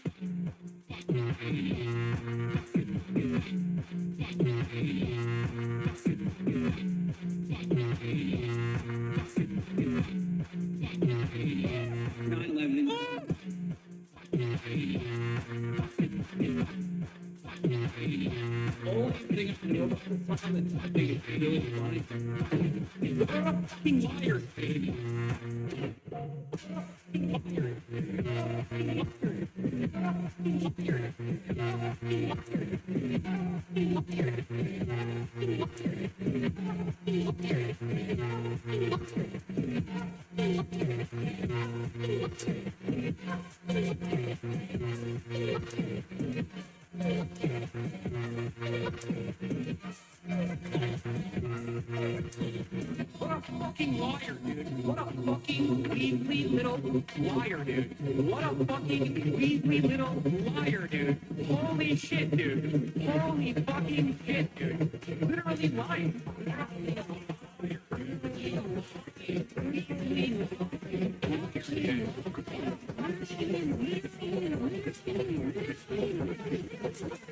Holy fucking, what the fuck?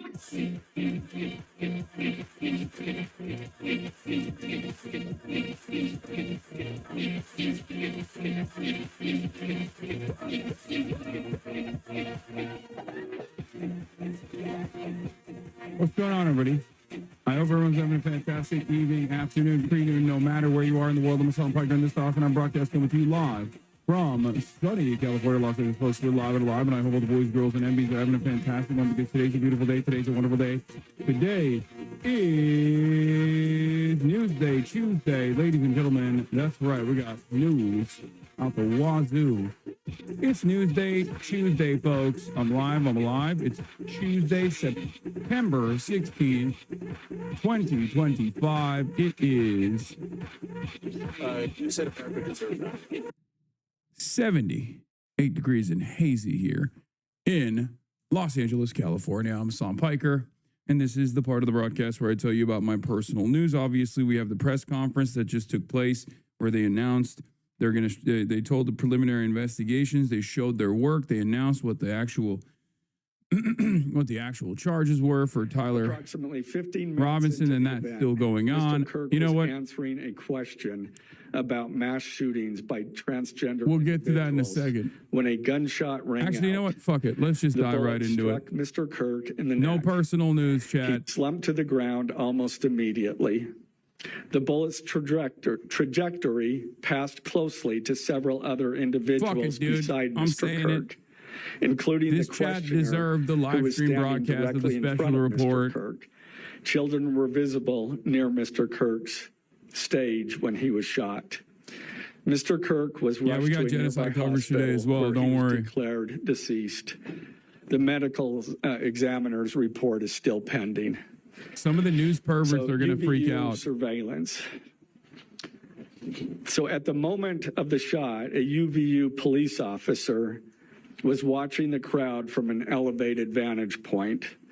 As soon as he heard the shot, he began to scan the area for threats.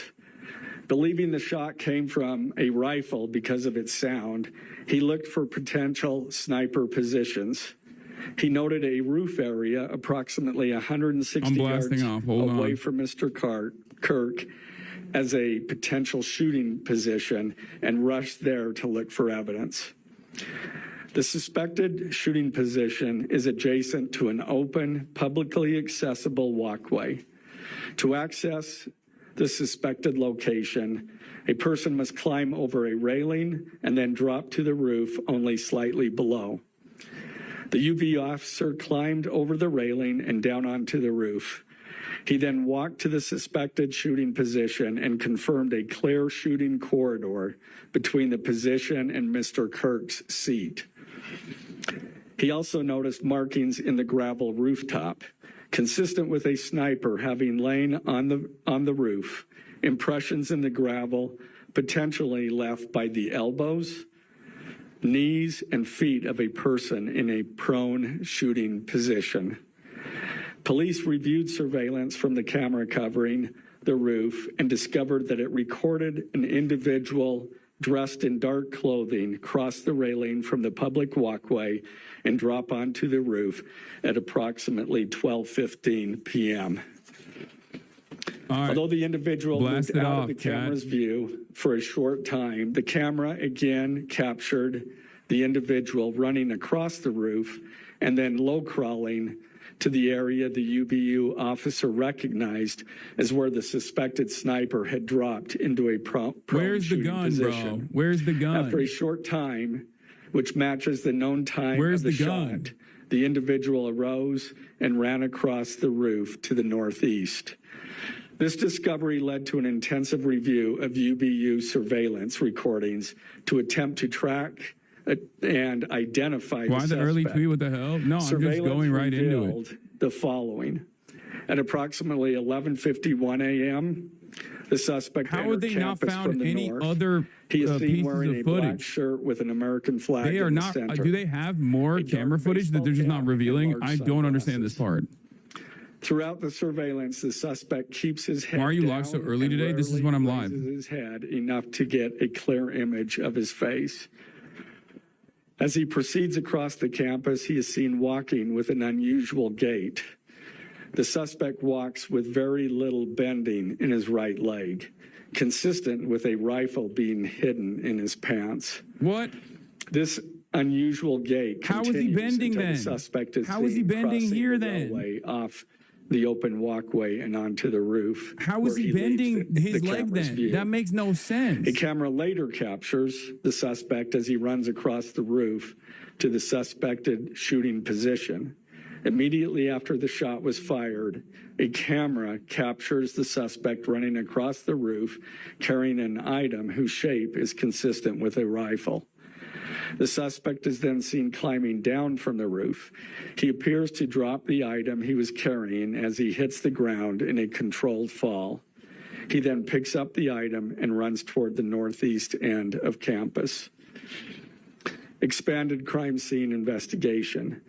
Law enforcement officers followed the suspect's escape path to the northeast end of campus, where they believe the suspect left campus and entered a wooded area. In that wooded area, investigators found a bolt-action rifle wrapped in a towel. The rifle contained 1 spent round and 3 unspent rounds. This is consistent with the facts officers observed at the time of and immediately after the shootings. No shell casings were found on the roof, suggesting a bolt action rather than an auto-loading weapon, and only a single round was fired. Each round in the rifle contained an etched inscription as follows. The fired cartridge was etched, "No Tyson." When he was bringing it up secret style, it was wrapped in his pants. After he was running away with it, it was wrapped in a towel. Still doesn't make sense how it was in his pants, though. That was, again, not spent. The last three were not spent, were not fired. Notices your bulge, ooh, fascist, and also catch with arrow symbols. The third cartridge, "Oh, Bella Chow, Bella Chow, Bella Chow, Chow Chow." The fourth cartridge, "If you read this, you are gay." LMAO. The rifle, ammunition rounds, and towel. You were could sent go to for jail if forensic you laugh at that. processing. DNA consistent with defendant was found on the trigger. Other parts of the rifle. I guess we're all gay now. The fired Maybe he cartridge was casing, woke. 2 of the 3 He made unfired everybody gay. cartridges, It's like when and I the trick you towel. into reading the Shahada. Law enforcement was unable to immediately locate the shooter. So they published photos of the shooter from the UVU surveillance cameras and asked for the public's help to identify him. Meanwhile, law enforcement continued to try to identify the shooter through other means. The Washington County investigation.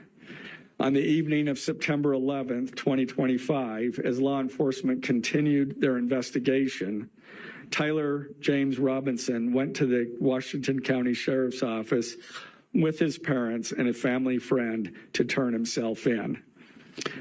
Robinson's mother stated that the following to police. On September 11th, 2025, the day after the shooting, Robinson's mother saw the photo of the shooter in the news and thought the shooter looked like her son. Robinson's mother called her son and asked him where he was. He said he was at home sick and that he had also been at home homesick on September 10th. Robinson's mother expressed concern to her husband that the suspect shooter looked like Robinson. Robinson's father agreed. Robinson's mother explained that over the last year or so, Robinson had become more political and had started to lean more to the left, becoming more pro-gay and trans rights oriented. She stated that Robinson began to date his roommate, a biological male who was transitioning genders. This resulted in several discussions with family members, but especially between Robinson and his father, who have very different political views. In one conversation before the shooting, Robinson mentioned that Charlie Kirk would be holding an event at UVU, which Robinson said was a stupid venue for the event. Robinson accused Kirk of spreading hate. Robinson's father reported that when his wife showed him the surveillance image of the suspected shooter in the news, he agreed Is it really that illegal to like laugh? their I don't know son. anymore. No, man, I'm He joking. also believed that the rifle that police suspected the shooter used matched a rifle that was given to his son as a gift. As a result, Robinson's father This guy was a gamer contacted from his Utah, son not and left asked wing. him to I send can a see him photo of being the woke, rifle. man. I don't know. Robinson did not respond. Guys, you have to remember something like, yeah, this guy killed somebody, but like for the way that like American politics works nowadays, when you're just like, I don't think we should actually assassinate gay people broadly, or like, I don't think we should kill trans people, that's considered woke. Okay. So that's a pretty wide spectrum of people that you could consider woke. So in that regard, yes, if woke means you demonstrate like basic humanity, right? Even though this person did something that's obviously a severe violation of the social contract, inhumane, right? Ended someone's life. Like when they're talking about woke, they just mean like person who doesn't want to literally fucking lynch random people that don't look like them. That's it. That's what they're talking about. So yes, by that standard, pretty much everybody's kind of fucking woke. To police and reported telling Robinson that it would be best if he brought all evidence with him to the sheriff's office to avoid police having to search his parents' home. The friend also asked Robinson if he had any clothes that Talk were to an actual related to ex-Mormon what he leftist did. who can explain this to you. None of this is Robinson confusing to me. replied No, that he had disposed of the come on. clothes in different areas. I'm one of the only people on the internet on the left that didn't immediately run to the. This is definitely a Groyper narrative. Mel, who was involved in a romantic relationship with Robinson. The roommate told police that the roommate received messages from Robinson about the shooting. And When I say this guy was woke, by the way, I don't mean he's like a fucking card-carrying Antifa DSA guy. I just mean he doesn't think trans people should be killed. Okay? That's what I mean. Like, make no mistake, their assessment of quote-unquote woke is so expansive that it fits the narrative for every single human being pretty much, okay? To take out I just didn't run with the he's definitely a Groyper stuff. You know what I mean? Found a photograph of this But we still don't know. I'll make the assessment in a little bit. Text exchange then took place. After reading the note, the roommate responded, "What? You're joking, right?" Robinson, I am still okay, my love, but am stuck in Orem for a little while longer yet. Shouldn't be long until I can come home, but I gotta grab my rifle still. To be honest, I had hoped to keep this secret till I died of old age. I am sorry to involve you. Roommate, you weren't the one who did it, right? Robinson, Tyler Robinson was a bit of an L roommate, not gonna lie. Roommate, I thought they caught the person. Robinson, no, they grabbed some crazy old dude, then interrogated someone in similar clothing. I had planned to grab my rifle. He's literally from my talking about the drop point incompetence shortly of the after, cops. but most of that side of town got locked down. It's quiet, almost enough to get out, but there's one vehicle lingering. Roommate, why? Robinson, why did I do it? Roommate, yeah. Robinson, I had enough of his hatred. Some hate can't be negotiated out. If I am able to grab my rifle unseen, I will have left no evidence. Loki, he's Going not to wrong. attempt to Like, if you retrieve grab it the again. rifle, Hopefully they have moved on. I haven't seen anything about them finding it. Roommate, how long have you been planning this? Robinson, a bit over a week, I believe. I can get close to it, but there is a squad car parked right by it. I think they already swept that spot, but I don't want to this is chance giving it. real Hamas fighters on the radio Robinson recordings released by again. Israel. I'm wishing I had circled back and grabbed it as soon as I got to my vehicle. I'm worried what my old man would do if I didn't bring back Grandpa's rifle. IDEK if it's had a serial number, but it wouldn't trace to me. I worry about prints. I had to leave it in a bush where I changed outfits. Didn't have the ability or time to bring it with. I might have to abandon it and hope they don't find prints. How the F will I explain losing it to my old man? Only thing I left was the rifle wrapped in a towel. Remember how I was engraving bullets? The effing messages are mostly a big meme. If I see notice bulge UWU on Fox News, I might have a stroke all right. I'm going to have to leave it. That really effing sucks. Judging from today, I'd say Grandpa's gun does just fine, IDK. I think that was a $2K dollar scope. Wink, wink. Robinson again, delete this exchange. Again, Robinson, my dad wants photos of the rifle. He says Grandpa wants to know who has what. The feds released a photo of the rifle, and it is very unique. He's calling me, RN, not answering. Robinson, since Trump got we do have a crisis in violence in this country, but honestly, we have a crisis in literacy too. Like, this is a 4.0 GPA kid. And even then, he was so fried where he was just like consistently communicating in memes, dude. How was that possible? Like I've seen I've seen like white supremacist school shooters who literally write manifestos and you look at it and you're like, oh my God, this is not the major point, but like I cannot comprehend how bad you are at fucking writing something legible. But this guy is not like that. He's like a 4.0 guy. What the fuck?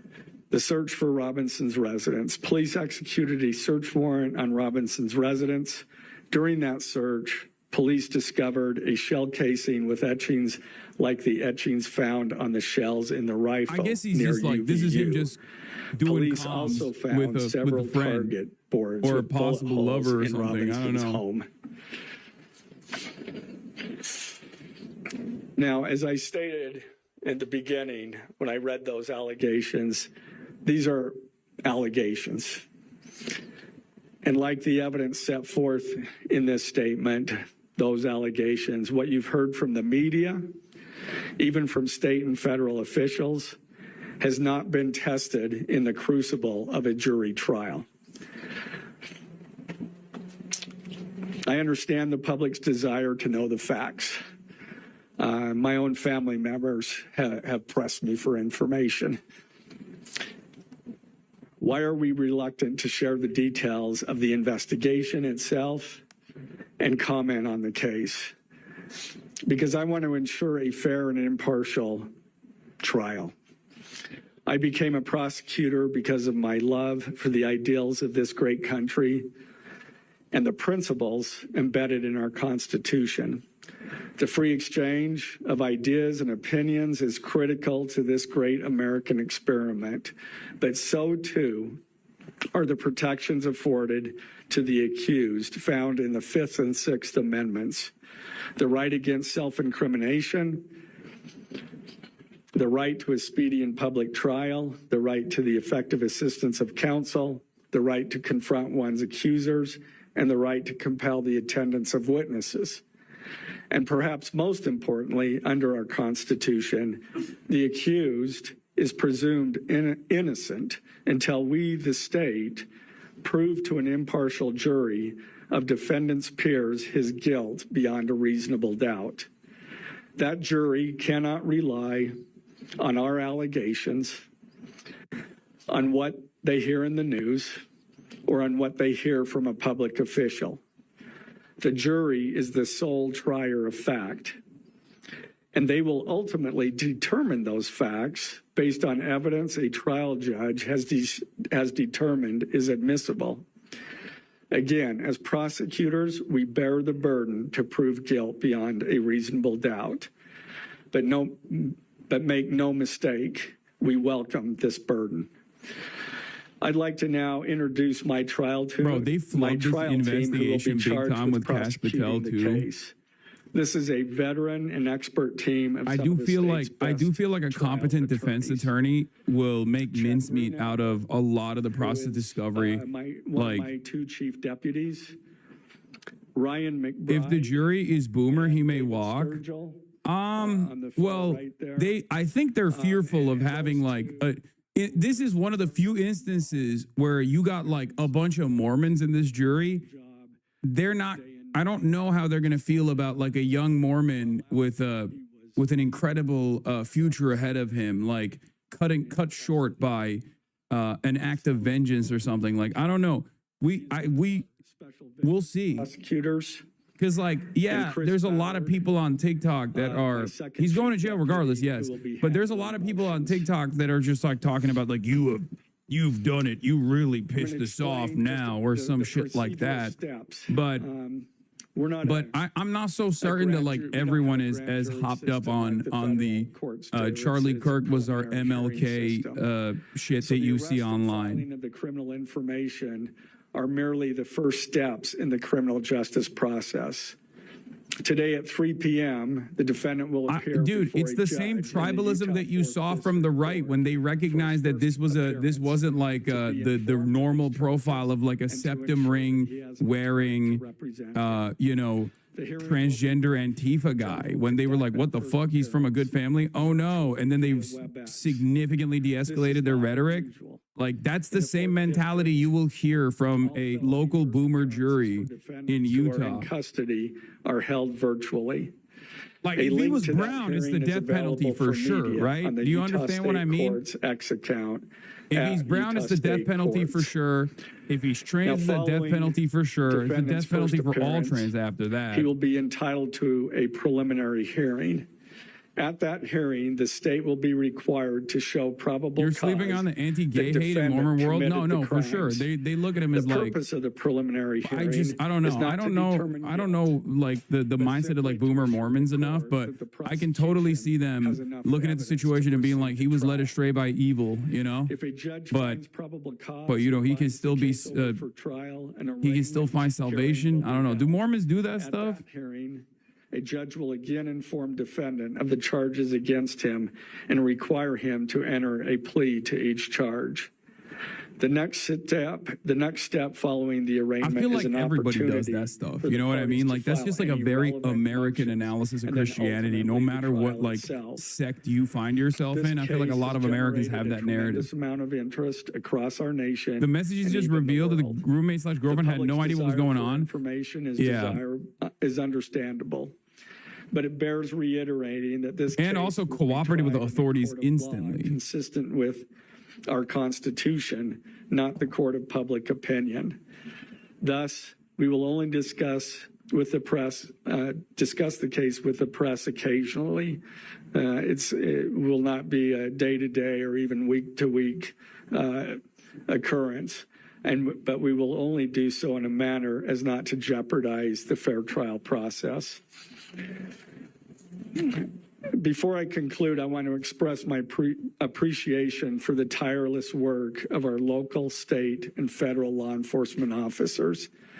They have an extremely difficult, dangerous, and often thankless job. I'm proud to acknowledge the exceptional work they do every day, and particularly their work on this case. It was truly a marvel to witness. Their skilled work and dedication have brought us to this point. Enough. I'm also Enough. The dude's dad fucking gave him up. You didn't do anything. Bro, these guys literally make it seem like they did Minority Report every time, bro. Dude, so much of like the FBI's terror apprehension unironically is just like getting some autistic 17-year-old Muslim kid online to be like, hey, want to find some Tannerite at this drop site? And then catching them and being like, we thwarted yet another insane Islamic terrorism incident, right? Like it's just like, and it's the same here. They literally didn't do shit, bro. They didn't do dick. They barely found like 3 photos of the dude, of the potential suspect, walking up the goddamn stairs to be like, we did it. We did it, boys. I don't understand. Just really fast, if you could identify yourself and what organization. From CDF, thank you. Okay. Free Israel, though, for real? Yeah, free Israel from Zionism. They are still looking into it. It's an undergoing investigation. So is that a possibility? They haven't ruled that out. As Lavendera with CNN, the text message, the exchange with your roommate, you kind of give us a sense of, did that happen over They were looking in the bushes. Yes, I don't that's have true. that They did. information. They did look in the bushes and they found the fucking weapon. That's true. They did do that. Did you hear it all from the Trump administration or Governor Cox's administration? Just realize how fucking scary the repercussions would be if, for example, he was in your Discord server or was a fan of yours. Like, people would just use that to be like, oh, Islam's radicalizing young men into killing people. Yes, 100% they would do that. They're already doing that. They've been saying that regardless of the shooter's profile. It's been interesting because, like, one, I was one of the only fucking left commentary people that just straight up immediately said, I don't think this dude's a groyper. I explained the background of why people think he's a groyper, but I said, I don't think he's a groyper. I think he's just like somewhat of an apolitical guy that is like liberal adjacent because he has like tolerance for like some level of tolerance for like gay and trans people, right? Like, which of course by right-wing standards means you are the wokest trantifa. You're trans antifa. You're basically transgender yourself if you think that like trans people shouldn't be killed, right? So like from their assessment, they just keep trying to angle this as like You know, this is wokeness. This is wokeness unfolding. But in reality, just, you know, a political centrist overall conservative family, basically on his journey of I guess, radicalizing towards feeling empathetic to other people. ABC News Time would like to know, how did this possibly interface with any federal charges? So that's up to the feds.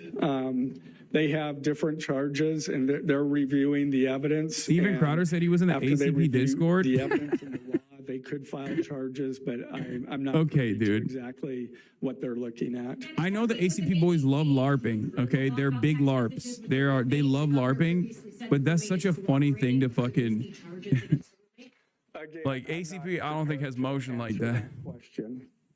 ACP wiped their Discord. Everybody wipes their Discord, dumbass. I wipe my Discord all the time too. They get raided. Everybody gets raided, hate raided by fucking groypers and neo-Nazis and shit. ACP's 11-person Discord. That'd be crazy. Ultimately, a judge will determine that at trial. And cooperation, has he spoken at all? Has he been cooperative? Again, I'm not going to comment on that. ACP is the American Communist Party. I'm not even going to get into it right now. Okay. Time online that some say radicalized him. I am not aware of that information. It's, again, still under investigation. And has he expressed any remorse so far about this attack? I am not going to comment on that. Is he continuing to not cooperate? I am not going to comment on that. Mr. Gray, the FBI director has been way out in front in terms of presenting evidence to the public. Your team has been very circumspect, very measured in what they put out. Does that hamper your investigation and we go into this? Well, as attorneys, we typically like to control that information to preserve an impartial jury and a fair trial. Also, yeah, ACP is not exactly known for being pro-trans. Excuse me? I don't have that information. Which is pretty funny. They're MAGA communists, buddy. What the family said is what I provided. Do you anticipate that the defense will try to get this trial moved out of Utah County, and how will you respond to that? I'm gonna do the fucking Ken Liegenstein post in a second to develed a better psychographic profile of the shooter, the alleged shooter. Right wingers love to have relationship with trans women. What are you talking about? Yo, I never said that they don't. Coincidence? That will be for a jury to decide. Mr. Gray, are you confident that the roommate had no part of this attack whatsoever? Again, I'm not going to comment on the evidence. But the evidence so far, does it show any involvement? Again, I'm not going to comment on other than the facts that or the evidence that we've gathered so far. The DNA here in the press conference jeopardized his right to a fair trial? I don't believe so. This is part of a public document that we have to file as we file a criminal information. We have to file a probable cause statement. That's a public document, and so we're comfortable with that. Are his parents and the roommate still cooperating? I'm not going to comment on that either. The FBI has said that this suspect had a hatred of Kirk. What else can you share about that? I can't share any more than what I've already said. This was a pretty precise shot. Do you have any evidence that he went places to practice or have tracked his movements before the shooting that's given you insight into how he prepared? The evidence that I'm willing to share is what I just read in our statement, and it's in the information. I'm afraid we're going to have to cut it off there. Okay. Did you consult Eric and Kirk about seeking the death penalty? I'm not going to comment on that. Okay, thank you, ladies and gentlemen. There you have it, Jeff Gray, Utah County. Bro. Did we learn anything new here? Like the preliminary investigation, beyond, like the only thing that we learned is the secret messages between him and the roommate, right? Masapal the mic. Okay, calm down. And it feels like they basically admitted that the roommate had no idea what was going on. This dude just kind of did it on his own, and then basically revealed to the roommate who was cooperating with law enforcement, by the way, Oh, and he called the roommate love, as it my love, and that probably implies that they are in a relationship, right? Family says he leans left, but once again, that assessment implies, and I don't have any reason to believe that that's not true. Okay, I'm just simply stating when a MAGA conservative in Utah says you lean left or you're becoming a leftist, you're like radicalizing or whatever, they just mean you don't think gay people should be killed. Okay. Remember, they were like, Charlie Kirk is a wonderful moderate. Charlie Kirk is on the record being like, the Bible says gay people should be stoned to death. So like, obviously, from that assessment, if you think like Charlie Kirk is a moderate figurehead akin to like an MLK style person, then yeah, you're going to think this guy who tells you like, maybe we shouldn't actually kill trans people and gay people. They are our friends and it's okay. Like they're going to look at that and be like, this is the wokest person on the planet. This person is basically a fucking communist socialist transgender now. Okay. He literally said he can't comment on anything. How are you going to go out there and present what you call evidence and claim as fact, but then pretend you can't comment further and literally say anything? Tyler Robinson was the voter that Kamala Harris targeted with a Liz Cheney endorsement. Yeah, low key, Tyler Robinson, at least like the politics that they have demonstrated, with the exception of like dating a transgender person, because that I feel like is definitely, I wouldn't consider that to be like the normal position, like the normative position. Like that's not the overwhelming majority of Americans for sure. But beyond that, like if you just look at his politics, from what we understand, from what we have seen, Hassan, they're all chasers. No, I know. There's a lot of people who like. There's a lot of people who are chasers and whatnot. That's not what I'm talking about, right? Like, but someone, basically my point is his politics are all over the place in the sense that like he's just like apolitical for the most part, but also doesn't think like gay and trans people are evil, which is one of the most like, that's like half the fucking conservatives that are not online and they're not on Twitter, like half the people that voted for Donald Trump, if you ask them like, do you think gay people are evil? They'd be like, I don't really care. You know what I mean? The not the 30% base that's like firmly committed to the movement, but like there's a lot of people who feel this way as well. This isn't to say that this guy wasn't fucking this guy wasn't someone who could be profiled as like lib left kind of like a lib left kind of person, right? But yeah, Ken Leakenstein, exclusive. Leak message from Charlie Kirk assassin. Accused shooters politics is not what the government and media say. Hey guys, I have bad news for you all. It was me at UVU yesterday. Thus, Tyler Robinson messaged his friends on Discord, seemingly apologizing for murdering Charlie Kirk. I'm sorry for all of this. I obtained this and other Discord chats. I've decided to publish. The legacy news media, as usual, refuses, along with new information I've learned about Robinson from the people who knew him best. I just saw the video. Holy shit. RIP, I guess. Bro didn't deserve to go out like that. Sad. Hey, guys, I have bad news for you all. It was me at UVU yesterday. I'm sorry for all this. I'm surrendering through a sheriff friend in a... Wait, what the fuck? Oh, usernames are redacted because I know what his username is. This is not what his username is. I have his Discord username. This is not it. Anyway, it's not Zealous Monkey 55095. He changed it, okay? Ken changed it for this article. Wait, what?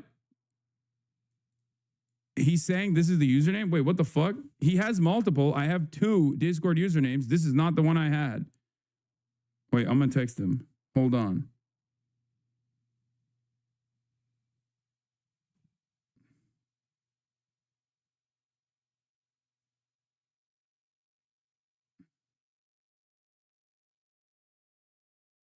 What the frick? Hold on.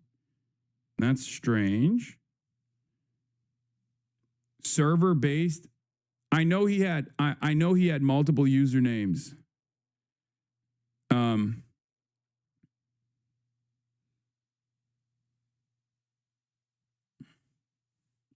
There's another in the article.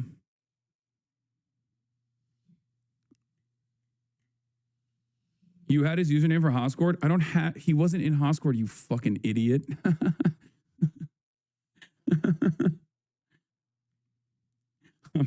I'm texting Ken.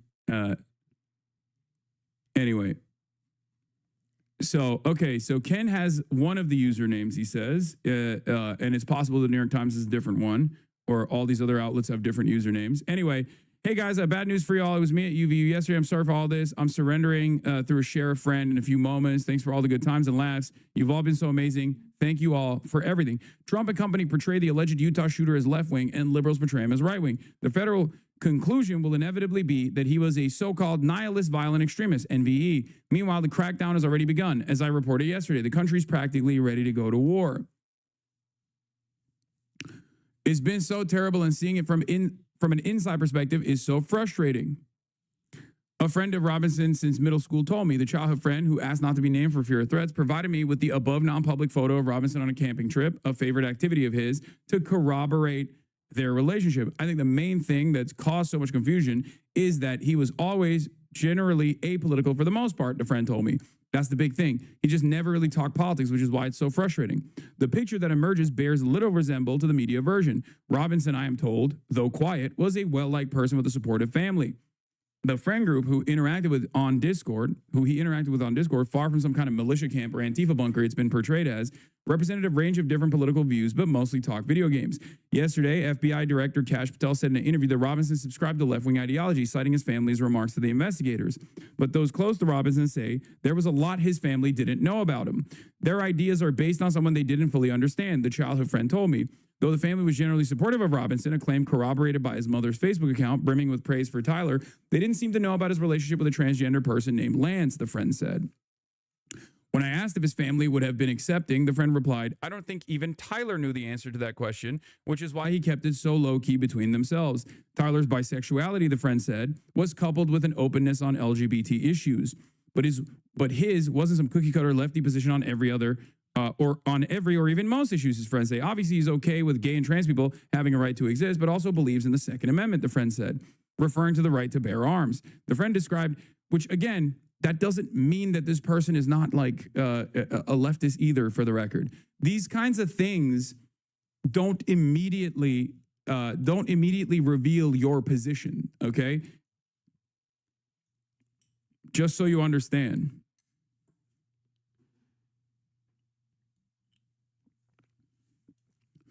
The friend described Robinson as a fairly typical of a young man from his age from Utah, someone who loved the outdoors, was a gamer, and into guns. To all of us, he just seemed like a simple guy who liked playing games like Sea of Thieves, Deep Rock Galactic, and Helldivers 2, loved to fish and loved the camp, the friend said.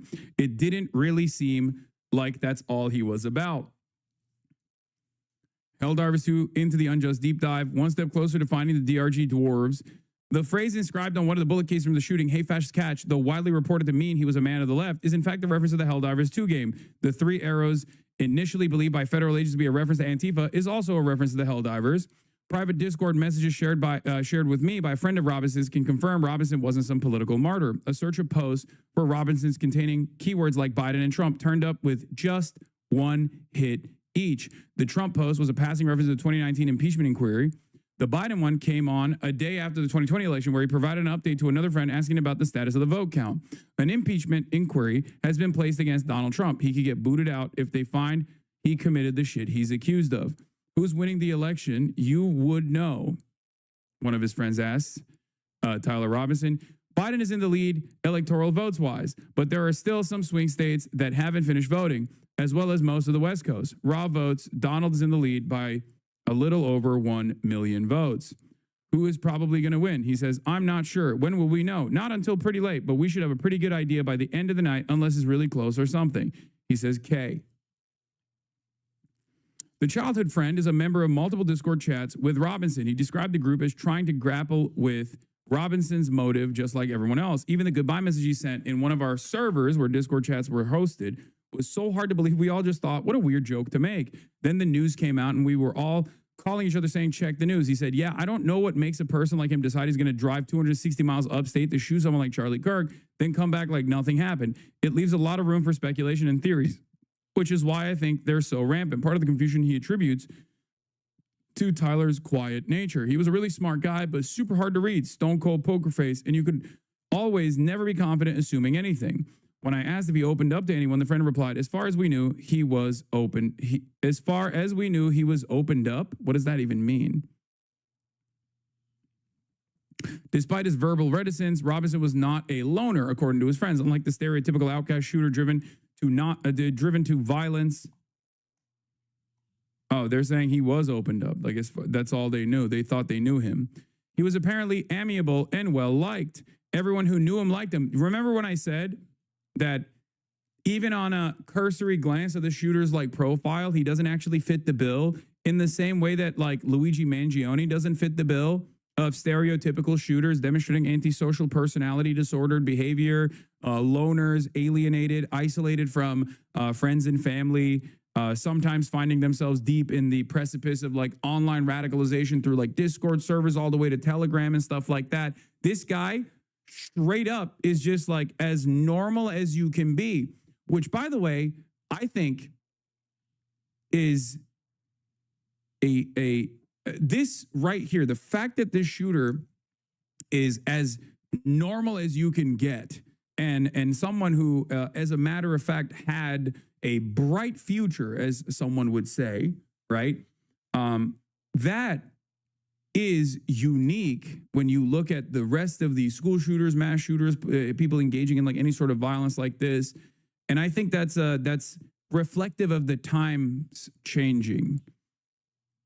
Like it's more so, yes, as the shadow says, an indictment on the state of affairs, right? Because you got weirdos doing violence. Obviously, there are things that we can legislate to try and limit the amount of ultra violence that we experience on a daily basis. But when you got like a radical, centrist, apolitical guy with a bright future ahead, all of a sudden when they're doing stuff like this, and if it's like even with Luigi as well, like people who are well liked, people who have a social life, all of a sudden when that happens, like that is interesting. Anyway, regardless of the horrible actions that took place, we must take this moment to remember that God is a living and loving God who loves all his children. A Discord post from another friend posted the day after the shooting reads, while Charlie Kirk's politics were not acceptable to some, I ask that we all say a prayer for him and his family during these confusing times.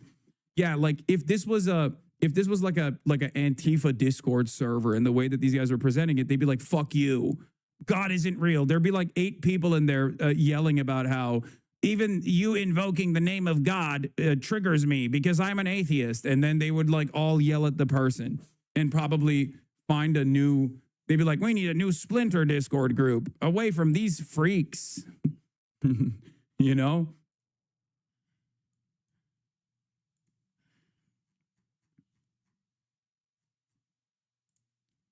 I think this is a pattern with white cis shooters lately. Middle class experience hardship realizes it's affecting their marginalized friends most, and not being able to process it is the IRL version of just found out about racism. That shit sucks. I mean, there's not really any other evidence of this. This is the first of its kind. I wouldn't even say that that's the same with like Luigi Mangione, because Luigi Mangione obviously was like impacted, harmed by healthcare, like the privatization of healthcare. He was impacted personally. And then that is the reason why he allegedly planned the shooting of UHC CEO Brian Thompson. Okay. Hey, everyone. If you have not seen the news yet, Tyler's post above, it true.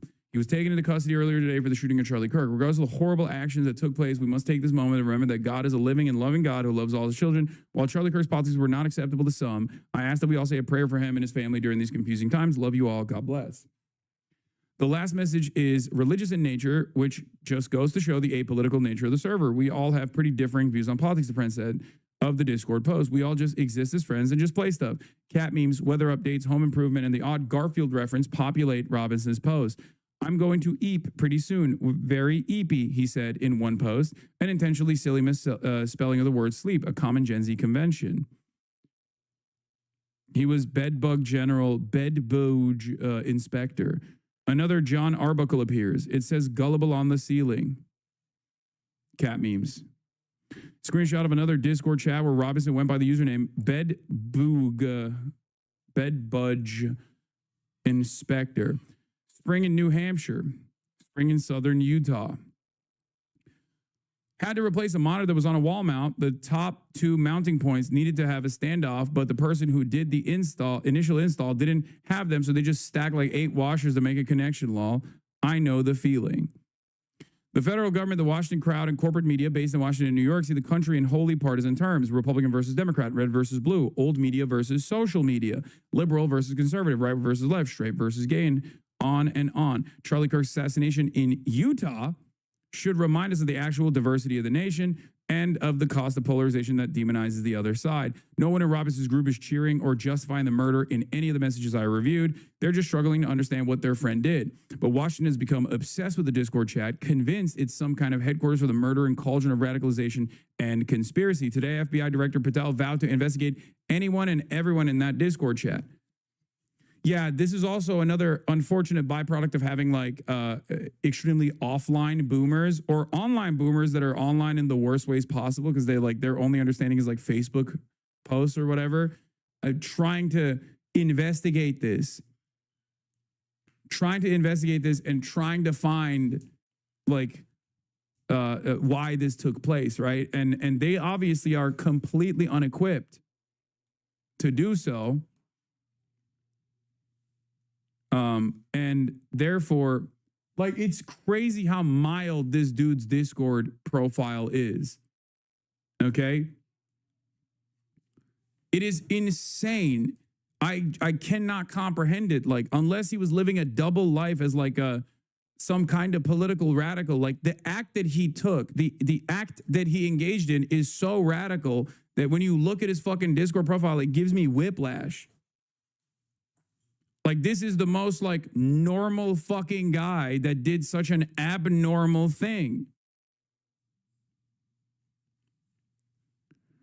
What I see is a bunch of young people shocked, horrified, and searching for answers like the rest of the country. Yeah, remember what I talked about with like spontaneous murder, the stabbing that took place on the subway against the Ukrainian refugee.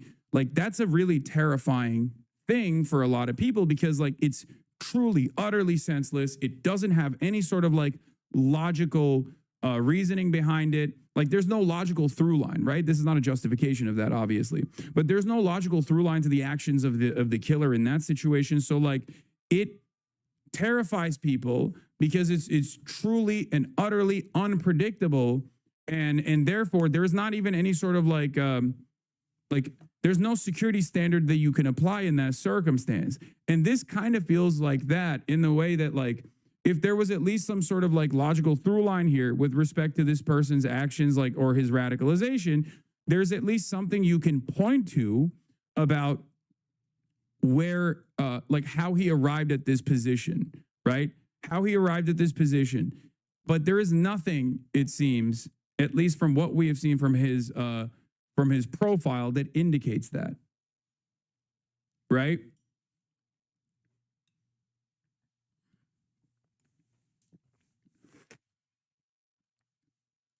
If you want the new messages in writing, they show it at page 8 on the indictment.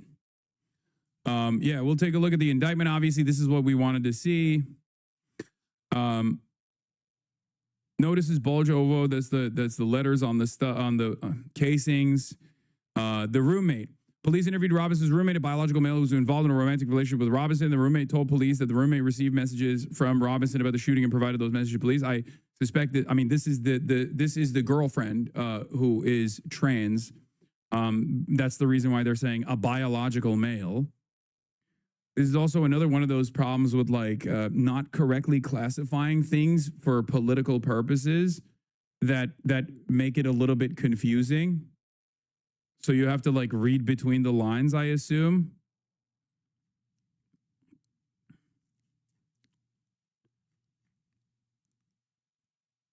What's the evidence this person is trans?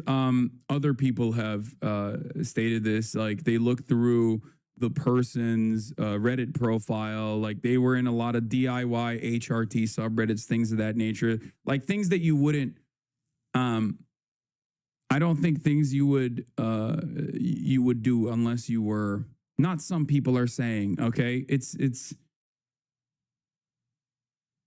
Before the roommate segment, they talked about how his family confronted him. Yeah. Look, here.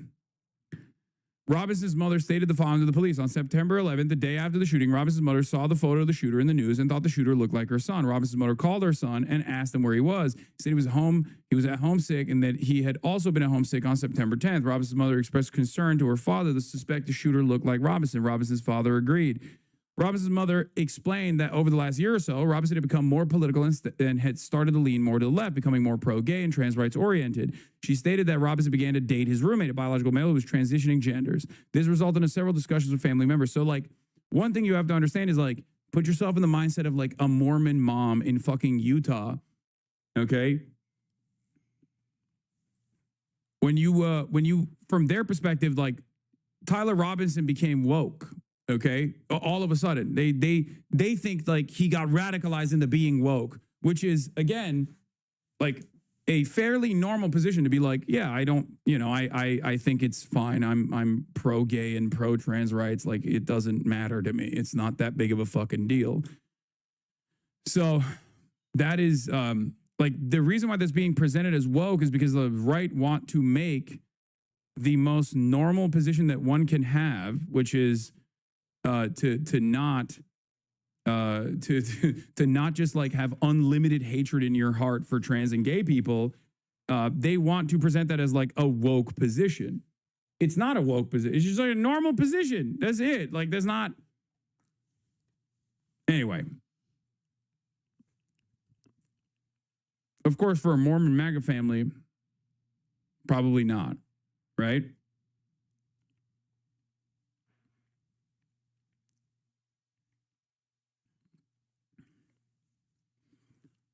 How is having sex with a trans girl not woke? I mean, it's like asking me, how is having sex with a black girl not woke? Okay.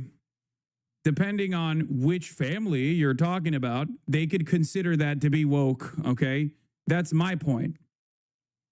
Do you not understand?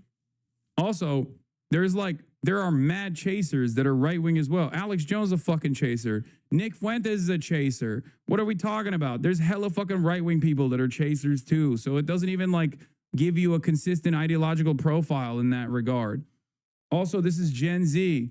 Mad Gen Z is gay, bisexual, pansexual, whatever the fuck, okay? So from that standard, even the most right-wing motherfuckers on the Gen Z side are woke, okay? But they're not.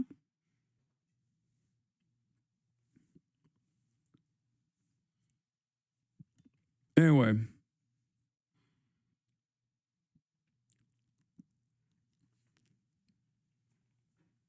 This goes back to the insane standard that I was applying here, though, okay? Yeah, I get called woke for dating a white person as a Muslim, Lamau.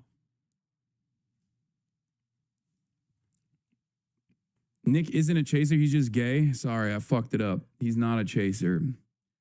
He just into cat boys and went on a date with a cat boy because he's gay.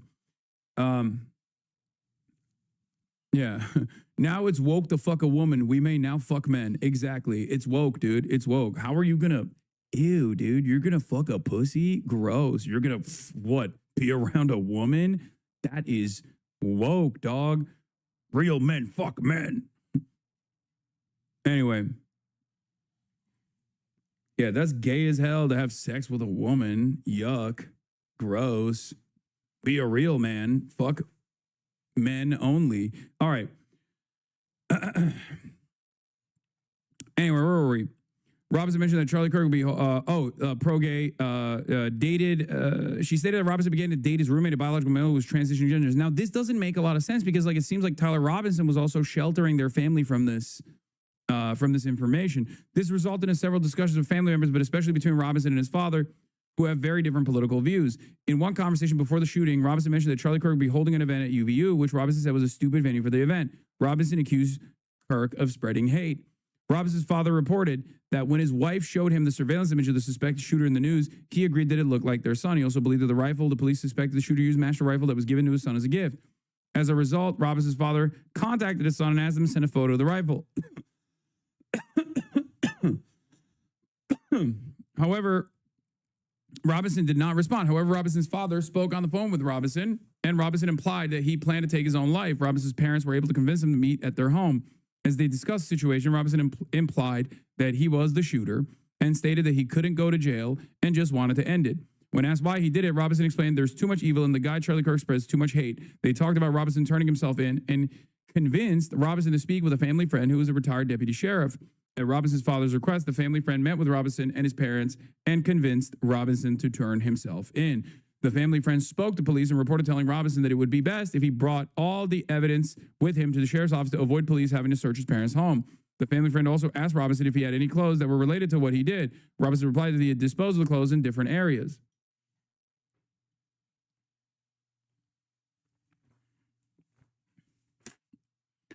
So then we get into the roommate, but the parents' suspicion is that the roommate is trans, right?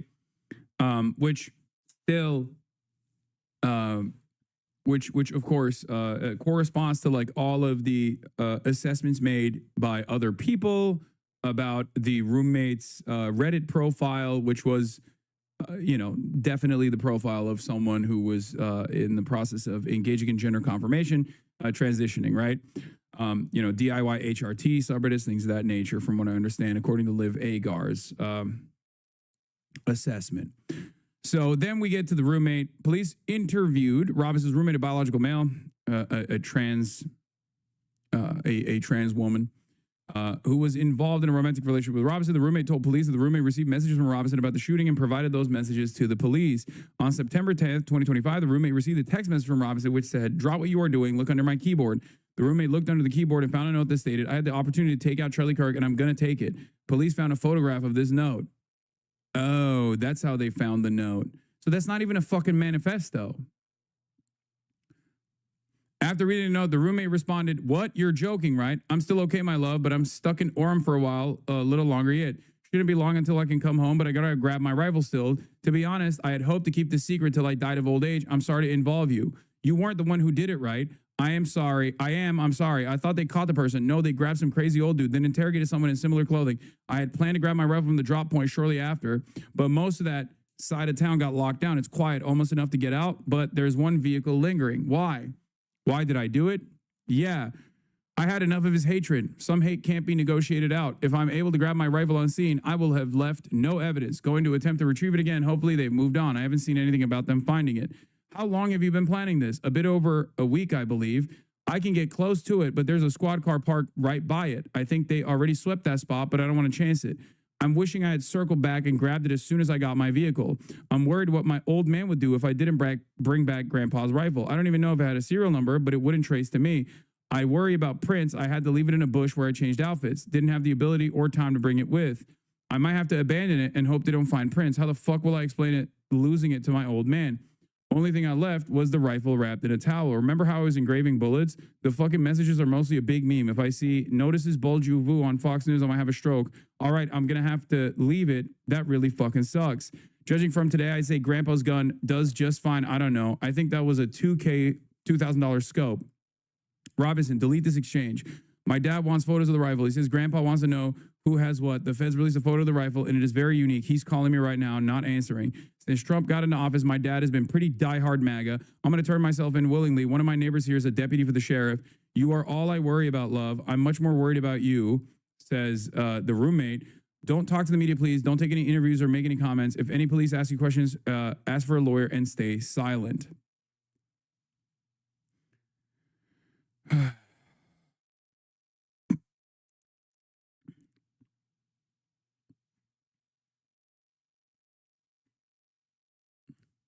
Bro assassinated Charlie Kirk, but was still scared of what his dad has to say. Yeah, I mean, exactly. That gives you a little bit of the mindset of this person who like that in and of itself kind of feels like this dude is not this radical Antifa fucking super soldier type shit. You know what I mean?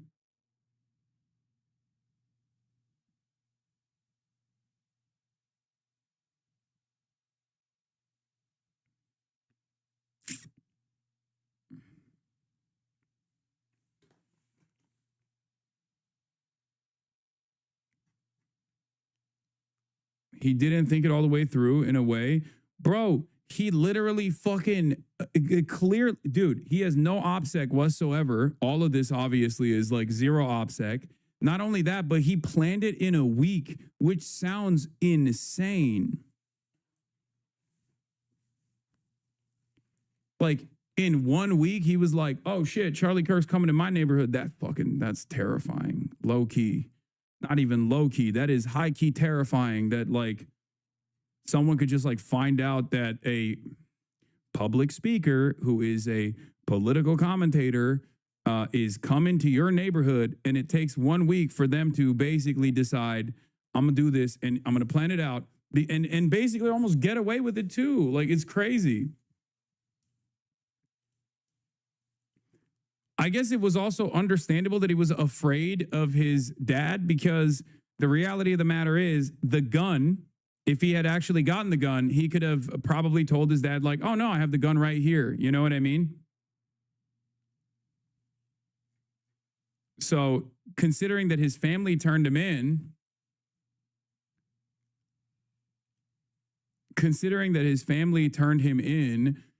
he wasn't wrong to be worried about that part. It wasn't even his neighborhood. It was like 200 plus miles away. I know. But like their state. From my perspective, I will say this much. I do a lot of events. I'm outside all the time. I'm around other people all the time. I'm in public all the time. I go to fucking chaotic situations. I go to fucking rallies and shit. And the only time where I feel a sense of danger is when I'm in like red states. The only time I've had like any fucked interactions while doing like IRL streams, for example, have been in red states, whether it be Nevada or whether it be Texas, even in blue areas in red states, right? Because of that reason, people do drive hundreds of miles to do like fuck shit, right?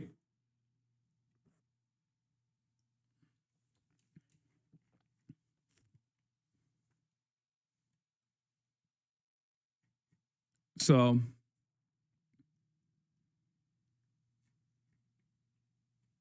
count 6 is him telling his roommate to listen to her rights and ask for a lawyer. Yeah. So his prefrontal cortex won't be fully developed for 2 more years. Planning, decision-making, self-awareness, risk assessment.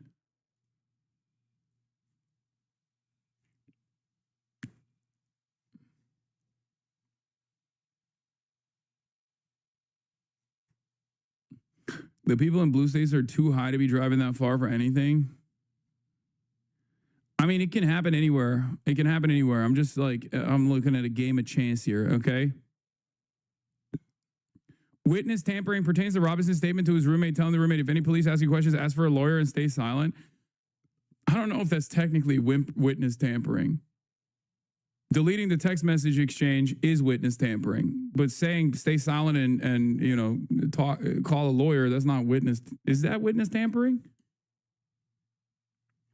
The deletion of the text message, like the demands for deletion of the text message does make sense as witness tampering. That is absolutely witness tampering.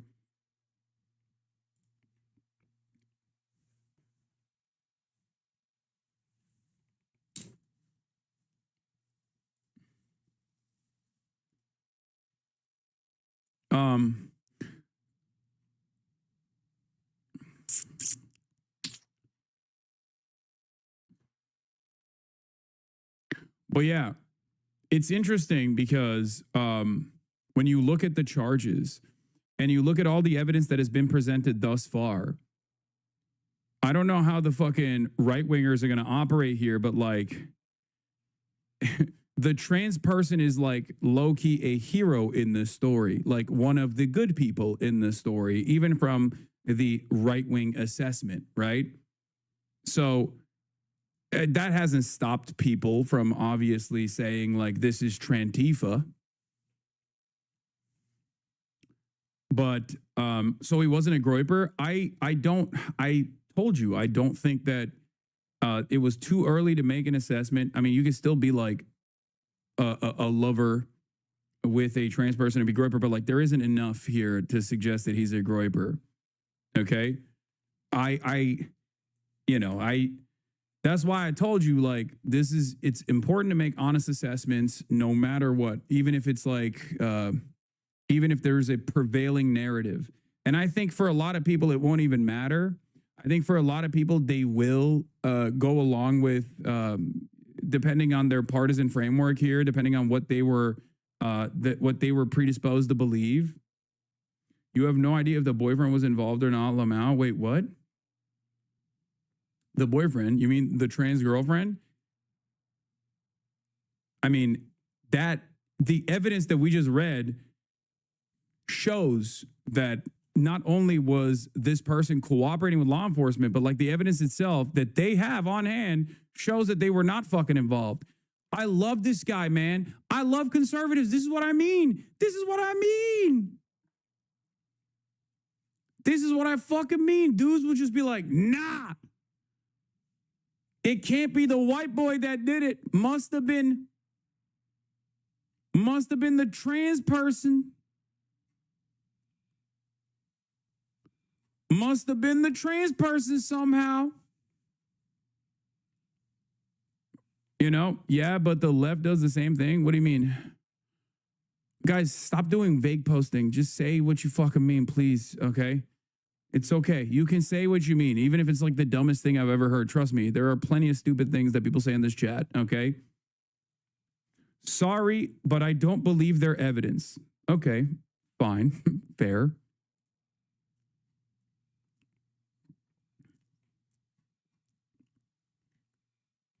ACP? Was he an ACP member, Jackson, Hinkle, and Haas? No, I don't think he was an ACP member. I don't think this dude is even like, anything but, this dude didn't even vote for the Democrats, man. The fuck are we talking about? He's not like it shouldn't be that hard for men. If you're in this community, I understand why. If you're in this community, I understand why it's so difficult for you to, what is this? Okay. It's hard for you to comprehend if you're in a fucking highly politicized community such as this one, for you to go, there is no way this person has like no decipherable political tendency, no ideological tendency, no ideological leaning. I know, okay? I understand that because you are insanely political. But what you have to realize is the overwhelming majority of people in this country do not have the same kind of perspective that you do, okay? They don't know anything. They don't care about anything.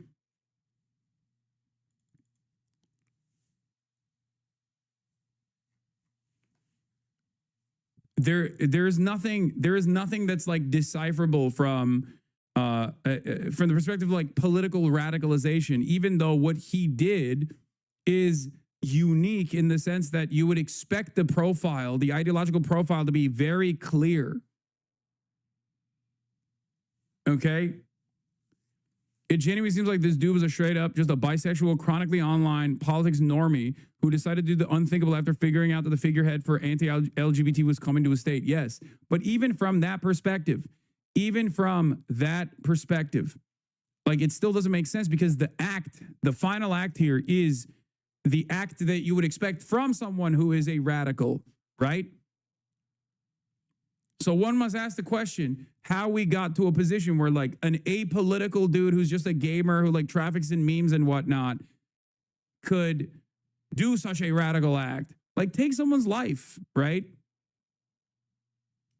And that's the reason why I said, judging by what I knew at the time when I wrote the New York Times op-ed, looking at the shooter's profile, where I clearly stated to all of you, and many people in this community fucking got mad at me as well, that this doesn't have the makings of like a hyper radicalized, groiper or anything like that when those narratives were being flung around. The reason why I said that is because I know the profile, shooter profiles of people that get radicalized in different parts of the internet. I know the profile of someone who could potentially be a left-wing shooter and what they would do and what they would say in this process, okay?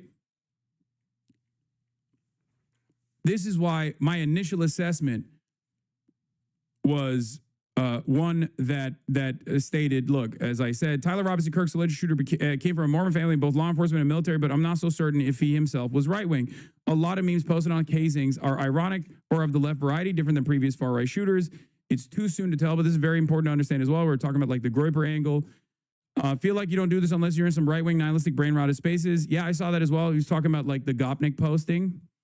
I don't know how to weigh that over the Ciao Bella, though. Like, that could be Gopnik posting, which is across the political spectrum. Need more info. Groypers usually hail previous shooters and have way more aggressive slogans they use to signal.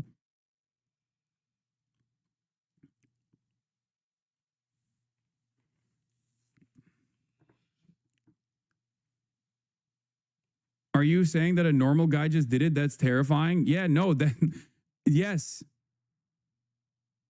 What is Gopnik posting? Like he was doing a Slav squat. And it's not even a normal guy that did it.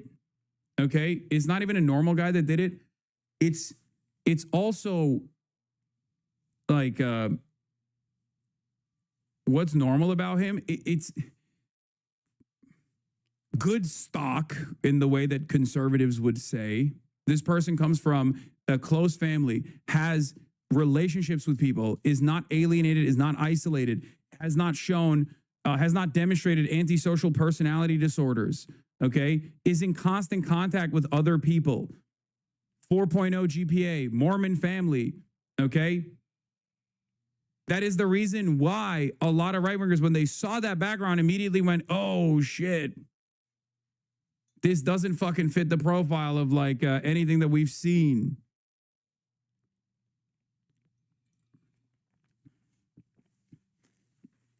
Oppressive conservative family plus gun culture plus nihilistic on the value of life.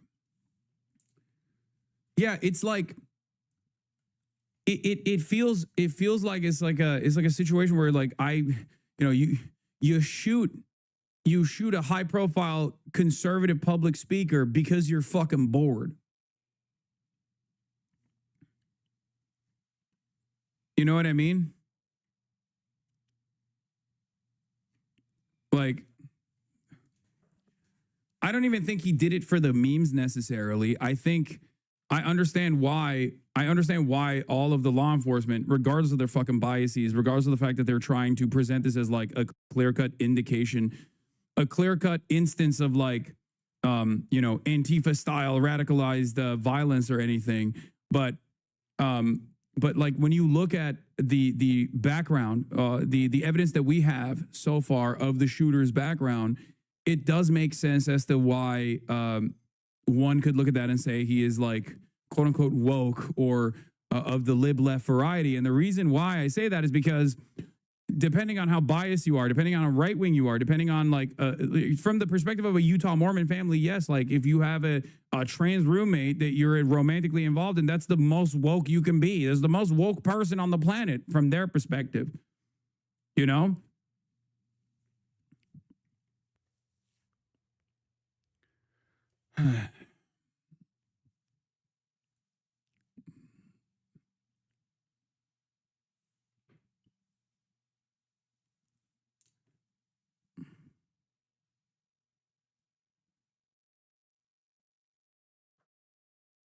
Some hate cannot be negotiated will absolutely be used to demonize trans ideology. I mean, I think that's a constant no matter what. And yes, I did go through Ken Klippenstein's profile.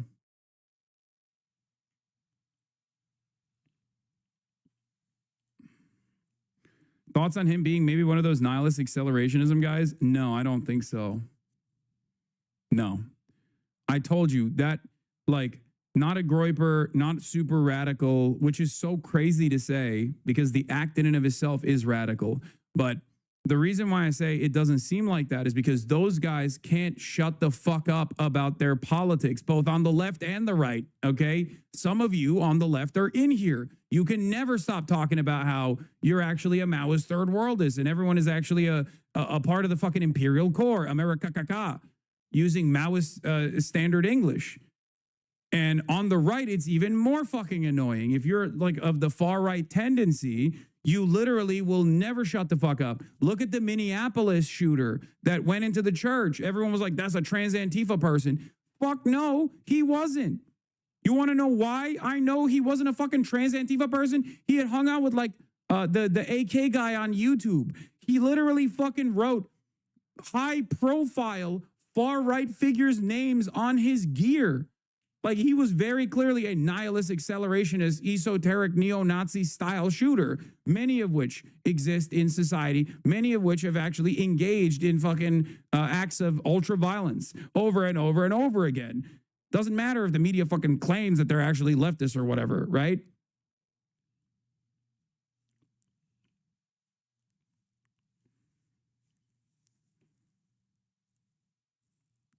Same with the recent Colorado shooter that actually shot up his school, literally as Charlie Kirk had been shot at Utah.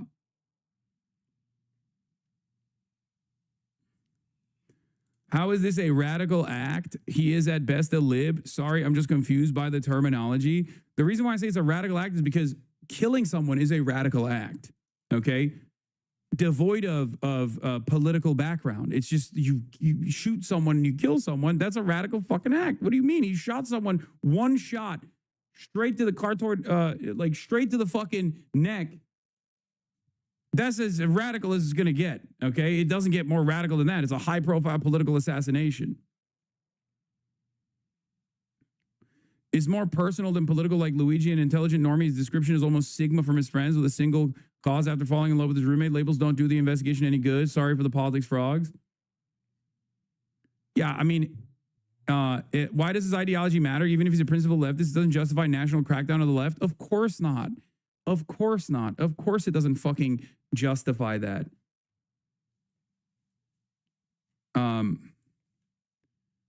Stop trying to be specific anatomically. Okay, shut up. I always say it wrong.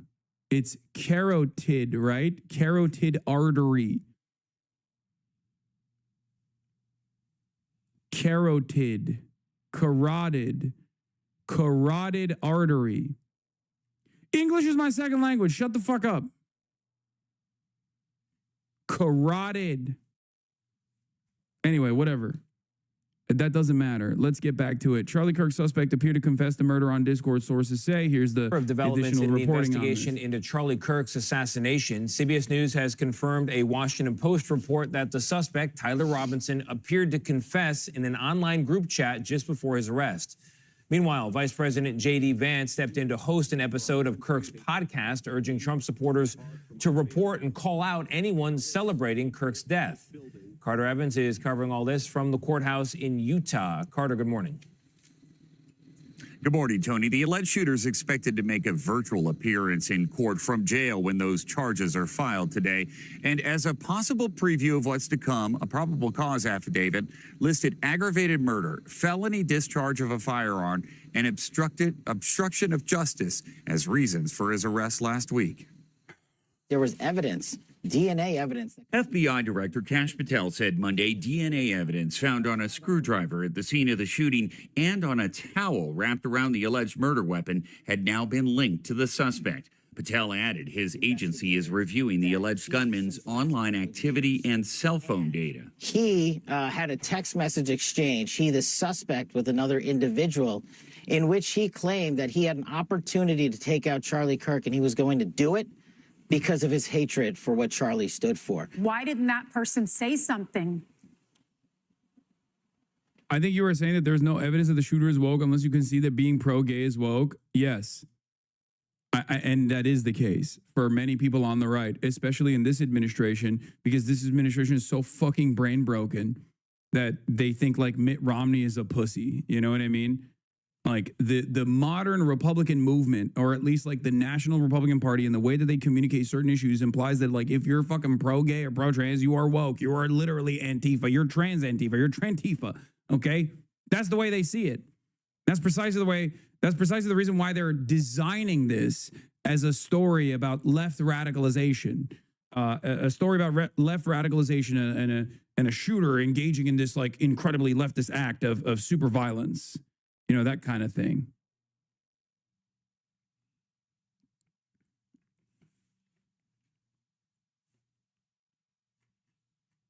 Yeah, trends de Antifa, like Trendaragua. You know, our investigation is ongoing. That's a great question. A Discord spokesman and 2 law enforcement sources told CBS News an account appearing to belong to the suspect claimed responsibility for the shooting in a group chat around 2 hours before his arrest last Thursday, writing in part, quote, "It was me at UVU yesterday. I'm sorry for all this." The messages were first reported by the Washington Post. Discord has said it hasn't found any evidence that the suspect planned Kirk's assassination on the platform.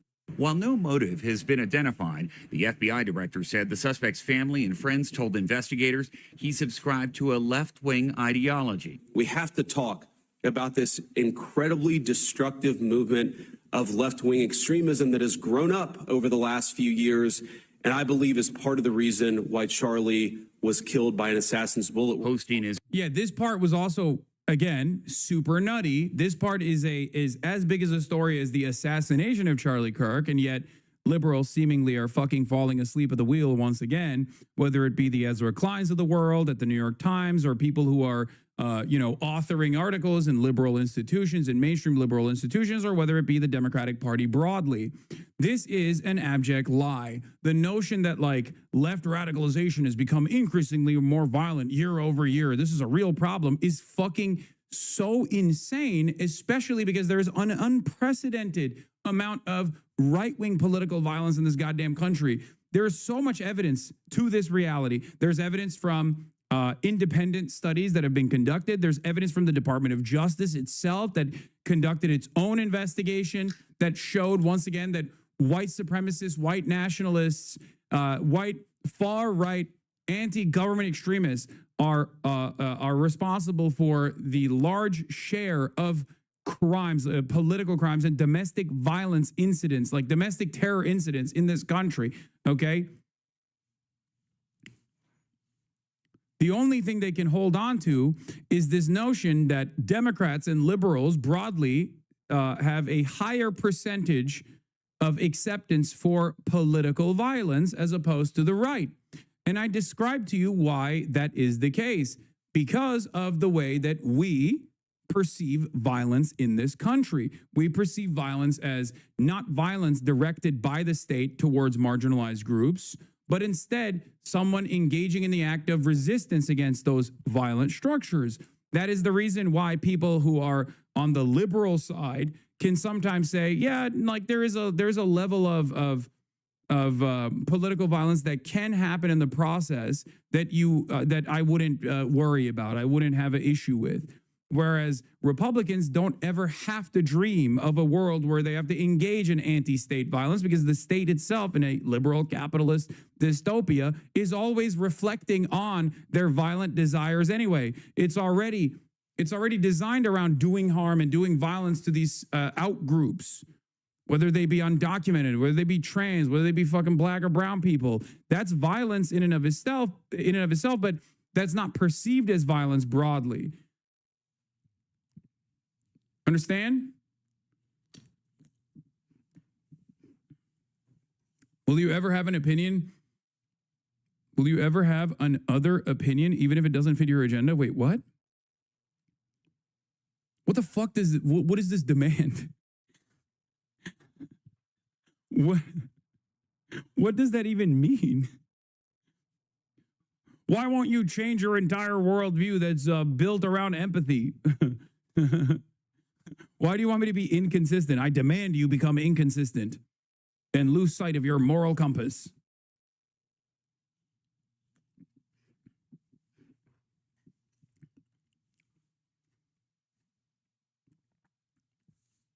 Hey, bro, have you tried just mixing up your opinions for a fresh look? Yeah. He said, bro, come on stream one of these days and start chirping like a MAGA guy, you know?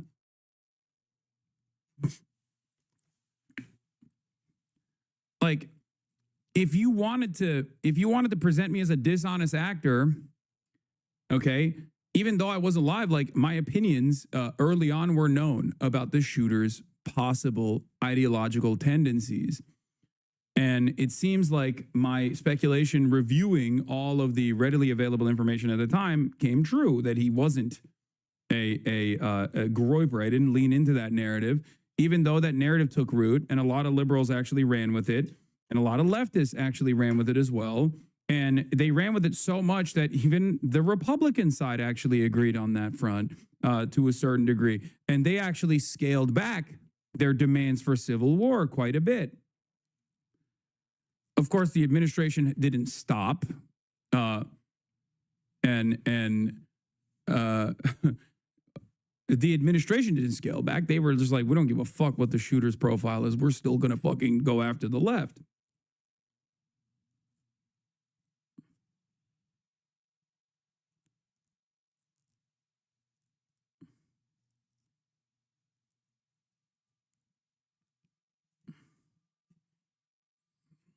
Friends podcast late Monday, Vice President J.D. Vance vowed to prevent what he called festering violence on the far left. And appearing as a guest, President Trump's Deputy Chief of Staff, Stephen Miller, argued Kirk's death was the result of an organized campaign of terrorist networks, though he offered no evidence to support that claim. We are going to use every resource we have at the Department of Justice, Homeland Security, and throughout this government to identify, disrupt, dismantle, and destroy these networks and make America safe again for the American people. Now, for now, investigators say the suspected shooter is believed to have acted alone, and we're expecting to learn more about that later today in court. Also today, FBI Director Kash Patel is expected to face questions about his agency's handling of the case when he testifies on Capitol Hill. Nate? Carter, thank you.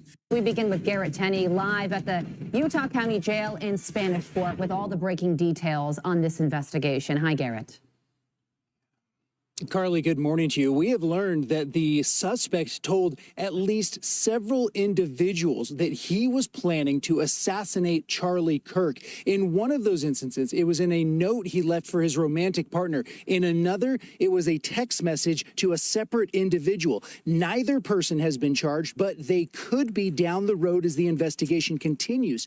Here, like, Another narrative that's like flinging around online that I also did not subscribe to is the notion that this was like an Israel hit, right? The reason why I said that, it was most likely not Israel, even though I fucking hate Israel. I'm the #1 hater of Israel, right?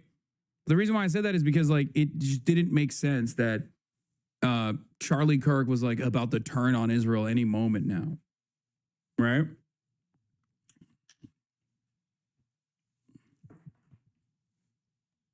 That narrative is huge, just not in your bubble. No, it's in my bubble too. What are you talking about?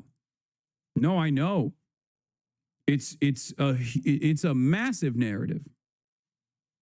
It's one that is like far-reaching. It's one that people believe on, I would say, like the anti-Zionist side that isn't anti-Semitic. Like the critics of Israel side have also grabbed onto this narrative. It's also a narrative that many far-right figures and like right-wing figures also believe as well.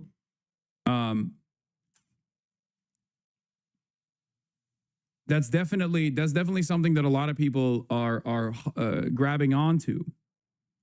What about the right wing saying he turned down $150 million from Ackman? That part is probably true. I mean, Charlie Kirk was funded by Israel. Charlie Kirk Turning Point USA was funded by pro-Israel groups and pro-Israel donors. That is absolutely correct. And I would never in a million years say that like when you are getting funded by Israel that you're not going to get some fucking arrogant, entitled ass phone calls from some of the most annoying dipshits on the fucking planet for even daring to have like comic Dave Smith on stage at a Turning Point USA event. None of that means that Charlie Kirk was going to publicly turn on Israel, though, because Charlie Kirk was always going to stand by Donald Trump. A lot of people just don't understand that. And people on the right don't understand that. People on the right don't actually believe that that I guess Donald Trump is super pro-Israel for some fucking weird reason, because it's like a cult, even if they themselves are anti-Israel.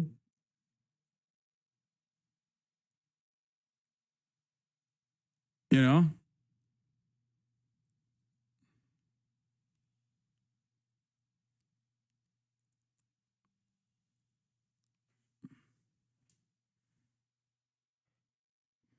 devil's advocate because I agree, but couldn't you just argue that Israel might not have wanted to risk the chance that he could turn even if he didn't intend to? No.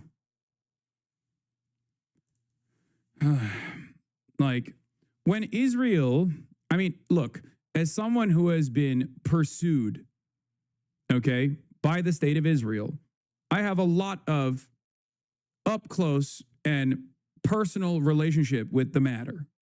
And let me tell you, when Israel wants to fuck with you, especially if you're a political commentary person on the left, especially if you're like a visible public person in the Western world, okay, then you just making shit up. No, I'm telling you exactly how it works. There are a network of sophisticated propaganda and influence peddling operations that Israel can, on a whim, decide to deploy against you. It's more so bot farms and reputation smearing, okay? There are a million different things that they could do before they arrive at, you know, this assassination. But that also, once again, does not make sense because that also, once again, does not make quite a bit of sense because, like, the notion that Charlie Kirk was going to publicly turn on Israel is ridiculous.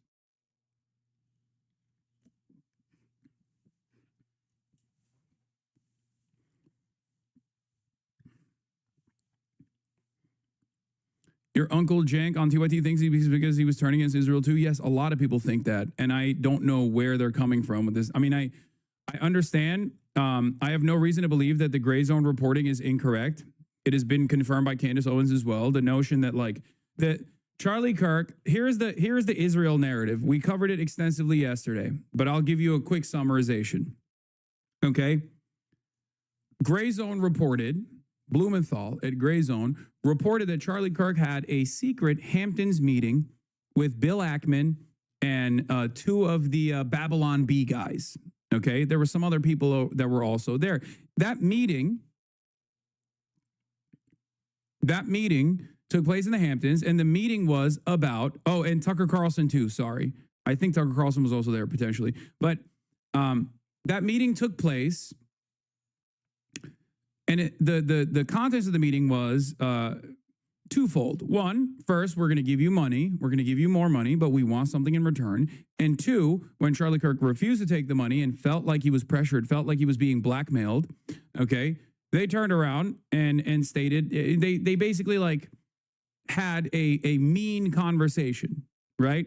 They had a mean conversation with Charlie Kirk. They were probably very short with him, very arrogant. That's just classic. If you've ever had a conversation with someone who's super pro-Israel, whether they're American or Israeli, you get that vibe. They behave in this incredibly entitled, incredibly arrogant manner that is impossible to contend with if you are just like encountering the issue as an outsider for the first time, where you're like, what the fuck do you mean? What is this expectation, right?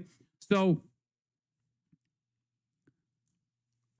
do I believe that Charlie Kirk went and had like a bunch of mean conversations with pro-Israel envoys because he dared to sidestep even a little bit from the unshakable pro-Israel position that he is supposed to maintain? Because Israel, when they give you money, they demand a return on that investment. And that demand is unconditional loyalty, okay? Unconditional loyalty to Israel. So the very fact that he had Dave Smith on the Turning Point Conference, the very fact that he had Tucker Carlson on the Turning Point Conference was enough for these pro-Israel groups to fucking lose their minds and be like, what the fuck are you doing? How dare you have these guys on your conference? Like, how dare you give them any fucking breathing room, any space whatsoever? I believe all of that. I believe all of that. And Charlie Kirk's own public statements when he was talking to Charlie Kirk's very own public statements when he was talking to what's her face, the lady Megyn Kelly, also shows that he was very frustrated. He was pissed off that, like, regardless of his public facing unconditional loyalty to Israel, these motherfuckers were yelling at him for managing the messaging to the best of his ability, trying to keep the party's base together. because that's what Turning Point USA does, right? That's what his goal was. His goal was to at least maintain some semblance of credibility by recognizing the discontent, especially amongst Gen Z Republicans, and make it seem as though TPUSA at least had like room for more discourse on this issue in an effort not to lose them to the likes of, for example, people who are very anti-Israel and also anti-Semitic, like the Groypers. Okay?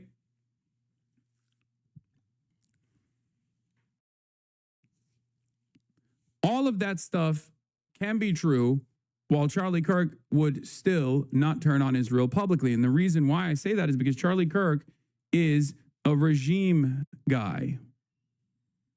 Okay? Charlie Kirk is Donald Trump's very own propaganda minister. Okay? And therefore, as Donald Trump's propaganda minister, as long as Donald Trump wasn't going to turn on Israel, Charlie was never going to turn on Israel publicly either. Okay? It's that simple. Here's FBI Director Kash Patel describing one of those messages last night on Hannity.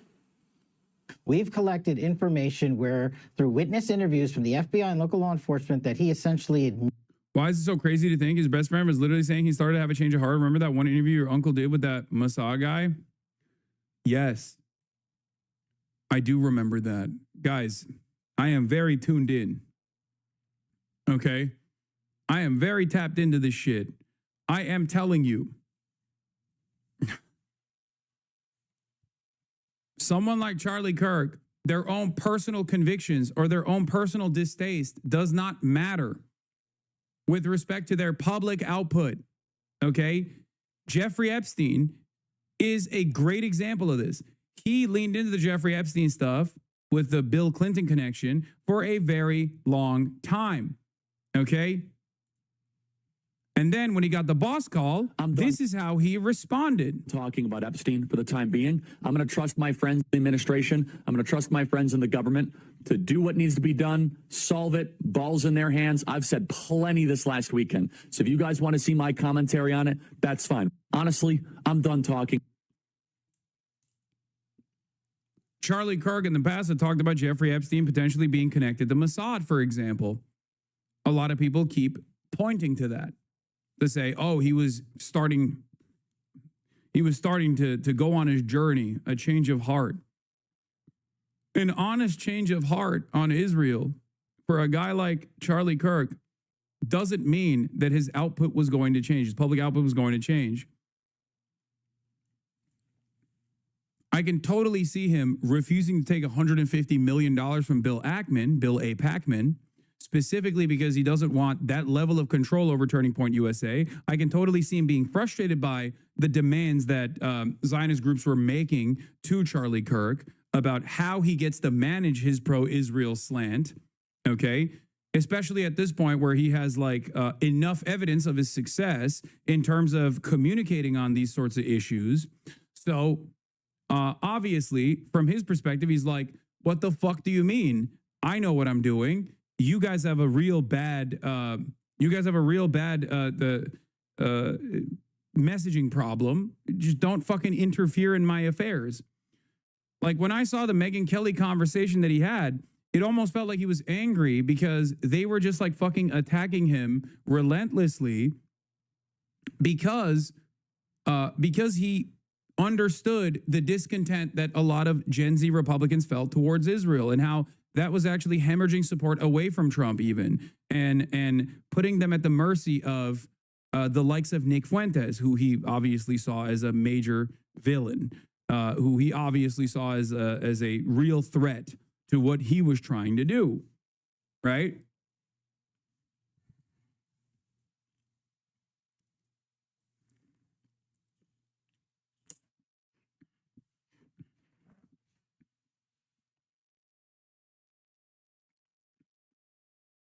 But the reason why I keep bringing back the Jeffrey Epstein thing is to show you that regardless of Charlie Kirk's personal opinions, regardless of his distaste for Israeli envoys or demands Zionists were making from him. It doesn't change his public persona and his public output one bit, because he is ride or die for the admin. He is ride or die for Trump. Unless Trump was going to turn on Israel, Charlie Kirk was not going to turn on Israel on his own. Admitted. After the shooting and assassination of Charlie Kirk, the suspect admitted to it. But I will say what was found in terms of information, a text message exchange where the suspect specifically stated that he had the opportunity to take out Charlie Kirk and he was going to do that. And when he was asked why, he said some hatred cannot be negotiated with.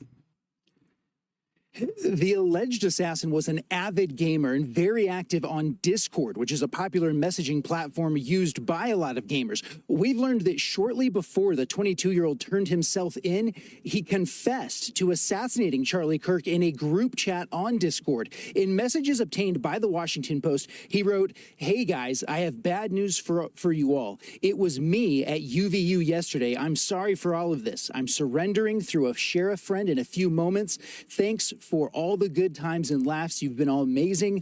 Thank you all for everything." We also know just hours before those messages, in a different chat group, the alleged assassin was joking with friends who said he looked really similar to the man the FBI was searching for. Here's Kash Patel on Fox and Friends describing how those chat groups are factoring into this investigation. Oh my God. People think we can just get in these group chats and immediately find out who's in them. And there are scores of people in this Discord chat room. But we have to effectuate legal process. We have to go out there with search warrants so that if prosecutors want to later use this evidence, it's not tainted by being illegally obtained. The accused killer is expected to be formally charged today, and those charges are expected to include aggravated murder, which does bring the possibility of the death penalty. And in Utah, that can either be by lethal injection or by firing squad. Carly? Yeah, that's right. Okay. Garrett Tenney, live for us in Spanish Fork, Utah. Garrett, we will be watching. Thank you so much. Let's bring in former Assistant FBI Director Chris Swecker.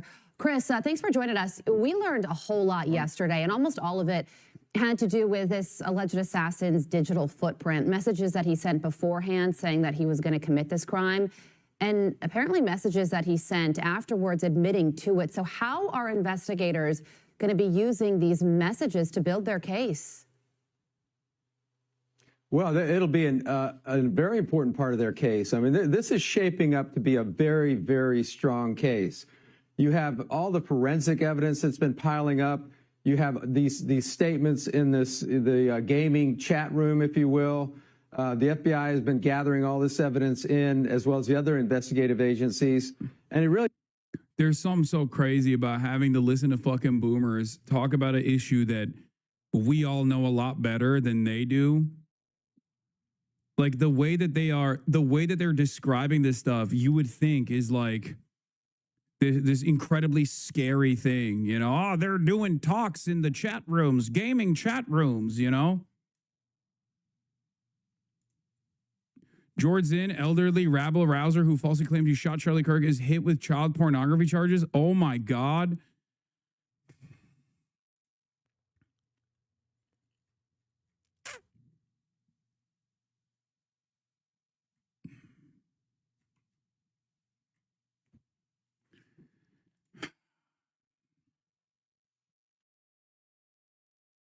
I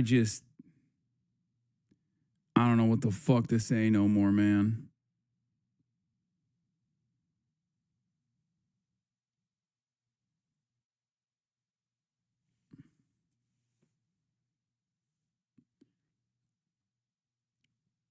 What evidence did he send his plans before the killing? Oh, there is no evidence that he sent his plans before the killing. The only thing that they have is that he wrote a note and hid it under the keyboard of his roommate / partner, and then told them in a private conversation that was revealed in the preliminary investigation to check under the keyboard, which implies that they had no fucking clue what was going on. Are you going to be at ArabCon 2025? No, I will not be. It does paint a picture. So you knit all that together for a prosecution, and there just aren't a whole lot of defenses to this type of evidence. What I think Kesh Patel was correct. What people wonder, why isn't the FBI in these chat rooms monitoring things that are going on? It's just not that easy. They need. Yeah, they are. The problem here isn't whether or not this dude was like a leftist or not. Even if this dude was like, I'm right wing and I'm a neo-Nazi and I shot Charlie Kirk because I'm a neo-Nazi, the administration was still going to go along with this person is a radical far left individual, and that's the reason why we have to dismantle the Democratic Party. Like, that's what they're doing. That's what they're going with. That's what they said before they knew anything about the shooter. So, convincing my left-wing former close friends on Facebook that Charlie Kirk wasn't a Nazi or a fascist is completely futile because I can't even convince them I'm not a Nazi or fascist, and many have known me since early grade school. Yeah, I wonder why.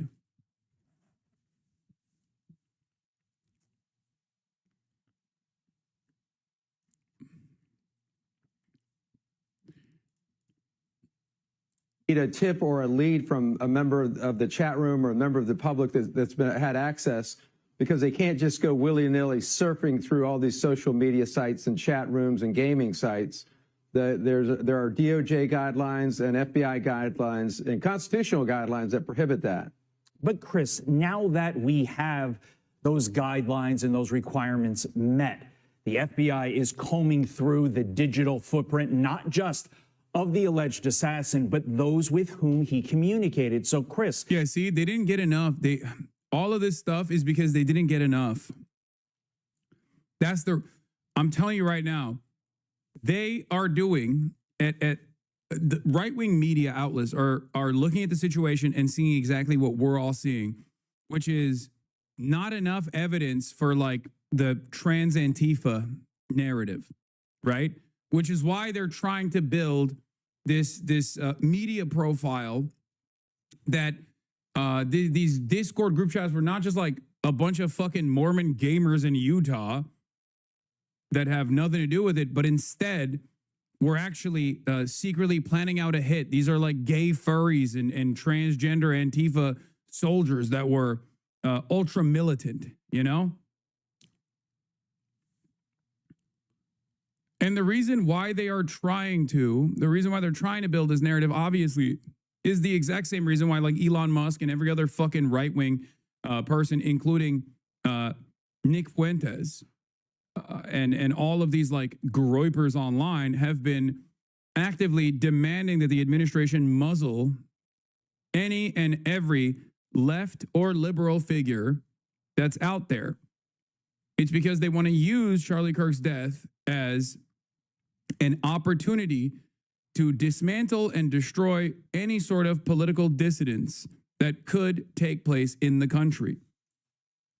Okay?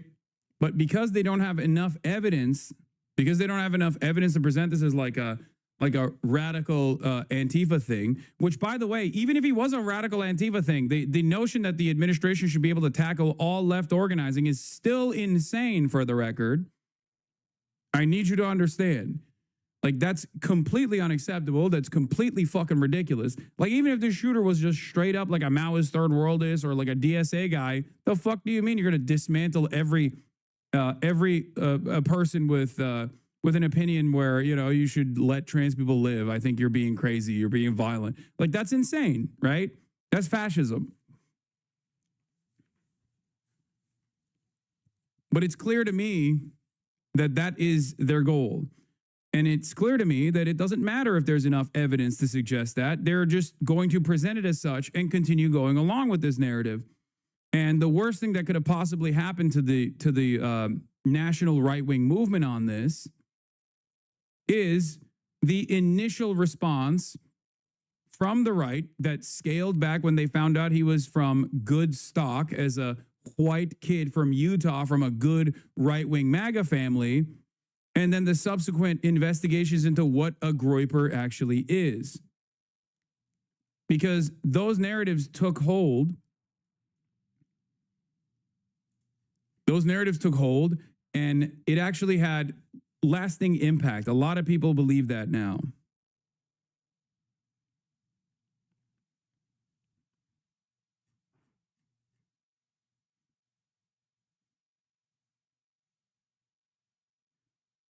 To me, the real question at this point is what charges could this possible extended network face if they are found to have radicalized Tyler Robinson into killing Charlie Kirk? Yeah, it opens up the possibility of a conspiracy type of charge. That's going to be very difficult. This type of charge is very difficult if it's encouragement or passive, just listening to the information and not reporting it to law enforcement. That's a tough one. But that's something that I'm sure they're looking at very hard. If it's after the fact and they didn't say anything, that's one thing. Maybe accessory after the fact. If they were privy to pre-planning and information that would have helped them help law enforcement intervene and prevent this, then it starts to get a little bit stronger. So I think it remains to be seen here. It could be a stretch, but let's see what happens. I think they have a better chance of doing that type of case in federal court.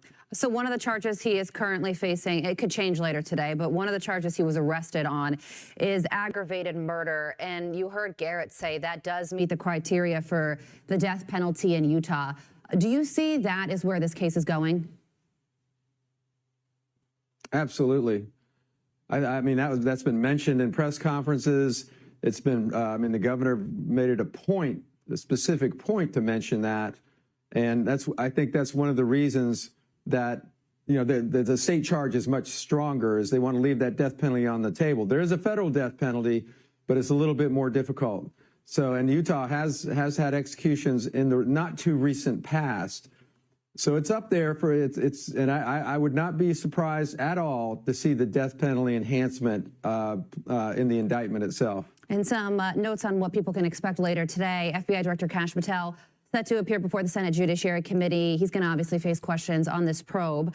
There's also going to be an appearance by this suspect, 5 p.m. Eastern time. It'll be virtually streamed from the Utah County Jail. There's also going to be a press conference held at 2 p.m.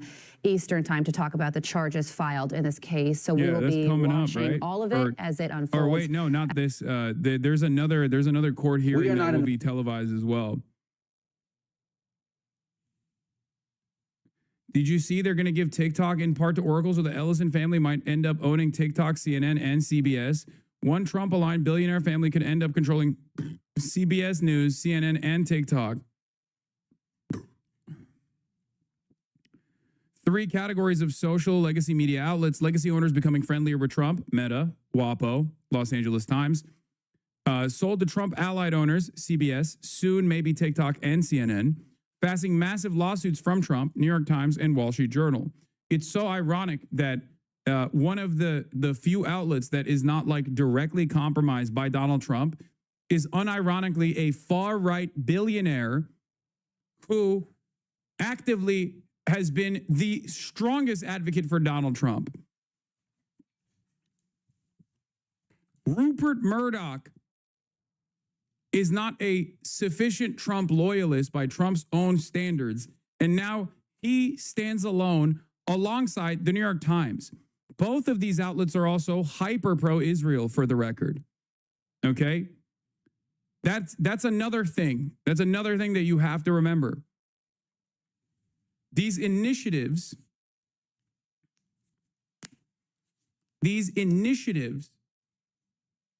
in terms of like both mainstream and independent outlets becoming super fucking pro-Israel and pro-Trump in general is unfolding in front of our eyes. Larry Ellison and Larry Ellison's son are now going to be owning I would say, 33% of all American media, both independent and also legacy publishers? That's crazy.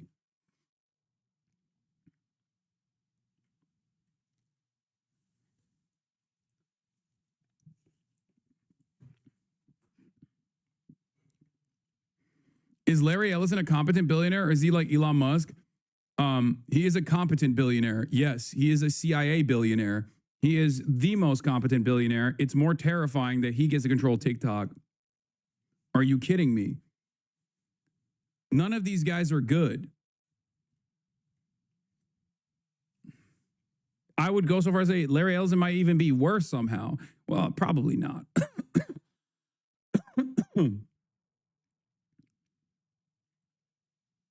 Yeah, Mark Andreessen is on this too. He's the CEO of Oracle, which is considered the most evil company in tech, which is saying something.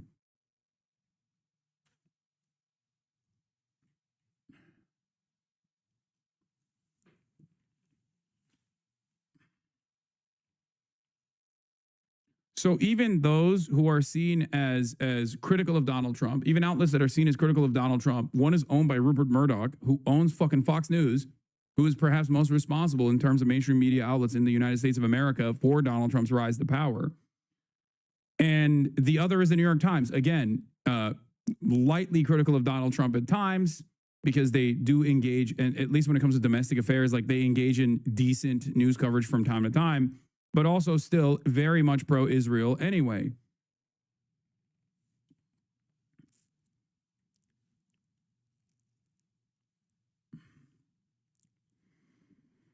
Oh.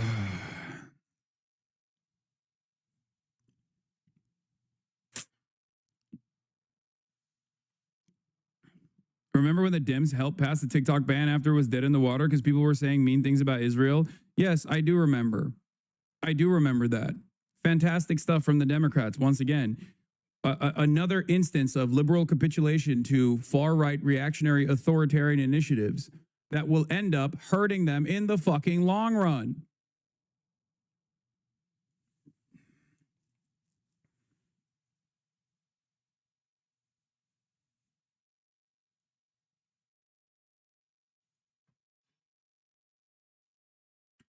I don't know about the TikTok deal. The TikTok deal is looking like a complete surrender by the admin, and it may even be illegal. If true, the U.S. will let Beijing determine what appears on the news feeds of 180 million U.S. TikTok users. Not quite America first. Even the advisors to the deal are renouncing it. It's the ultimate taco trade, said one U.S. advisor. That's a Financial Times. That's the pink tint of the Financial Times, which means I will take this reporting. I will take this reporting sincerely. This is probably the closest you are going to arrive at the truth. Out of all the major publications, once again, as leftists, as Marxists, as socialists, we say Financial Times is probably one of the best. Okay? It's the ultimate taco trade, said one U.S. advisor close to the deal, referring to the acronym Trump always chickens out. After all this, China keeps the algorithm. Beijing has said the U.S. spinoff of TikTok to be sold to American investors in a deal orchestrated by President Donald Trump will use parent company ByteDance's Chinese algorithm. Wang Jingtao, deputy head of China's powerful cybersecurity regulator, told reporters on Monday night that U.S. and Chinese officials had agreed to a framework that included licensing the algorithm and other intellectual property rights.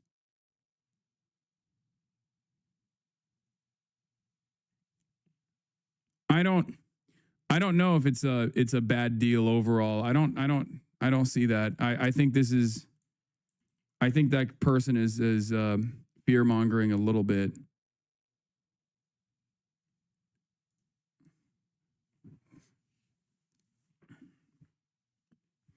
Yes, I'm white Chinese. That's why I pronounced that Chinese person's name very well, because I'm white Chinese. Let's see. Let's do a paywall remover and try to see if we can get it. Okay, we got it. Beijing has said the U.S. spinoff of TikTok to be sold to American investors in a deal orchestrated by President Donald Trump will use parent company ByteDance's Chinese algorithm. Wang Jingtao, a deputy head of China's powerful cybersecurity regulator, on Monday said the U.S. and Chinese officials had agreed to a framework that included licensing the algorithm and other intellectual property rights. He said ByteDance would entrust the operation of TikTok's U.S. user data and content security without elaborating. So this kind of looks like the same. This means that there will be a backdoor to like all of the user data. But they will still control the algorithm. But I will say that the U.S. TikTok regulators have already conceded on a bunch of stuff on the Israel issue. Right? There's already a pro-Israel person that was tasked with combating anti-Semitism on the platform. So not sure how free the Chinese algorithms are going to look like.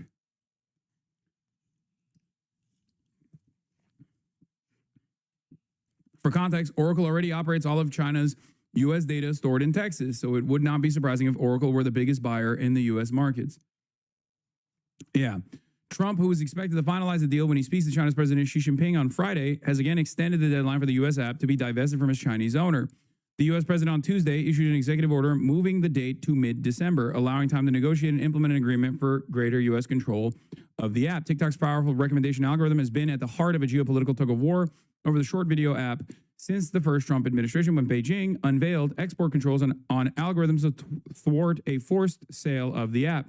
The artificial intelligence algorithm underpins the app's prized ability to serve up addictive videos tailored to individual users, but has also raised fears among national security hawks that it could be manipulated to push Chinese propaganda or polarizing material to users. I wish that was the case. If that was the case, I'd be the biggest fucking political voice in the United States of America. That is the reality. Very clearly, they are either oblivious to what they have here, or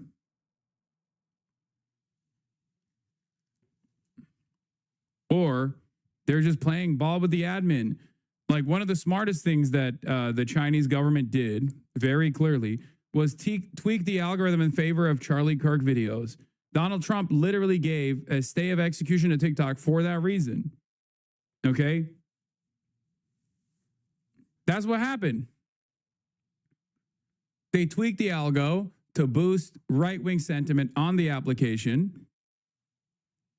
And that's precisely what took place leading up to the election. And that's the reason why at least Trump thought Charlie Kirk was like so impactful in securing a larger percent of the Gen Z vote than ever before for Donald Trump. That is something that they deliberately did. Okay? That means they were willing to play ball in order to continue having TikTok be somewhat controlled, the algorithms on TikTok be somewhat controlled by the Chinese government.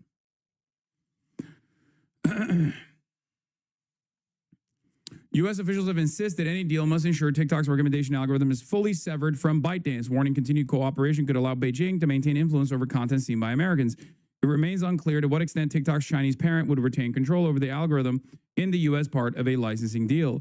An Asia-based investor of ByteDance said the new U.S. TikTok entity would use at least part of the Chinese algorithm, but train it in the U.S. on American user data. Beijing's bottom line is a licensing deal, said the investor. Beijing wants to be seen as exporting Chinese technology to the U.S. and the world. It's the ultimate taco trade, said one U.S. advisor close to the deal, referring to the acronym Trump always chickens out. After all this, China keeps the algorithm. American and Chinese officials reached a framework agreement on Monday after 2 days of talks in Madrid to hammer out a deal that would keep the Chinese-owned app online in the U.S. The Trump administration has repeatedly intervened to keep TikTok available, despite U.S. law that required ByteDance to divest its American operations of the app or face a nationwide ban.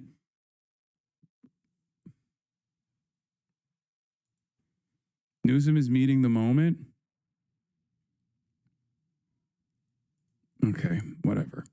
China's two top trade negotiators, Vice Premier He Lifeng and Deputy Commerce Minister Li Chenggang, indicated Beijing would approve the export of the TikTok's algorithm. Separately, U.S. Treasury Secretary Scott Bessent said the spun-off app would be controlled by American investors but preserve some Chinese characteristics. Another person familiar with the matter said Chinese characteristics. They're going to